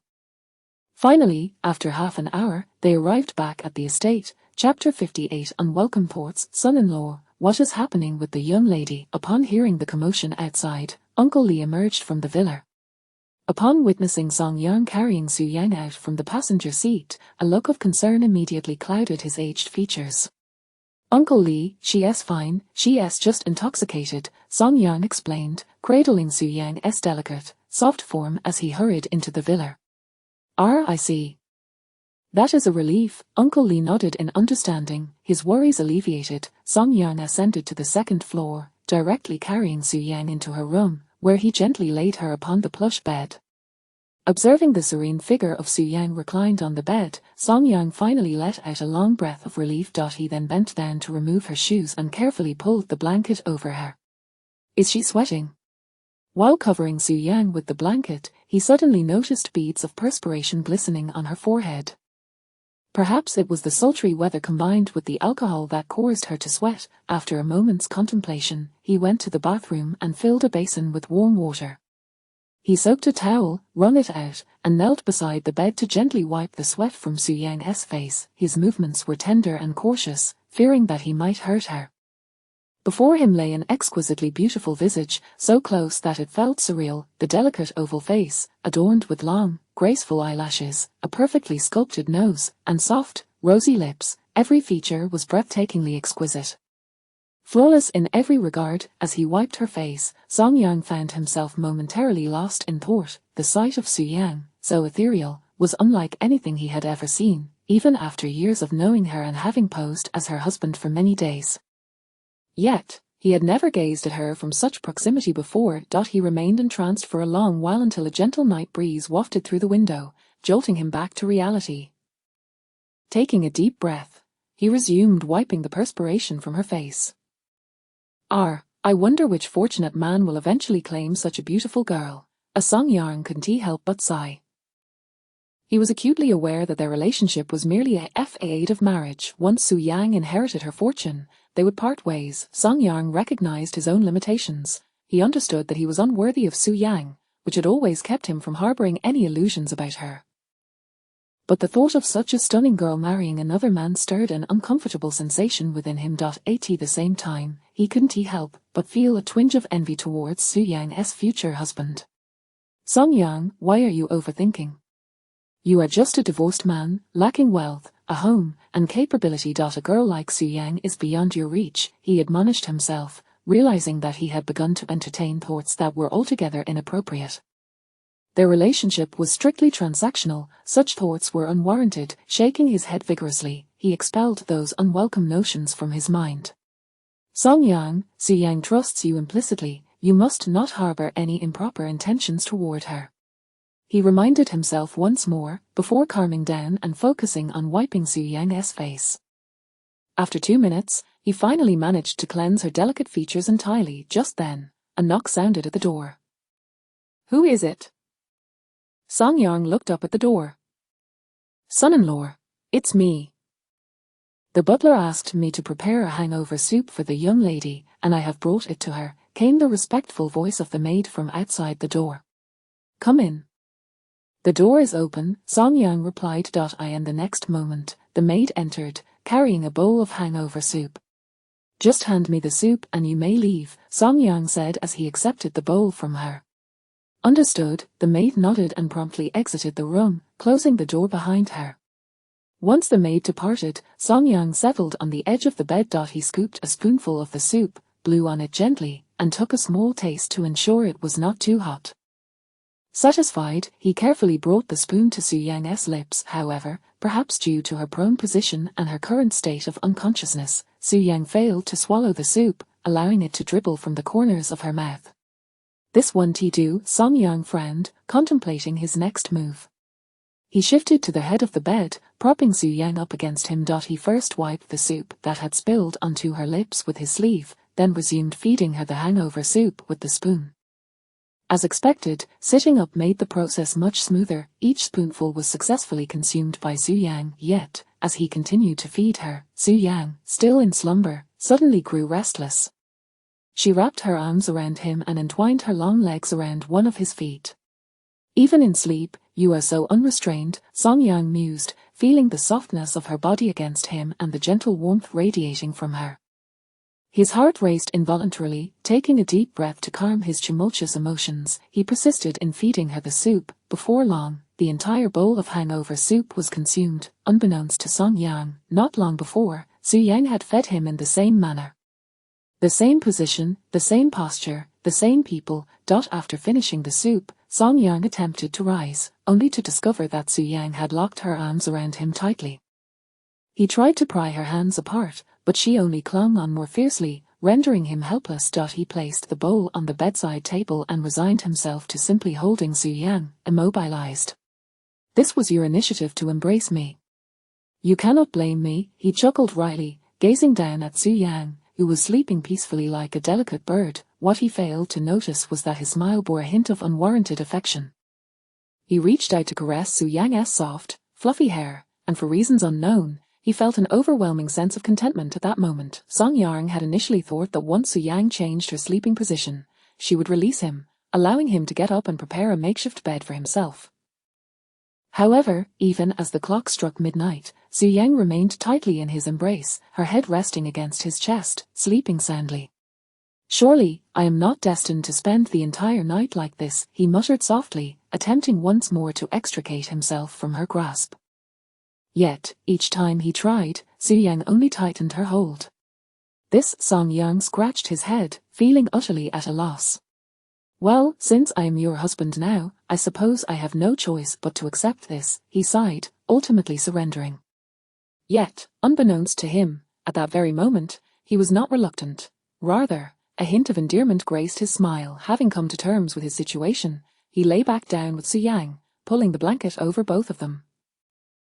Thus, Song Yang drifted off to sleep, enveloped by the softness of Su Yang's form on the plush bed. Chapter 59. It seems, not a loss after all. The following morning, at 7 a.m., 2 alarms rang punctually within the room.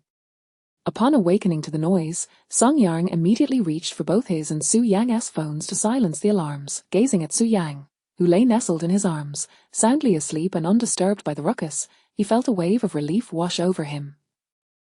At that moment, Su Yang clung to him like an octopus, sleeping peacefully. Recalling his plan for a morning run, Song Yang grasped Su Yang's delicate wrist, attempting to pry her arm away. However, the slumbering Su Yang responded by tightening her embrace.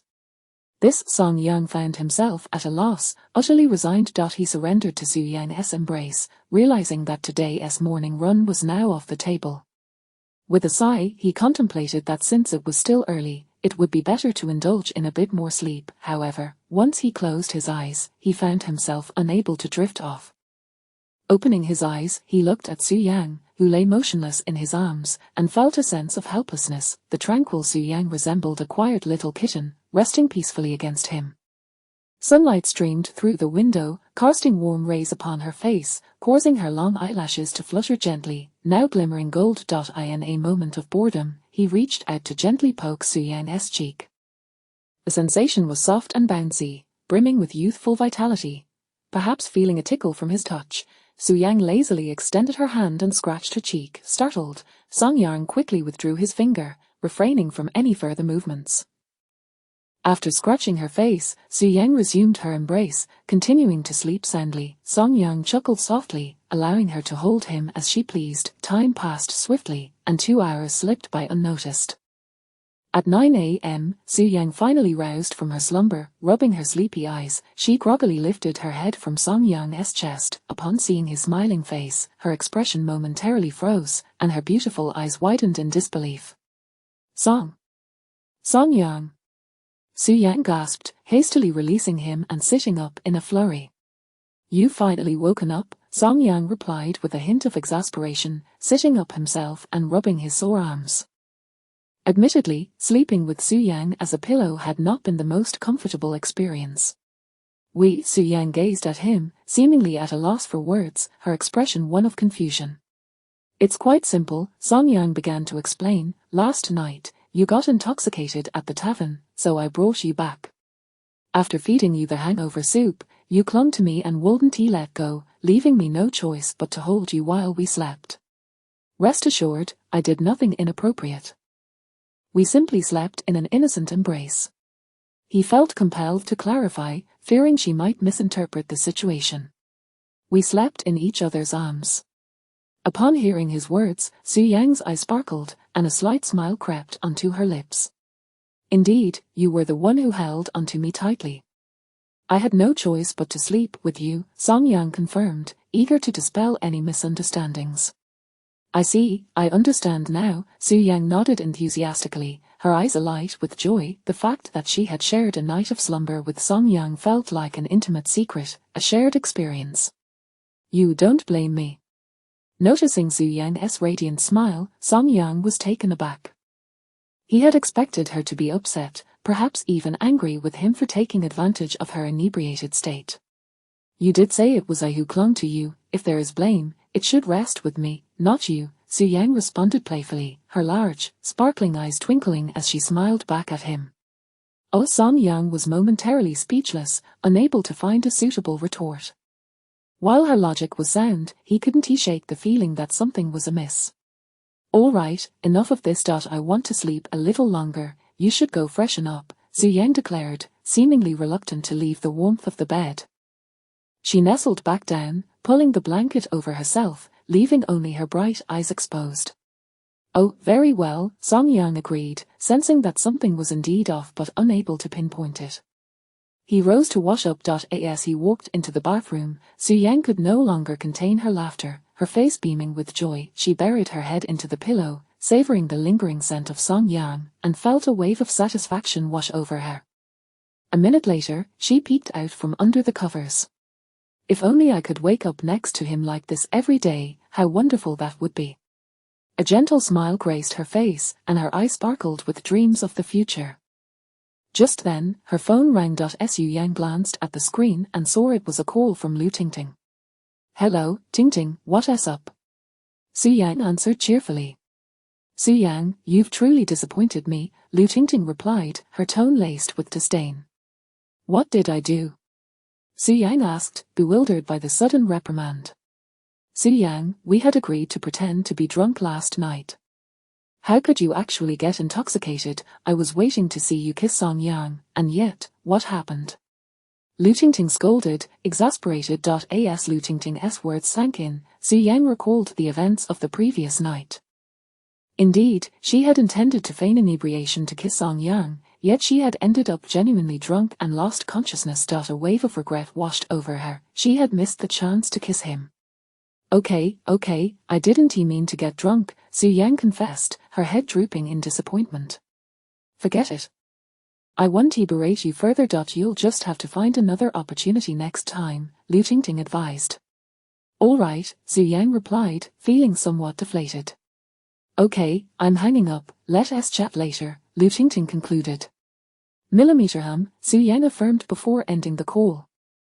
She lay back on the bed, staring at the ceiling, feeling a sense of despondency. "Su-Yang, you truly are more trouble than you're worth," she lamented internally, feeling disheartened that she had nearly kissed Song-Yang but had faltered at the crucial moment. "However, even though I didn't get to kiss Song-Yang, I did end up sharing a bed with him."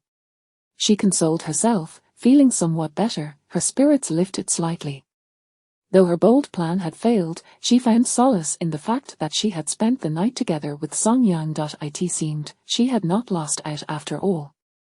Chapter 60, How I Wish Song Yang Were Here. In the ensuing fortnight, Song Yang engaged in his daily morning runs, with Su Yang invariably by his side. Naturally, each time they ran together, she sported a high ponytail, as Song Yang had remarked that it suited her well. Beyond their morning routines, Song Yang was also dedicated to his workouts at the gym, meticulously adhering to a disciplined fitness regimen. After days of rigorous training, he could distinctly perceive the enhancement in his physical condition. His 8-pack abs and pectoral muscles were gradually becoming more pronounced, particularly after each workout. When his clothes clung to his body, drenched in sweat, the definition of his muscles became strikingly evident. This spectacle left Su Yang, who consistently accompanied him, unable to tear her gaze away, captivated by his physique. Meanwhile, at the Shinming community, Jian Qiuyu's father had successfully been discharged from the hospital, and the family of 3 returned home. In the living room, Jian Qiuyu collapsed onto the sofa, her visage betraying profound exhaustion. Throughout the past fortnight, she had tirelessly attended to her father's needs during his hospitalization, leaving her utterly drained. She felt as though she had never experienced such fatigue in her life. Now, she found herself devoid of any strength. After Liu Chunmai helped Jian Chenghai settle into a chair, she too released a long sigh, her own weariness etched across her face. Qiuyu, the doctor has advised that your father requires ample rest. After discussing it with him, we've decided to return to our hometown tomorrow, Liu Chunmai said, glancing at her daughter slumped on the sofa. After a moment of hesitation, she continued earnestly, as for you and Song Yang, we believe you should seek him out and have a heartfelt conversation about rekindling your relationship. Looking back, Song Yang, as a son-in-law, truly has been wonderful. During these 2 weeks in the hospital, just imagine how exhausting it has been for us without his support by your father's side, she lamented. The absence of Song Yang had illuminated his significance, which they had previously underestimated, revealing how pivotal he was to their family's well-being. Mom, I've tried reaching out to him, but he refuses to reconcile, Jian Qiuyu replied, her lips pursed in a display of grievance. Despite her earlier attempts to contact Song Yang, his resolute stance left no room for negotiation regarding their reunion. Over the course of her father's hospitalization, she had been utterly worn out. After finally hiring a caregiver, she was dismayed to find the individual lacking in professional integrity, sleeping soundly at night while neglecting her father's needs. Even something as simple as preparing warm water resulted in spills that scalded Jian Chenghai, provoking his ire. Reluctantly, she dismissed the caregiver and took turns caring for her father with her mother. As a pregnant woman, the demands of hospital life had taken a severe toll on her. In her moments of exhaustion, she often found herself yearning for Song Yang. Each time, she couldn't help but think how much better things would be if he were present. Unfortunately, it remained a mere thought. Liu Chunmai, too, found herself struggling. Her age and lack of education made caring for Jian Chenghai a daunting task. They had both come to realize the true importance of Song Yang in their lives. Were he still around, their burdens would certainly be lighter.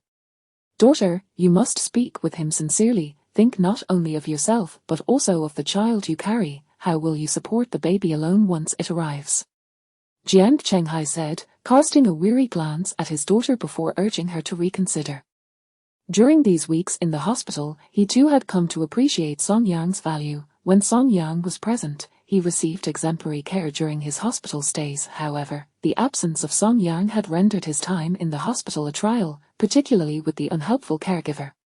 Father, what if I approach Song Yang and he still refuses to reconcile? Jian Qiuyu asked, her expression one of helplessness. My dear, if you approach him earnestly and temper your temper, he is likely to listen, her father encouraged. Indeed, Qiuyu, have a sincere discussion with him. If necessary, offer an apology. You are pregnant. I cannot believe he would remain so cold-hearted, Liu Chunmai chimed in. All right, I suppose, Jian Qiuyu conceded after glancing at her parents, her resolve wavering. She felt a sense of urgency. If Song Yang remained unyielding, what would become of her child? She had no job and limited funds, and without Song Yang to support her, how could she sustain her previous lifestyle? Daughter, communicate with him thoughtfully. Song Yang was never unreasonable. His love for you was evident. He will surely consider reconciling. Jian Chenghai continued to reassure her. He admitted that Jian Qiuyu had, at times, exhibited a touch of stubbornness and petulance, but Song Yang had always embraced her, showering her with affection. This demonstrated the depth of his love for her, instilling confidence in her father that a simple acknowledgement of her faults would lead to reconciliation, especially now that Jian Qiuyu was expecting. Rest assured, Qiuyu. We have all witnessed how profoundly Song Yang loved you. Do not let your pride hinder you this time. A humble apology will surely prompt him to reconsider, Liu Chunmai added, echoing her husband's sentiments. In the past, Song Yang had gone to great lengths to marry their daughter, even sacrificing his own possessions to gather the necessary dowry, an act that spoke volumes of his devotion. Now that Jian Qiuyu was carrying his child, it was unfathomable that he would refuse to reunite. Father, mother, I understand. You can trust that I will approach Song Yang sincerely, Jian Qiuyu resolved, steeling herself with determination. This time, she would do whatever it took to rekindle their relationship, regardless of what Song Yang said. She vowed never to lose her temper again. Chapter 61, Song Yang, shall we remarry? At 10 a.m., in the manor, Song Yang and Su Yang were enjoying their breakfast when suddenly a phone call came in. Song Yang glanced at his phone, noticing an unfamiliar number, and answered. Hello, who is this? He inquired politely. It's me. A gentle voice floated through the line, belonging to Jian Qiuyu. Since both Song Yang and Su Yang had previously blocked her number, she had no choice but to use Li Qiuya's phone to contact him. Jian Qiuyu, what do you want? Upon recognizing her voice, Song Yang's tone immediately turned cold. Su Yang, who had been quietly eating beside him, also set down her chopsticks upon hearing Jian Qiuyu's name. She then raised her head, attentively listening to their conversation. Song Yang, can you come out so we can have a proper talk? Jian Qiuyu pleaded. At that moment, her voice was devoid of its usual arrogance, replaced instead with a hint of desperation. I'm busy. If you want to talk, let us do it over the phone. Song Yang frowned, genuinely disinterested in engaging with her. Song Yang, please, I beg you to come out. We need to talk face to face. If you refuse, I will go to Su Yang's house to find you. Jian Qiuyu's insistence suggested she was resolute about meeting him today. After a moment of silence, Song Yang gently nodded. Fine, send me your location, and I'll come over shortly. He considered that, after all, this was a matter between him and Jian Qiuyu. It would be detrimental to Su Yang's reputation if Jian Qiuyu caused a scene at the manor. Okay, I'll send it to you right away. Hearing Song Yang's agreement, Jian Qiuyu's voice brimmed with joy as she promptly sent over the location. Are you going out? Su Yang turned her head, her eyes shimmering with curiosity. Yes, Song Yang nodded lightly, then asked, do you want to come? Su Yang's eyes brightened, and she immediately replied, yes. At 11 a.m., in a secluded and quiet park. Qiuya, do you think Song Yang will remarry me this time? On a public bench by the roadside, Jian Qiuyu sat beside Li Qiuya. At this moment, Jian Qiuyu bit her lip, her expression filled with anxiety. Li Qiuya gently patted her shoulder, offering soft reassurance. Qiuyu, don't worry too much. This time, let us speak to Song Yang properly. Remember, don't lose your temper. Li Qiuya patiently advised. Knowing Jian Qiuyu had a fiery temperament, she feared that if Jian Qiuyu lost her composure when Song Yang arrived, he would certainly refuse to reconcile. Okay, I understand, Jian Qiuyu nodded firmly, her resolve set. No matter what Song Yang said, she would keep her temper in check. Qiuyu, look, they're coming. Li Qiuya suddenly pointed with her finger at a pair of young men and women approaching from a distance. The couple was none other than Song Yang and Su Yang. They walked side by side until they stood before them. Song Yang, Su Yang, you're here. Jian Qiuyu stood up, her face betraying a hint of awkwardness as she greeted them. Just say what you want to say. Song Yang, disinterested in small talk, cut straight to the point. Noticing Song Yang's impatience, Jian Qiuyu bit her lip before softly saying, Song Yang, I was wrong. I apologize, please forgive me, let us reconcile. Jian Qiuyu raised her large, glistening eyes, gazing at Song Yang with a pleading expression. She had shed her previous haughtiness and adopted a demeanor that was almost humble. Jiang Qiu, I never imagined you would apologize to me one day. Song Yang scoffed coldly. Truthfully, he was somewhat taken aback. In their 7 years together, this was the first time Jiang Qiu had ever apologized to him. Previously, she had always acted like a little princess in front of him, expecting him to apologize instead. It was a far-fetched notion to think he could ever make Jiang Qiu admit her wrongs, yet here she was, apologizing after their divorce. Song Yang, I truly understand my mistakes. Please forgive me, let us get back together. Hearing Song Yang's sarcastic remarks, Jiang Qiu felt a twinge of embarrassment. After all, she had never once lowered her head in front of him before. But now, she was no longer the cherished princess in his eyes, thus, she could only continue to plead with a lowered stance. Song Yang, let us reconcile. I truly realize my mistakes, and I'm pregnant. Our child cannot grow up without a father or a home. Please come back to me. I promise I won't lose my temper anymore. Jiang Qiu touched her belly, continuing her soft, desperate pleas. Li Qiu also stepped in, supporting her statement. Yes, Song Yang, Qiu is carrying your child. She truly needs someone to care for her now. She has realized her mistakes. Please forgive her. She is a pregnant woman. She cannot be left alone. The child needs a father. As a man, you have to take on the responsibility of being a father. Observing the two women harmonizing their pleas, Song Yang sighed softly, looking at his former wife with indifference. Jiang Qiu, if you had anticipated this day, why did you choose to leave in the first place? You wish to reconcile. I'm sorry, but we cannot go back. The moment Jiang Qiu insisted on divorce for $1 million, he had already given up on their marriage. He had also completely lost hope in Jiang Qiu, the woman he had loved for 7 years. Now he only wished to sever all ties with her, ideally never crossing paths again. Song Yang, I truly regret it. I regret the divorce. Please, let us reconcile and return to how we were before. Seeing Song Yang's unyielding indifference, Jiang Qiu was utterly panicked at this moment. She had originally thought that if she lowered her pride, Song Yang would consider reconciling. After all, they had shared 7 years of love. Moreover, she was now pregnant. Surely, he would not be so heartless as to abandon her and the child.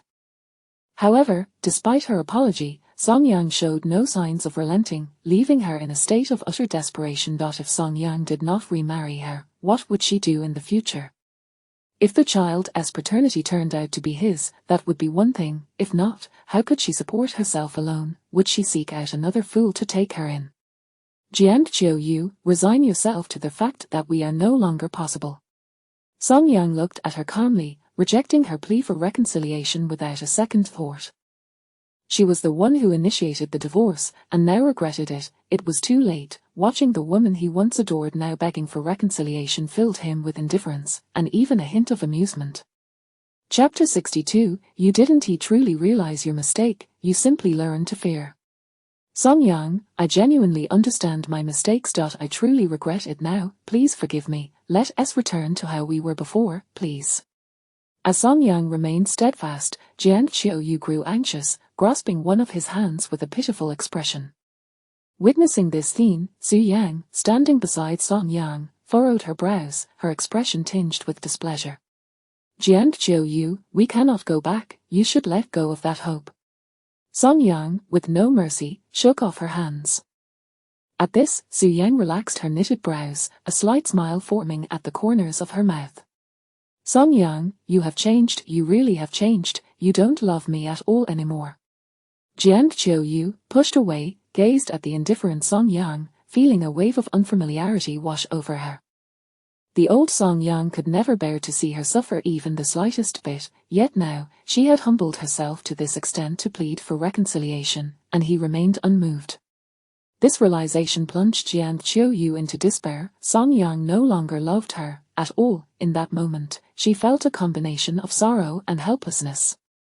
I have long since changed. It's you who only now realize it, Jiang Qiu. We are divorced, and I have ceased to love you. You need to face reality. Song Yang let out a cold laugh. Once, he had loved Jiang Qiu with fervent sincerity, desperately striving to bring her happiness. Yet she had taken his affection for granted, disregarding his feelings. Now, she wished to rekindle his love. Apologies, but Song Yang's heart had already turned cold. Li Qiuya patted Jian Qiu's shoulder in a comforting gesture before turning to Song Yang, once again attempting to persuade him. Song Yang, look, Qiuyu understands her mistakes. As a man, you should show some generosity and forgive her. Don't forget, she is carrying your child. Child? Song Yang shot a cold glance at Jian Qiuyu's belly, his tone flat as he remarked, whether this child is mine remains to be seen. He paused and added, furthermore, I've already stated that if the child is mine, I will support it. If not, then it has nothing to do with me. Song Yang, what are you saying? Of course, this child is yours, Li Qiuya replied patiently. You shouldn't be angry with Qiuyu. Reconcile with her, it's best for the child. Song Yang looked at Li Qiuya and then at the pitiful Jian Qiuyu. He couldn't help but shake his head, a hint of amusement in his voice as he said, you two are quite the pair, aren't you? Trying to use the child to morally obligate me. Let me make it clear, whether or not the child is mine, I will not remarry. Of course, if the child is mine, I will take responsibility, but that is contingent upon the child being born and undergoing a paternity test. Until then, it has nothing to do with me. Song Yang stated firmly, his stance unwavering. Song Yang, this child is truly yours. Qiuyu genuinely understands her mistakes. As a man, you shouldn't be so petty, reconcile with her, it's for the best for the child. Li Qiuya seemed to lose patience, her brows knitting together in displeasure. Petty? Song Yang regarded Li Qiuya's presumptuous demeanor with disbelief. Li Qiuya, it was Jian Qiuyu who initiated the divorce. Now it's somehow me being petty, you two truly make a good pair. Song Yang, Qiuyu only wanted a temporary separation, she never intended for a real divorce, she still loves you. Loves me? Song Yang looked at the pitiful Jian Qiuyu, scoffing, I'm sorry, but I see no evidence of her love for me. She is not seeking reconciliation out of love, she is afraid of raising the child alone. She didn't truly understand her mistake, she simply learned to fear. Song Yang bluntly exposed Jian Qiuyu's true motivations. Upon hearing his candid statement, Jian Qiuyu's face turned pale. Deep down, she knew this was true. If she weren't pregnant, she wouldn't even consider reconciling with Song Yang. However, now that she was expecting, she felt compelled to plead for his return. Song Yang, I truly understand my mistakes, please forgive me, let us reconcile and give our child a family. Jian Qiuyu quickly interjected, her tone soft and pleading as she stepped closer, seemingly attempting to grasp Song Yang's hand. Jian Qiuyu, how many times must I tell you?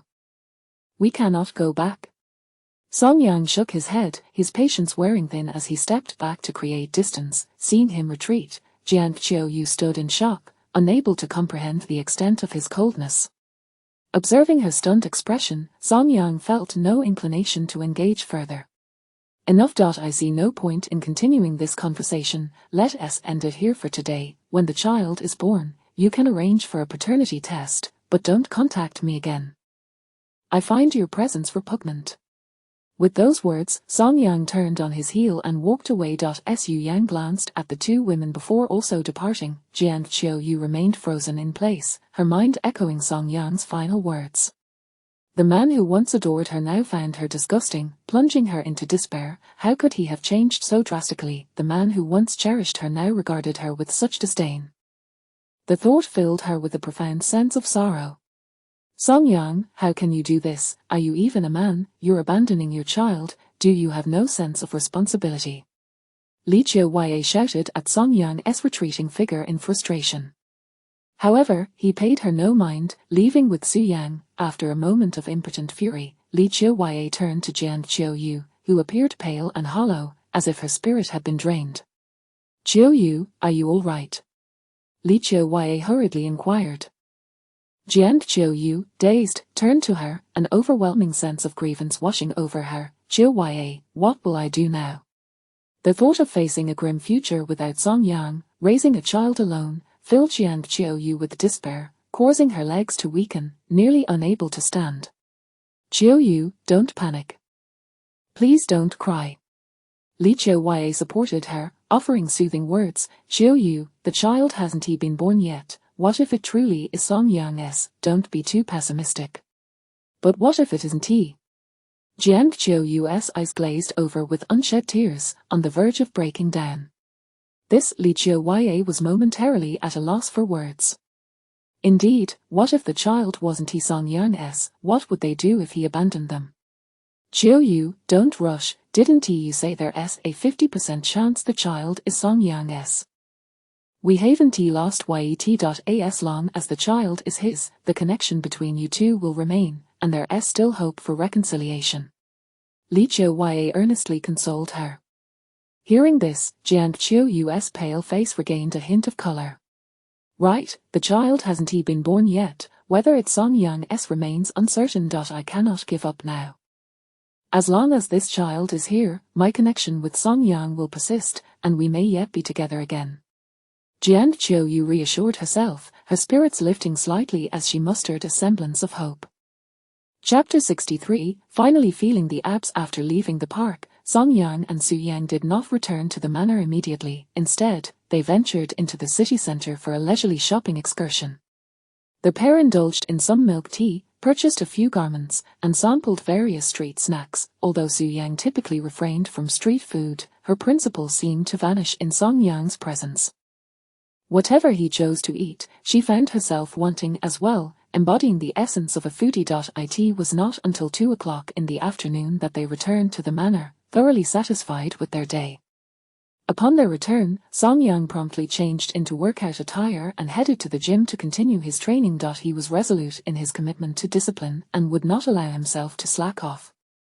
Su Yang, on the other hand, settled onto the gym sofa with a bag of potato chips, watching her favorite series while keeping him company. After a while, however, her gaze was irresistibly drawn to Song Yang. At that moment, he was already glistening with sweat, his short-sleeved shirt gradually becoming soaked and clinging to his skin, revealing the contours of his muscles. Su Yang found it difficult to tear her eyes away, suddenly feeling that her show was losing its appeal. Particularly when Song Yang, feeling uncomfortable from the excessive perspiration, decided to remove his shirt entirely. At that instant, Su Yang's eyes widened, and she felt an overwhelming urge she could only watch, longing to reach out and touch. Half an hour later, as Song Yang concluded his workout, he plopped down beside Su Yang, completely exhausted and drenched in sweat. Here, drink some water, Su Yang offered, presenting him with a bottle of mineral water she had prepared earlier. He took it and gulped down a substantial amount. Meanwhile, Su Yang picked up a towel and began to dab his sweat, an act that had become routine for her after his workouts.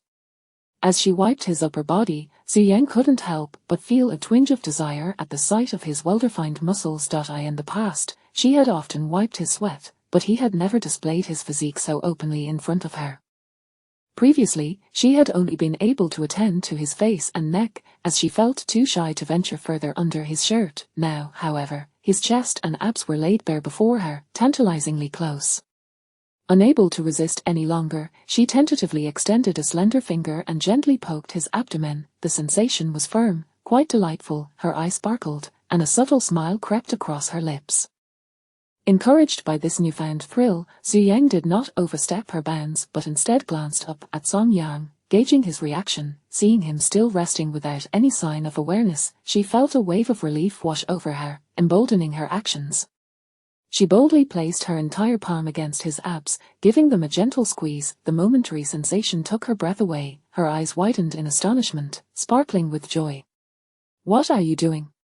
Song Yang finally reacted, lifting his head to regard her with a quizzical expression.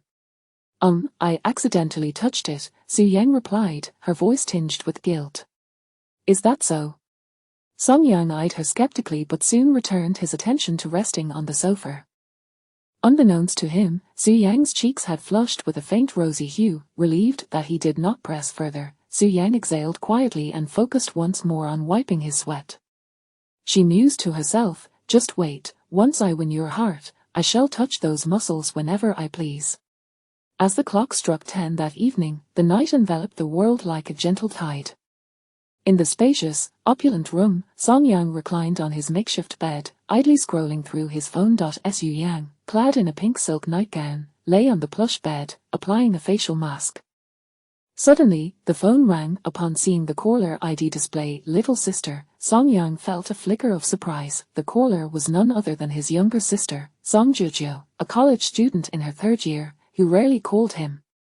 "Hey, big brother, Mom said you're coming home with me, is that true?" A playful and sweet voice chimed from the other end. It dawned on Song Yang that he had mentioned to his parents half a month ago that he would return home to visit their parents once his sister's summer vacation commenced. "Yes, have you finished your classes for the summer?" he inquired. "Almost. I can go home next Tuesday, and you can pick me up then," she replied. "All right, I'll come to get you next Tuesday, and we can head back together." "Okay, sounds good." The siblings did not converse for long before ending the call. As Song Yang set down his phone, he heard Su Yang's voice from the bedside inquiring, "So you're leaving next Tuesday?" He turned to find her gazing at him with an anxious expression. The facial mask she had applied had slipped, yet she seemed oblivious, her eyes fixed on him. "Yes, I'll be going back with my sister next Tuesday," he confirmed with a nod. "When will you return?" Su Yang bit her lip, her tone tinged with reluctance. Although she understood he would only be gone for a few days, she still felt a pang of sadness. Song Yang contemplated for a moment before responding, "Around a week, I suppose." "A week?" Su Yang's eyes widened slightly, revealing a hint of disappointment.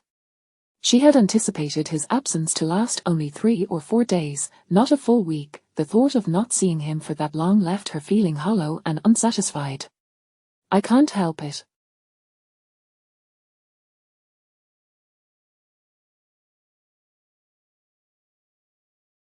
"I haven't been home in ages. I need to spend some quality time with my parents," he explained with a hint of resignation.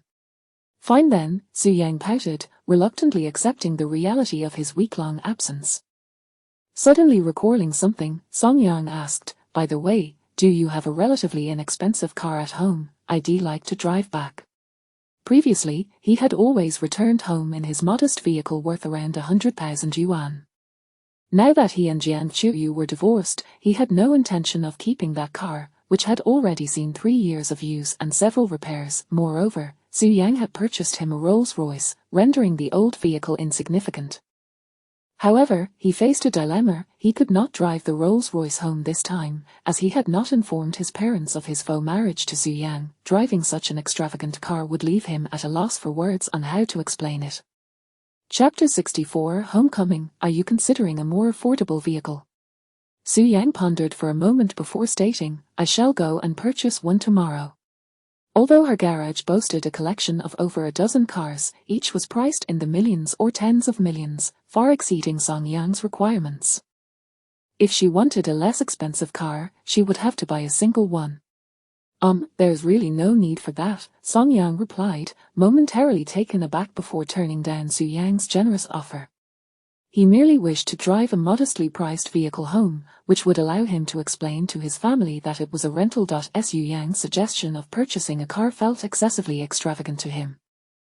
While such an expenditure might be trivial for Su Yang, for Song Yang, it was utterly unnecessary. After all, he was merely making a brief visit home. It would be far more sensible to rent a car and save a considerable sum of money.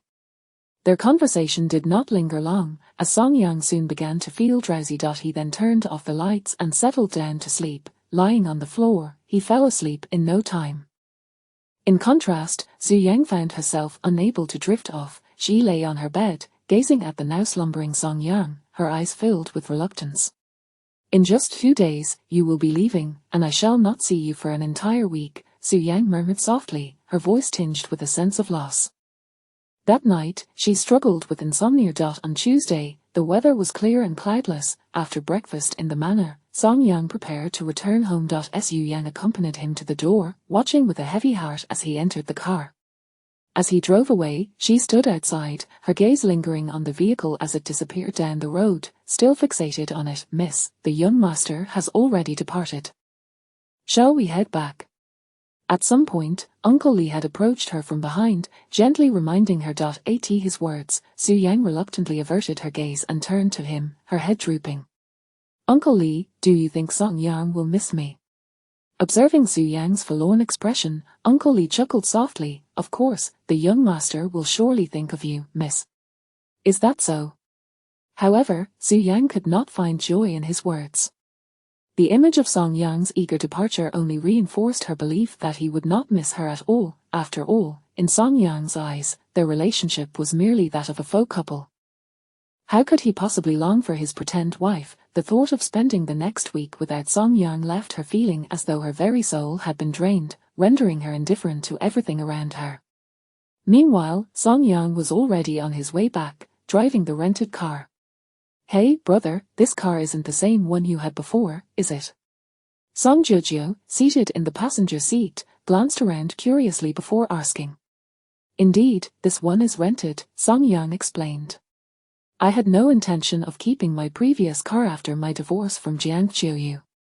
Oh, I see, Song Jujio nodded, her expression one of understanding. She had already learned of her brother's divorce from their parents, so the revelation came as no surprise.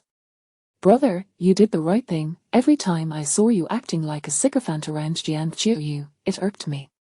I had been tolerating her for far too long, Song Jujio remarked, her agreement evident. She had long disapproved of Jiang Qiuyu, viewing her as a manipulative presence who treated her brother like a doormat. What do you mean by sycophant? Must you speak so bluntly? Song Yang felt a flush of embarrassment at being labelled as such by his sister, though he couldn't deny the truth in her words. Come on, you were essentially a sycophant, enduring Jiang Qiuyu's whims for years, and now you don't want anyone to say anything about it, Song Jujio retorted, rolling her eyes at him. Growing up, she had always regarded her brother as impressive, until Jiang Qiuyu's arrival shattered that image. All right, let's not dwell on that, Song Yang said, somewhat exasperated. What about you? Have you found a boyfriend at school? Me? Not at all, Song Jujio replied. Really, no one is pursuing you at school? Song Yang regarded her skeptically, as she was undeniably attractive and well-proportioned. How could such a girl not have suitors in college? Well, it's true that one boy has shown interest, but I didn't agree, she confessed. Why? Is he too unattractive? Not really, it's just that he used to be a sycophant to my roommate, and I can't stand sycophants. As they conversed, 2 hours slipped by unnoticed. The car soon entered a small village, Huangyu Village, Song Yang's hometown. A humble little village, with only a few dozen households, it boasted clear mountains and beautiful waters, a serene environment. Before long, the car came to a halt in front of a modest 2-story house. Dad, Mom, we're back. Song Jujio exclaimed, eagerly dashing towards the house as soon as she stepped out of the car. Song Yang watched her retreating figure, shaking his head in mild exasperation. At that moment, a middle-aged couple emerged, drawn by the commotion at the door. Son, you're back. As Song Yang looked at his slightly hunched parents, an overwhelming urge to cry washed over him. It had been quite a while since his last visit, and he noticed the additional wrinkles that had appeared on their weathered faces, making them seem even older than he remembered. It's good to be back, the elderly couple said, their expression softening as they gazed at Song Yang, smiles breaking through their aged features, a smile they had not worn in a long time. Having anticipated the return of their children, they had prepared a meal in advance. Come on, Jujio, eat more, you've lost weight. Mom, this is too much, are you feeding me like a pig? Not too much. You used to eat 3 large bowls, how is this amount excessive? Come on, son, you should eat more too. Yes, son, it's been ages since you've returned, enjoy your mother's cooking. She has been looking forward to it every day since she learned you were coming back. At the dining table, their parents continually served food to the siblings. The dishes were simple home-cooked fare, neither plentiful nor extravagant. Though it paled in comparison to the sumptuous meals at Su Yang's home, Song Yang savored it with delight. For him, it was the taste of home. Chapter 65, the first day of Song Yang's departure, longing for him at noon, precisely at 12 o'clock, within the estate, Su Yang languidly occupied the sofa, lost in her thoughts. Miss, Butler Lee has asked me to prepare a glass of orange juice for you, a maid announced, approaching with the beverage, placing it on the table with utmost reverence. Oh, Su Yang merely cast a fleeting glance at the orange juice, displaying little inclination to partake. Not far off, Uncle Lee observed the scene with a sense of helplessness. Ever since Song Yang departed 2 hours prior, it seemed as though he had taken Su Yang's very spirit along with him. She appeared utterly listless, devoid of enthusiasm for anything. Uncle Lee shook his head with a wry smile. It was merely a week's absence, and yet, his young mistress behaved as though she were heartbroken. Truly, such newlyweds, to be so affected after just a day apart. With a gentle sigh, Uncle Lee turned away. Su Yang remained seated, feeling as if her world had lost its vibrancy, rendered utterly meaningless. She couldn't comprehend why she felt this way. Prior to her marriage to Song Yang, she was able to carry on with her life just fine without him by her side. Yet now, after having spent a brief time together, just over 2 hours without him felt unbearable. She had known in advance about his departure and had taken precautions to stave off boredom by stockpiling numerous shows to binge upon in his absence. However, now, the thought of watching anything held no allure for her.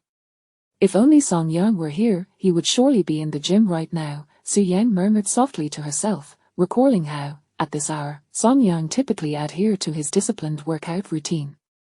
She would always accompany him then. Reflecting on this, for reasons unknown, Su Yang rose and left the villa, almost as if compelled by some unseen force, making her way to the gym. It was only upon reaching the entrance of the gym that she realized her folly. Why had she come here? Song Yang was absent, and her solitary presence in the gym would yield no sight of him. Yet, despite knowing this, Su Yang found herself instinctively pushing open the gym's door and stepping inside. The gym was eerily empty, silent, and devoid of life, rendering it somewhat desolate. The absence of Song Yang, who had once filled this space with his presence, left her heart feeling hollow. She slowly made her way to the central resting couch, where she had often sat beside him during his workouts. He would come here to rest when fatigued, and she would always be there to offer him bottled water and wipe his brow, taking the opportunity to indulge in playful flirtations. As she reminisced about the moments shared with Song Yang in this very place, a faint smile crept upon her lips, only to vanish abruptly when she remembered his absence. The smile faded from her face, replaced by a look of despondency. Sigh? Su Yang exhaled softly, surveying the empty gym and wishing fervently that Song Yang had not left. For the next 3 hours, Su Yang sat idly in the gym, her mind adrift. In the past, this time would have been spent in his company, yet now, despite his absence, she longed to remain here. Outside of this space, she was at a loss for where to go. As dusk fell and the sun dipped below the horizon, the sky blazed with hues of orange and red, a spectacular display of nature's beauty. On the swing beside the villa, Su Yang sat alone, lost in thought. The estate had grown quiet, almost barren, mirroring the emptiness within her heart. Before their hasty marriage, she often came here alone to swing, reminiscing about Song Yang. Now, it seemed she had reverted to that solitary state. Time slipped away, and soon the sun had set. Su Yang remained still on the swing, her gaze vacant as she stared ahead, her expression somewhat dazed. "Miss, dinner is ready," came Uncle Lee's gentle voice from behind her, rousing her from her reverie. "Oh, I see," she replied, turning her head slightly before nodding and rising to leave. As she walked away, her slender silhouette appeared forlorn against the evening breeze. Uncle Lee shook his head in resignation, feeling a twinge of sympathy. Soon, Su Yang returned to the villa, where a lavish spread of delectable dishes. However, seated at the table, Su Yang found herself devoid of appetite. She ate mechanically, as if a mere machine, before ascending the stairs. "Sigh, it's only the first day since the young master left," Uncle Lee mused, watching Su Yang's retreating figure with a heavy heart. Their bond was undeniably strong, and already she seemed to be suffering from his absence. How would she manage the remaining 6 days? The thought weighed heavily on him. As night fell, the hour grew late. In her room, Su Yang lay on her soft bed, preparing for sleep, yet tonight, slumber eluded her. She turned onto her side, gazing at the floor beside her bed, letting out a soft sigh. In days gone by, Song Yang had occupied the makeshift bed there. A simple turn would reveal his presence, a source of comfort that allowed her to sleep soundly. Yet tonight, that space was empty, devoid of the warmth she longed for, replaced only by the cold floor reflecting the moonlight's chill. "Song Yang, how I miss you," she whispered into the stillness of the room, yet her words echoed back unanswered in the emptiness. A wave of disappointment washed over her. She turned onto her back, staring at the ceiling, her thoughts consumed by Song Yang's face. On the very first day of his departure, Su Yang found herself yearning for him, longing more than ever. Chapter 66. A bed Miss Su Yang. At 7 in the morning in Huangyu village, Song Yang was not roused by the alarm clock, but rather by the crowing of the rooster from the neighboring Shu family's house. He stretched languidly, then got up to wash and prepare himself before heading out for a morning run. Despite being in the countryside, Song Yang harbored no thoughts of laxity. He remained committed to his discipline. As he jogged along a rural path, he encountered many villagers who were up early tending to their farming chores. The sight of Song Yang running surprised these villagers, as it was quite uncommon for anyone in the countryside to engage in fitness activities. While jogging along the mountain road, Song Yang felt an inexplicable void within him. It wasn't until he spotted a rural couple laboring in the fields that he realized the source of that feeling. In the past, Su Yang had always accompanied him during his morning runs. A mere glance over his shoulder would reveal her exquisite and enchanting face, but now, he found himself alone. No matter how he turned, Su Yang was nowhere to be seen, and naturally, he felt that something was amiss. I wonder what Su Yang is up to. She must still be sleeping in, Song Yang murmured softly. The mere thought of Su Yang brought an unconscious smile to his lips. In the following days, Song Yang spent his time at home with his parents. During the day, he assisted them with farm work, and at night, he returned home to rest. Yet, at times, he would find himself reminiscing about Su Yang. A few times, he picked up his phone, contemplating sending her a message or engaging in conversation, only to be at a loss for words each time. Ultimately, he would reluctantly set his phone down. On the other hand, Su Yang found herself in a similar predicament. Aside from daydreaming, she often picked up her phone to check if Song Yang had messaged her, or to send him a message herself. However, she too was at a loss for what to say. The only message she had ever sent him was an inquiry of "Have you made it home?" sent the day after he left. It wasn't until half an hour later that Song Yang replied with a simple millimeter. This left Su Yang unsure of how to continue the conversation. On the 5th day, in the early morning, Song Yang continued his routine of jogging alone along the desolate mountain road. The sense of emptiness within him had intensified. He had grown unaccustomed to running alone, as Su Yang had always been by his side. As he ran, her face would often intrude upon his thoughts. Suddenly, he came to a halt, gazing at the empty road before him. He had to admit, he missed Su Yang. He fished out his phone, opened WeChat, and navigated to their chat interface. Just as he was about to ask if Su Yang had woken up, he hesitated. It's so early, she might still be asleep. My message could wake her. With that thought, he deleted the message he had just composed and slipped his phone back into his pocket. I wonder if she misses me, Song Yang mused wistfully, but he quickly shook his head. Song Yang, you're overthinking it. You're merely a pretend couple, why would she miss you? He suddenly snapped back to reality. His relationship with Su Yang was merely a transaction, after all. Furthermore, with her beauty and wealth, how could she possibly miss someone like him? He was just a divorced man without money or prospects, perhaps even destined to have a child in the future. Given his circumstances, how could someone like Su Yang ever take an interest in him? With that thought, he shook his head vigorously, dispelling any unwarranted notions from his mind, and continued his slow walk back to the village. To his surprise, as he approached the door of the house next door, he encountered Shu Wei. Shu Wei! Song Yang exclaimed, taken aback. He was astonished to see Shu Wei emerging from the restroom, still adjusting his pants. He hadn't expected Shu Wei to return as well. Song Yang! Shu Wei was equally astonished, staring at Song Yang in disbelief. When did you get back? Song Yang glanced at his red underwear, curiosity evident in his voice. Me?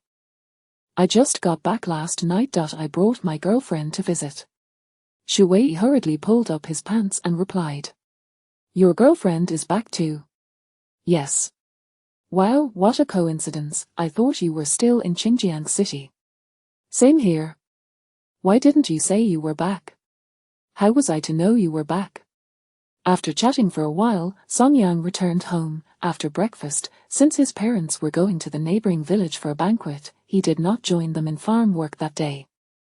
Around noon, Xu Wei came over with his girlfriend, Liu Jing, suggesting that the three of them go for an outdoor barbecue. Feeling bored, Song Yang happily agreed. The three of them drove to the riverbank and commenced their picnic. Here, Jing, try this fish I grilled. It's incredibly tender, Xu Wei said, handing a piece of grilled fish to his girlfriend. Really, let me taste it, Liu Jing replied, taking a small bite. Her eyes lit up with delight. It's delicious. Xu Wei, you should try it too. She immediately tore off a piece of fish and offered it to Xu Wei. Xu Wei opened his mouth, happily accepting her offering. This is really good. I didn't know my grilling skills were this impressive. Seated across the fire, Song Yang observed the affectionate exchange between the two and couldn't help but smile ruefully. If Su Yang were here, she would surely be feeding him grilled fish as well. Unconsciously, thoughts of Su Yang crept into his mind, and a subtle smile appeared at the corners of his mouth. Come on, Song Yang, you should also taste my culinary skills, Xu Wei said, handing a grilled fish to Song Yang. All right, let me give it a try. Song Yang accepted the fish and took a bite, finding the flavor truly delightful, crispy on the outside and tender on the inside, with a rich aroma.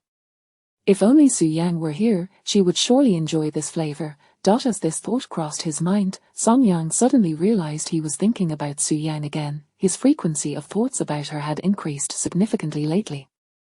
He shook his head, casting aside those inappropriate thoughts, and continued to focus on enjoying the grilled fish. Song Yang, what's wrong with you today? You seem distracted, Xu Wei asked curiously, glancing up from the barbecue. Huh?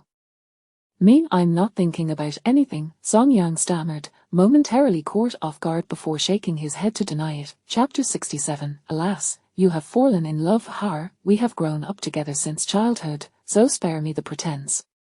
You are clearly not yourself today, something is weighing on your mind, Xu Wei remarked, disdain evident in his tone as he unflinchingly exposed the ruse. Indeed, I've noticed it too, you keep zoning out, Liu Jing chimed in, delicately nibbling on her grilled fish while nodding in agreement.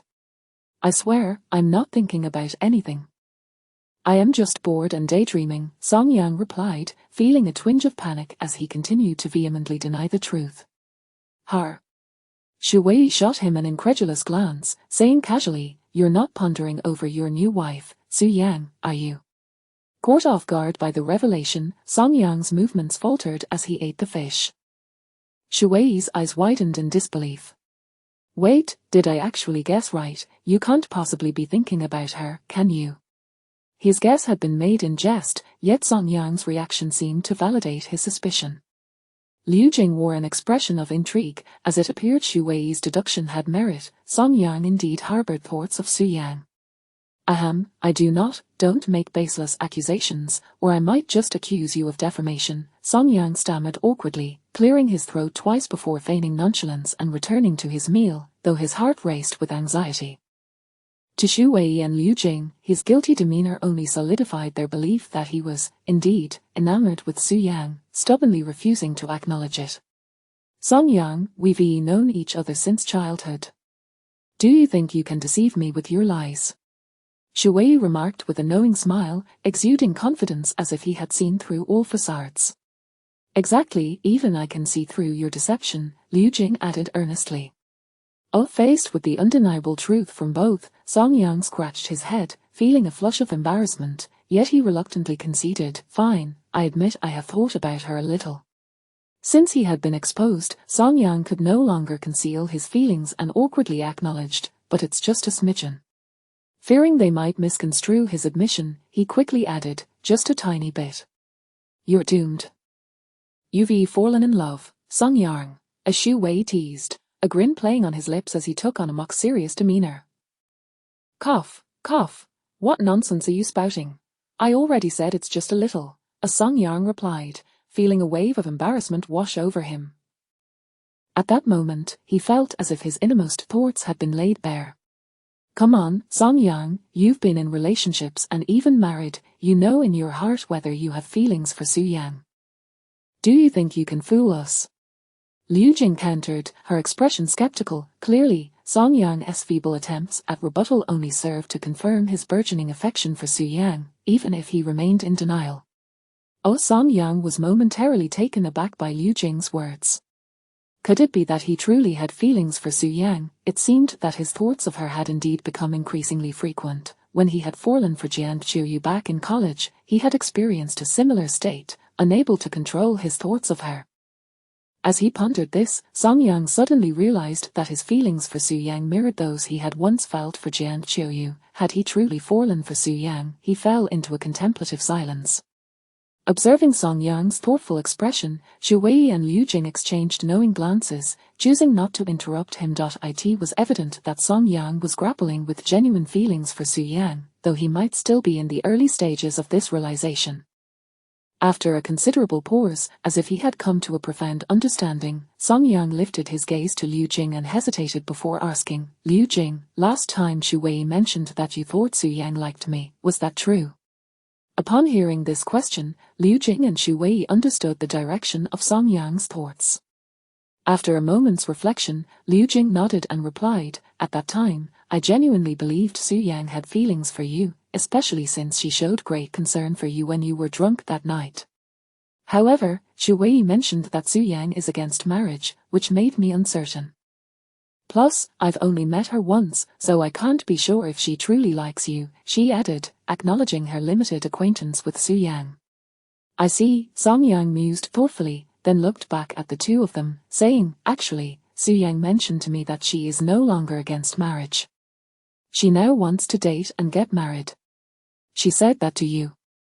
Xu Wei and Liu Jing exclaimed in unison, their eyes widening in disbelief as they stared at Song Yang. "Sort of," Song Yang replied. "Song Yang, then what are you waiting for? Su Yang is clearly hinting at her feelings for you," Xu Wei said, his excitement palpable. Liu Jing's gaze was fervent as she regarded Song Yang, increasingly convinced that her initial intuition had been correct. "So you mean to say she likes me and is trying to signal me?"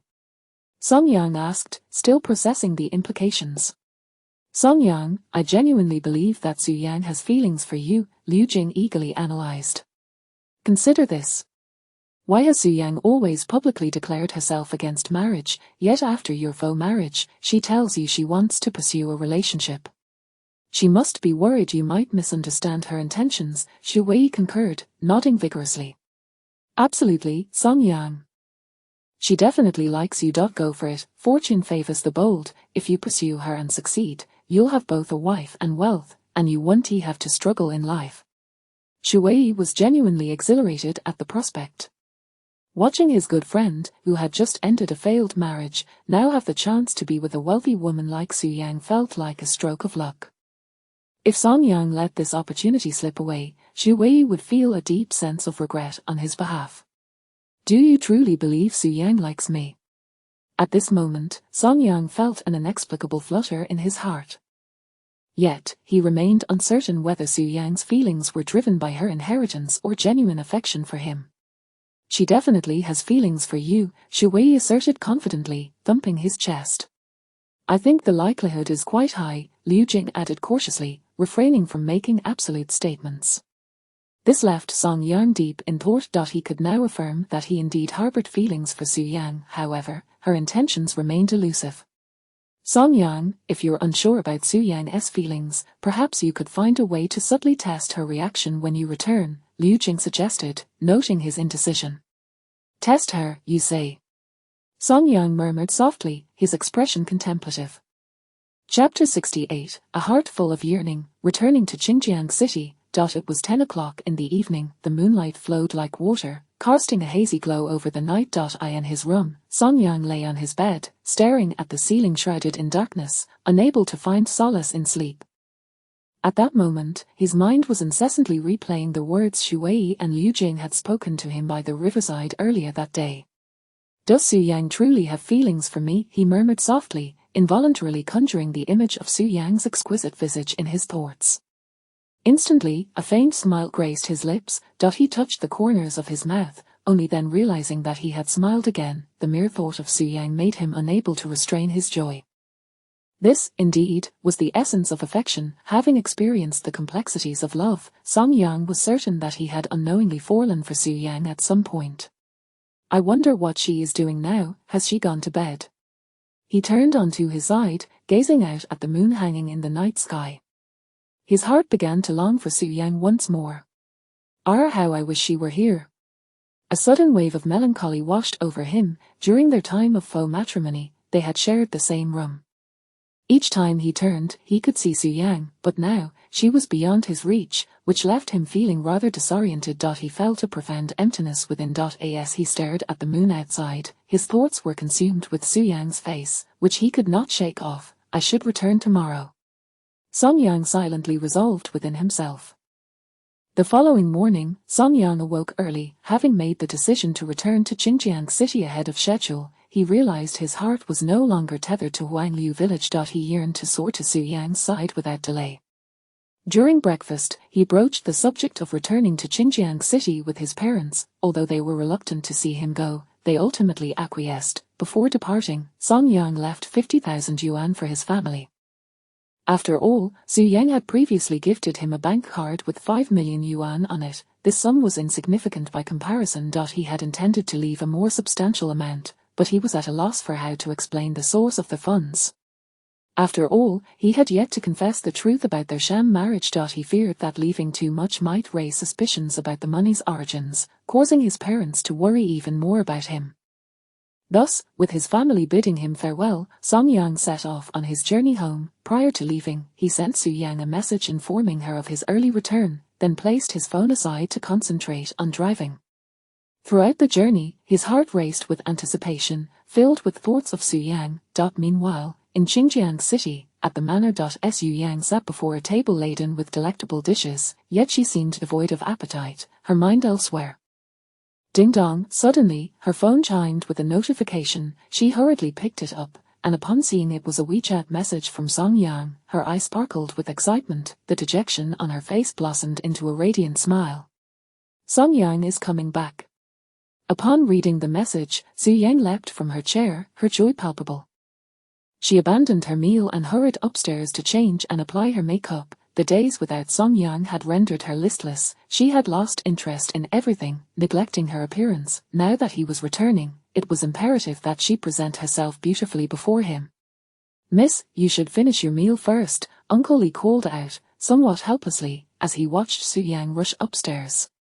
However, Su-yang was oblivious to his concerns. Her thoughts were solely occupied with Song-yang. Soon, after about 20 minutes, she emerged from her room, elegantly attired, and hurried downstairs, heading straight for the entrance. She stood at the manor's grand door, eagerly awaiting Song-yang's return, a gentle smile gracing her exquisite face, clearly in high spirits. "Miss, your husband won't be back for at least another hour," Uncle Lee reminded her, approaching from behind. "It's all right, Uncle Lee. I'll wait for him here," Su-yang replied, her face alight with joy. She was now brimming with energy, a stark contrast to her previous lethargic demeanor. Observing her brightened spirit, Uncle Lee opened his mouth as if to say something, but ultimately, he merely smiled with a touch of resignation. Time passed swiftly, and 2 hours slipped by. On an empty road, a car slowly approached the manor. Upon seeing the vehicle draw nearer, Su-yang's eyes lit up, and when her gaze landed on the man inside, her lips curved into an uncontrollable, jubilant smile. Song-yang had returned inside the car. Upon spotting Su-yang waiting at the manor entrance, Song-yang momentarily froze, then a smile effortlessly spread across his face. In that instant, he felt a profound sense of contentment. Soon, the car came to a halt. As he opened the door and stepped out, Su-yang rushed towards him and leapt into his arms. "Darling, you're back," she exclaimed, wrapping her arms tightly around him, her head nestled against his chest, relishing the moment. "Yes, I am back," Song-yang replied softly, embracing her delicate form and whispering tenderly in her ear. At that moment, he felt an overwhelming sense of fulfillment. Standing nearby, Uncle Lee observed the affectionate scene between the young couple, a satisfied smile illuminating his aged features. In the days that Song-yang had been away, Su-yang had appeared wan and drained, as if all her vitality had been sapped. Yet now, with Song-yang's presence, she seemed rejuvenated, as if reborn. Uncle Lee noted the stark contrast in her demeanor. After a brief embrace, they reluctantly released one another. Su-yang, her face aglow with a smile, lifted her glistening eyes to gaze at him, seemingly unable to quench her admiration. Song Yang, in turn, regarded Su Yang, captivated by the beauty of the girl before him. In that moment, he couldn't help but recall the words Xu Wei and Liu Jing had shared with him. Did she truly harbor feelings for him, or was it merely an act for the sake of inheritance? Glancing at Uncle Li standing nearby, uncertainty crept into his heart, and he gently inquired, "Have you been waiting for me all this time?" "No, not at all. I was just out for a stroll, and it so happened that you returned," Su Yang replied, her cheeks flushing with shyness, her gaze evasive. If only Song Yang knew she had stood at the door for over 2 hours awaiting his return, he would undoubtedly realize her feelings for him. Su Yang was acutely aware that Song Yang had yet to reciprocate her affections, and thus she lacked the courage to confess her heart. She feared that upon understanding her feelings, he might distance himself from her, and their relationship might become awkward. "Oh, I see," Song Yang nodded, a tinge of disappointment settling in his heart, as he had hoped Su Yang was waiting specifically for him. Chapter 69. Hand in Hand. Quite reasonable, isn't it? "Let us go back," Song Yang said with a gentle smile as he gazed at the beautiful girl before him. He then reached out his hand and took hold of Su Yang's delicate fingers. Their digits interlocked tightly. In an instant, Su Yang's tender hand was entirely enveloped within his grasp. Her eyes widened in surprise as she looked up at Song Yang, disbelief etched across her features. Feeling the warmth radiating from his palm, Su Yang felt somewhat dazed. Although they had held hands numerous times before, it had always been her initiative. Song Yang had consistently played the passive role. Furthermore, during their previous hand-holding encounters, she would make a point to clarify her intentions, explaining that her actions were solely for the sake of the inheritance, merely to conceal the fact that they were a false couple.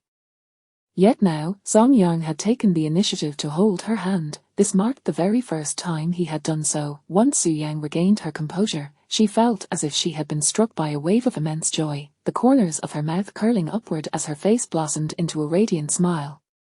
At that moment, her heart brimmed with happiness. Song Yang held my hand. He truly held my hand. I am not dreaming, Su Yang thought blissfully. In the brief moment of her astonishment, Song Yang had already pulled her along, turning towards the manor. Su Yang allowed him to guide her, her eyes fixed on his tall and sturdy figure, unable to suppress the smile that danced upon her lips. Suddenly, Song Yang slowed his pace and turned to look at her. Su Yang immediately pressed her lips together, suppressing her smile. "We are now husband and wife, so holding hands is quite reasonable, isn't it?" Song Yang seemed to fear she might misunderstand, offering a quiet explanation. He was still uncertain of Su Yang's thoughts and felt the need to clarify. The reason he held Su Yang's hand was twofold. He genuinely wished to draw closer to her, and he wanted to gauge her reaction. However, apart from her astonishment, her response seemed to lack any further depth. I understand," Su Yang managed to contain her laughter, nodding vivaciously, her eyes sparkling with delight. Seeing that Su Yang had not misinterpreted his intentions, Song Yang felt relieved and continued to lead her towards the villa. Uncle Li trailed behind them, watching the affectionate scene unfold with a sense of gratification. They soon returned to the villa, taking a seat on the sofa. Notably, even as they sat down, Song Yang showed no intention of releasing Su Yang's hand, still entwined as before. Although Su Yang said nothing, the corners of her lips threatened to stretch towards their heavens, her joy impossible to conceal. Song Yang's refusal to let go was precisely what she desired. She longed to hold his hand forever, never to part. During the days of his absence, she had not held his hand at all, and now she relished the opportunity to reclaim it all at once. "Miss, young master, would you like some juice?" At that moment, a maid approached, carrying 2 glasses of fresh juice and placing them on the table. Thank you," Su Yang replied with a smile, nodding gently. "You're welcome." The maid turned to leave, but after walking a short distance, she couldn't help but pause and glance back at her mistress's radiant expression, shaking her head in amused disbelief. Just days prior, when the young master had departed, her mistress had appeared as though she had suffered a heartbreak. Now, however, she radiated the aura of someone deeply in love. The contrast was stark. After the maid's departure, Su Yang seemed a bit thirsty and took a sip from one of the juices. Having waited in the sun for 2 hours for Song Yang, she indeed felt parched. She set the glass down and turned, only to discover that Song Yang was gazing at her with soft, tender eyes, seemingly unable to tear his gaze away. "What is wrong? Is there something on my face?" Su Yang asked, feeling a rush of panic as she quickly touched her cheeks. After all, Song Yang had never looked at her like that before, causing her heart to flutter with an inexplicable nervousness.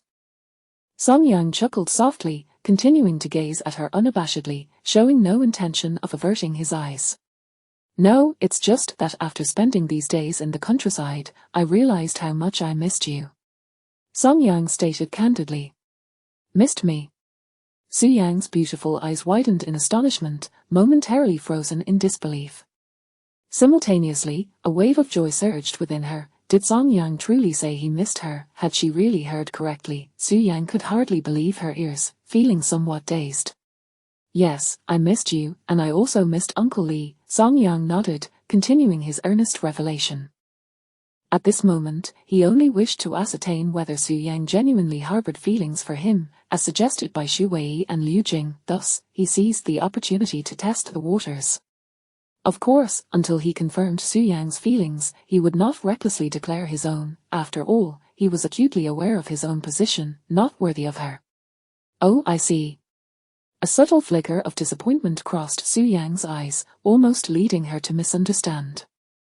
She had thought perhaps Song Yang had developed feelings for her. Nonetheless, she felt a surge of happiness. At the very least, he had thought of her.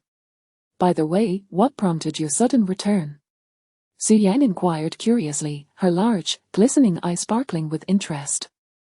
Song Yang had mentioned he would be away for a week, yet today marked only the 6th morning. "Nothing much, I found it rather dull at home, so I decided to come back," Song Yang replied with a smile.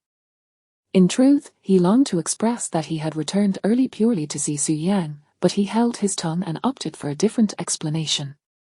"Oh, I see." Su Yang nodded gently, her smile unwavering as she gazed at Song Yang. She felt a deep sense of contentment. During Song Yang's absence, she had felt as if a piece of her heart was missing. Now that he had returned, that feeling had vanished. "I thought you would be happy to return home, but I didn't expect you to feel bored." "Honestly, I felt quite lonely at home too," Su Yang shared softly, revealing her feelings during his absence. Those days without Song Yang were not merely boring, it was as if her entire world had lost its color. She had lost her appetite and could think of nothing but him. Song Yang observed her exquisite profile and tentatively suggested, "Then next time I go home, how about I take you with me?" "Take me home?" Su Yang blinked in surprise, her expression one of astonishment. The days without Song Yang had been incredibly difficult for her. She often thought how wonderful it would be if she could accompany him back to his hometown. In that case, she could see him every day. To her astonishment, Song Yang seemed to have read her thoughts and proposed to take her with him on his next visit.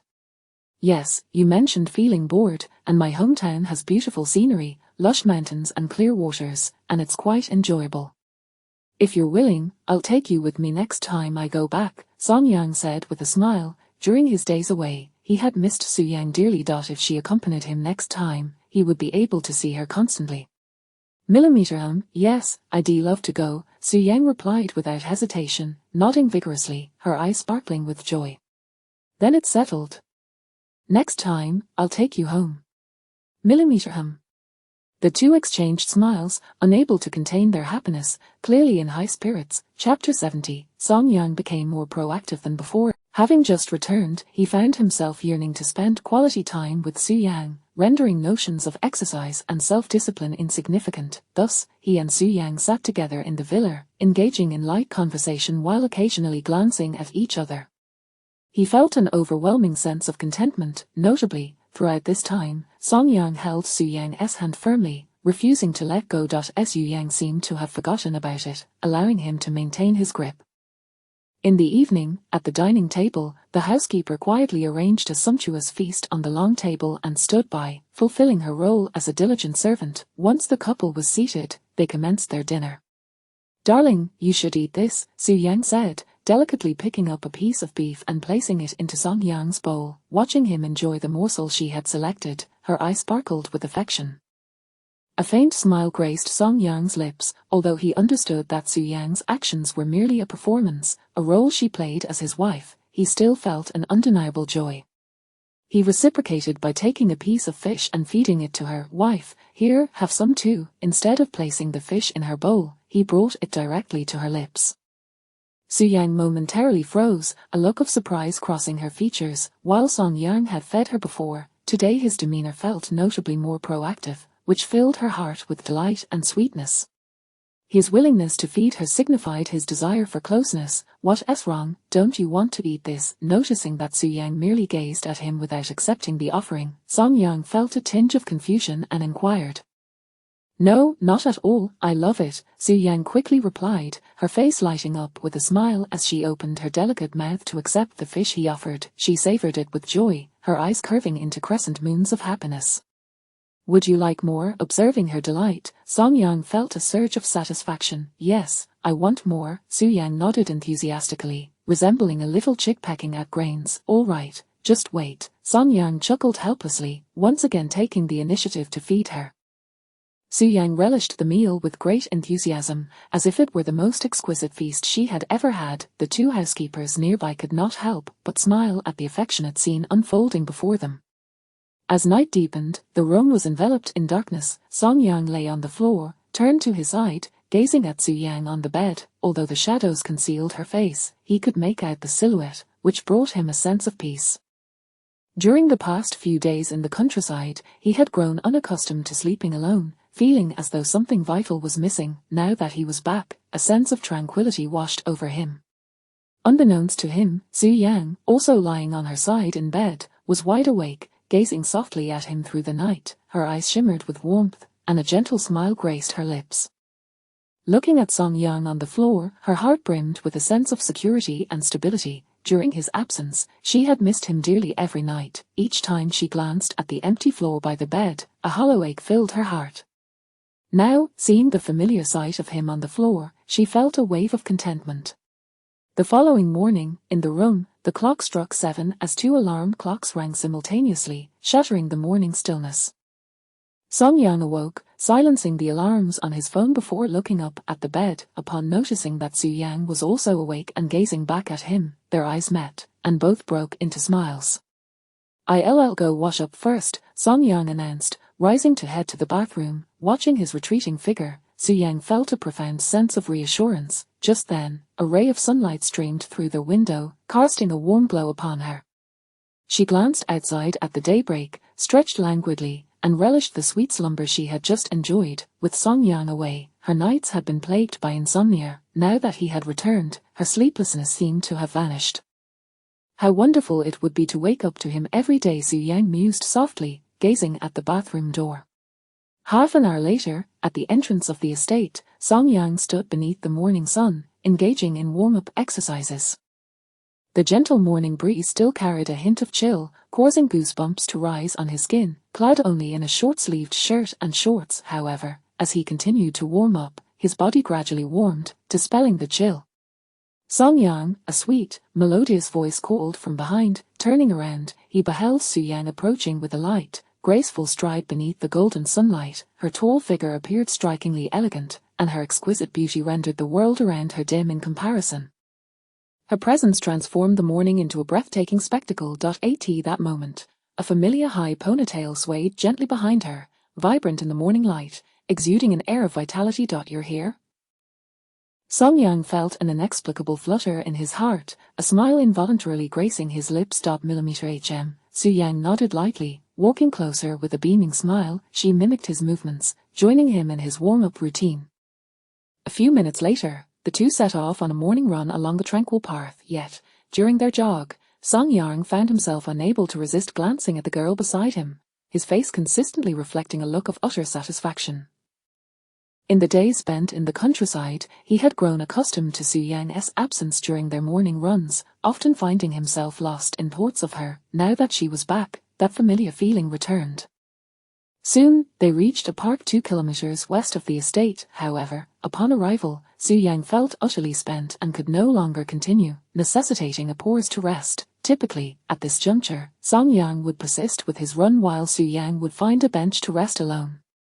Yet today, contrary to his usual behavior, Song Yang halted as well, choosing to sit beside her on the bench. This surprised Su Yang, observing her flushed face, glistening with sweat, and her weary expression. Song Yang felt a pang of tenderness. "How are you feeling? Are you exhausted?" he inquired softly, concern evident in his eyes. "Not too tired." Su Yang flashed a sweet smile, her heart swelling with joy at his concern. "Don't mind me, you continue running. I'm fine," she insisted, wanting to avoid being a burden to him or affecting his morning routine. "Are your legs hurting? Should I give them a gentle massage?" Song Yang, however, seemed to disregard her words, solely focused on her well-being. Chapter 71. He won't develop feelings for me, will he? What? Su Yang was momentarily taken aback, lifting her glistening eyes in astonishment as she gazed at Song Yang. In the past, during their morning runs, he had never shown such concern for her when she was too exhausted to continue. Typically, she rested alone while he continued jogging, completely indifferent to her fatigue, never once offering to massage her legs. Yet today, he unexpectedly volunteered to assist her, leaving Su Yang questioning whether she was dreaming, for it was only in dreams that Song Yang would treat her with such kindness. "I propose that I massage your legs. If it's inconvenient for you, then we can forget it," Song Yang suggested, misinterpreting her hesitation as reluctance. After all, leg massages were rather intimate, and their relationship was merely that of a faux couple.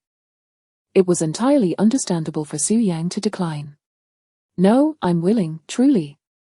Su Yang quickly responded, nodding fervently and promptly placing her long legs upon Song Yang's lap, as though fearing he might retract his offer if she moved too slowly. "Then I shall begin," Song Yang said, noticing her eyes darting away, a hint of shyness evident in her demeanor. He smiled lightly as he placed his hands upon her legs and commenced the gentle kneading. Instantly, he was greeted by a soft, smooth texture beneath his fingertips, a delightful sensation. The lightweight, breathable fabric of Su Yang's athletic pants allowed him to feel the faint warmth emanating from her legs. In that moment, Song Yang felt his heart race, unable to resist the allure of her stunningly long legs, tall, straight, and perfectly proportioned. No ordinary man could withstand such temptation. He inhaled deeply to steady his racing heart. Looking up at Su Yang, he noticed her slightly lowered gaze, her ears tinged with a hint of red, seemingly too shy to meet his eyes, yet the corners of her mouth curled into a gentle smile. Song Yang, not overthinking the situation, focused intently on alleviating her discomfort. After a brief interval, with his hands beginning to tire, Song Yang glanced at Su Yang, who appeared flushed, her large, shimmering eyes sparkling like two radiant stars, reflecting a glimmer of shyness. Amused, he rubbed his sore wrists and inquired, "How are you feeling? Is there any improvement?" Initially, Su Yang wanted to request a longer massage, but seeing Song Yang's fatigue, she felt a pang of sympathy and relented. "I feel much better now." "It's all good," she replied, lifting her long legs from his lap with a smile. "That's a relief," Song Yang exhaled softly in relief. At that moment, a white Porsche approached from down the road, coming to a smooth stop before them. A sharply dressed bodyguard emerged from the vehicle, a sight Song Yang was now accustomed to. He knew this bodyguard had come to escort Su Yang back to the estate. "Let us go home," Song Yang said, rising to assist Su Yang, concerned her legs might still be sore. Su Yang nodded gently. Despite her legs feeling fine after the massage, she found it difficult to reject Song Yang's tender attentiveness. After all, this was his initiative to show concern for her, and she felt no reason to decline. Once Su Yang was settled in the car, Song Yang resumed his morning jog back to the estate, while she sat in the back seat, rolling down the window to lean her head out and gaze at him with soft, contented eyes. Watching him jog in the morning sun, a gentle smile lingered on her lips. What a wonderful sight! Under the morning sun, the quiet road bore witness to the leisurely pace of the white Porsche as it trailed Song Yang, returning to the estate together. In the afternoon, as Song Yang continued his workout in the gym, Su Yang naturally accompanied him. Even when Lu Tingting called inviting her out, she declined. Now that Song Yang had finally returned, she had no desire to go anywhere but to be by his side. When Song Yang finished his workout, Su Yang, as always, approached him with the prepared bottled water and towel. While he drank, she tenderly wiped the sweat from his brow. Each time she caught a glimpse of his subtly defined abs, she felt an irresistible urge to touch them, though she hesitated. This time was no exception. She found it hard to tear her eyes away from his sculpted physique. Nevertheless, she managed to restrain herself, focusing solely on wiping his sweat. Song Yang sat quietly on the sofa, content as he watched Su Yang diligently tending to him. A gentle breeze wafted through the window, playfully tousling a few strands of her hair. Undeterred, she continued her task. With a soft smile, Song Yang extended his finger to gently tuck the stray strands behind her ear. Su Yang, caught off guard, froze momentarily, meeting his warm gaze. "Your hair is a bit messy, let me fix it," he explained with a smile. Su Yang stammered, nodding lightly. Though she pressed her lips together, she could not suppress the upward curve of her mouth.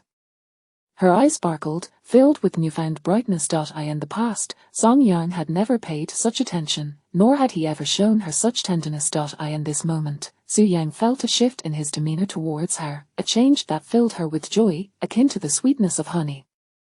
As night fell at 11 o'clock, the atmosphere grew tranquil, the lights in the room dimmed, casting a serene silence. Song Yang lay on the floor, fast asleep. Meanwhile, Su Yang lay on the bed, wide awake, her bright eyes fixed on him with contemplative thoughts. Ever since Song Yang's return, she had sensed a distinct change in his attitude towards her, more caring, gentler, and even more proactive. Could it be that he has developed feelings for me? Chapter 72. Song Yang, I truly regret it. The following day, under a clear blue sky, the sun shone brightly. After breakfast, Song Yang felt somewhat bloated and decided to take a stroll to aid digestion. However, just as he stood up, his phone in his pocket rang with an incoming call. Upon checking, he discovered it was his younger sister, Song Jujio, who was calling. "Hello, big brother, I've arrived in Xinjiang City. Where are you? Come out and treat me to a meal, I haven't eaten yet," Song Jujio exclaimed boisterously over the phone. "Weren't you at home? What brings you to the city?" Song Yang was momentarily taken aback, a hint of surprise washing over him.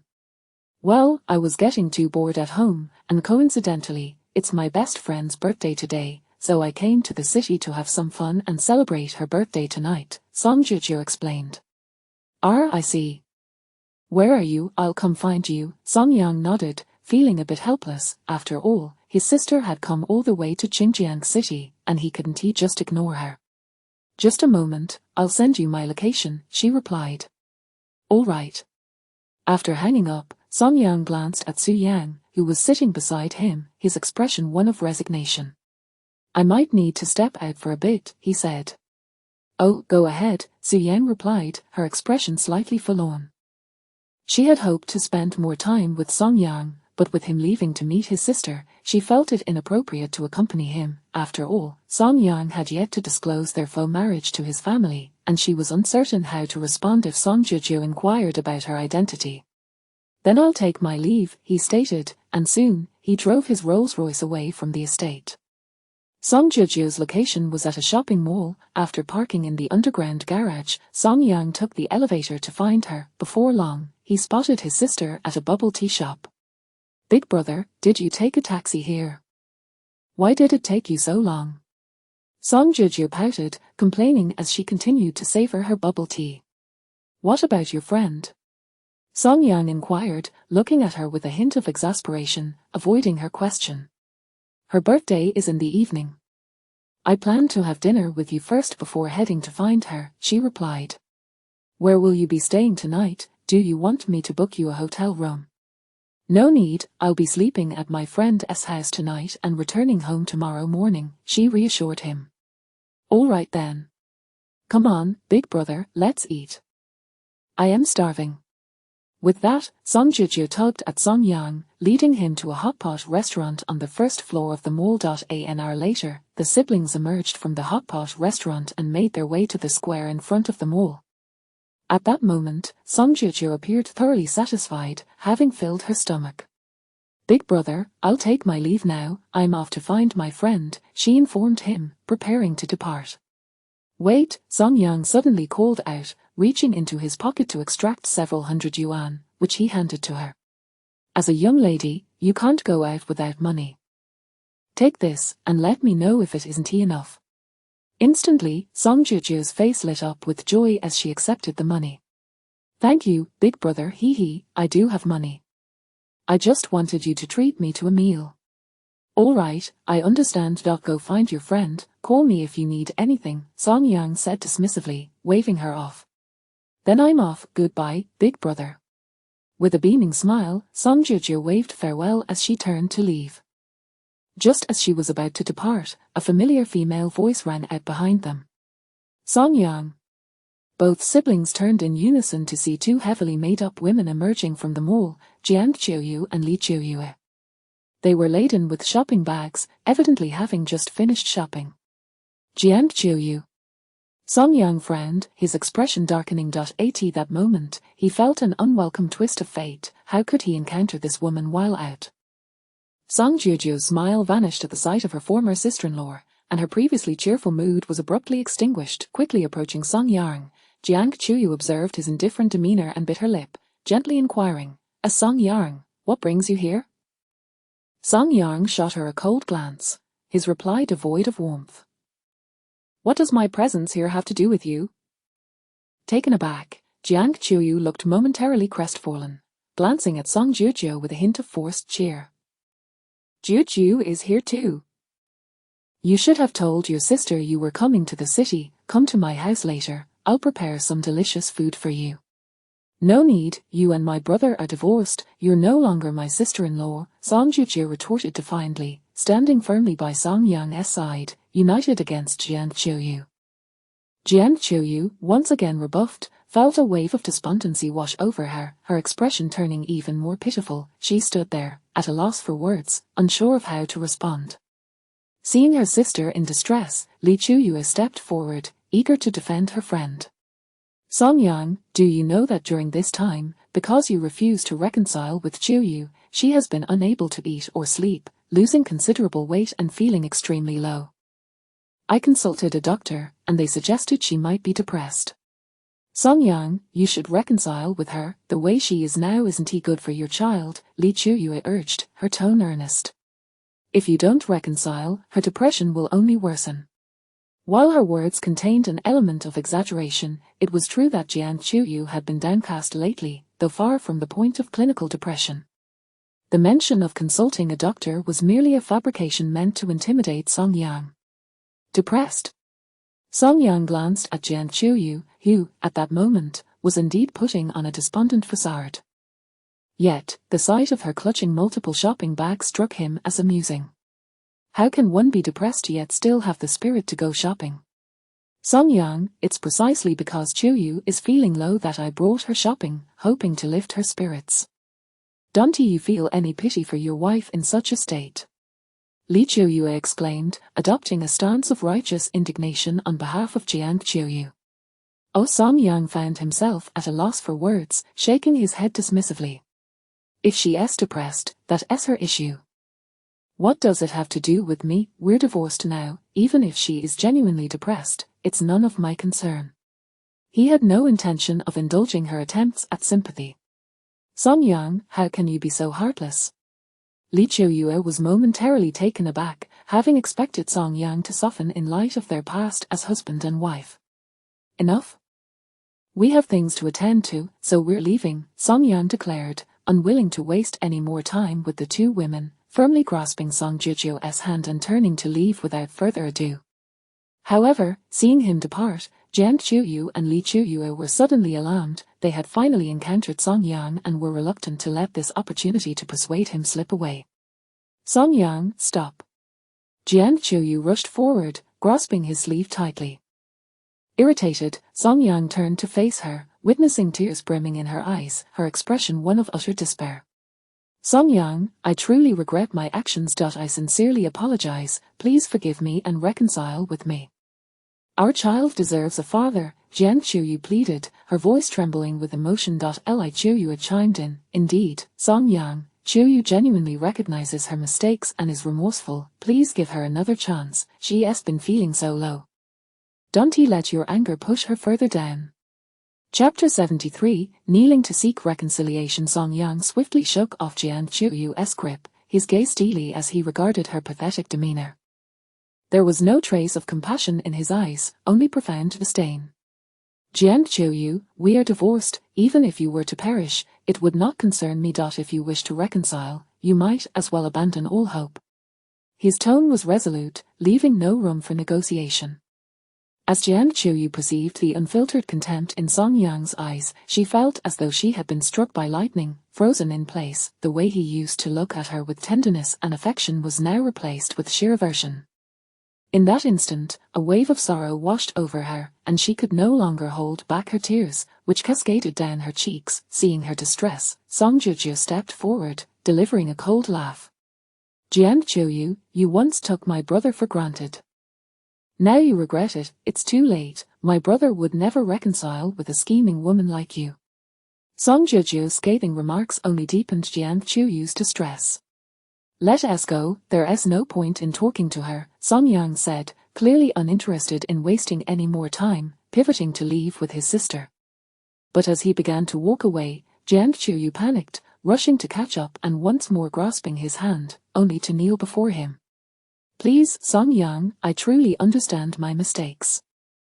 I beg you, let us reconcile, I implore you.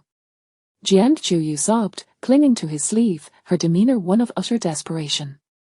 Song Yang, look at how deeply Qiuyu regrets her actions, she is even kneeling before you. What more do you want? Li Qiuyu interjected, unable to watch her friend suffer. In her eyes, Jiang Qiuyu's actions warranted reconciliation. How could Song Yang remain so unyielding? Are you both out of your minds? Jiang Qiuyu, let go of me, don't tarnish my hands. Song Yang rolled his eyes at the two, his irritation palpable as he shook off Jiang Qiuyu's desperate grasp. Yet, Jiang Qiuyu, fearful he would walk away, clung even tighter, refusing to release him. Song Yang, let us reconcile. I promise I won't be willful anymore, let us remarry and provide a home for our child, please, she pleaded desperately, her eyes brimming with tears, her expression one of utter helplessness. Reconcile? Not a chance. Song Yang could no longer contain his frustration, letting out an expletive. We're divorced, you'll never have that chance again. Song Yang, let us remarry. I regret everything, please, let us reconcile. Jiang Qiuyu continued to beseech him, her voice thick with emotion. Their commotion had drawn the attention of several onlookers, and a crowd gathered, curious about the unfolding drama. Jiang Qiuyu, you can forget it. Song Yang surveyed the gathering crowd, mustering his strength to shake off her grip once more. He then turned to Jiang Qiuyu, who lay sobbing on the ground, and spoke coldly, Jiang Qiuyu, let go of this delusion, you'll never reconcile with me. With that, he no longer glanced her way, firmly grasping Song Juju's hand as he walked away. Song Yang, how could you do this to me? How could you treat me like this, Song Yang? Jiang Qiuyu cried out, her voice filled with anguish as she watched him depart, yet, Song Yang did not look back, leaving her behind, a figure of despair surrounded by onlookers, who pointed and murmured amongst themselves, some even taking photos to share on social media. Feeling a tinge of embarrassment, Li Qiuyu retreated into the crowd, attempting to blend in as just another passerby. Meanwhile, the siblings reached a crossroads. Brother, that Jiang Qiuyu is utterly revolting. You mustn't reconcile with her, otherwise, I will look down on you, Song Juju said earnestly, her expression serious. Do I need you to tell me that? I'm not that desperate, of course, I won't reconcile with her, Song Yang retorted, rolling his eyes. That is a relief. Song Juju sighed, glad to hear her brother's resolute stance. She had feared he might relent, given how much he once loved Jiang Qiuyu. All right, brother, I'm off to find my friend, you should head back, she announced, waving her hand as she prepared to leave. Sure, if you need anything, call me. If you run low on money, just let me know, Song Yang advised patiently. Got it? Song Juju nodded with a smile before turning to depart. As Song Yang watched her figure fade into the crowd, he let out a resigned sigh before also turning to leave. Before long, he returned to the mall, catching a glimpse of the scene outside. The crowd had dispersed, leaving Jiang Qiuyu curled on the ground, sobbing uncontrollably, while Li Qiuyu sat beside her, gently patting her shoulder in consolation. For the two troublesome women, Song Yang could only shake his head in exasperation before stepping back into the mall. He took the elevator to the underground parking lot, located his Rolls-Royce, and drove back to the estate. At noon, under a clear sky adorned with fluffy white clouds, the sun shone brightly over the expansive estate. At this moment, Su Yang sat alone on a swing, engaged in a video call with Lu Tingting. Su Yang, how are things progressing between you and Song Yang? Lu Tingting inquired curiously, having heard Su Yang mention her intentions to pursue Song Yang some time ago. However, with so much time having passed without any substantial progress, Lu Tingting's initial excitement had waned considerably. Tingting, I feel that Song Yang may have developed a slight affection for me, Su Yang admitted shyly, her cheeks tinged with pink. What? Song Yang likes you now? Lu Tingting perked up, instantly intrigued. Her long-held anticipation was finally yielding some results, and she couldn't contain her excitement. Yes, Su Yang nodded softly, though uncertainty lingered in her demeanor. Tingting, it's just that ever since Song Yang returned from the countryside, I've sensed a change in how he treats me. In what way? Lu Tingting pressed, her curiosity piqued. Su Yang pondered for a moment before slowly responding, well, now Song Yang actively holds my hand, feeds me, even massages my legs. Moreover, I feel like the way he looks at me has changed. Chapter 74. Prepare to confess, then it's settled, my dear sister, Song Yang must have developed feelings for you, Lu Tingting exclaimed, her face radiating excitement and conviction. Really? Su Yang's eyes sparkled with hope, and a faint smile danced on her lips. Deep down, she, too, felt that Song Yang might indeed harbor some affection for her, yet, uncertainty lingered in her heart, especially since she had adored him for so many years, always yearning for him to reciprocate her feelings. However, now that the moment seemed to have arrived, it felt almost surreal. Hearing Lu Tingting's affirmation only heightened her certainty. Absolutely, a man who takes the initiative to approach you and genuinely cares about you must certainly have an interest, Lu Tingting insisted, bolstering Su Yang's confidence like a dose of invigorating tonic. Then, what should I say? Su Yang began, but was suddenly distracted as a lavish Rolls-Royce glided into the estate. Her attention instantly shifted upwards, upon recognizing that it was Song Yang returning. A smile of uncontainable joy blossomed on her face, prompting her to rise and stride towards him with an eagerness that felt involuntary. Inside the car, Song Yang observed Su Yang rushing towards him, captivated by the radiant smile gracing her features. In that instant, his spirits soared. The stark contrast between the boisterous Jian Chuyu and the enchanting Su Yang was striking. He chuckled softly, opened the car door, and hastened to meet her halfway. Su Yang halted abruptly before him, her large, luminous eyes sparkling as she gazed at him with delight. Yet, Song Yang did not pause. He approached her directly and enveloped her in a warm embrace. Darling, I'm back, he murmured tenderly in her ear, cradling her soft form in his arms. Caught off guard by his unexpected affection, Su Yang stiffened momentarily, frozen in place. It was the first time Song Yang had ever initiated such an embrace. Initially astonished, she soon regained her composure, and a jubilant smile illuminated her delicate face, her eyes shimmering with elation. At that moment, her heart brimmed with uncontainable happiness. As husband and wife, a hug is entirely reasonable, wouldn't you agree? Song Yang seemed to sense her potential misgivings and whispered softly to her. Previously, Su Yang had employed the same rationale when she hugged him, and he was merely echoing her words. Indeed, quite reasonable, Su Yang replied, nodding vigorously, her eyes alight with joy. She then reciprocated the embrace, holding onto Song Yang tightly beneath the bright sun. However, moments later, Song Yang reluctantly released her. He wished to linger in the embrace longer, but felt it would be impolite to do so.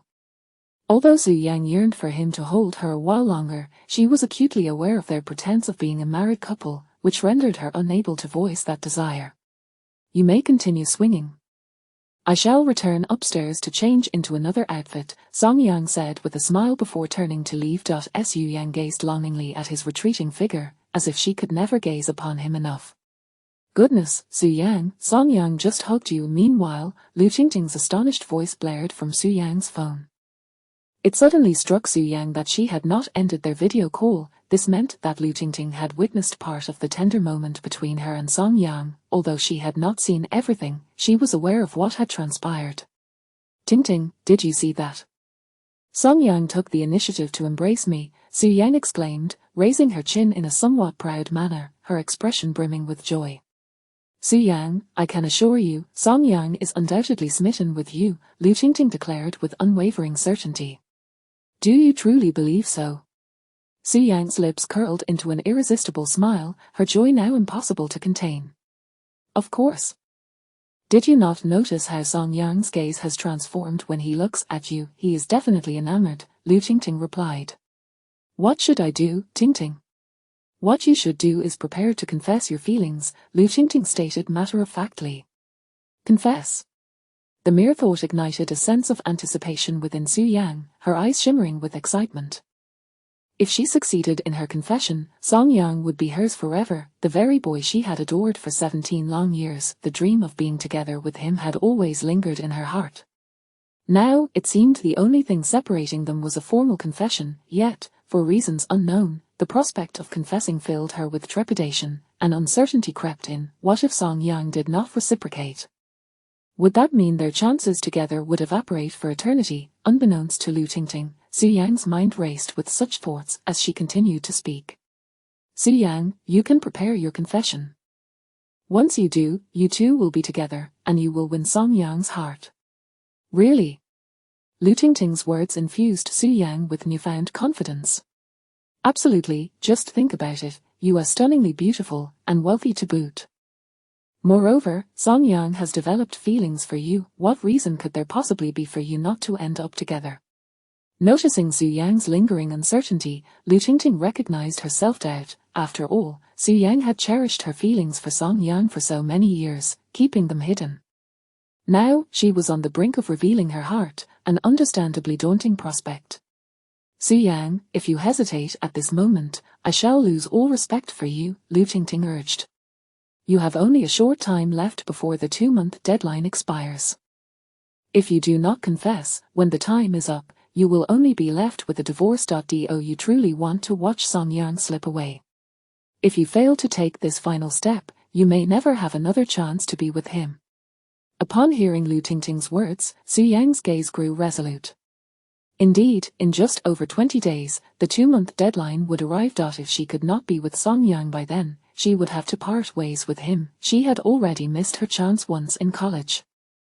Could she afford to do so again? No, this time, she would not let Song Yang slip through her fingers. He was her white moonlight, the one she had adored for 17 years, and she was determined to win his heart. Resolute in her decision, Su Yang declared, Tingting, you are right, I must confess. I cannot afford to let Song Yang go.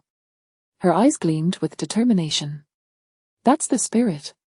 Lu Tingting smiled gently. Su Yang, I recall that your birthday is just a few days away. You could host a birthday party, and we can all celebrate together. That would be the perfect opportunity for you to confess to Song Yang. Yes, I understand, Su Yang nodded firmly. A birthday party as a backdrop for her confession certainly seemed like an excellent opportunity. Now, don't be so tense. Song Yang will undoubtedly agree to your confession. After all, he has already developed feelings for you, so there is no reason for him to refuse, Lu Tingting reassured her, sensing Su Yang's inner turmoil. Thank you, Tingting.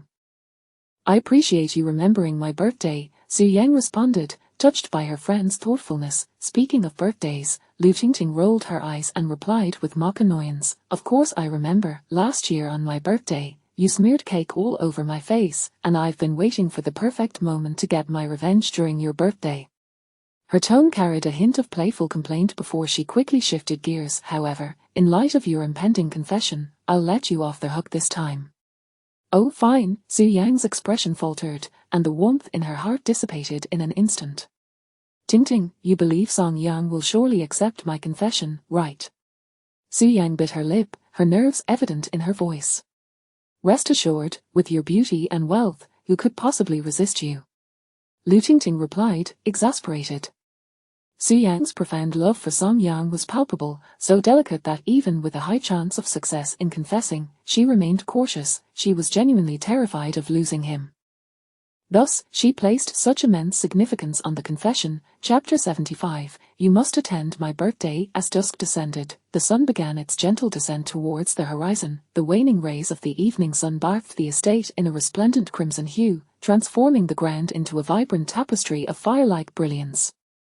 On the swing, Song Yang and Su Yang sat side by side, gently swaying back and forth. Song Yang was quietly reveling in the beauty of the sunset, savoring this serene and delightful moment. Unbeknownst to him, at that very instant, Su Yang was gazing intently at his profile, her autumn-like eyes wide and unblinking, shimmering with a watery glimmer. The mere thought that in a few days she would confess her feelings to Song Yang filled her heart with anticipation, albeit tinged with a hint of anxiety. For 17 years, she had harbored feelings for this young man, dreaming of a life together. If only Song Yang would reciprocate her confession, she could finally realize her wish to be truly with him, rather than merely playing the role of a couple in name only. What's wrong? At that moment, Song Yang turned his head and noticed Su Yang lost in thought, prompting his curious inquiry. Nothing at all, Su Yang replied softly, shaking her head gently before turning her gaze back to the setting sun. The evening glow was truly breathtaking, painting the clouds in shades of orange and red, reminiscent of colorful cotton candy. Yet, despite her focus on the sunset, her expression betrayed a sense of distraction, clearly indicating her mind was elsewhere. What she did not realize was that as she admired the twilight, Song Yang was quietly captivated by her exquisite profile, his gaze tender and his lips curling into a gentle smile. The last rays of sunlight caressed Su Yang's delicate and beautiful face, casting a fiery glow upon her glistening eyes, which sparkled like jewels. Her long lashes, dainty nose, and soft pink lips seemed to be adorned with a golden edge by the evening's light. This was the girl he cherished, so utterly beautiful. Although he remained uncertain of Su Yang's true feelings and whether a future together was feasible, the mere fact that they could sit together like true lovers on that swing, watching the sunset, filled his heart with profound contentment. Before long, the sun dipped below the horizon, and night enveloped the world. A sliver of moonlight ascended into the sky, casting its silvery glow. "Let's go back," Song Yang said, feeling a chill in the night breeze as he turned to Su Yang. "Millimeter. Su Yang smiled faintly and rose to follow him back to the villa. Two housekeepers were already setting the dining table as the pair made their way over. After taking their seats, they began to enjoy their dinner.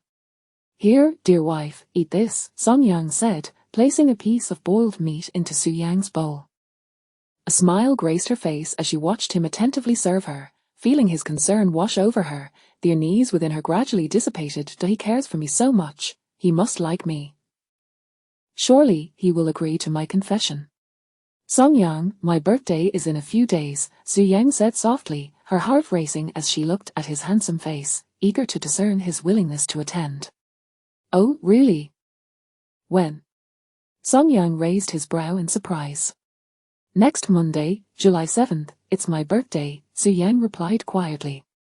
"What do you want as a gift?"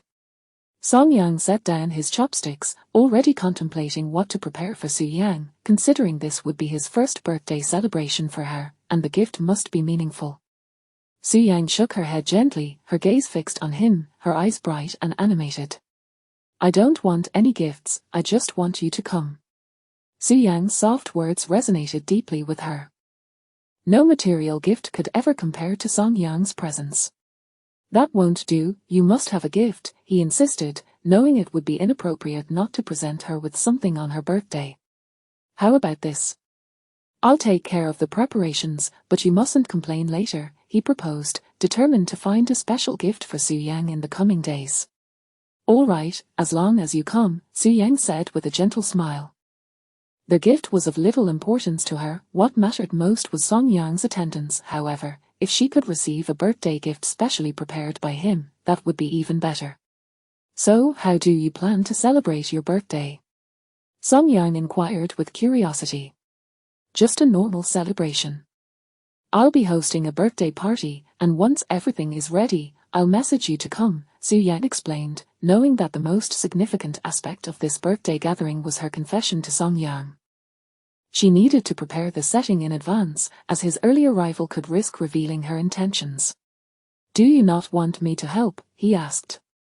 "No, just your presence will suffice," she replied. "All right then."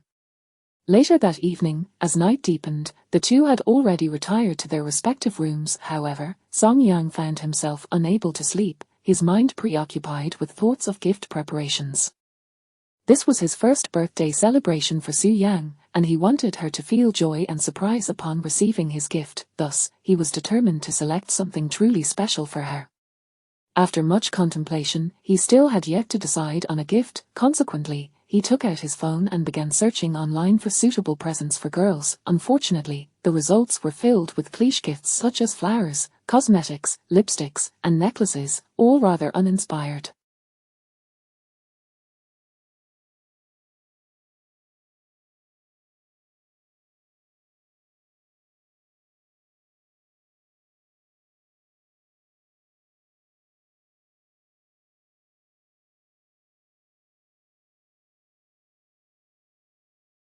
Frustrated, he eventually closed his phone and resolved to think of something original on his own.as. The days passed. Song Yang continued to ponder what gift would be appropriate for Su Yang, yet inspiration eluded him. Before he knew it, July 7th had arrived. Su Yang left early in the morning, stating she was off to prepare for the birthday party with Lu Tingting, instructing him to arrive punctually in the evening. Song Yang readily agreed. Once Su Yang departed, he found himself still struggling to come up with a gift idea. In the midst of his frustration, he inadvertently came across a social media post from Xu Wei, revealing that the two had returned to Xinjiang City. Feeling at a loss, Song Yang decided to seek assistance. He made a phone call. "Hello, Song Yang, what's up?" Xu Wei answered. "Come out, I'd like to treat you to a meal," Song Yang said. "Treat me to a meal? Why would you do that? You must have an ulterior motive," Xu Wei remarked, sensing something was amiss. "All right, the truth is, today is Su Yang's birthday, and I haven't figured out what to gift her. Join me to help choose a present, and afterward, I'll treat you to dinner," Song Yang admitted, realizing Xu Wei's keen perception. "Got it. I'll bring my girlfriend along too," Xu Wei replied. "Sounds good." Chapter 76. Birthday gift. At noon, in a quaint tea shop by the street, Song Yang sat in a corner, absent-mindedly sipping a cup of milk tea while occasionally glancing out the door. He was awaiting the arrival of Xu Wei and Liu Jing. As time slipped away, he grew increasingly anxious, for he had yet to decide on a gift, which was understandably troubling. Finally, a few minutes later, Xu Wei and Liu Jing appeared simultaneously in the tea shop. After ordering their beverages, they settled down across from Song Yang. "Song Yang, is today Su Yang's birthday?" Xu Wei inquired as he took his seat. He and Liu Jing had just returned from their hometown and found it quite serendipitous that today marked Su Yang's special day. "Yes, but I still haven't figured out what to give her," Song Yang nodded, letting out a soft sigh, his expression tinged with distress. "Song Yang, how are things going with Su Yang? Have you confessed your feelings to her?" Liu Jing asked with keen interest, taking a sip of her milk tea. During their last visit to the village, Song Yang had openly acknowledged his feelings for Su Yang, which piqued her curiosity about any developments since his return. "Not yet," Song Yang shook his head, responding honestly, "I'm still uncertain whether she genuinely likes me, so I haven't confessed." In the days that followed, he had taken the opportunity to test the waters under the guise of a pretend marriage. Yet, Su Yang's reactions had been primarily surprise, with little else to indicate her true feelings. He had noticed, of course, that she seemed somewhat pleased, but he remained unsure if her joy was sincere or merely a performance to align with their current roles as husband and wife. "Come on, Song Yang, it's been several days. You still haven't confessed to her?" Xu Wei scoffed, a look of frustration on his face. "All right, enough with the jokes, help me think of a suitable gift," Song Yang urged, prioritizing the need to prepare a present for Su Yang, as her birthday was imminent. "Let me think," Xu Wei pondered intently before suggesting, "how about gifting Su Yang a set of cosmetics?" That won't do," Song Yang retorted quickly, dismissing the idea as nothing more than a mundane suggestion. "Exactly. Su Yang is quite affluent, would she really need a set of cosmetics?" Liu Jing shot Xu Wei a disapproving glance, exasperated. "Then what do you propose?" Xu Wei challenged, turning to his girlfriend. Liu Jing furrowed her brow in thought before looking back at Song Yang. "How about a necklace for Su Yang?" "A necklace, doesn't that lack originality?" Song Yang questioned, hesitant to embrace the suggestion outright. He desired to present Su Yang with something truly special, a gift that would remain etched in her memory, ideally imbued with significant meaning. A necklace felt too conventional to be considered extraordinary. Song Yang, remember, Su Yang's birthday is tonight. Time is of the essence. If she has genuine feelings for you, she will appreciate whatever you choose, Liu Jing reminded him patiently. Moreover, while a necklace may lack novelty, it carries the sentiment of affection, which is precisely how you feel about Su Yang, isn't it? Well, Song Yang found himself swayed by her reasoning. Indeed, his time to prepare a gift was dwindling. While a necklace might not be the most unique choice, its commonality meant that many understood its significance. Furthermore, it would aptly convey his feelings for Su Yang and serve as a means to gauge her response. All right, Liu Jing, would you accompany me to select a necklace? I am not well versed in what you girls prefer, Song Yang ultimately conceded, persuaded by Liu Jing's suggestion. Let us not delay, we should go right away, Liu Jing declared, grabbing her bag in preparation to leave. Time was of the essence, and they had little left to choose a gift. Yes, let us go, Song Yang agreed, and the trio departed the tea shop, making their way to a large shopping mall. After 2 hours of meticulous selection, Song Yang finally purchased a necklace that met his approval, costing nearly 100,000 yuan. Xu Wei looked on in astonishment as Song Yang effortlessly handed over the sum. Previously, when he was with Jiang Qiuyu, he had lived on a meager monthly allowance of less than 1,000 yuan, hesitating even to take a taxi, yet now, with Su Yang, he casually spent 100,000 on a necklace. This left Xu Wei feeling somewhat envious. However, Song Yang paid little heed to Xu Wei's envy. His mind was entirely consumed by thoughts of the necklace and whether Su Yang would like it, leaving him both excited and anxious. After acquiring the necklace, it was still only 4 in the afternoon. With time to spare, Song Yang fulfilled his promise and treated the two to a meal. They found a spot by the window in a restaurant, and as they dined, they chatted amiably. Don't worry, Song Yang. Su Yang will definitely love your gift, Liu Jing reassured him. Noticing his distracted demeanor, she shook her head with a wry smile, fully aware of his concerns about whether Su Yang would appreciate the present. In her view, Song Yang was worrying unnecessarily, for her intuition told her that Su Yang genuinely liked him, and thus, would surely cherish the gift. Is that so? I hope you're right, Song Yang replied with a faint smile, though a hint of doubt lingered. At that moment, Xu Wei set down his glass and, gazing at Song Yang, remarked with a touch of nostalgia, Song Yang, I believe divorcing Jiang Qiuyu was the right decision. You used to be so withdrawn, rarely speaking or smiling, as if you bore the weight of the world on your shoulders. But now, since you've been with Su Yang, I feel like you've transformed. You've become more cheerful, more talkative. There's a spark in your eyes, and you seem so much more vibrant. Xu Wei had observed the changes in Song Yang closely. After the divorce, Song Yang had appeared despondent and devoid of passion, as though he had lost all attachment to the world. But now, he seemed utterly transformed. The current Song Yang exuded confidence and vitality, as if he had become an entirely different person. These changes had only come about after his relationship with Su Yang had blossomed. Chapter 77, The Fractured Defense of Jiang Qiuyu, Is That So? Upon his utterance, Song Yang became acutely aware of his own transformation. Compared to his former self, it appeared that he had indeed become considerably more open-minded.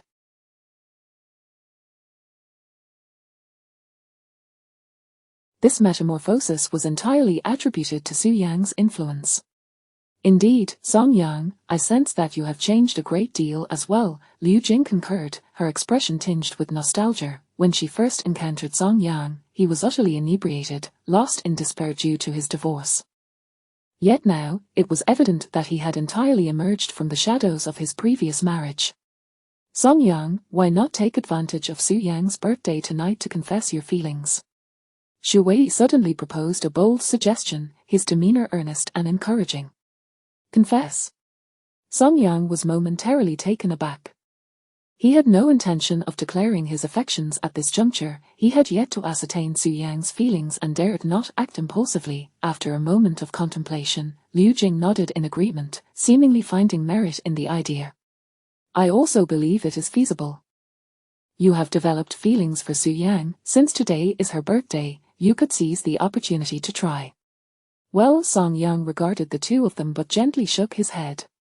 Never mind, just because I have feelings for Su Yang does not imply she reciprocates. I would prefer to wait before confessing. For now, I will focus on giving her a gift. To confess at this moment felt rather rash. Until he was certain of Su Yang's sentiments, Song Yang believed it prudent to exercise caution. Song Yang.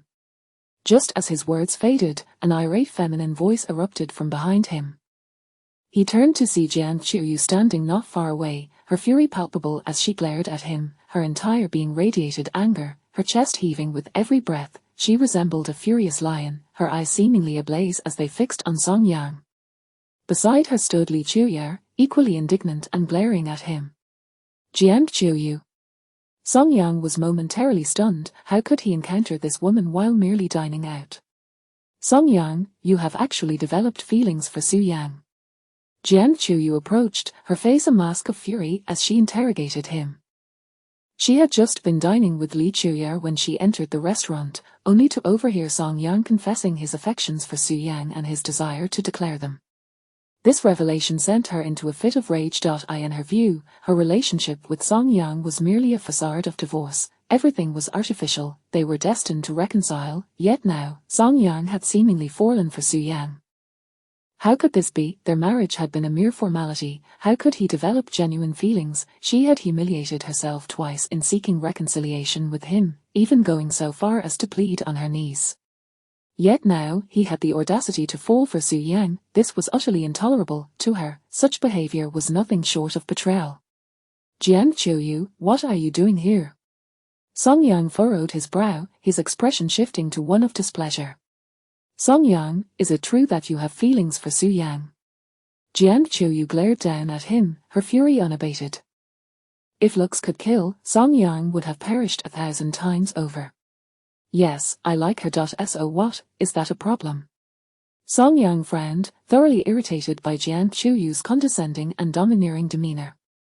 He stood his ground, locking eyes with her, openly admitting his feelings for Su Yang. After all, Jiang Chuyu had already heard him. There was no reason to conceal the truth.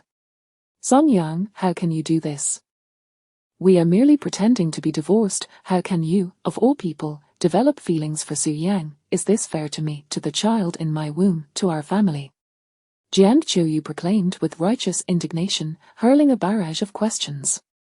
In that moment, she experienced the sting of betrayal. Just days prior, she had been reflecting on her past behavior, feeling remorseful and contemplating an apology to Song Yang, hoping to win him back. But now, he had betrayed her. This revelation rendered her previous introspection laughable. She felt like a fool. Jiang Chuyu, we are divorced. Who I like is of no concern to you. Now, kindly keep your distance. Your presence disgusts me, Song Yang declared, his disdain for the tempestuous Jiang Chuyu glaringly evident. At that moment, Li Chuyer could no longer remain silent and stepped forward to admonish Song Yang. How can you treat her this way? Chuyu is merely in a false divorce with you. Do you not owe her some respect? Song Yang was already irritated, and the sight of Li Chuyer only stoked the flames of his anger. Who the hell are you to meddle in my affairs? To be frank, had you not been a woman, I would have struck you already. Li Chuyer was taken aback, momentarily at a loss for words, her gaze filled with resentment as she stared at Song Yang. Exactly. Who Song Yang chooses to like is none of your business, you two insufferable women. Xu Wei chimed in, standing beside Song Yang with a look of disdain directed at the two suddenly appeared women. Jiang Chuyu, witnessing the coldness etched on Song Yang's face, felt her fury boil over, her teeth nearly grinding to dust. Song Yang, who do you think you are? You think you can just like Su Yang? Have you even considered who she is? Su Yang's grandfather is an insurance magnate with assets in the hundreds of millions. Su Yang herself is stunningly beautiful, and countless men have pursued her. What makes you think she would ever like you? You should take a hard look in the mirror. You are nothing more than a divorced man with no money, no home, and no skills. You are approaching 30, for heaven's sake. With your current status, even if you went on a blind date, no one would want you. How dare you have the audacity to like Su Yang? You must be out of your mind. In that moment, Jian Qiuyu was overwhelmed by rage, her heart filled with contempt for Song Yang, hurling a torrent of scornful remarks his way. Li Qiuya nodded in agreement, joining in on the mockery. Indeed, Song Yang, have you taken a good look at yourself? Why would Su Yang ever like you? She could have a meal that costs more than your monthly salary. With your situation, how dare you even think of liking her? Who gave you the audacity, Liang Jingru? A man like you would be lucky if Su Yang were blind to your faults, Li Qiuya sneered. You should focus on reconciling with Qiuyu and abandon those unrealistic fantasies. If Su Yang were to find out, she would undoubtedly laugh at your delusions. Her words dripped with malice, her scorn evident in her gaze. A mere impoverished man daring to harbor feelings for a wealthy beauty. It was nothing short of absurd, however. Before she could finish her sentence, a resounding slap echoed through the air. She clutched her face, feeling the sting of pain, and turned to see Song Yang glaring at her, his expression dark and brooding. I warned you.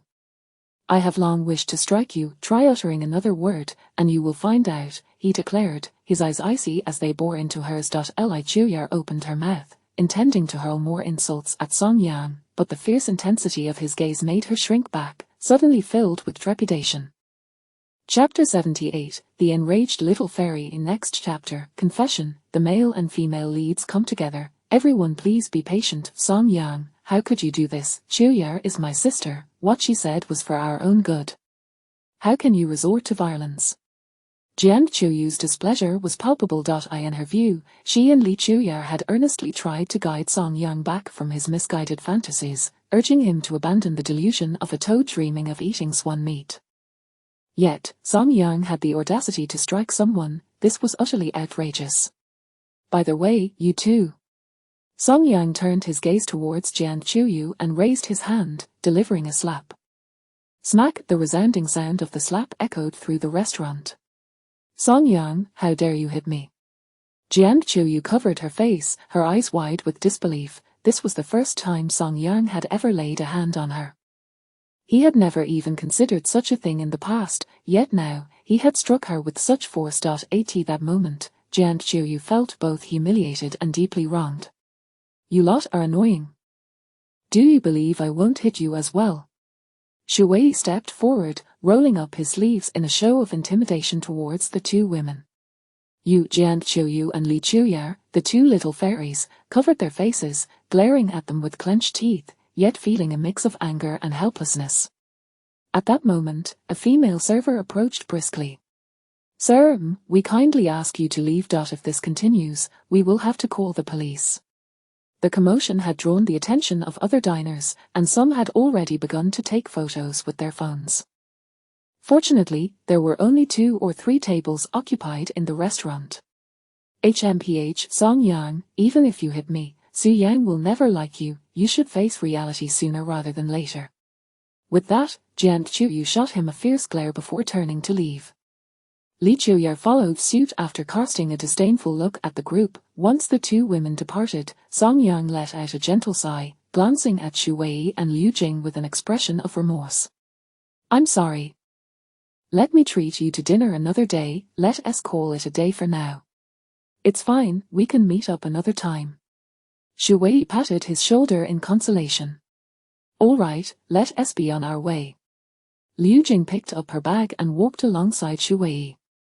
After Song Yang settled the bill, the three exited the restaurant. Following a brief farewell, Shu Wei and Liu Jing departed. As dusk settled, with the sky darkening, Song Yang stood on the street under the setting sun, holding the gift box containing the necklace, his expression tinged with melancholy. Does Su Yang really like me? He murmured softly, gazing at the carefully chosen necklace in his hand. Until today, he had believed that Su Yang harbored some feelings for him. However, Jian Qiuyu and Li Qiuya's words had jolted him into clarity. Indeed, he was merely a divorced man with nothing to his name, while Su Yang was worth billions and possessed breathtaking beauty. How could she possibly like someone like him unless, of course, she was blind? The tale of a wealthy beauty falling for a poor boy was surely not meant for him. He had been utterly delusional. Song Yang shook his head and laughed at himself, though the smile held a hint of bitterness. He suddenly realized that during the days he had harbored feelings for Su Yang, he had been somewhat intoxicated, neglecting the harsh realities of life. It was only after being confronted by Li Chuya and Jian Chuyu that he recognized the vast chasm that lay between him and Su Yang. Reflecting on it, how could a man like him ever be deserving of Su Yang's affection? A woman of such stature and beauty undoubtedly had high standards. What was he, after all? Song Yang chuckled, mocking his own naivety, his foolish fantasies, and the absurdity of his situation. As night began to envelop the sky, he stood alone on the desolate street, the dim streetlights casting a lonely glow upon him. From now on, I shall simply play along with Su Yang's charade and abandon these fantasies. He gently shook his head, tossing the gift box into the car. It seemed that this token of his affection for Su Yang was no longer necessary. A gift worth 100,000 yuan might appear invaluable to him, but in Su Yang's eyes, it would ultimately be insignificant. He and she were fundamentally from different worlds. With this realization, Song Yang felt a weight lifted off his shoulders, yet he couldn't shake the feeling that a piece of his heart had gone missing, leaving an emptiness within him. Simultaneously, he felt a twinge of discomfort. Just then, the ringtone of his phone pierced the silence. Taking out his phone, he glanced at the screen and felt a momentary daze upon seeing Su Yang's name. The thought that he could never be with her caused a pang in his heart. Taking a deep breath, he endeavored to calm himself before answering the call. "Hello, Song Yang, I sent you a message. Did you not see it? When are you coming over?"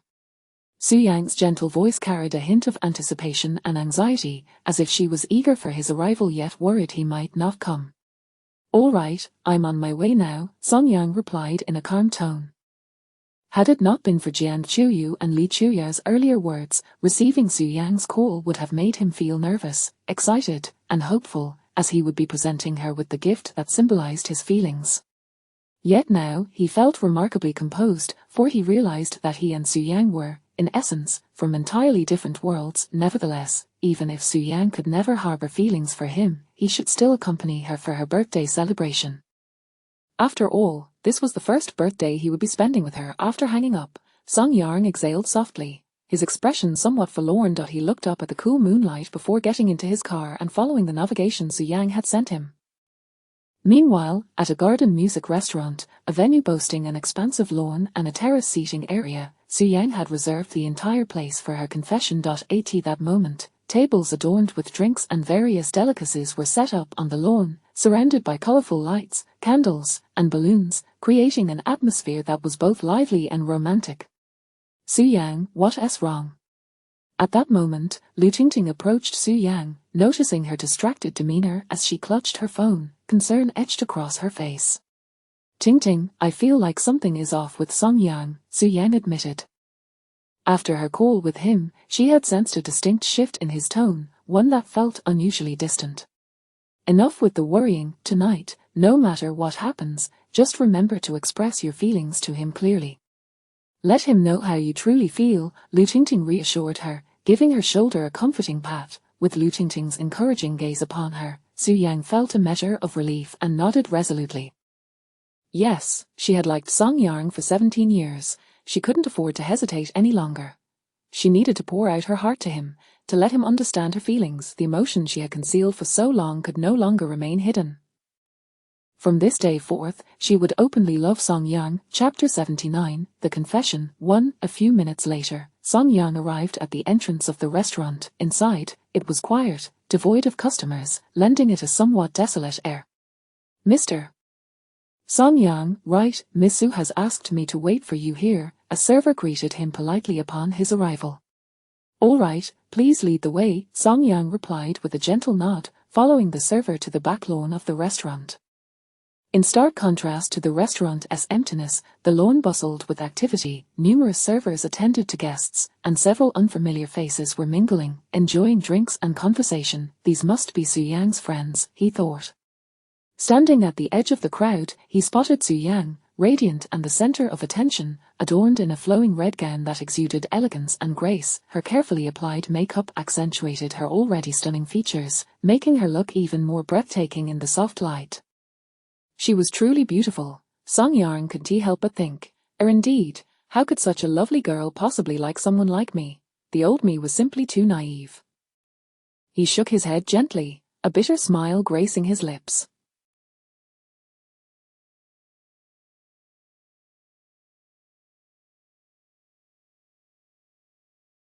In this moment, he came to realize just how fanciful his previous thoughts had been. Just then, Su Yang spotted him amidst the crowd, her eyes lighting up as she rushed over. Song Yang, you're here. Her face radiated joy, her eyes sparkling as if they could illuminate the world.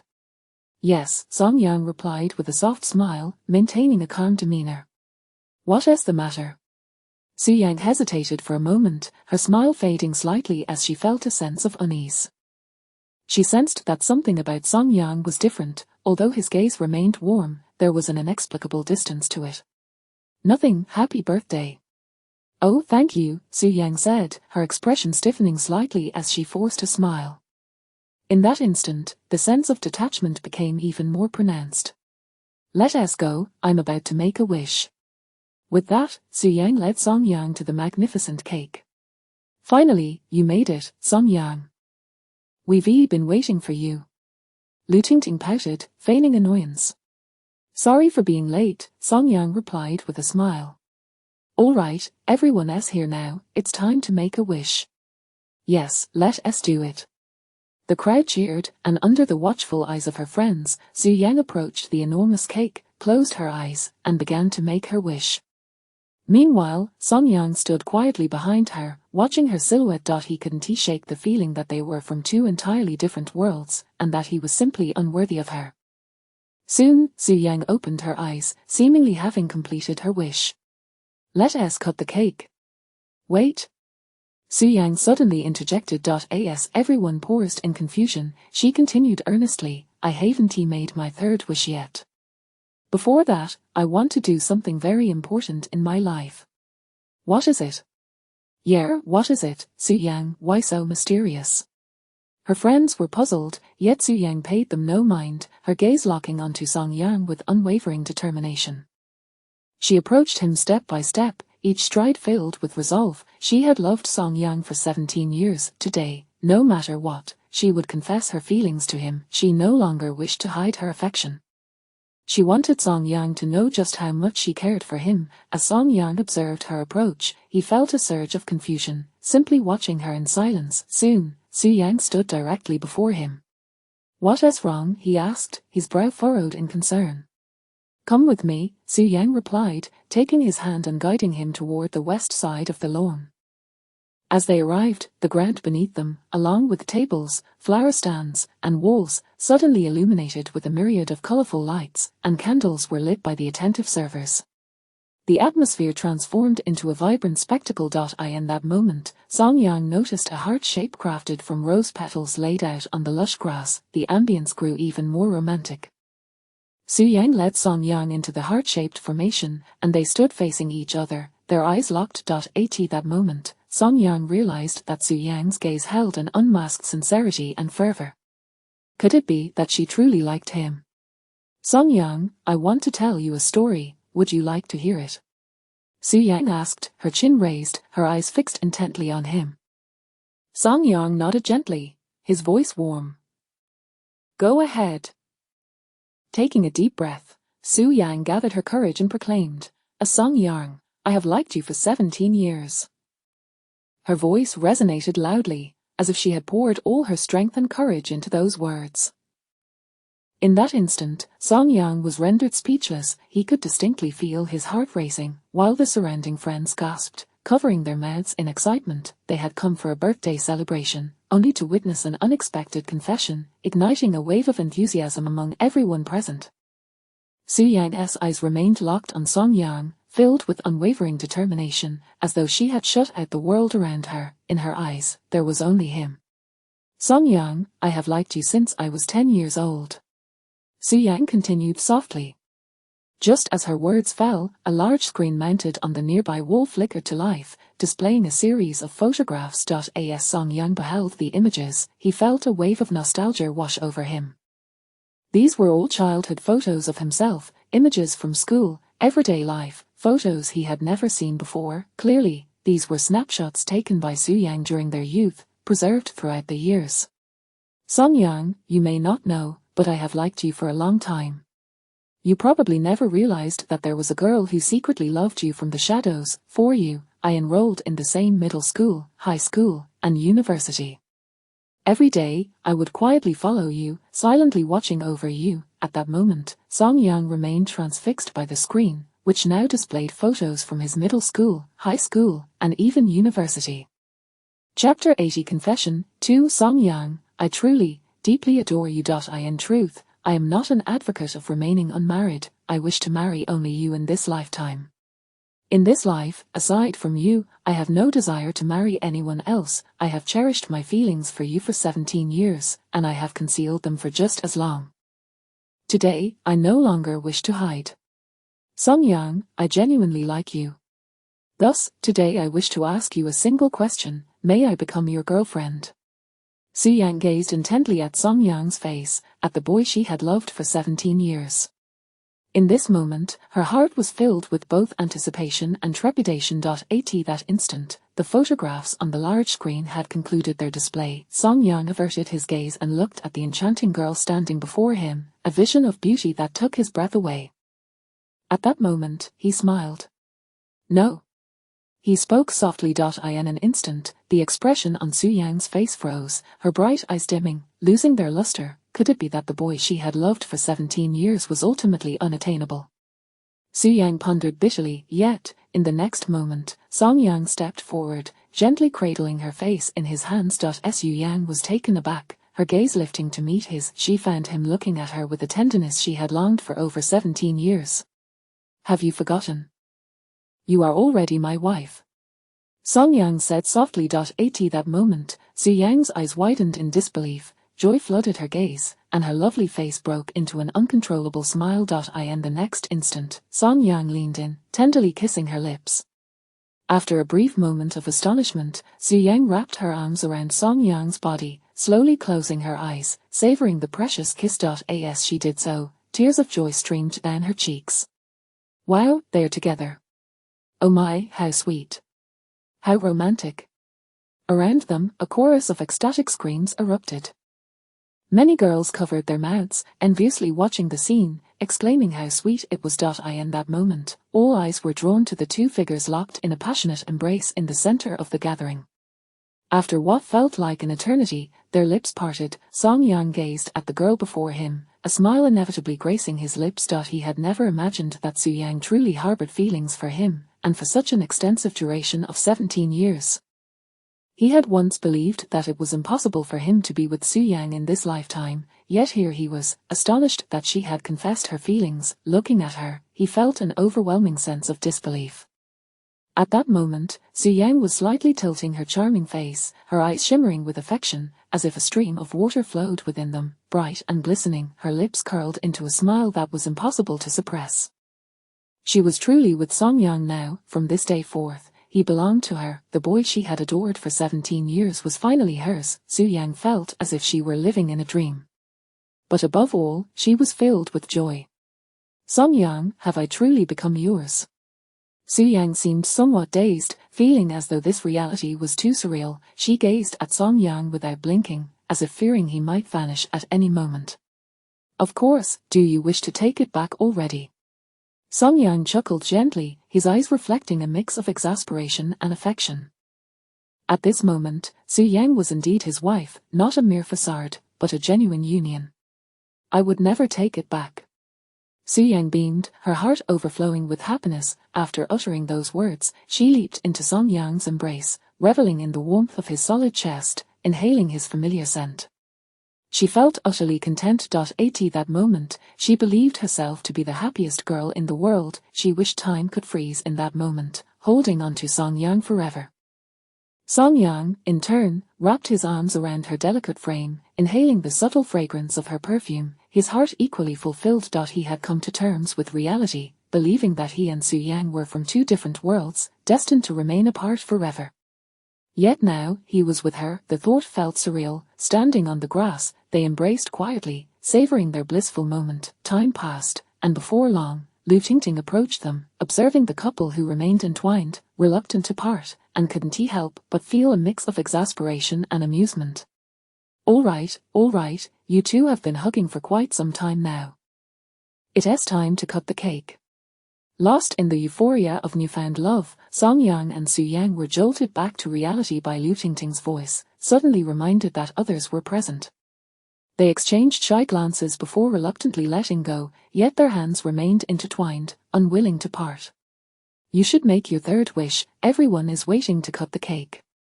Song Yang gently reminded the slightly bashful Su Yang, who had lowered her head. Su Yang lifted her gaze, her cheeks flushed, her smile radiant, her eyes sparkling with delight. My third wish has already come true, as she replied with a grin. Her greatest desire had been to be with Song Yang, and now it was undeniably fulfilled. Song Yang smiled, a gentle warmth blooming in his heart. Then let us go, it's time to cut the cake. Millimeter hum. As Song Yang led Su Yang to the enormous cake amidst the cheers of their friends, she took the honor of slicing the first piece. The ensuing moments were filled with laughter, cake, and wine as everyone mingled. As the protagonists of the celebration, Su Yang and Song Yang became the target of playful teasing. Su Yang, didn't you used to say you were against marriage? Turns out you were just fooling us all along. You've been in love with Song Yang for 17 years. Indeed, some people prattle on about being against marriage, yet here you are, confessing after 17 years. How sweetly ironic. Su Yang, I must admit, I am envious. Who knew you could harbor such deep feelings for someone for so long? As the playful banter surrounded her, Su Yang, nestled against Song Yang, felt a heat rising to her ears, a mix of embarrassment and delight. Previously, she had often proclaimed her stance on marriage to her friends, and they had all believed her, yet today, in front of everyone, she had openly confessed her feelings for Song Yang, leaving her feeling somewhat exposed and shy. As time slipped away, midnight approached, signaling the end of the birthday celebration. Seeking attention, seeking rewards. Chapter 81, I Still Want More. At midnight, the night was deep and profound.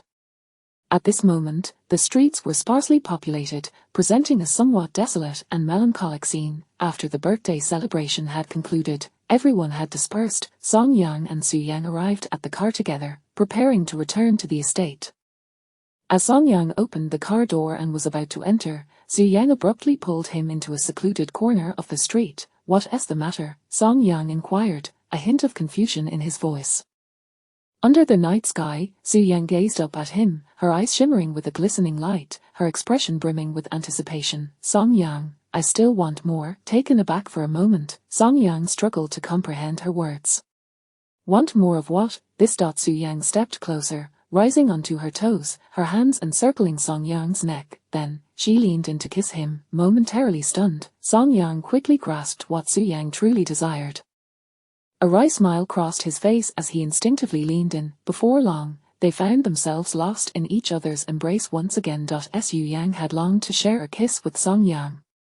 The kiss he had stolen during her confession at the birthday party was her first. It was her inaugural taste of the enchanting sensation of kissing, which allowed her, after more than 20 years of being single, to experience the wondrous thrill of romance. And now, she craved more. However, the presence of so many at the party had made her feel shy, reluctant to indulge in such intimacy. But now, with everyone gone, her restraint crumbled. She had dragged Song Yang to this deserted corner, determined to fully savor the experience of kissing. After all, Song Yang was now hers. She could kiss him whenever she wished, without concern. Naturally, as today marked the beginning of their shared kisses, her understanding of technique was rudimentary at best, merely clumsily mirroring Song Yang's movements. Soon, her body began to melt against him, surrendering like a puddle of water in his embrace.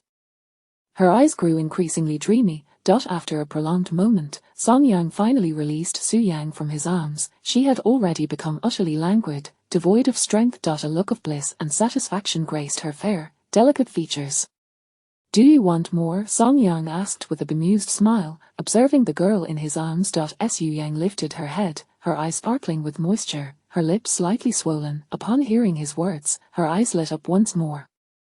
Yes, I want more. Song Yang couldn't help but feel exasperated. Had this girl truly become addicted? It's too late, let us save it for later.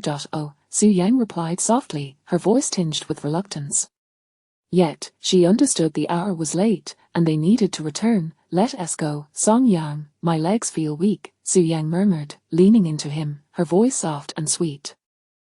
The tone held a hint of playful coaxing, sending shivers through Song Yang. I really can't do anything with you, he chuckled gently, affectionately brushing her nose with his fingers. Then he effortlessly swept her up in his arms and exited the corner. Upon reaching the car, he opened the door and carefully placed her in the passenger seat, fastening her seatbelt with great care.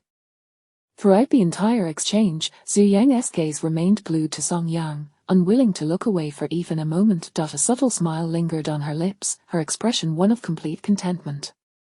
Thus, as Song Yang drove back to the estate, the night had deepened, and the entire estate melted seamlessly with the darkness, enveloped in tranquility. Once they exited the car, Xu Yang immediately clung to him, wrapping her arms around one of his, her head resting on his shoulder, half nestled against him.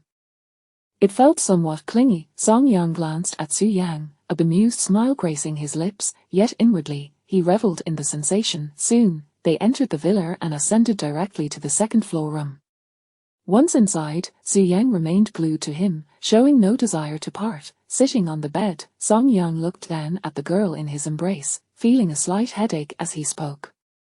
"It's getting late, I need to take a shower." It was nearly 12:30, and if he didn't shower and sleep soon, he wouldn't be able to rise for his morning run. "Just let me hold you a little longer," Xu Yang pleaded, her arms still wrapped around his, as if she could never get enough. Indeed, she couldn't get enough. She had loved Song Yang for 17 years. Throughout those years, she had envisioned the day they would be together. Now that day had finally arrived, she wished to pour out all the longing and affection accumulated over those 17 years onto Song Yang. At this moment, she yearned to be with him every second, wishing no one would interrupt their bliss. With a gentle sigh, Song Yang stroked her soft hair, his expression a blend of helplessness and tenderness. In the silent room, Xu Yang clung to him like a contented cat, quietly resting in his embrace. Before long, half an hour had passed. "All right, can we get up now? It's getting late." "I really need to shower," Song Yang stated, feeling a touch of impatience. "Fine," Xu Yang replied reluctantly, releasing her hold on him and sitting up. Her eyes, still glimmering with moisture, remained fixed on him, as if fearing he might slip away. "Be a good girl and wait for me. I'll be right back," Song Yang said, playfully pinching her cheek before standing up and heading to the bathroom. Xu Yang sat on the bed, watching Song Yang's figure disappear into the bathroom until the door closed. She was loath to withdraw her gaze. "Song Yang, we're finally together," she whispered softly, a smile of fulfillment gracing her face, her heart brimming with happiness. Meanwhile, in the bathroom, Song Yang stood beneath the shower, allowing the water to cascade over him. At this moment, he still felt an air of disbelief. He was truly with Xu Yang after all. She was Xu Yang, a stunning beauty with an extraordinary figure, not to mention her immense wealth. How was it that such a remarkable woman was now his wife, while he himself was merely a divorced man without wealth, property, or remarkable abilities? According to Jian Chuyu, someone with his background would struggle to find a partner even through matchmaking services. Yet, he had somehow found himself together with Xu Yan. It was astonishing. What astonished him the most was the realization that Xu Yang not only liked him but had harbored feelings for him for 17 years. 17 years, she had liked him since she was 10 years old. He had never imagined that an ordinary boy like him could be the object of affection for a girl, especially for such an extended period. At that moment, Song Yang felt like the luckiest man in the world. Chapter 82, Certified to drive legally. By the way, I haven't given the gift to Xu Yang yet. Song Yang suddenly recalled, the meticulously prepared necklace still resting in his car. Initially, he had come to terms with reality and decided against presenting it to Xu Yang. However, it now seemed that the effort he put into selecting this necklace had not been in vain. It still held significance in being gifted. She should like it, right?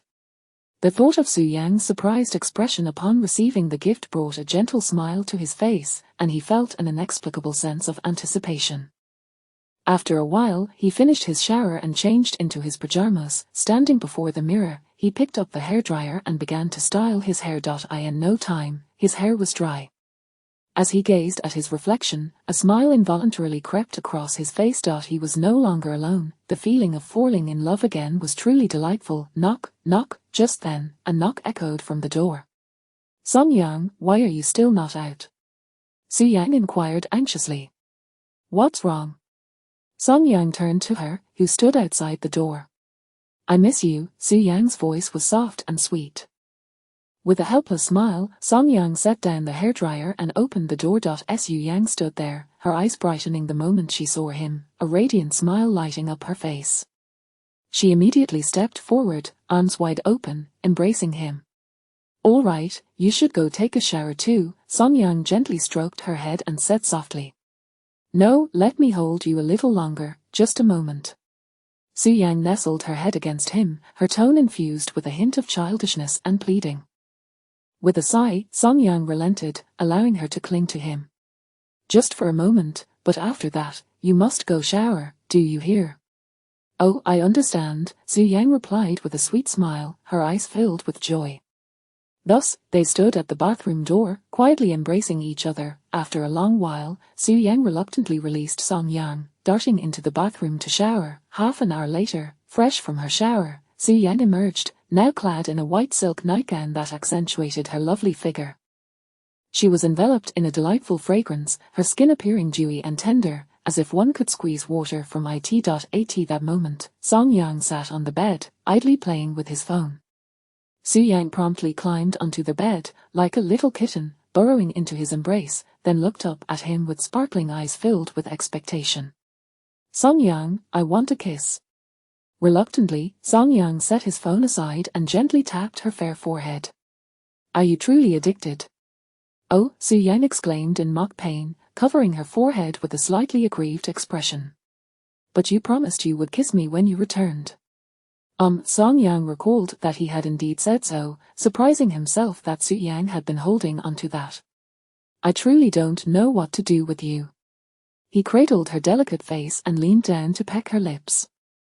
Initially filled with anticipation, Su Yang was taken aback by the brief contact, and her displeasure quickly surfaced. I want more. With that, she wrapped her slender arms around Song Yang's neck and kissed him fervently. With a resigned smile, Song Yang responded to her advances. After several minutes, Su Yang lay back on the bed, utterly exhausted, yet her eyes shone with enjoyment, seemingly savoring the heat of their earlier kiss. After a moment of rest, Song Yang suddenly remembered that he needed to go for a morning run the next day. He promptly got up from the bed. All right, I'll sleep on the floor now. It's getting late. He walked toward the wardrobe to fetch a blanket for the floor. Although they were now together, it was still early days, and Song Yang was self-aware enough not to push for more. After all, this was Su Yang's first relationship, and he feared she might not be ready for rapid progression. However, upon hearing his words, Su Yang became anxious, sitting up in bed and pouting her little face. Song Yang, why are you sleeping on the floor? My dear princess, it's late. We should sleep now, Song Yang replied with a helpless look. You can sleep in the bed with me, why sleep on the floor? Su Yang asked, her cheeks puffed up in discontent. Song Yang glanced at her slightly flushed face and couldn't help but ask, aren't you afraid of what I might do? To his surprise, upon hearing his words, Su Yang jumped off the bed, scurrying to the corner where the safe was located. She crouched down, opened it, and retrieved 2 red books. Approaching him, she raised the 2 marriage certificates triumphantly, her chin held high, her expression one of pride. We are now a legally married couple. Do you understand? This is what we call certified to drive legally, do you know? Song Yang gazed at the marriage certificates in her hands and then at her proud, expectant expression. After a moment of silence, he finally spoke. But we don't have any condoms at home.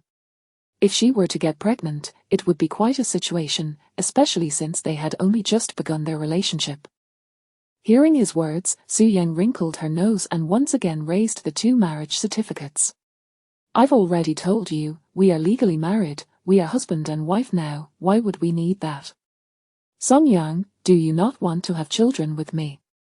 As she said this, Su Yang pouted her lips, her expression somewhat aggrieved and her gaze pitiful. Looking at her heart-wrenching appearance, Song Yang felt his heart melt. He hurriedly explained, no, it's just that we just got together, I was worried you might not be ready. Su Yang stepped closer, her bright, watery eyes locking onto his, her gaze resolute and unwavering. Song Yang, I have liked you for 17 years. I have waited for this day for 17 years, and I am fully prepared for it. Song Yang was momentarily taken aback, staring into her determined eyes. At that moment, he felt a wave of emotion wash over him. Indeed, this girl before him had harbored feelings for him for 17 long years. She was so resolute and steadfast. 17 years, she had been waiting for this day. In his heart, Song Yang held only one thought. He would never let down this girl who had foolishly loved him for 17 years. He must bring her happiness. With that thought, all hesitations and doubts evaporated from his mind. He stepped forward, cradling Su Yang's beautiful face and passionately kissed her delicate lips. P.S. The upcoming intimate scenes may not be appealing, and I understand that many virtuous gentlemen might disdain to read them, so the author will refrain from writing them. Rest assured, I understand you. Chapter 83. The bed sheets must be preserved the next morning. At 7 a.m., the room was punctuated by the sound of 2 alarm clocks, shattering the tranquility of dawn. On the soft bed, Song Yang was the first to awaken. Swiftly reaching for both his and Su Yang's phones to silence the alarms. With his deft actions, silence returned to the room. After doing so, he glanced down at Su Yang, who lay nestled in his arms. Unfortunately, despite his quick reflexes, she was already awake. Go back to sleep, it's still early. He gently stroked her head, his gaze tender and filled with affection.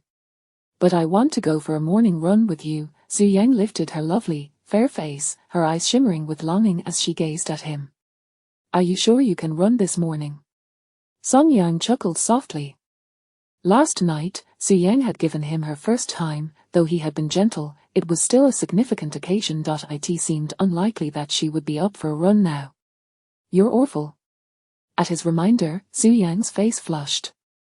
After experiencing the sweetness of love, her skin appeared even fairer, exuding a delicate charm, and her blush enhanced her beauty. In that moment, she radiated a newfound femininity that had been absent before. Unable to resist, Song Yang leaned in and gently kissed her cheek. Su Yang beamed, her cheeks tinged with shyness as she looked at him, her eyes sparkling with brightness. Pouting, she said, but if you go for a run, what if I miss you? With a wry smile, Song Yang found Su Yang's clinginess endearing, even if it was a bit overwhelming. I want to go for a run today. Let us indulge in some lazy sleeping instead. After being disciplined for over a month, Song Yang decided it was time to relax and relish the warmth that Su Yang brought him. Really? Su Yang's eyes lit up, a smile creeping onto her lips. Of course, he nodded. That's wonderful, Su Yang sighed with satisfaction, her heart at ease. All right, let us sleep. Millimeter hum. The two nestled together, closing their eyes, intending to enjoy a few more moments of slumber. However, moments later, Su Yang opened her eyes. She looked up at Song Yang, only to find that he, too, was awake and gazing back at her. What is wrong? Song Yang asked. I can't sleep.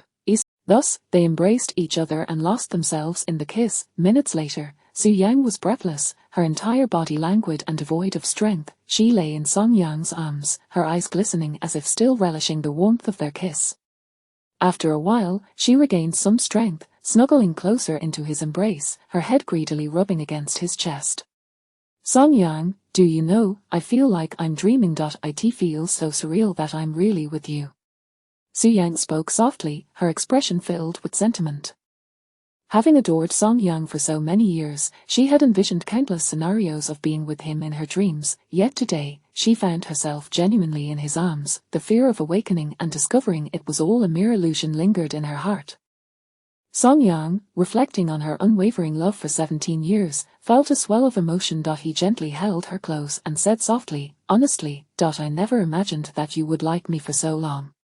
Deep down, Song Yang had always felt unworthy of Su Yang. Yet, he could never have anticipated that she had harbored a secret crush on him all those years, even going as far as attending the same elementary, middle, high school, and university, just for him. She had even proclaimed herself a non-marriage advocate for his sake. He had once believed her to be averse to marriage, only to realize that her true feelings were solely for him. This girl had sacrificed so much for him. In that moment, Song Yang felt overwhelmed with guilt and tenderness for the girl in his arms. Song Yang, I will never let you leave me in this lifetime. We must always be together. Su Yang pressed her head against his chest, holding him even tighter. Having liked him for 17 years, she vowed that now that her wish had come true, she would never part with him again. She would cherish him more than anyone else ever could. Feeling Su Yang's affection and the genuine love emanating from her, Song Yang's lips curled into a gentle smile. At that moment, a sense of quiet happiness enveloped him. "All right, let us be together forever. We shall never part." After 2 hours of tender moments in bed, they finally rose. Song Yang donned his shorts, preparing to head to the bathroom for a shower, when he noticed Su Yang, now dressed in her nightgown, tugging at the bedsheets. Sunlight streamed through the window, illuminating a conspicuous patch of red on the sheets, an evident reminder of their first night together, which had caused her a fair amount of discomfort. Confused by Su Yang's actions, Song Yang asked, "What are you doing?" Su Yang lifted her face, a smile of uncontainable joy gracing her lips. "Song Yang, I want to preserve this bedsheet.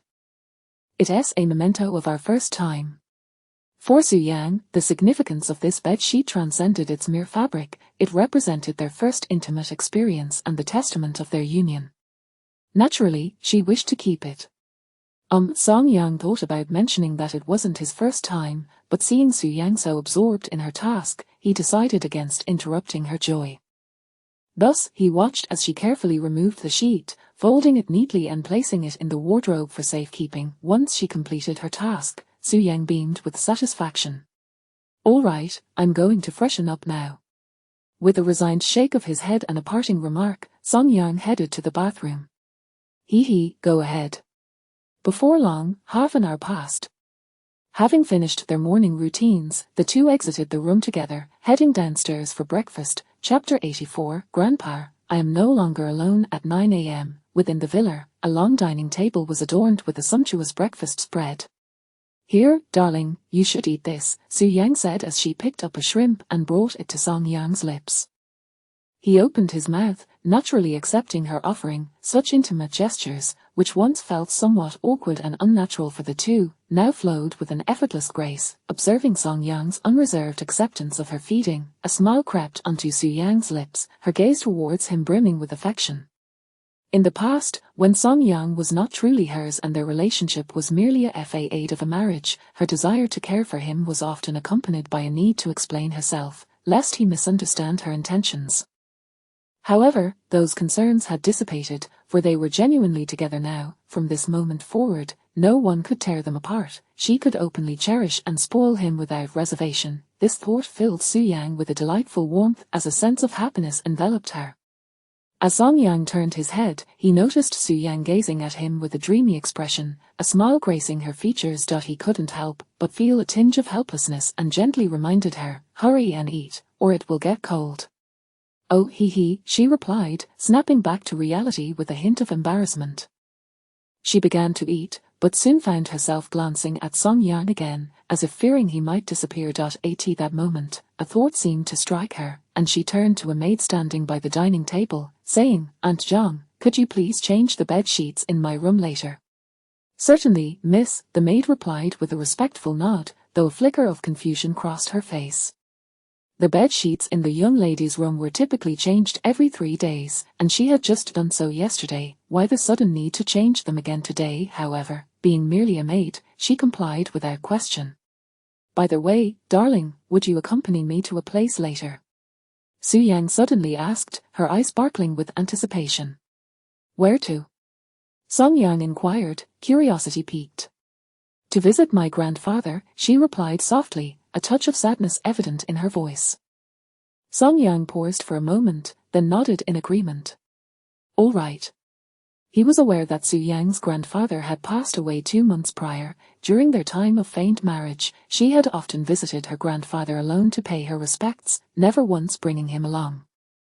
He was surprised that today she had taken the initiative to invite him to honor her grandfather's memory. Soon after their breakfast, they departed the estate in a luxurious Maybach, sharing the backseat together, while a bodyguard drove with unwavering focus. Su Yang nestled against Song Yang's shoulder, her expression tinged with melancholy. After a short while, the car wound its way up a mountain road, arriving at a serene hilltop where a grave stood. Hand in hand, they knelt before the tombstone, offering paper money as a tribute. Su Yang lifted her gaze to the black and white photograph on the gravestone, her heart stirred. "Grandpa, I am married now. You need not worry, for I shall no longer be alone," she murmured, her voice tinged with emotion. "I have wed the one I have always wished to marry, and I will be happy for the rest of my life. You can rest easy now." As she burned the paper money, her voice wavered with suppressed tears. In previous visits, she had come solely out of longing for her grandfather, never sharing the news of her marriage, for she had been acutely aware of the truth, that her union with Song Yang was merely a pretense. She had not wished to deceive her grandfather. Now, however, she felt a genuine connection with Song Yang, and for the first time, she could share this pivotal moment with her grandfather. He had always been most concerned about her well-being, fearing she would face life alone. Even in his final moments, he had urged her to marry, fearing that after his passing, she would be left without anyone to care for her. Su Yang understood her grandfather's deep-seated concerns and was grateful that she could finally assure him of her happiness. As Song Yang knelt beside her, he gazed at the photograph of the kindly old man. The gravestone bore the name Su Guofeng, Su Yang's grandfather. Watching Su Yang's sorrowful expression, he spoke softly to the photograph. "Grandpa, I am your granddaughter's husband. Rest assured, I will take good care of Su Yang and ensure she never suffers." His voice was gentle yet resolute. Su Yang, upon hearing his words, turned to him, her eyes glistening with tears. Overwhelmed by emotion, she felt a wave of gratitude wash over her. Ever since her grandfather had passed, she had felt utterly alone, devoid of family.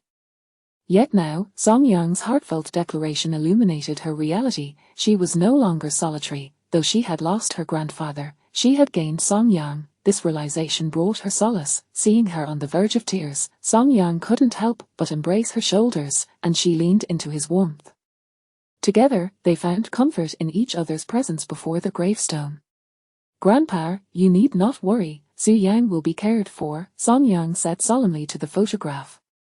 "Grandpa, you can be at peace, for I have him now," Su Yang whispered, nestled against Song Yang, tears streaming down her cheeks as she gazed at the photograph of her beloved grandfather. In that moment, she felt a profound longing for him, knowing she would never see him again. Not far away, Uncle Lee observed the scene of the couple kneeling before the gravestone, a flicker of emotion crossing his aged features. His murky eyes shimmered with unshed tears. Earlier in the estate, he had learned that the young lady and her husband were visiting her grandfather's grave. Reflecting on the time since he had last paid his respects to the deceased, he felt compelled to join them. As he witnessed their poignant tribute, he whispered softly, "Guofeng, you may rest easy now." The thought of his departed friend stirred tears in Uncle Lee's eyes, which began to flow freely. Chapter 85. The gift is not important, what matters is the giver. At noon, under the radiant sun, after paying their respects to grandfather, Song Yang and Su Yang returned to the estate together.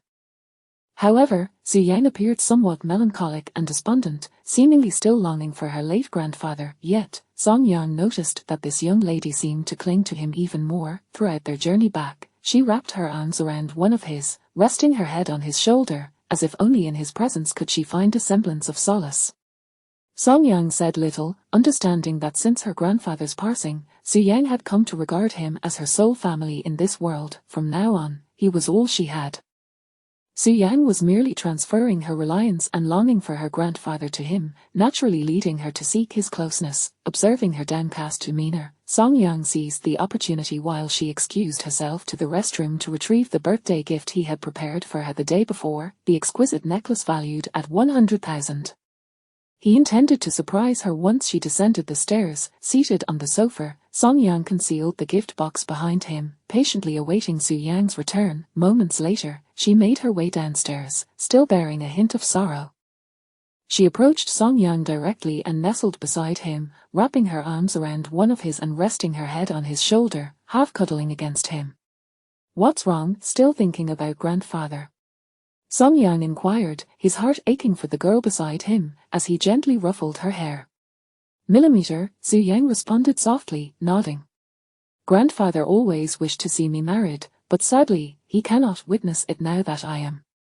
A wave of guilt surged within her as she reminisced about her grandfather, her tone tinged with deep regret.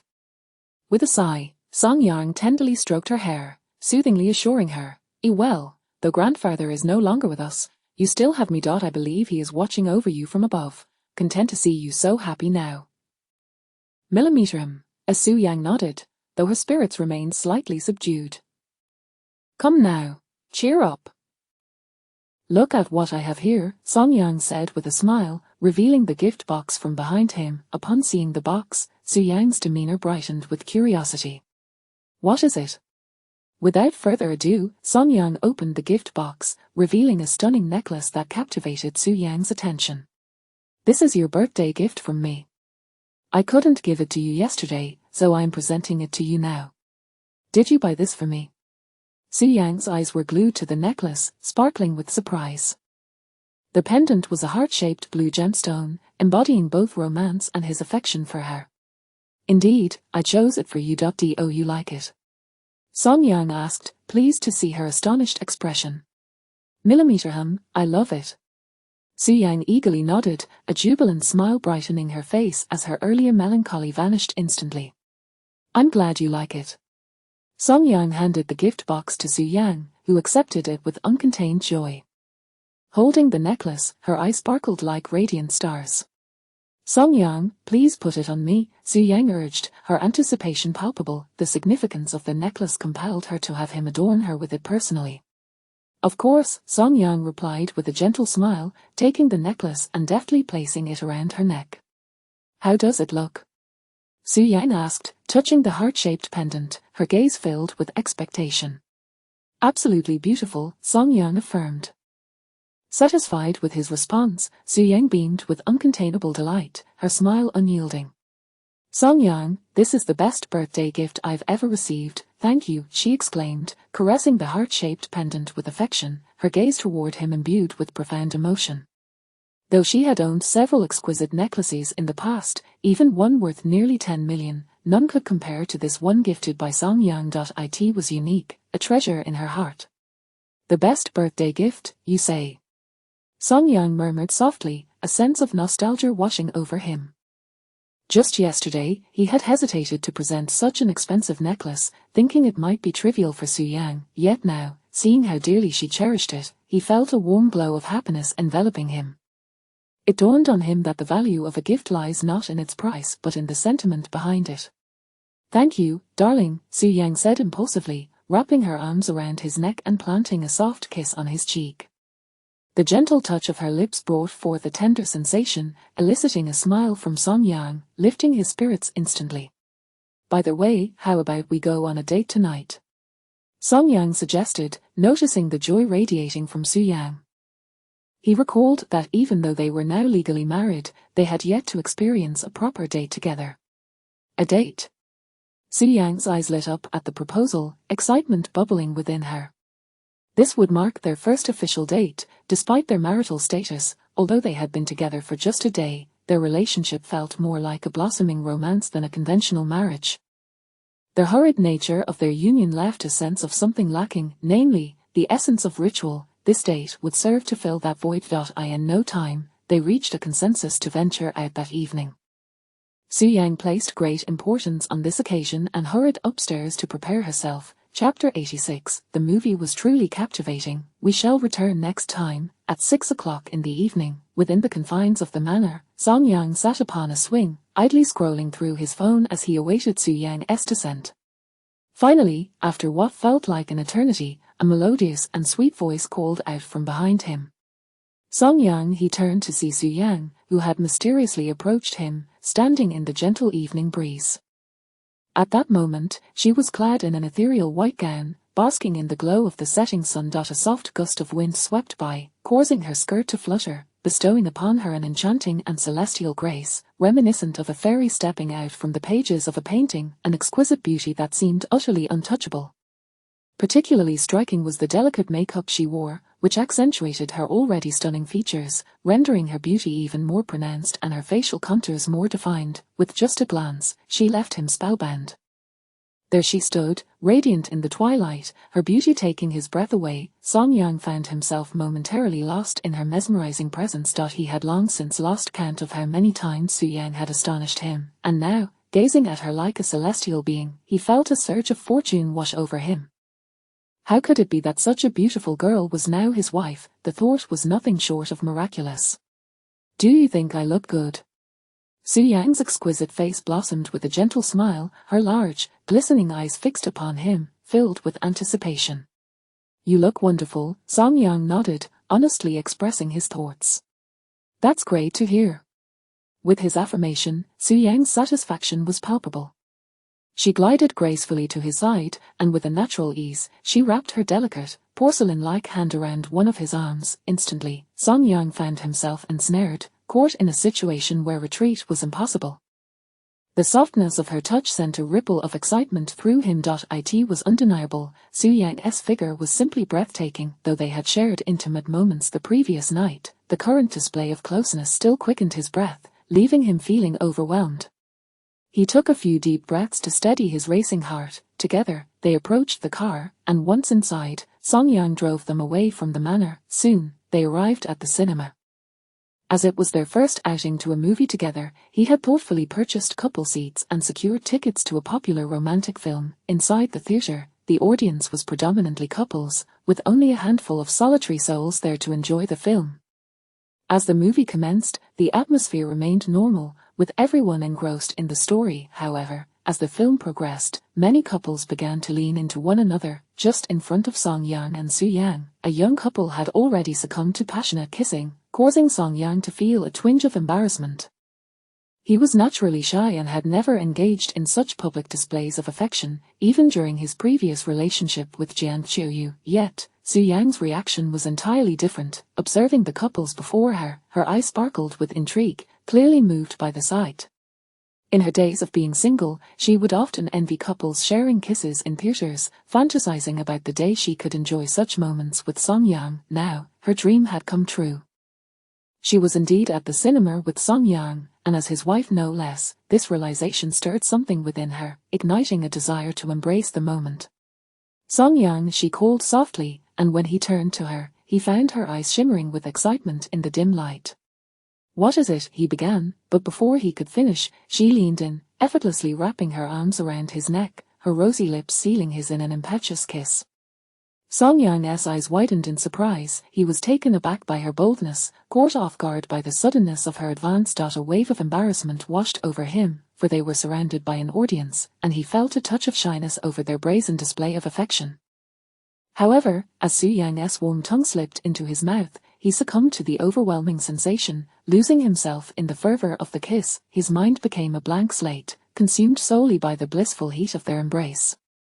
In a corner of the theater, a few single patrons observed the unabashed display of affection before them, feeling increasingly uneasy. It seemed that the air was thick with the scent of romance, and their hearts bore the brunt of 1,000 unspoken woes. I should have known better than to come to this movie. I told you it wasn't suitable for single folks, one lamented. Agreed, perhaps we should leave. I can't bear to watch this any longer. Leave? No way, we've paid for the tickets, I'm staying until the end. Watching this makes me want to kiss too. Why don't I have a girlfriend? If you're yearning for a kiss, I can help you out, another joked.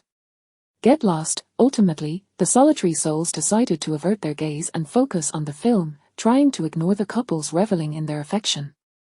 Meanwhile, Song Yang and Su Yang remained blissfully unaware of the psychological turmoil they were causing, lost in their own world of passionate kisses. After what felt like an eternity, they finally parted. Su Yang, breathless and somewhat weakened, leaned against Song Yang, her expression one of pure delight. In the aftermath of their kiss, Song Yang suddenly became aware of the public nature of their affection, feeling a mix of shame and exhilaration. Moments later, the movie concluded. The solitary patrons hastily exited the theater, eager to escape the scene, while other couples began to follow suit. Feeling parched, Song Yang took a sip from Su Yang's leftover milk tea before turning to her. The show is over. Shall we take our leave? Su Yang nodded gently, taking his hand as they stood to depart. Yet, after only a few steps, she turned back, casting a lingering glance at their seats, her eyes sparkling with joy. The movie was indeed captivating. They would undoubtedly return for another viewing. Chapter 87. Encountering Jian Qiuyu. After the film concluded, it was already 8:30 in the evening. Song Yang and Su Yang emerged from the cinema, both of them yet to have dinner. their stomachs beginning to grumble with hunger. They decided to seek out a restaurant to satisfy their appetites. Before long, they arrived at a popular eatery that had garnered much attention online. The restaurant was bustling with patrons, and after finding a cozy corner to sit, they began to peruse the menu. "I've heard this restaurant is quite the sensation. I didn't expect it to be so busy," Su Yang remarked, her eyes sparkling with anticipation as she observed the continuous flow of customers. With such a crowd, the food must be delectable, one would presume. It's said that influencers frequently visit here for check-ins. I wonder if that's true. This was Song Yang's first visit to such a trendy establishment, and he felt a tinge of curiosity. However, upon surveying the surroundings, he felt it resembled an ordinary restaurant, merely livelier than most. Indeed, they do come, but not every day. Mostly tourists from out of town come to take pictures, locals aren't as numerous, Su Yang explained. I see, Song Yang nodded thoughtfully. Before long, the server approached with their dishes. Song Yang eagerly sampled the food, only to find himself slightly disappointed. The flavors were indeed pleasant, yet they did not quite live up to the online hype. It was superior to an average restaurant, but not by a significant margin. "Here, try this fish.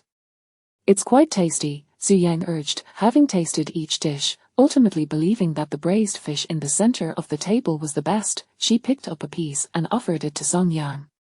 "Really?" Having not yet tasted the braised fish, Song Yang opened his mouth to accept her offering. To his surprise, the flavor was indeed delightful, possessing a certain uniqueness. "Now, try this shrimp, it's also quite good," Su Yang said, peeling a shrimp shell and feeding it to Song Yang. He accepted it without hesitation, savoring the moment. As the two enjoyed their dinner, two elegantly dressed women with striking makeup entered the restaurant. "Chiu, this trendy restaurant has been quite the hit lately. I wanted to invite you to come along a few days ago, but you kept saying you weren't in the mood," Li Chuya said, her handbag in tow as she walked alongside Jian Chiu. "Chiu, I'm so frustrated lately. Song Yang actually dared to hit me last time, something he has never done before," Jian Chiu pouted, her expression one of grievance. "Don't dwell on it too much, Chiu wants you to remarry, you can give him what he deserves," Li Chuya reassured her. "Chiu, you don't understand. What angers me is not just that Song Yang hit me, but that he has developed feelings for Su Yang. How could he do this? We only separated temporarily. He seems to want to turn a mere act into reality and betray me. It's utterly infuriating." Jian Chiu's anger grew with each thought. In her mind, she and Song Yang would inevitably reconcile, yet now he seemed to have moved on, falling for Su Yang, a notion she could not bear. This felt like a blatant betrayal to her. Li Chuya chuckled helplessly, patting her shoulder in a comforting gesture. All right, Chiu. So what if Song Yang likes Su Yang? She's an undeniable beauty of wealth and charm. How could someone like her possibly be interested in him? You yourself don't think highly of Song Yang, how could she? Before Li Chuya could finish her thought, she noticed her dear friend Jian Chiu had suddenly halted, her entire being frozen in place, her eyes staring blankly ahead. It seemed she had witnessed something astonishing. Li Chuya followed her gaze and saw a couple in a corner of the restaurant. They were dining intimately, resembling a pair of lovebirds. The girl was feeding her boyfriend, who was leaning in to plant a kiss on her cheek. To their shock, it was none other than Song Yang and Su Yang. Stunned by the sight of their affectionate display, Li Chuya was left bewildered. What was happening? Song Yang and Su Yang were together. How could this be? She felt her mind was on the verge of short-circuiting. Moments ago, she had asserted that Su Yang would never look at Song Yang, only to be confronted with undeniable evidence to the contrary. In that moment of shock, Jian Chiu, who stood beside her, had finally snapped out of her stupor.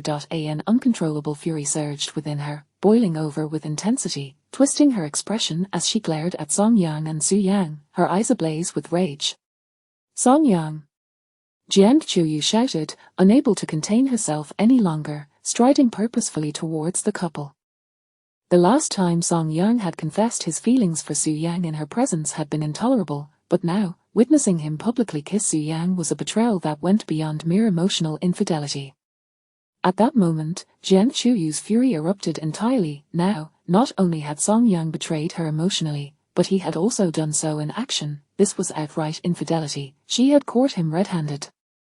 Jiang Qiuyu's temper flared, her mind solely fixated on confronting the pair. Meanwhile, Song Yang and Su Yang, engrossed in their dinner, were taken aback by Jiang Qiuyu's sudden outburst. Jiang Qiuyu. Song Yang furrowed his brow, his previously pleasant mood now tainted with irritation. Why did he keep running into this crazed woman? The sight of his formidable ex-wife approaching filled him with dread. Song Yang, you scoundrel! Jiang Qiuyu seethed, storming up to him and slapping him across the face before he could react. As Song Yang processed the sudden blow, Su Yang was momentarily stunned, but her anger quickly flared, prompting her to rise and step forward without hesitation, delivering a resounding slap to Jiang Qiuyu's face in retaliation. The sharp crack of the slap echoed throughout the restaurant, leaving Jiang Qiuyu in disbelief, as if she had never anticipated Su Yang would dare to strike her. After all, wasn't she the one who had entangled herself with Jiang Qiuyu's husband? Su Yang, how dare you hit me? Chapter 88. On what grounds do you strike my husband? Jiang Qiuyu glared at Su Yang with gritted teeth. In her eyes, Su Yang was nothing more than a shameless mistress. How dare a woman entangled with her husband raise her hand against her? I haven't even struck you yet you have the audacity to attack first. This infuriated Jiang Qiuyu to the point of wanting to tear Su Yang apart with her bare hands. At that moment, Su Yang stood defiantly in front of Song Yang, shielding him protectively behind her. Facing the furious Jiang Qiuyu, Su Yang exhibited no fear. Instead, she squared her shoulders and boldly declared, Jiang Qiuyu, on what grounds do you strike my husband? With unwavering gaze, her eyes locked onto Jiang Qiuyu's, radiating an air of righteous confidence. Simultaneously, her expression was one of indignation. How could she bear to see her Song Yang, whom she cherished, slapped across the face by Jiang Qiuyu? The very thought caused her heart to ache. Hearing Su Yang's assertive retort and witnessing her unwavering demeanor, Jiang Qiuyu's eyes widened in disbelief, her entire body trembling with rage. Song Yang was her husband. How dare Su Yang claim him as her own? Was there no shame left in her? Jiang Qiuyu puffed out her chest and proclaimed with righteous indignation, Su Yang, Song Yang is my husband. How could you betray me in such a way? How could you treat me like this? Her voice echoed with the ferocity of a raging lion, as if she longed to pounce and devour the pair before her. Jiang Qiuyu, Song Yang is my husband now, my husband. Su Yang countered defiantly. The bond between her and Song Yang was one of mutual affection, fortified by a marriage certificate, and thus protected by law. Jiang Qiuyu was merely a former spouse. What right did she have to act so brazenly? Su Yang, we had an agreement. I only lent you my husband for marriage. How dare you monopolize him? You must return him to me at once. Jiang Qiuyu, incensed by Su Yang's audacity, stepped forward, attempting to grasp Song Yang's hand, seemingly intent on reclaiming him. Jiang Qiuyu, Song Yang is now my husband, mine. Su Yang shot a vigilant glare at Jiang Qiuyu, resolutely positioning herself to shield Song Yang from her grasp. Su Yang, step aside. Let me speak with her. Song Yang gently patted Su Yang's shoulder and took a step forward, pulling her behind him. He feared that Jiang Qiuyu, in her frenzy, might harm Su Yang, and thus sought to protect her. Oh. Su Yang complied obediently, standing behind him, while provocatively tilting her chin toward Jiang Qiuyu.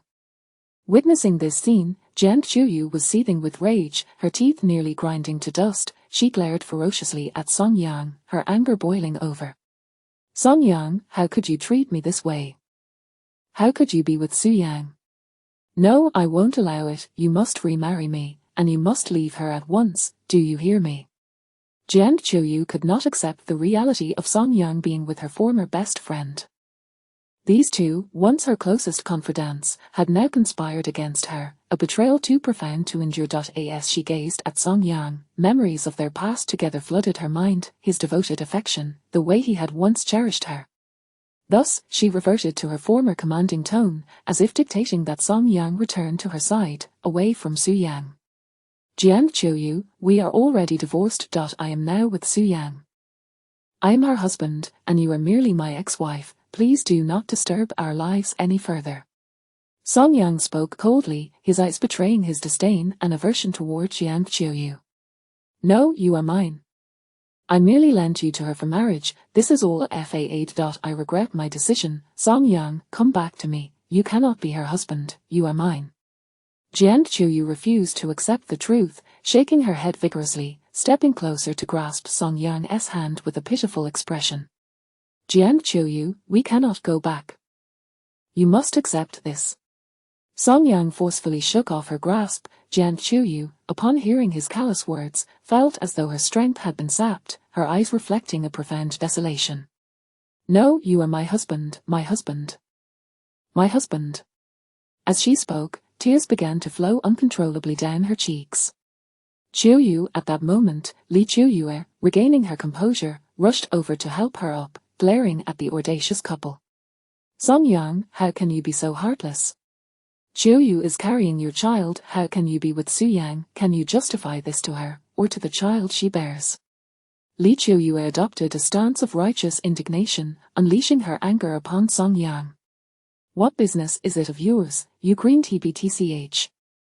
What right do you have to meddle in the affairs between Jian Chuyu and me?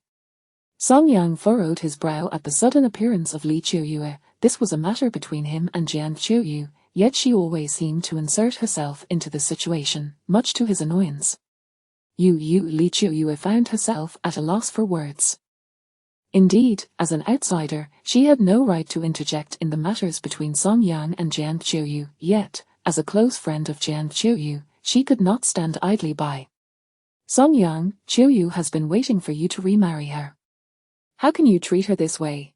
Don't you realize you are cheating? Li Chuyue exclaimed loudly. HMPH. Cheating? Song Yang scoffed, pulling Su Yang into his embrace right before her eyes. I have a marriage certificate with Su Yang. We are lawful spouses, are you really suggesting that this is infidelity? As he spoke, he lowered his head and kissed Su Yang passionately on the lips. Su Yang, in turn, rose to her toes, reciprocating the kiss, while casting a provocative glance toward the two women, her expression tinged with a hint of triumph. Upon witnessing this scene, the two women's eyes widened in disbelief, unable to fathom the audacity of this couple, brazenly flaunting their affection in public, a blatant provocation, especially for Jian Chuyu, who was utterly infuriated to see her husband kissing her former best friend right before her eyes. It felt as though a green haze had enveloped her head. You two, the two women pointed at Song Yang and Su Yang, their eyes nearly bulging with rage, yet feeling utterly helpless. Meanwhile, Su Yang seemed unsatisfied, wrapping her arms around Song Yang's neck. Husband, I want more. With that, Song Yang leaned down once more, planting another kiss on Su Yang's tender lips. Oh! I will not stand for this any longer. Jian Chuyu could no longer contain her fury, descending into a frenzy, charging at the couple with the intent to dismantle them piece by piece. However, in the next moment, she was restrained by two arriving waitstaff. Sir, madam, please resolve your issues outside. If this continues, we will be forced to call the police, one of the attendants warned, glancing at the chaotic scene before them. Chapter 89, The frantic Jian Chuyu. At this very moment, the other patrons in the restaurant were all casting their gazes towards Song Yang's direction. Some among them were reveling in the drama, eagerly pulling out their phones to record videos. Song Yang glanced at the onlookers surrounding him, a slight frown creasing his brow, his expression tinged with displeasure. Let us leave, there's no need to stoop to the level of these two lunatics, he declared, taking Su Yang's hand and striding out of the restaurant without a backward glance. Song Yang, who are you calling a lunatic? Who are you calling a lunatic? Li Qier, incensed by the insult, pointed furiously at Song Yang's retreating figure, her voice rising in a hysterical outburst. How dare this scoundrel label her a lunatic? Not even her husband would dare to speak to her in such a manner. The indignation surged within her instantly. Let go of me, I will confront those two despicable people. At that moment, Jian Chuyu was still being restrained by two waitstaff, her eyes fixed on Song Yang and Su Yang as they prepared to leave. Panic surged within her, she could not allow this pair of scoundrels to escape unscathed. However, her struggles were in vain, as the waitstaff held her firmly, preventing any further outburst. Before long, Song Yang and Su Yang had exited, and the restaurant gradually fell silent. Many diners continued to glance towards the corner where Jian Chuyu and Li Qiyi stood, their gazes akin to that of spectators observing a pair of clowns. Chuyu, let us depart. There are far too many people here, all watching us, Li Qiyi remarked, having regained some composure. The scrutiny of the surrounding gazes unnerved her, leaving her feeling exposed and vulnerable. HMPH, it is all the fault of Song Yang and that vile Su Yang, who have caused us such humiliation. Jian Chuyu was still seething with rage, feeling as though she had been grievously wronged. The betrayal stung all the more, as it was her former best friend who had placed this proverbial green hat upon her head. How could she not be furious? Chuyu, let us just leave for now. We can discuss it later, Li Qiyi suggested, her unease growing as whispers flitted through the crowd. She tugged gently at Jian Chuyu's sleeve, eager to escape the restaurant's oppressive atmosphere. Jian Chuyu surveyed her surroundings, feeling the weight of embarrassment descend upon her, and she finally nodded in agreement. Let us go. With their bags in hand, the two women made their way towards the exit. However, just as they reached the door, two waitstaff blocked their path. Excuse me, ladies, but you have yet to settle your bill. One of the waitstaff stepped forward, offering a polite reminder. Pay the bill. For what? Jian Chuyu and Li Qiyi exclaimed in disbelief, their eyes widening in shock. They had not even dined, so why should they be responsible for any payment? The gentleman and lady at that table have not settled their bill, and they dined, yet expect us to pay the bill. What kind of logic is that?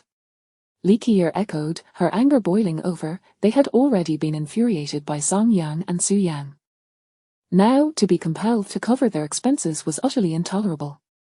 Had it not been for the ruckus you caused in our restaurant, which disrupted our patrons, those two would not have forgotten to settle their tab, the waitstaff explained patiently.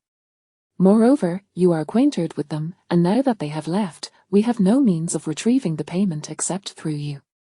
That is absurd. Why should we be responsible? You are bullying us. Indeed, we refuse to pay. Let us see what you can do. Jian Chuyu and Li Qiyi stood their ground, indignant. They had already been provoked by that couple, and now they were expected to shoulder the financial burden as well. It was outrageous.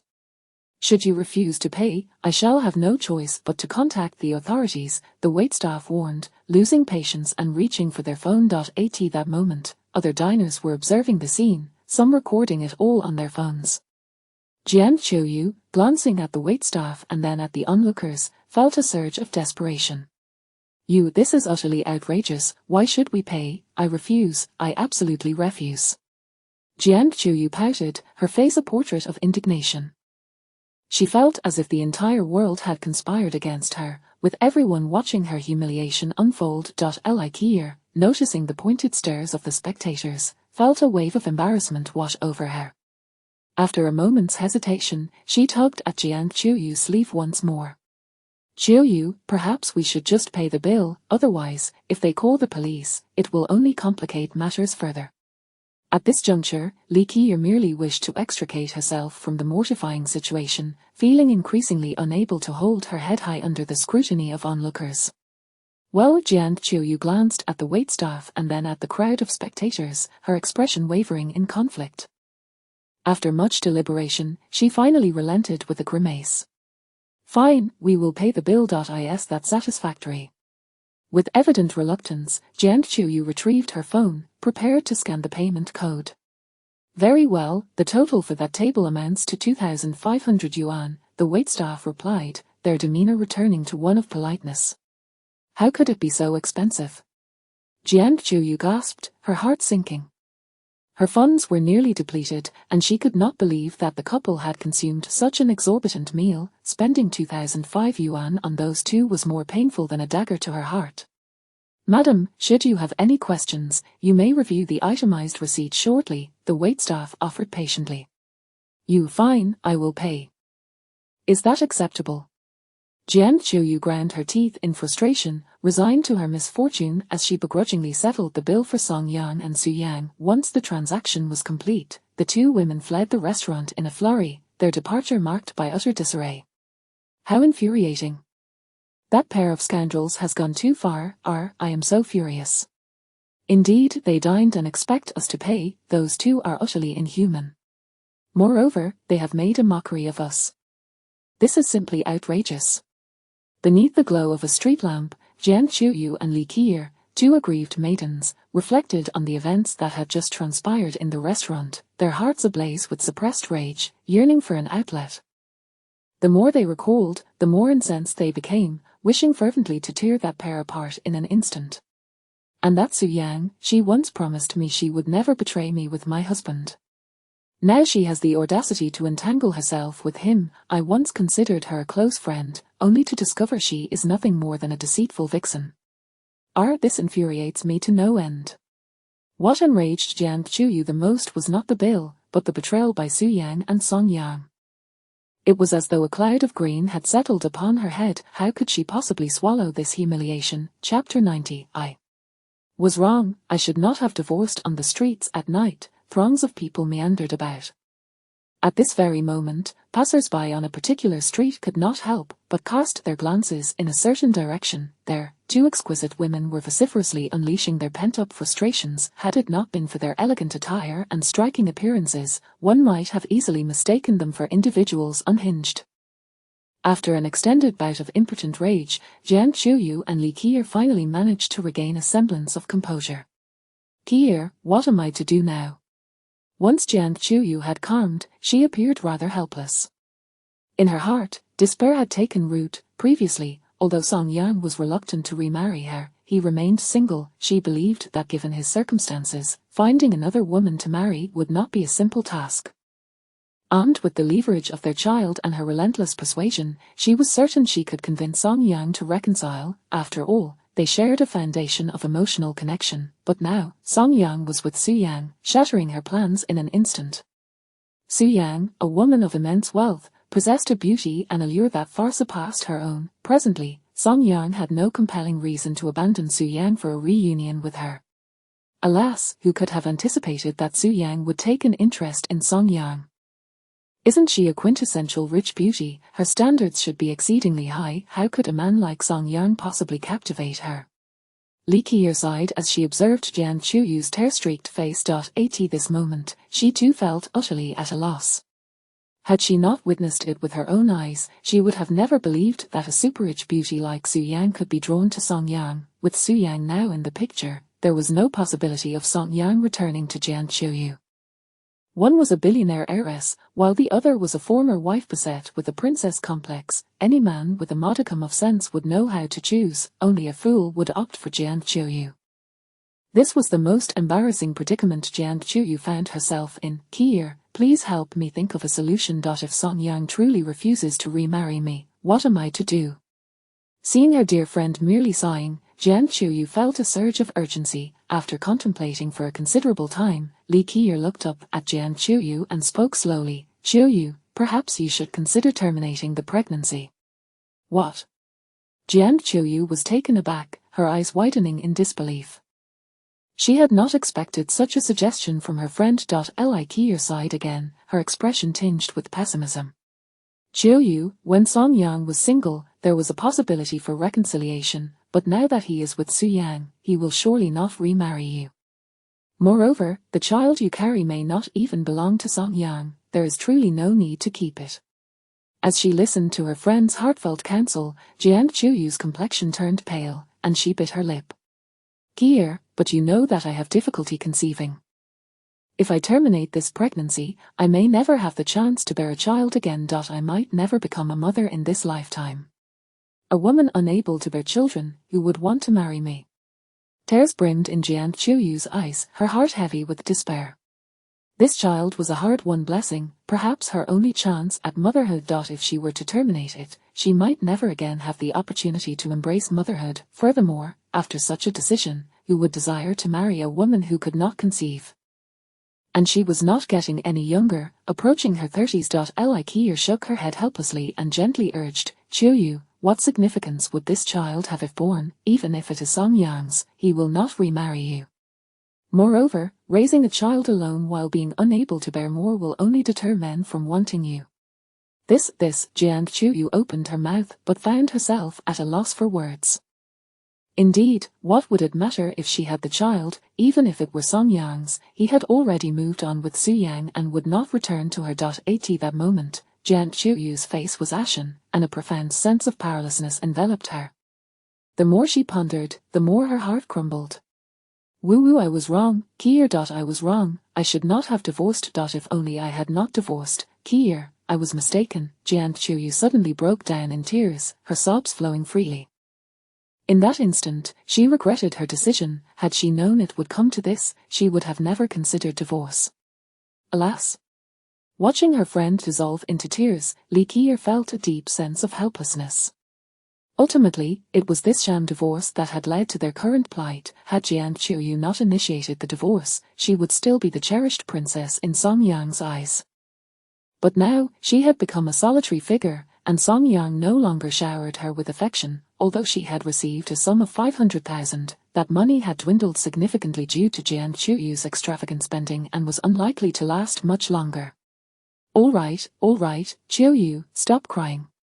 We must think of ourselves. In a few days, I will accompany you to the hospital for the procedure. Li Qier stepped closer, gently patting her shoulder and offering comfort. Jian Qiuyu lifted her tear-filled gaze, her body trembling with sobs. After a long moment of hesitation, she finally seemed to acquiesce, lowering her head as if resigned to her fate. Woo, fine, okay. Meanwhile, in a luxurious hotel, Song Yang and Su Yang were ensconced in their room, enjoying takeout they had just ordered. As it was their first date, they opted to spend the evening in a hotel rather than returning to the estate, savoring their time together in a private setting. Here, this shrimp is delicious. You should have more, Su Yang said, presenting a bowl of freshly peeled shrimp to Song Yang. Why are you not eating? You're just having me peel shrimp for you. Song Yang sighed softly, touched by Su Yang's delight. He had not eaten much at the restaurant earlier, largely due to the interruption caused by Jian Qiuyu and Li Qier. Logically, Su Yang should not have been full either, yet after ordering takeout, she had barely eaten before focusing on peeling shrimp for him, simply because he had remarked on their taste. Hee, I'm full. Hurry and eat, you must finish the shrimp I've peeled for you, no waste allowed.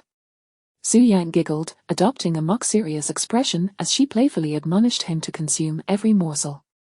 All right, I will eat, Song Yang chuckled helplessly, picking up a shrimp with his chopsticks and beginning to eat. He could feel that since being with Su Yang, she had become more indulgent towards him, openly and unabashedly affectionate. Is it good? Su Yang asked, her eyes sparkling with anticipation. Delicious, you should try one, Song Yang replied with a smile, offering her a shrimp. Su Yang eagerly opened her mouth, happily accepting his offering. It really is tasty. Su Yang savored the shrimp with evident delight, her expression one of complete satisfaction. Chapter 91, My Dearest Husband. At 11 p.m., the night had deepened. The once bustling city, having embraced the day's clamor, was now gradually succumbing to tranquility. In a luxurious room of an upscale hotel, Song Yang lay languidly upon a soft bed, idly scrolling through his phone, watching short videos online to pass the time. In the bathroom, Su Yang was indulging in a bath, the sound of cascading water resonating incessantly, intertwining with Song Yang's thoughts and rendering him a touch restless. He turned his head towards the bathroom, and through the frosted glass door, he caught a fleeting glimpse of a graceful and voluptuous silhouette. In that instant, he lost interest in his phone, his thoughts shifting entirely to her. Song Yang, be a bit more composed, it's not as if I haven't been seen before, Su Yang's voice echoed from the bathroom. Shaking his head to dismiss the inappropriate imagery that clouded his mind, he admonished himself and forced his gaze away. Taking a deep breath to quell the slight restlessness within him, he resumed scrolling through his phone. A few minutes later, the sound of running water abruptly ceased. Soon after, Su Yang emerged, wrapped in a towel, her hair, still damp, dripped water droplets, and her fair complexion bore a rosy hue, her large, sparkling eyes shimmering with allure. As his gaze travelled downwards, he beheld her slender, porcelain neck, exquisite collarbone, and soft, bare shoulders, all exposed to the air. Her skin appeared so dewy that it seemed a mere pinch could yield a drop of water. At this moment, she was enveloped in a fragrant aura that wafted towards Song Yang from a distance. Honey, I'm here, Su Yang exclaimed, her eyes glistening as she flashed a sweet smile at Song Yang, eagerly shedding her shoes and hopping onto the bed. She nimbly nestled into his embrace, her head rubbing against his solid chest, her face radiating a look of infatuation and bliss. As he held her delicate, fragrant form, inhaling the rich scent she exuded, Song Yang suddenly found his phone less captivating. The person in his arms was far more enchanting. "Behave yourself, or I might just have to discipline you right here," he remarked, striving to suppress the impure thoughts swirling in his mind while gently lifting Su Yang's smooth chin. Gazing into her breathtakingly beautiful face, he issued a playful warning. Su Yang's allure was overwhelming, her figure and her visage were simply irresistible. Although they had already experienced the intimacies of married life, Song Yang still found it challenging to maintain his composure. "HMPH, go ahead, I'm not afraid of you," Su Yang retorted, a teasing lilt in her voice as she tilted her chin defiantly, her bright eyes locking onto his without a trace of fear. They were already together, bonded by marriage. And no matter what unmentionable things Song Yang might wish to do, she would face them without trepidation. "Very well, you asked for it," Song Yang replied, no longer holding back. He leaned in and pressed his lips against her tender mouth. A spark of delight flickered across Su Yang's cheeks, and she obediently closed her eyes, surrendering to the moment. However, Song Yang merely brushed his lips against hers, retreating almost immediately. This left Su Yang momentarily bewildered, her eyes fluttering open in confusion, her expression tinged with longing. She had anticipated a passionate kiss, perhaps lasting several minutes, but instead, it had ended so abruptly. "What is the matter?" she inquired, blinking in perplexity. With utmost seriousness, Song Yang replied, "We can't continue kissing, I fear I might lose control." Su Yang, a nonchalant smile gracing her lips, responded, "If you're going to lose control, then don't hold back. We remarried now, and we've already crossed that threshold." As she spoke, a faint blush crept onto her cheeks, her thoughts drifting back to the intimate moments they had shared the previous night. Song Yang, however, shook his head firmly. "That was your first time, and you were on the verge of tears. Tonight, let us take it easy, we have a lifetime ahead of us. You should rest well this evening." His voice was soft, imbued with tenderness and affection. For Su Yang, surprised, Su Yang lifted her gaze to meet his, astonished by the warmth shining in his eyes. At that moment, her heart brimmed with warmth. She had not anticipated Song Yang to care so deeply for her feelings. "Song Yang, you're truly wonderful," she murmured, leaning forward to plant a gentle peck on his lips. As she gazed at him, her affection grew ever more palpable, her eyes sparkling with uncontainable love. "You are my wife, if I don't treat you well, who else would I treat kindly?" he replied, affectionately ruffling her hair, his face alight with fondness. "Will you promise to treat me well for a lifetime?" Su Yang's eyes glimmered with hope and dreams, yearning for an eternity of love and closeness with Song Yang, wishing never to part. With a gentle smile, Song Yang found her adorably endearing, unable to resist pinching her soft, fair cheek. "Of course, as my wife, you shall have my unwavering devotion for all time." Hearing his heartfelt promise, Su Yang's eyes sparkled with joy, her lips curling into an irresistible smile that illuminated her exquisite face. "Honey, you're truly wonderful," she exclaimed, enveloping Song Yang in a tight embrace, resting her head against his chest, inhaling his scent, and listening to the steady rhythm of his heartbeat. In that moment, she felt utterly content, convinced that she was the happiest woman in the world. Simultaneously, she felt a wave of gratitude for having waited 17 years for Song Yang, never giving up. Had she chosen to compromise and be with someone else, she might have lost him forever. In this moment, she realized that her wait had been entirely worthwhile. As Song Yang held her soft form, he too felt a profound sense of satisfaction. His mind wandered back to the earlier events at the restaurant, where Jian Chuyu had confronted them like a tempest, yet Su Yang had stepped forward without hesitation, resolutely defending him. The sensation of being protected stirred something deep within him, and in that moment, he vowed to cherish this girl, never to let her down. Thus, they lay entwined on the bed, basking in the serene happiness of their shared moments. Chapter 92, May I Touch Your Abs? Honey, may I touch your abs? In the tranquil room, after resting in Song Yang's embrace for about 10 minutes, Su Yang began to grow restless. She lifted her delicate face, her eyes sparkling with mischief as she made her inquiry. Before they became a couple, she had long been enchanted by Song Yang's sculpted abs. However, at that time, their relationship had yet to break the proverbial ice, leaving Su Yang with lustful thoughts but no courage to act on them.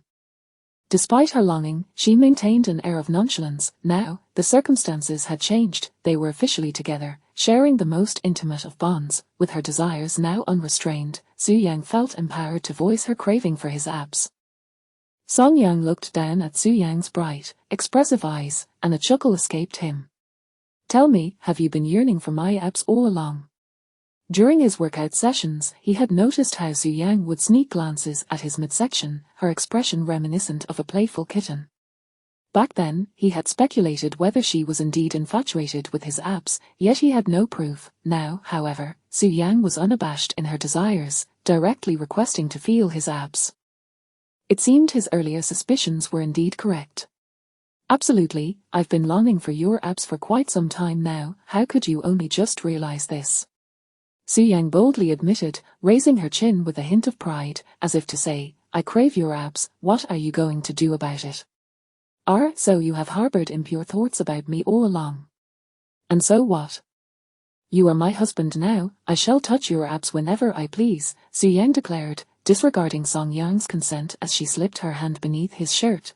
In an instant, Song Yang felt a warm little hand exploring his abdomen, playfully prodding here and there. "You, it seems, are quite the little minx," he remarked, a hint of amusement in his voice, devoid of any displeasure, only affection.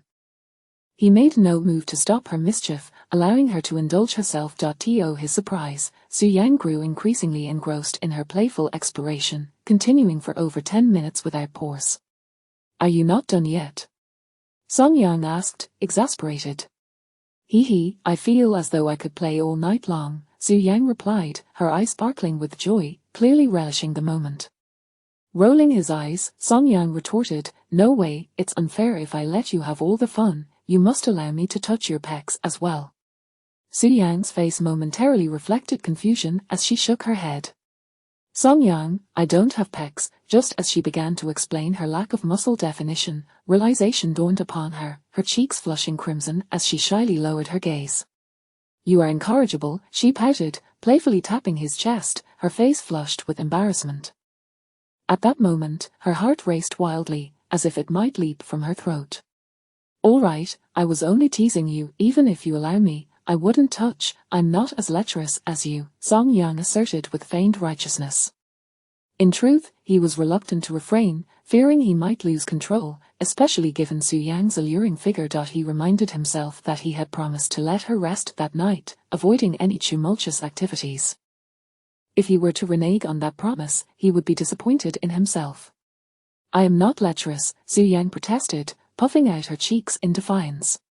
"Fine, I will permit you another 10 minutes, but after that, we must sleep." "It's getting late," Song Yang stated, glancing at the clock on the wall, which indicated it was nearly midnight. Typically, he would have already retired by this hour. "No way, 20 minutes, Su Yang countered, raising her head to negotiate. 10 minutes felt far too short, it would pass in the blink of an eye, and she still craved more. 10 minutes is all you get." "No, 15 minutes. "Absolutely not, I said 10 minutes. "Then how about 12 minutes? 10 minutes is the final offer." "All right then." Ultimately, Su Yang conceded, her lips pursed in resignation. 10 minutes later, as Song Yang turned off the lights to sleep, Su Yang, however, stubbornly refused to withdraw her hand. With no recourse, Song Yang closed his eyes and drifted off. Soon after, Su Yang, having explored his abs to her heart's content, succumbed to a powerful wave of drowsiness. She lifted her head for a moment to gaze at her husband, her eyes glistening in the dim light. "Good night, my Song Yang," she whispered with a smile before snuggling into his embrace, drifting into a deep slumber. In the ensuing 2 days, Song Yang and Su Yang remained inseparable. As they had recently embarked on their romantic journey, they were eager to spend every moment together, particularly for Su Yang, who had harbored feelings for Song Yang for a remarkable 17 years, being with him now filled her with an insatiable desire to be close to him. She poured all her past yearning and fervent affection into their time together. One evening at dusk, Song Yang sat on the grassy expanse of the estate, basking in the evening breeze while admiring the sunset, with his beloved girl nestled in his arms. In that moment, he felt that there was no greater happiness in the world, Just then, he received a phone call from Xu Wei.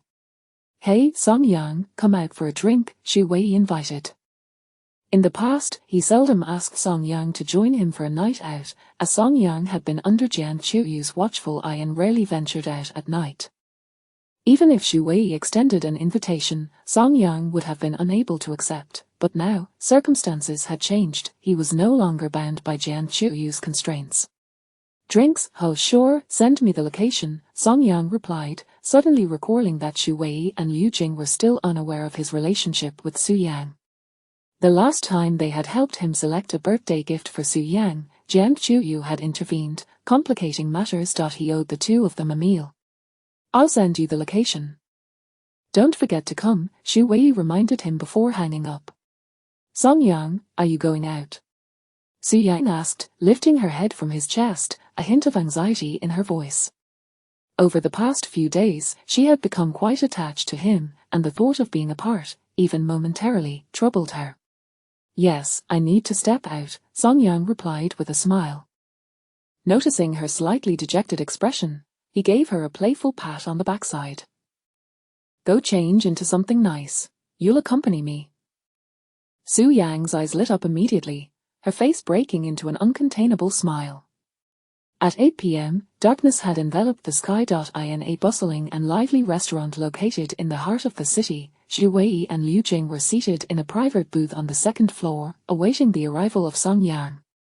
"I wonder how far things have progressed between Song Yang and Su Yang. And what about the gift we carefully selected for him? I hope Su Yang likes it," Liu Jing mused aloud, sipping her juice from a glass. Ever since they had chosen a present for Song Yang to give to Su Yang for her birthday, Liu Jing found herself preoccupied with the matter. Although it was ultimately a concern between Song Yang and Su Yang, her involvement in selecting the gift gave her a sense of participation. Thus, she remained invested in the development of their relationship, eager to know whether Su Yang appreciated the birthday gift and if there had been any tangible progress in their affections. "Don't dwell on it. With Song Yang's temperament, I reckon it's still too early for him to confess. Just look at how timid he was the last time I prompted him. It seems it will be quite a while before he gathers the courage to express his feelings," Xu Wei remarked with a slight grimace, a hint of exasperation evident in his tone.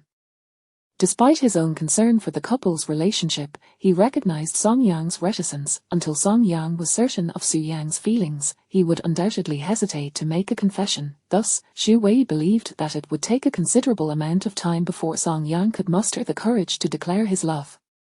True enough.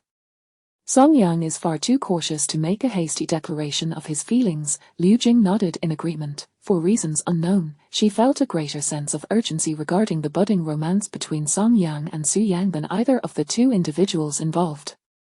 It was as though she were the anxious observer, eager for a happy outcome. She did not quite understand her own impatience. She simply wished to witness the two of them together, blissfully entwined, which would ultimately fulfill her own expectations.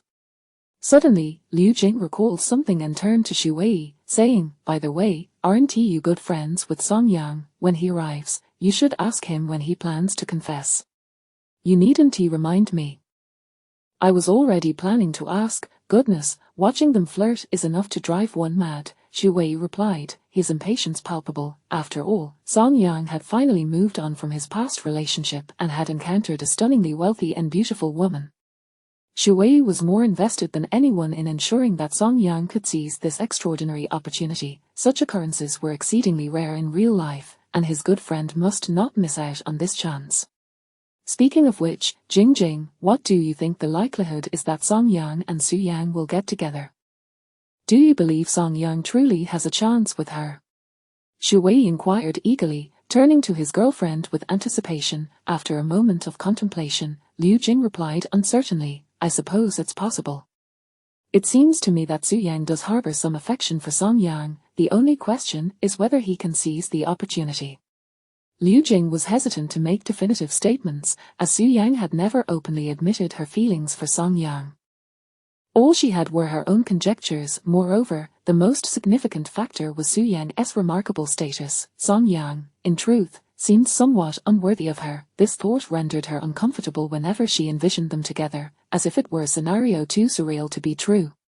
Indeed, after all, Su Yang is a remarkable woman, stunningly beautiful and extraordinarily affluent, Xu Wei agreed, nodding. Every time he envisioned Su Yang, he was struck by her breathtaking beauty. It seemed incongruous for someone so enchanting and wealthy to be with his friend Song Yang, especially given Song Yang's current circumstances. At that moment, the door to the private booth swung open, and the two turned to see Song Yang entering. At last, you've arrived. I've been waiting for ages, Xu Wei began, his impatience evident, but he was interrupted by the sight of Su Yang, who walked in hand with Song Yang. Xu Wei's eyes widened in disbelief, while Liu Jing was momentarily taken aback, her surprise palpable. They had merely called Song Yang out for a casual gathering, never anticipating that Su Yang would accompany him. To their astonishment, she was not just present, she was holding hands with Song Yang. This was undoubtedly intriguing. Ordinary friends wouldn't hold hands, would they? Only couples would engage in such an act. As this realization struck Xu Wei and Liu Jing, a bold thought sprang to their minds. Could it be that Song Yang and Su Yang were indeed together? Upon entering the booth, Song Yang noticed Xu Wei and Liu Jing staring at them in stunned silence, prompting a look of confusion on his face. "What's wrong with you two? Why are you looking at us like that?" he asked, exchanging glances with Su Yang, both bewildered by the duo's reaction. "Song Yang, you and Su Yang," Xu Wei stammered, gesturing at their intertwined fingers, caught between the desire to inquire further and the uncertainty of how to approach the subject. "Oh, well. Su Yang and I are together now," Song Yang replied with a modest smile, candidly confirming their relationship. Su Yang, on the other hand, appeared slightly bashful, her cheeks tinged with a rosy hue as she lowered her gaze, though her lips betrayed her joy as they curled upwards.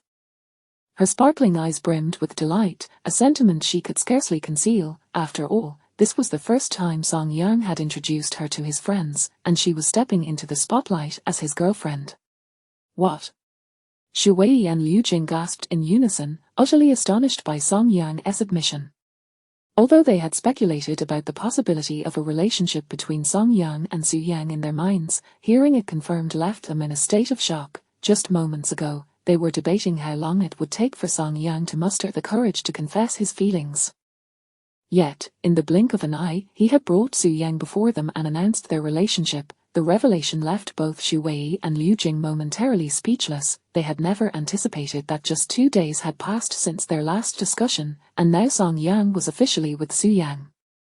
The rapidity of this development was astonishing. In that moment, an overwhelming sense of unreality washed over them. Xu Wei, despite having longed for Song Yang and Su Yang to find happiness together, felt an unsettling sense of disbelief at the reality before him. This was Su Yang, after all, wealthy beyond measure, stunningly beautiful, and a true gem among women. The idea that such an extraordinary individual was now with his good friend Song Yang felt surreal, as if the world had turned upside down.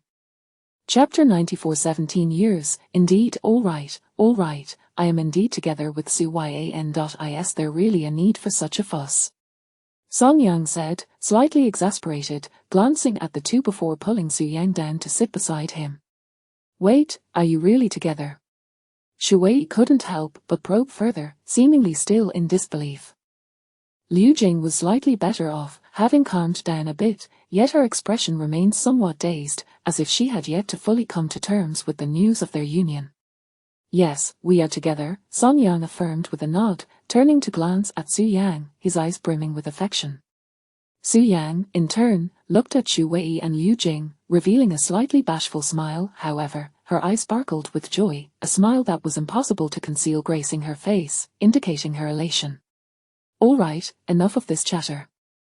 I'm starving, let's order," Song Yang said, dismissing the two with a wave of his hand as he picked up the menu and began to order. After a considerable time, the dishes arrived at the table, and Xu Wei and Liu Jing gradually regained their composure.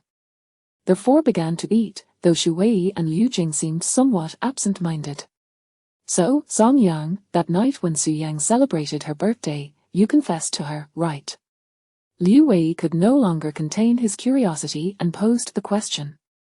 After settling down, he noticed the necklace adorning Su Yang's neck. It was unmistakably the same exquisite piece worth 100,000 that Song Yang had purchased that day. Clearly, he had gifted it to Su Yang on her birthday, followed by his confession, leading to their relationship blossoming naturally. Liu Jing, equally disinterested in her meal, looked up with an expression of eager anticipation. She was intensely curious about everything that had transpired between Song Yang and Su Yang over these past few days. Just 2 days prior, Song Yang had hesitated to confess, and yet in the blink of an eye, they were together. This sudden turn of events was rather shocking to her.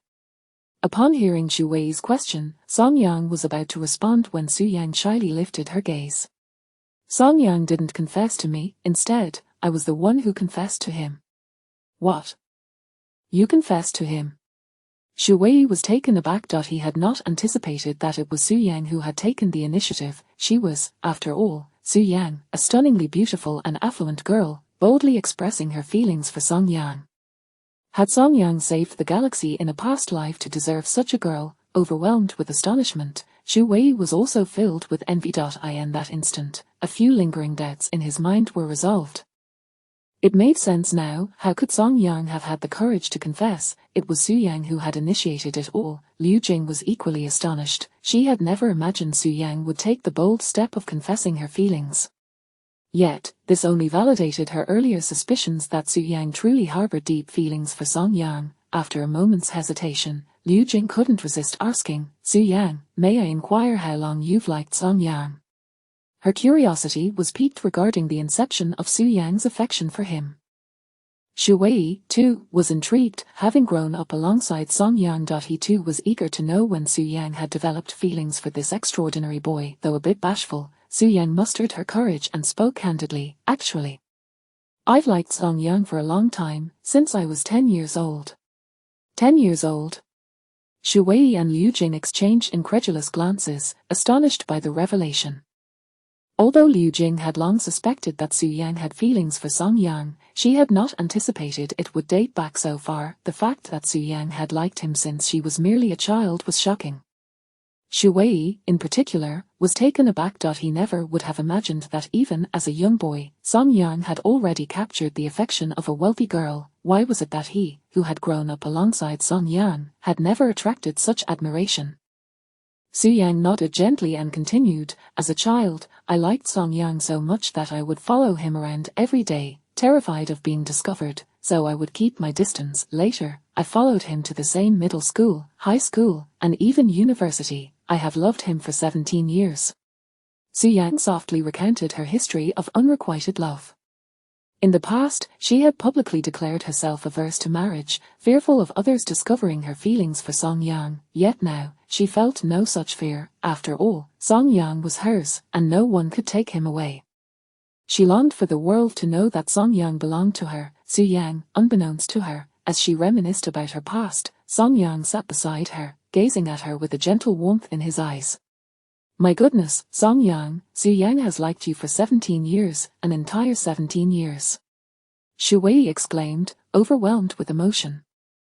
He could scarcely fathom that his childhood friend had been the object of someone's secret affection for such a lengthy period. How devoted must one be to love someone for 17 years? At that moment, Xu Wei felt not only envy but also a heartfelt blessing for both Song Yang and Su Yang. For Song Yang, to enjoy such a sweet relationship was indeed a stroke of luck. Yet for Su Yang, this was a love that had been patiently waited on for 17 years. If Song Yang had not divorced, she might have never married and would have continued waiting indefinitely. To finally be with Song Yang was a monumental achievement for her. Undoubtedly, this was a divine blessing. Such pure love is exceedingly rare in the world, and he sincerely wished for Song Yang and Su Yang to remain together forever. At this moment, Liu Jing looked at Su Yang across the table, filled more with admiration than anything else. Although she had suspected Su Yang harbored strong feelings for Song Yang, hearing her confess to a love that spanned 17 years still took her by surprise. She could hardly imagine how Su Yang could maintain such steadfast devotion for so long. 17 years is a lengthy wait. She had prepared herself to wait indefinitely, even declaring her aversion to marriage, with the resolve to remain single for the rest of her life if it meant waiting for Song Yang. What kind of love is not to be envied? Song Yang, you must treat Su Yang well from now on. Do you understand? She has liked you for such a long time. You absolutely cannot let her down. Liu Jing sighed gently, looking at Song Yang with a serious expression as she felt compelled to offer her advice. Su Yang's love was too pure, too unwavering. She truly loved Song Yang deeply. without reservation. The thought of such a love being betrayed was enough to send chills down Liu Jing's spine. Indeed, Song Yang, you must cherish Su Yang.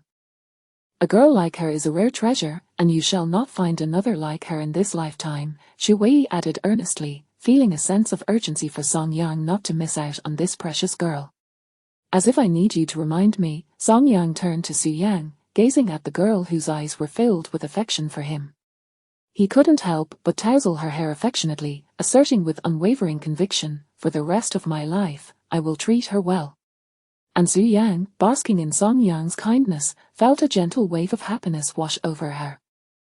She smiled softly and replied, Song Yang, I will take good care of you too. Witnessing their tender exchange, Xu Wei and Liu Jing exchanged glances, a sense of reassurance settling over them. Chapter 95, The 200-pound Young Lady. As the evening progressed, the group enjoyed their meal while engaging in cheerful conversation. Su Yang appeared to be in exceptionally high spirits tonight, her smile unwavering. Throughout the meal, she frequently served food to Song Yang, her glances towards him imbued with a tenderness so profound it seemed almost palpable. Observing the intimate exchange between the two, Xu Wei and Liu Jing, seated across from them, could only manage a resigned smile. Before long, the meal reached its conclusion, prompting Song Yang and Xu Wei to excuse themselves to the restroom, leaving only Liu Jing and Su Yang, the two young women, in the private room. Su Yang, I had a feeling the last time you picked Song Yang up when he was drunk, that you must have feelings for him, though perhaps you were too hesitant to admit it, Liu Jing remarked with a gentle laugh, her gaze fixed on Su Yang. That was the first time she had met Su Yan. At that time, Song Yang had just divorced Jian Qiuyu, his demeanor desolate and dispirited, drowning his sorrows in alcohol. Liu Jing vividly recalled the scene, where Su Yang rushed in, her eyes solely focused on Song Yang, brimming with compassion. It was then that she suspected Su Yang harbored feelings for him, despite Su Yang publicly proclaiming her stance against marriage. Reflecting on it now, it seemed less a matter of commitment to a philosophy and more an inability to be with the one she cherished. To be frank, as a fellow woman, Liu Jing admired Su Yang's unwavering devotion, patiently waiting for so many years. If it were her, she would have long since given up. Fortunately, fate did not betray Su Yang. She finally found her way to Song Yang. Did you really notice it back then? Su Yang blinked, her cheeks tinged with a hint of crimson, revealing her bashfulness. To be honest, I hadn't thought much of it at the time. I simply saw Song Yang inebriated and wanted to take him home to care for him, Su Yang admitted with a shy smile, sharing her feelings from that moment. So that's how it was, Liu Jing nodded, suddenly recalling something. But you must be cautious, Su Yang. Song Yang's ex-wife is unlikely to take this lightly. After all, she merely lent her husband to you, not expecting that you would turn this charade into reality. I can only imagine how furious she must be right now, Liu Jing continued. There's a chance she might attempt to sabotage your relationship with Song Yang, so keep a close eye on him and don't give Jian Qiuyu any opportunity to interfere. Liu Jing's thoughts drifted to Song Yang's ex-wife, still somewhat stunned by the entire situation. The outcome was utterly unforeseen. Who would have imagined that Song Yang and Su Yang would transition from a mere act to genuine affection? Jian Qiuyu, having lent her husband, would never have guessed that Su Yang had harbored feelings for him for 17 years. Her actions inadvertently facilitated Su Yang's claim on Song Yang. Now, Jian Qiuyu must be filled with regret. Undoubtedly, she would not rest until she found a way to reclaim her husband. Hence, Liu Jing felt compelled to caution Su Yang, who had waited so long for this moment. The prospect of losing Song Yang to Jian Qiuyu now would plunge Su Yang into despair. As for Jian Qiuyu, her current predicament was merely the consequence of her own actions. She hardly merited sympathy. Rest assured, I shall keep Song Yang firmly by my side. I will not allow Jian Qiuyu to take him away, Su Yang declared earnestly. After 17 years of waiting, she had finally secured her place with Song Yang and would cherish this hard-won relationship above all else. That is wonderful to hear. I truly hope you both remain blissfully happy. As for Song Yang's ex-wife, she has brought this upon herself, Liu Jing replied. Meanwhile, in the restroom, at the sink, Song Yang was washing his hands while Xu Wei stood before the mirror, contemplating his unremarkable reflection. You've been staring at yourself in the mirror for 2 minutes now. Is it not sufficient? Song Yang remarked with exasperation. Xu Wei turned to him, a pensive expression on his face. Song Yang, I just can't wrap my head around this. What is there to be puzzled about? Song Yang replied, intrigued. Song Yang, we grew up together, lived in the same village, attended the same schools, from elementary to university. So why is it that a stunningly wealthy and beautiful girl like Su Yang has developed feelings for you, while I seem to have no such fortune? I mean, I'm clearly more handsome. Xu Wei expressed his confusion. Having been inseparable since childhood, he believed his looks surpassed Song Yang's, yet he found himself lacking in romantic attention from someone like Su Yang. Song Yang rolled his eyes, utterly bemused. That is simply how fate works. You should accept reality. Yet Xu Wei seemed undeterred, pressing on with his inquiry. Do you think it's possible that a girl like Su Yang secretly likes me, but hasn't he approached me because I'm with Liu Jing? Song Yang chuckled, unable to resist teasing him. What, do you wish to replicate my situation of having your wife's best friend harbor feelings for you? Xu Wei nodded, his tone laced with envy. Exactly. If only I had your luck. Imagine having a dazzlingly beautiful girl secretly in love with you, and just as you shed the shackles of a toxic ex-wife, she arrives like a vision, lifting you from despair and ensuring you never have to work again. Xu Wei continued, his face alight with envy. Just envisioning your life makes me feel exhilarated. At that moment, Song Yang, now with Su Yang by his side, experienced a complete transformation from his previous existence. Gone were the days of toiling at work under the oppressive thumb of his boss and catering to Jiang Qiuyu's whims. Life had changed dramatically. Now, he was free from employment, his finances overflowing, and he was no longer in service to anyone. Instead, he was cared for by a stunning wife, living a life others could only dream of. Come on, my friend, not everyone gets to encounter a situation like yours. I consider myself quite fortunate in comparison. Don't hold your breath, Song Yang replied, shaking his head in exasperation. Not necessarily, Song Yang, perhaps there are girls out there who like me too, Xu Wei retorted defiantly, unwilling to concede. Does Liu Jing have any close friends? Who knows, maybe one of them is secretly infatuated with you, Song Yang suggested, a playful glint in his eye. Xu Wei nodded, of course, Liu Jing has friends. Are any of them wealthy heiresses? Song Yang inquired. Oh, not exactly. She has a friend who weighs 200 pounds, Xu Wei admitted. When left speechless, one truly feels at a loss for words. Song Yang, disinterested in continuing the conversation, turned and exited the restroom. Xu Wei, watching his retreating figure, was struck by a profound sense of disparity. Here was Song Yang, whose wife had a best friend worth billions, while his own girlfriend's friend weighed over 200 pounds. The comparison was nothing short of infuriating. Chapter 96, Jiang Qiuyu, I am reluctant. As the clock struck 10 in the evening, the hour was indeed late. At the entrance of the restaurant, after a brief farewell between the two parties, Song Yang and Su Yang entered a Rolls-Royce and drove away. Watching the luxurious car disappear into the night, Xu Wei stood beneath a streetlight, letting out a soft sigh, his expression tinged with a hint of nostalgia. He understood that his good friend Song Yang had now embarked on an entirely different path in life, completely liberated from his former existence. Though Xu Wei couldn't help but feel a pang of disappointment, deep down he was genuinely happy for Song Yang, relieved to see his brother thriving. Let's go, stop staring, we should head back. Liu Jing gently patted his shoulder before turning towards a van parked at the roadside. Not everyone possessed the kind of fortune that Song Yang had. Xu Wei, being an ordinary citizen, could only afford such a vehicle. Just as he was about to get in, he abruptly halted and turned to Liu Jing. Jing, they say to guard against fire, theft, and even your best friend. Do you think it's possible your best friend has feelings for me? Liu Jing shot him an exasperated glance. My best friend weighs over 200 pounds and is a homebody. If she were interested in you, I would gladly hand you over to her. Would you be willing? Oh, Xu Wei's mind conjured an unsettling image of being pinned beneath a girlfriend of such stature, sending a shiver down his spine. Never mind, forget I said anything. Har. Can't handle it, can you, you scoundrel? As dawn broke, the sky was painted with hues of morning light. A ray of sunlight pierced through the window, illuminating the spacious and opulent room. On the soft, grand bed, an alarm clock rang punctually. Upon waking, Song Yang promptly silenced the ringing. He glanced down at Su Yang nestled in his arms, relieved to see she remained undisturbed. Carefully, he attempted to extricate himself from her embrace to go for a morning run. "What are you doing?" Su Yang opened her eyes briefly before snuggling closer. "You're awake." Song Yang was taken aback that she had indeed been roused, and he replied, "I need to go for my morning run."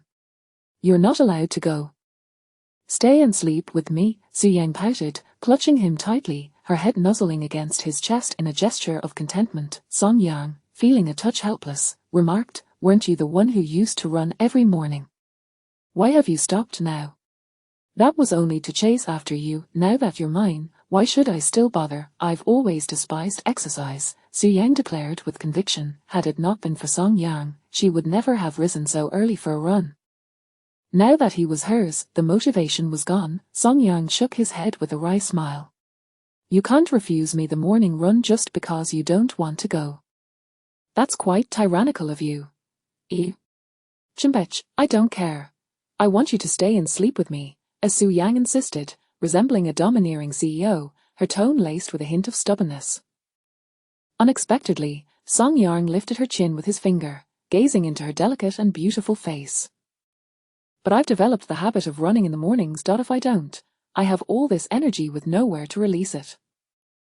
What do you suggest I do?" Feeling the heat in Song Yang's gaze, Su Yang could not help but feel a twinge of unease, her cheeks warming. "What do you intend to do?" "Everything." With that, Song Yang flipped over, pinning Su Yang beneath him. Su Yang gasped, and before she knew it, the morning she had not planned for became a vigorous affair with Song Yang. At 10 in the morning, at the First People's Hospital of Xinjiang City, the bustling hall was filled with patients seeking medical attention. "Qiuyu, wait for me, where are you headed?" Jiang Qiuyu, clutching her bag, strode through the crowded space towards the exit, while Li Qiuya chased after her, calling out.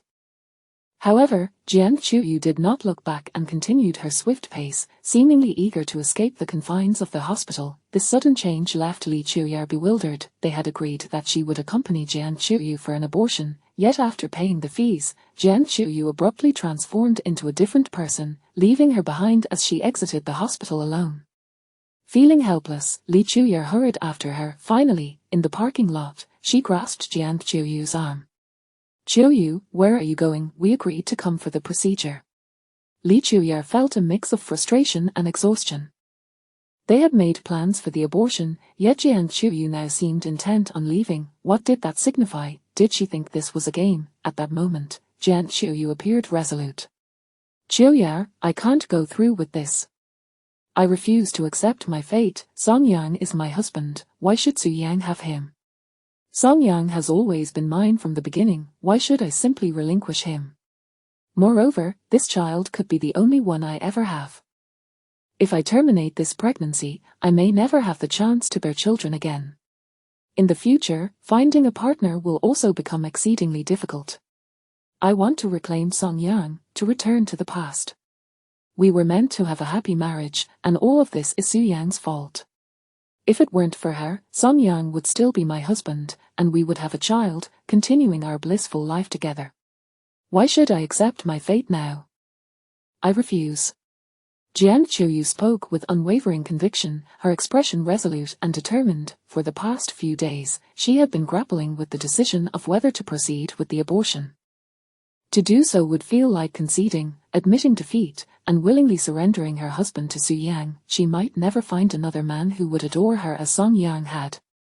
The prospect of living alone for the rest of her life loomed ominously. After all, which man would marry a woman unable to bear children? Recalling the days when she was pampered like a princess by Song Yang, she could not bear the thought of the loneliness that awaited her post-abortion. Jiang Qiuyu found herself reconsidering. Why should she terminate her pregnancy? Why should she concede? Song Yang was her husband from the start. She had merely lent him to Su Yang for marriage. Su Yang had promised to return her husband. Song Yang was inherently hers. Why should Su Yang's words hold any weight? Why should she accept her fate? With these thoughts swirling in her mind, Jiang Qiuyu felt a surge of determination. She was resolved to reclaim what was rightfully hers, Song Yang, from Su Yang. Observing the fiercely determined Jian Qiuyu, Li Qiuya sighed in resignation. She understood Jian Qiuyu's feelings all too well. After a moment's contemplation, she could not help but remind her, "But Qiuyu, have you considered what would happen if the child in your womb isn't Song Yang's?" Chapter 97. I want to win back Song Yang, but Qiuyu, have you ever considered what if the child in your womb is not Song Yang's? I don't care. I absolutely refuse to resign myself to fate. Song Yang is meant to be mine, he always has been. On what grounds does Su Yang presume to claim my husband? Why does she not return Song Yang to me? He is inherently my husband. I merely lent Song Yang to Su Yang for 2 months. She ought to return him to me. How can she betray me? On what basis does she refuse to return my husband? However, despite Li Qiu's admonitions, Jian Qiuyu remained resolute. In her eyes, Song Yang was unequivocally hers. It was Su Yang who had usurped her husband, committing an unforgivable act against her. Why should she accept this fate? Moreover, there existed a possibility that this child could indeed be Song Yang's. If that were the case, terminating the pregnancy would leave her with no path for regret. Thus, Jian Qiuyu's current mindset was clear. Until the paternity of the child was established, she would never consider abortion. She could still strive to win back Song Yang and compel Su Yang to return her husband. There remained a chance for reconciliation with Song Yang. If she were to terminate the pregnancy, she would truly have no recourse left. Sigh. Observing Jian Qiuyu's obstinacy, Li Qiuyi sighed helplessly, thinking to herself, if only you had known this earlier, why bother in the first place? Yet, as sisters, such sentiments remained unspoken. Qiuyu, I understand you are reluctant to accept your fate, but you must seriously contemplate the situation regarding the child. What if it is not Song Yang's? Li Qiuyi did not continue, yet her implication was stark. If the child were not Song Yang's, all efforts to reclaim him would be futile. After all, which man would tolerate being cuckolded? Jian Qiuyu bit her lip, her gaze conflicted. After a moment's deliberation, she stubbornly declared, regardless, I cannot concede defeat now. If I give up at this point, I will lose everything. Li Qiuyi, feeling exasperated, sighed once more, resigning herself to Jian Qiuyu's decision. Very well, let us await the results of the paternity test before deciding whether to terminate the pregnancy. After all, you are already over 2 months along. When you reach 5 months, you can have Song Yang accompany you to the hospital for an amniocentesis to determine if the child is indeed his. Seeing Jian Qiuyu's steadfastness, Li Qiuyi felt it best not to press her further. After all, Jian Qiuyu's refusal to accept her fate was a natural response, given that she had once enjoyed a blissful marriage. All of this turmoil stemmed from a false divorce. Frankly, as Jian Qiuyu's close friend, Su Yang's actions were rather unscrupulous. She had been lent a husband under the pretense of mutual trust, yet she had crossed boundaries and engaged in a genuine affair, leaving Jian Qiuyu with a metaphorical green hat. It was no wonder that Jian Qiuyu felt indignant. Anyone in her position would feel the same. Indeed, I cannot concede defeat. Su Yang has wronged me, she is to blame for all of this, and she must return my husband to me. Jian Qiuyu nodded, convinced of her righteousness, attributing all misfortune to Su Yang's schemes. She had trusted Su Yang enough to lend her husband, only to be betrayed. How could she swallow such a bitter pill? To accept this fate? Absolutely not. Then, Qiuyu, what do you intend to do now? Li Qiuyi inquired. Jian Qiuyu replied, I will win back Song Yang. I am his first love, the first woman to capture his heart. Song Yang loved me deeply before, and I firmly believe he still harbors feelings for me. Song Yang and Su Yang have only been together for a little over a month, while I shared 7 years of love with him. I am confident that as long as I do not give up, he will surely reconsider.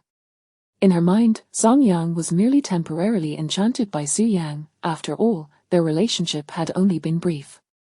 His feelings for Su Yang could not be as profound as those he held for her, especially given their 7-year history. All right then.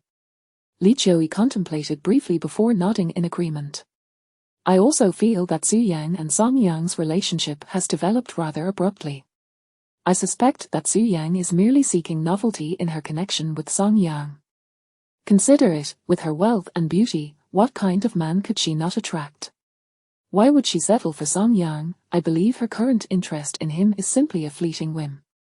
Perhaps in due time, she will realize that Song Yang does not measure up to her standards and break things off. After all, Song Yang's circumstances are rather unimpressive. Li Choi expressed her perspective, believing that someone of Su Yang's caliber would ultimately seek a tall, rich, and handsome partner or a well-matched heir from a prominent family. As for Song Yang, he simply did not measure up, a divorced man nearing 30, lacking notable qualities or accomplishments. Such a man would barely attract interest in the dating market, let alone someone as illustrious as Su Yang. Therefore, Li Choi speculated that Su Yang's attraction to Song Yang was likely superficial. Perhaps, in time, she would lose interest and discover that Song Yang was not as remarkable as she initially thought. If Jian Qiuyu were to concede now, it might indeed be premature. Is that so? You feel the same way? Upon hearing Li Chio's words, Jian Qiuyu's eyes brightened as if hope had dawned upon her. At that moment, her resolve to win back Song Yang grew even stronger. Yes, Qiuyu, since you are unwilling to give up, go ahead and try to reclaim Song Yang. After all, he has loved you for 7 years. It is unlikely he could simply stop loving you. Qiuyu, hearing you say that puts my mind at ease. Jian Qiuyu nodded emphatically, a smile finally gracing her features. She then added, so, Qiuyu, will you accompany me to find Song Yang? He has blocked me, and I can no longer reach him by phone. Li Choi felt a mix of exasperation and resignation but ultimately agreed, all right then, let us go. Thus, the two young women departed the hospital, driving straight towards the southern outskirts of Qingjiang City. Before long, they arrived at the estate. Meanwhile, in the gym, Song Yang was exercising when a man in a suit entered. His presence was unexpected, as the bodyguards typically refrained from entering the gym during his workouts. Young master, there are 2 women outside the estate who claim to be looking for you, the bodyguard reported respectfully, watching as Song Yang stepped off the treadmill. Chapter 98. I was wrong, I regretted 2 women. Song Yang was momentarily taken aback, but then a realization struck him, and his expression swiftly turned grave. The 2 women seeking him out could only be his ex-wife and her close friend, Li Qiuyu. After all, during the 3 years of his marriage to Jian Qiuyu, she had always exhibited a strong possessiveness, forbidding him from having too many female friends. Whenever he engaged in conversation with another woman, she would erupt in fury. Consequently, throughout their marriage, Song Yang had very few female acquaintances. Thus, upon hearing that 2 women were looking for him, his immediate thought was of Jian Qiuyu and Li Qiuyu. Beyond these 2, there were no other women who would seek him out. Very well, I shall go out at once, Song Yang nodded. Son-in-law, those 2 women do not come with good intentions. Should I summon a few brothers to accompany you for your protection? There's no need for that, you all can remain in the manor, I will simply send them on their way. Song Yang waved his hand dismissively, as this was a matter between him and Jian Qiuyu, and he wished to avoid making it public knowledge within the manor. All right then. With that, Song Yang stepped out of the manor alone.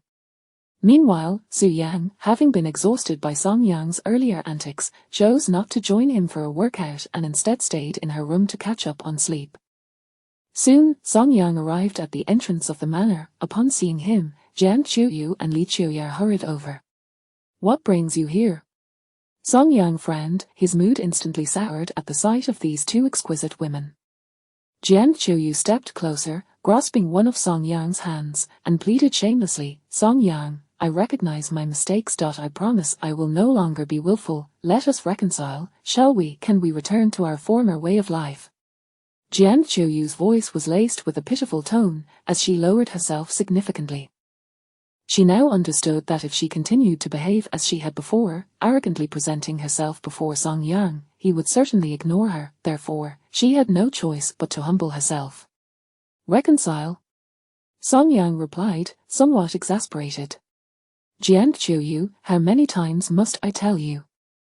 It is utterly impossible for us in this lifetime. I will not remarry you, so you might as well abandon any hopes of reconciliation.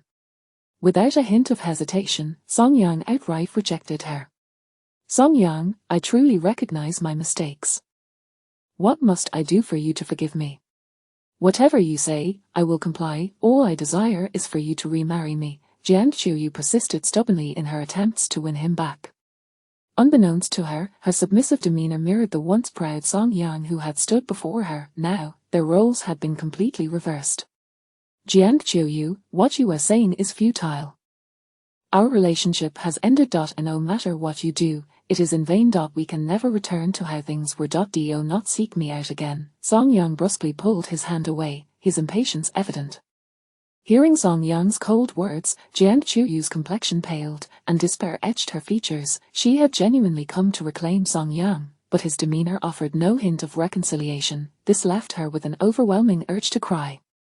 In the past, Song Yang could not bear to see her upset, yet now, no matter how humble she became, he remained unmoved. Li Qiuya stepped forward, attempting to persuade him. Song Yang, Qiuyu sincerely wishes to reconcile with you.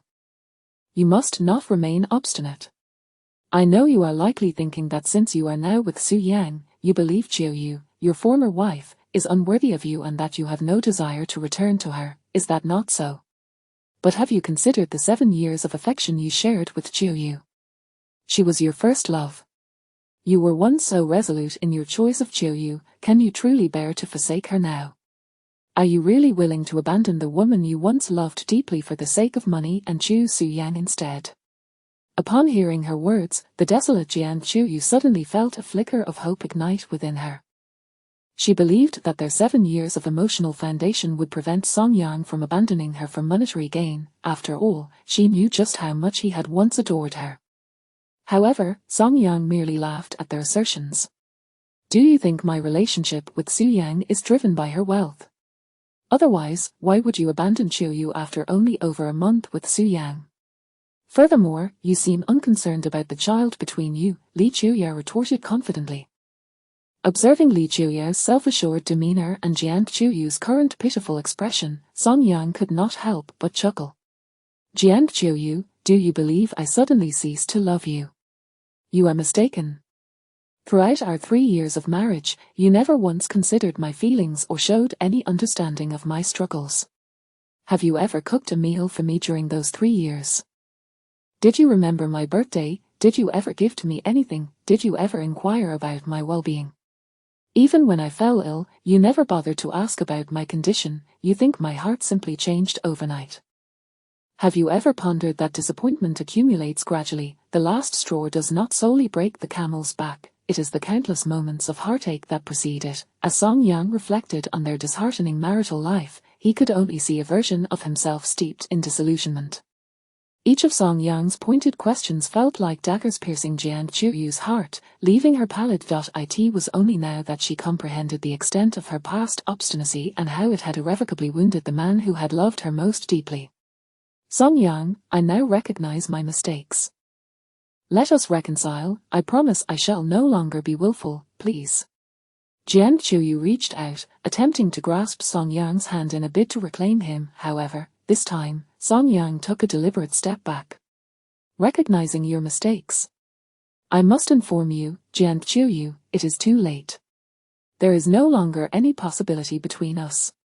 As Song Yang gazed at the woman he had once cherished, observing her pleading expression, his heart held no trace of softness, only an endless void of indifference.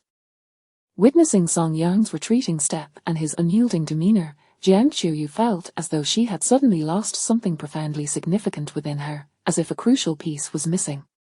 Unable to contain herself any longer, she burst into tears.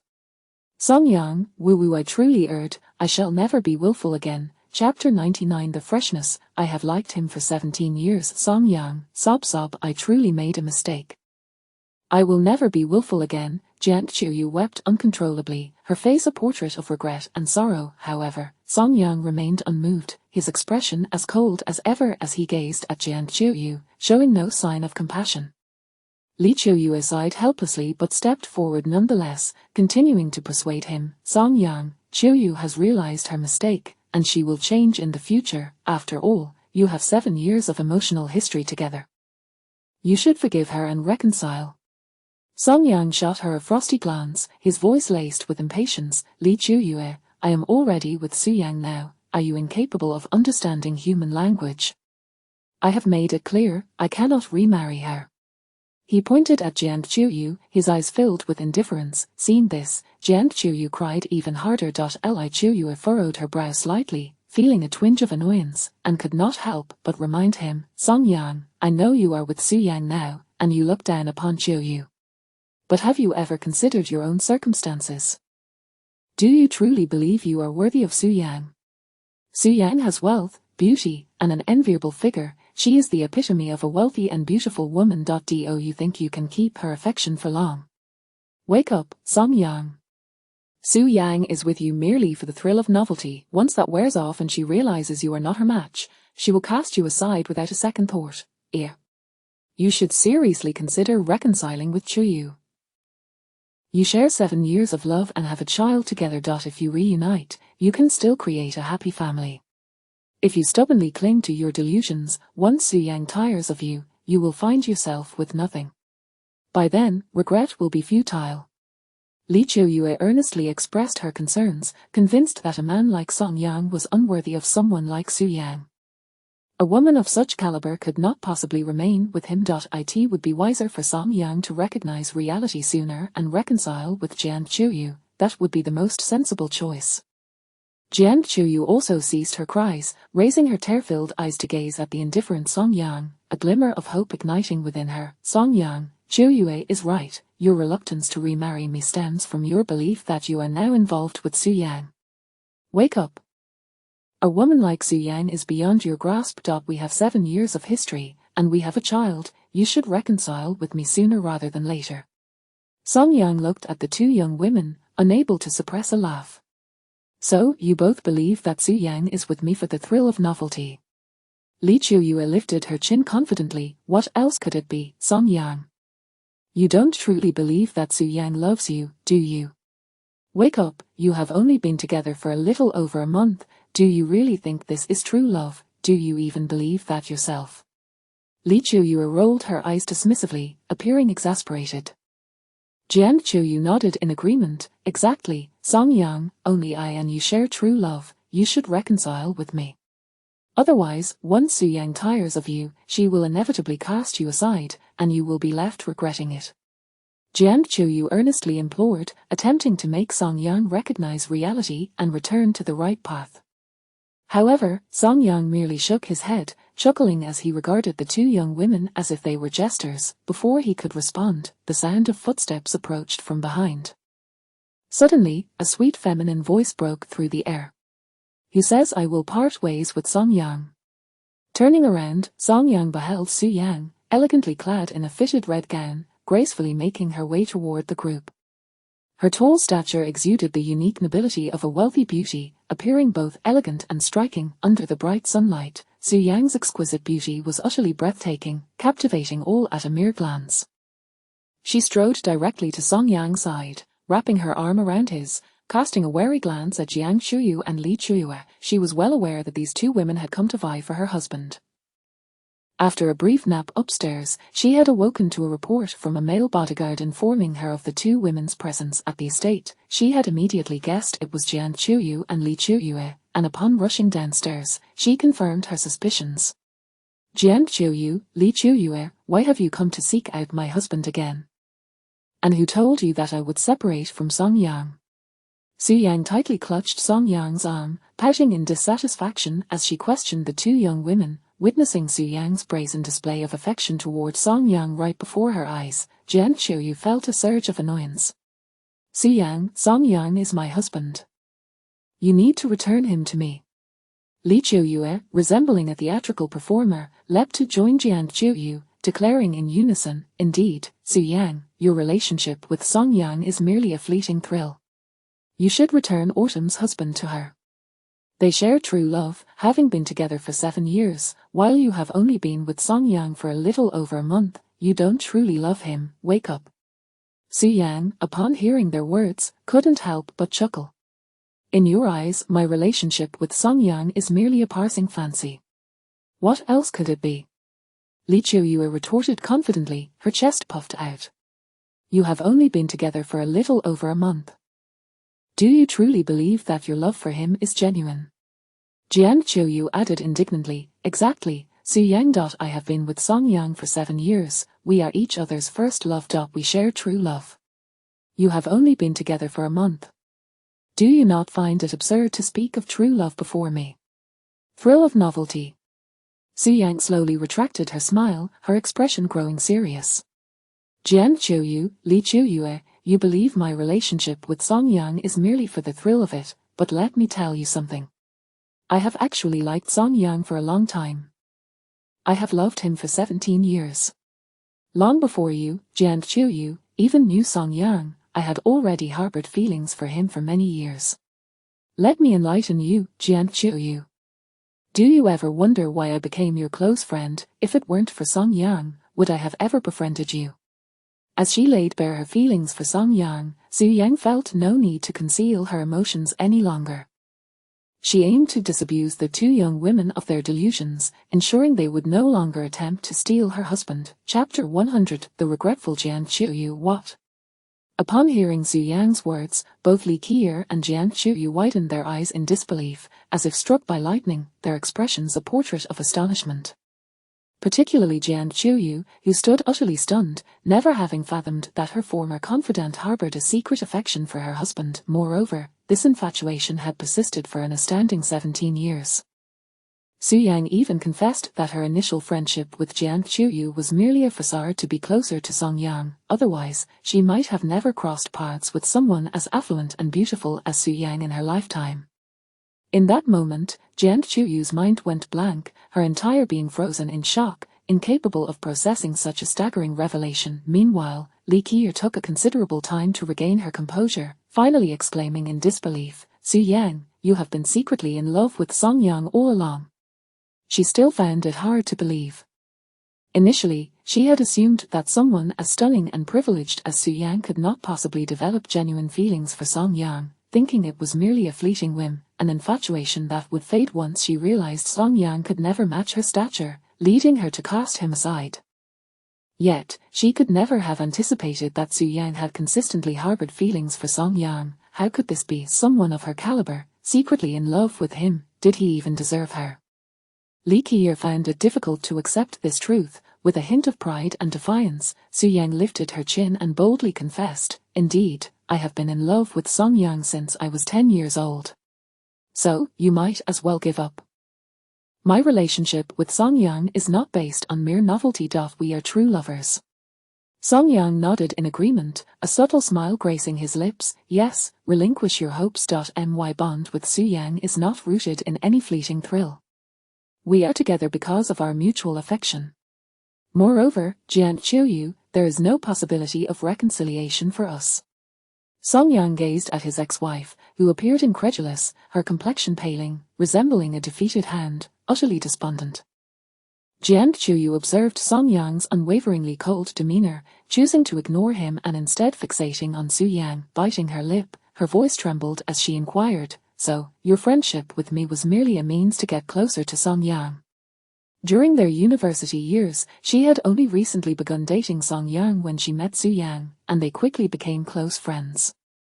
She had once felt a sense of pride in having such a glamorous friend, yet now, in hindsight, it dawned upon her that this was a carefully orchestrated scheme on Su Yang's part. Indeed, had it not been for Song Yang, I would never have befriended you, Su Yang affirmed with a serious nod. Jian Qiuyu, seemingly unwilling to concede, gritted her teeth and pressed on, but you once claimed to be an advocate for remaining single. With a scoff, Su Yang abandoned her pretense, confessing, Jian Qiuyu, let me clarify, I have never been opposed to marriage. At the time, when Song Yang was with you, I could not pursue him. Hence, I publicly declared myself a proponent of singlehood. Su Yang's words pierced Jian Qiuyu's heart like a dagger, causing her profound anguish and regret. It was only now that she recognized her own foolishness. She had been completely unaware of Su Yang's true intentions. She had believed her friend to be a staunch advocate for single life, not realizing that Su Yang had long been fixated on her husband. Reflecting on the past, she recognized that her act of lending her husband to Su Yang had ultimately facilitated Su Yang's desires. She had thought everything was a pretense, her divorce, their marriage, but in the end, she realized that only she had been deluded. Su Yang and Song Yang had taken their relationship seriously. In that moment, she felt a wave of foolishness wash over her, realizing just how naive she had been. Su Yang, how could you treat me this way? I kindly lent you my husband, and you have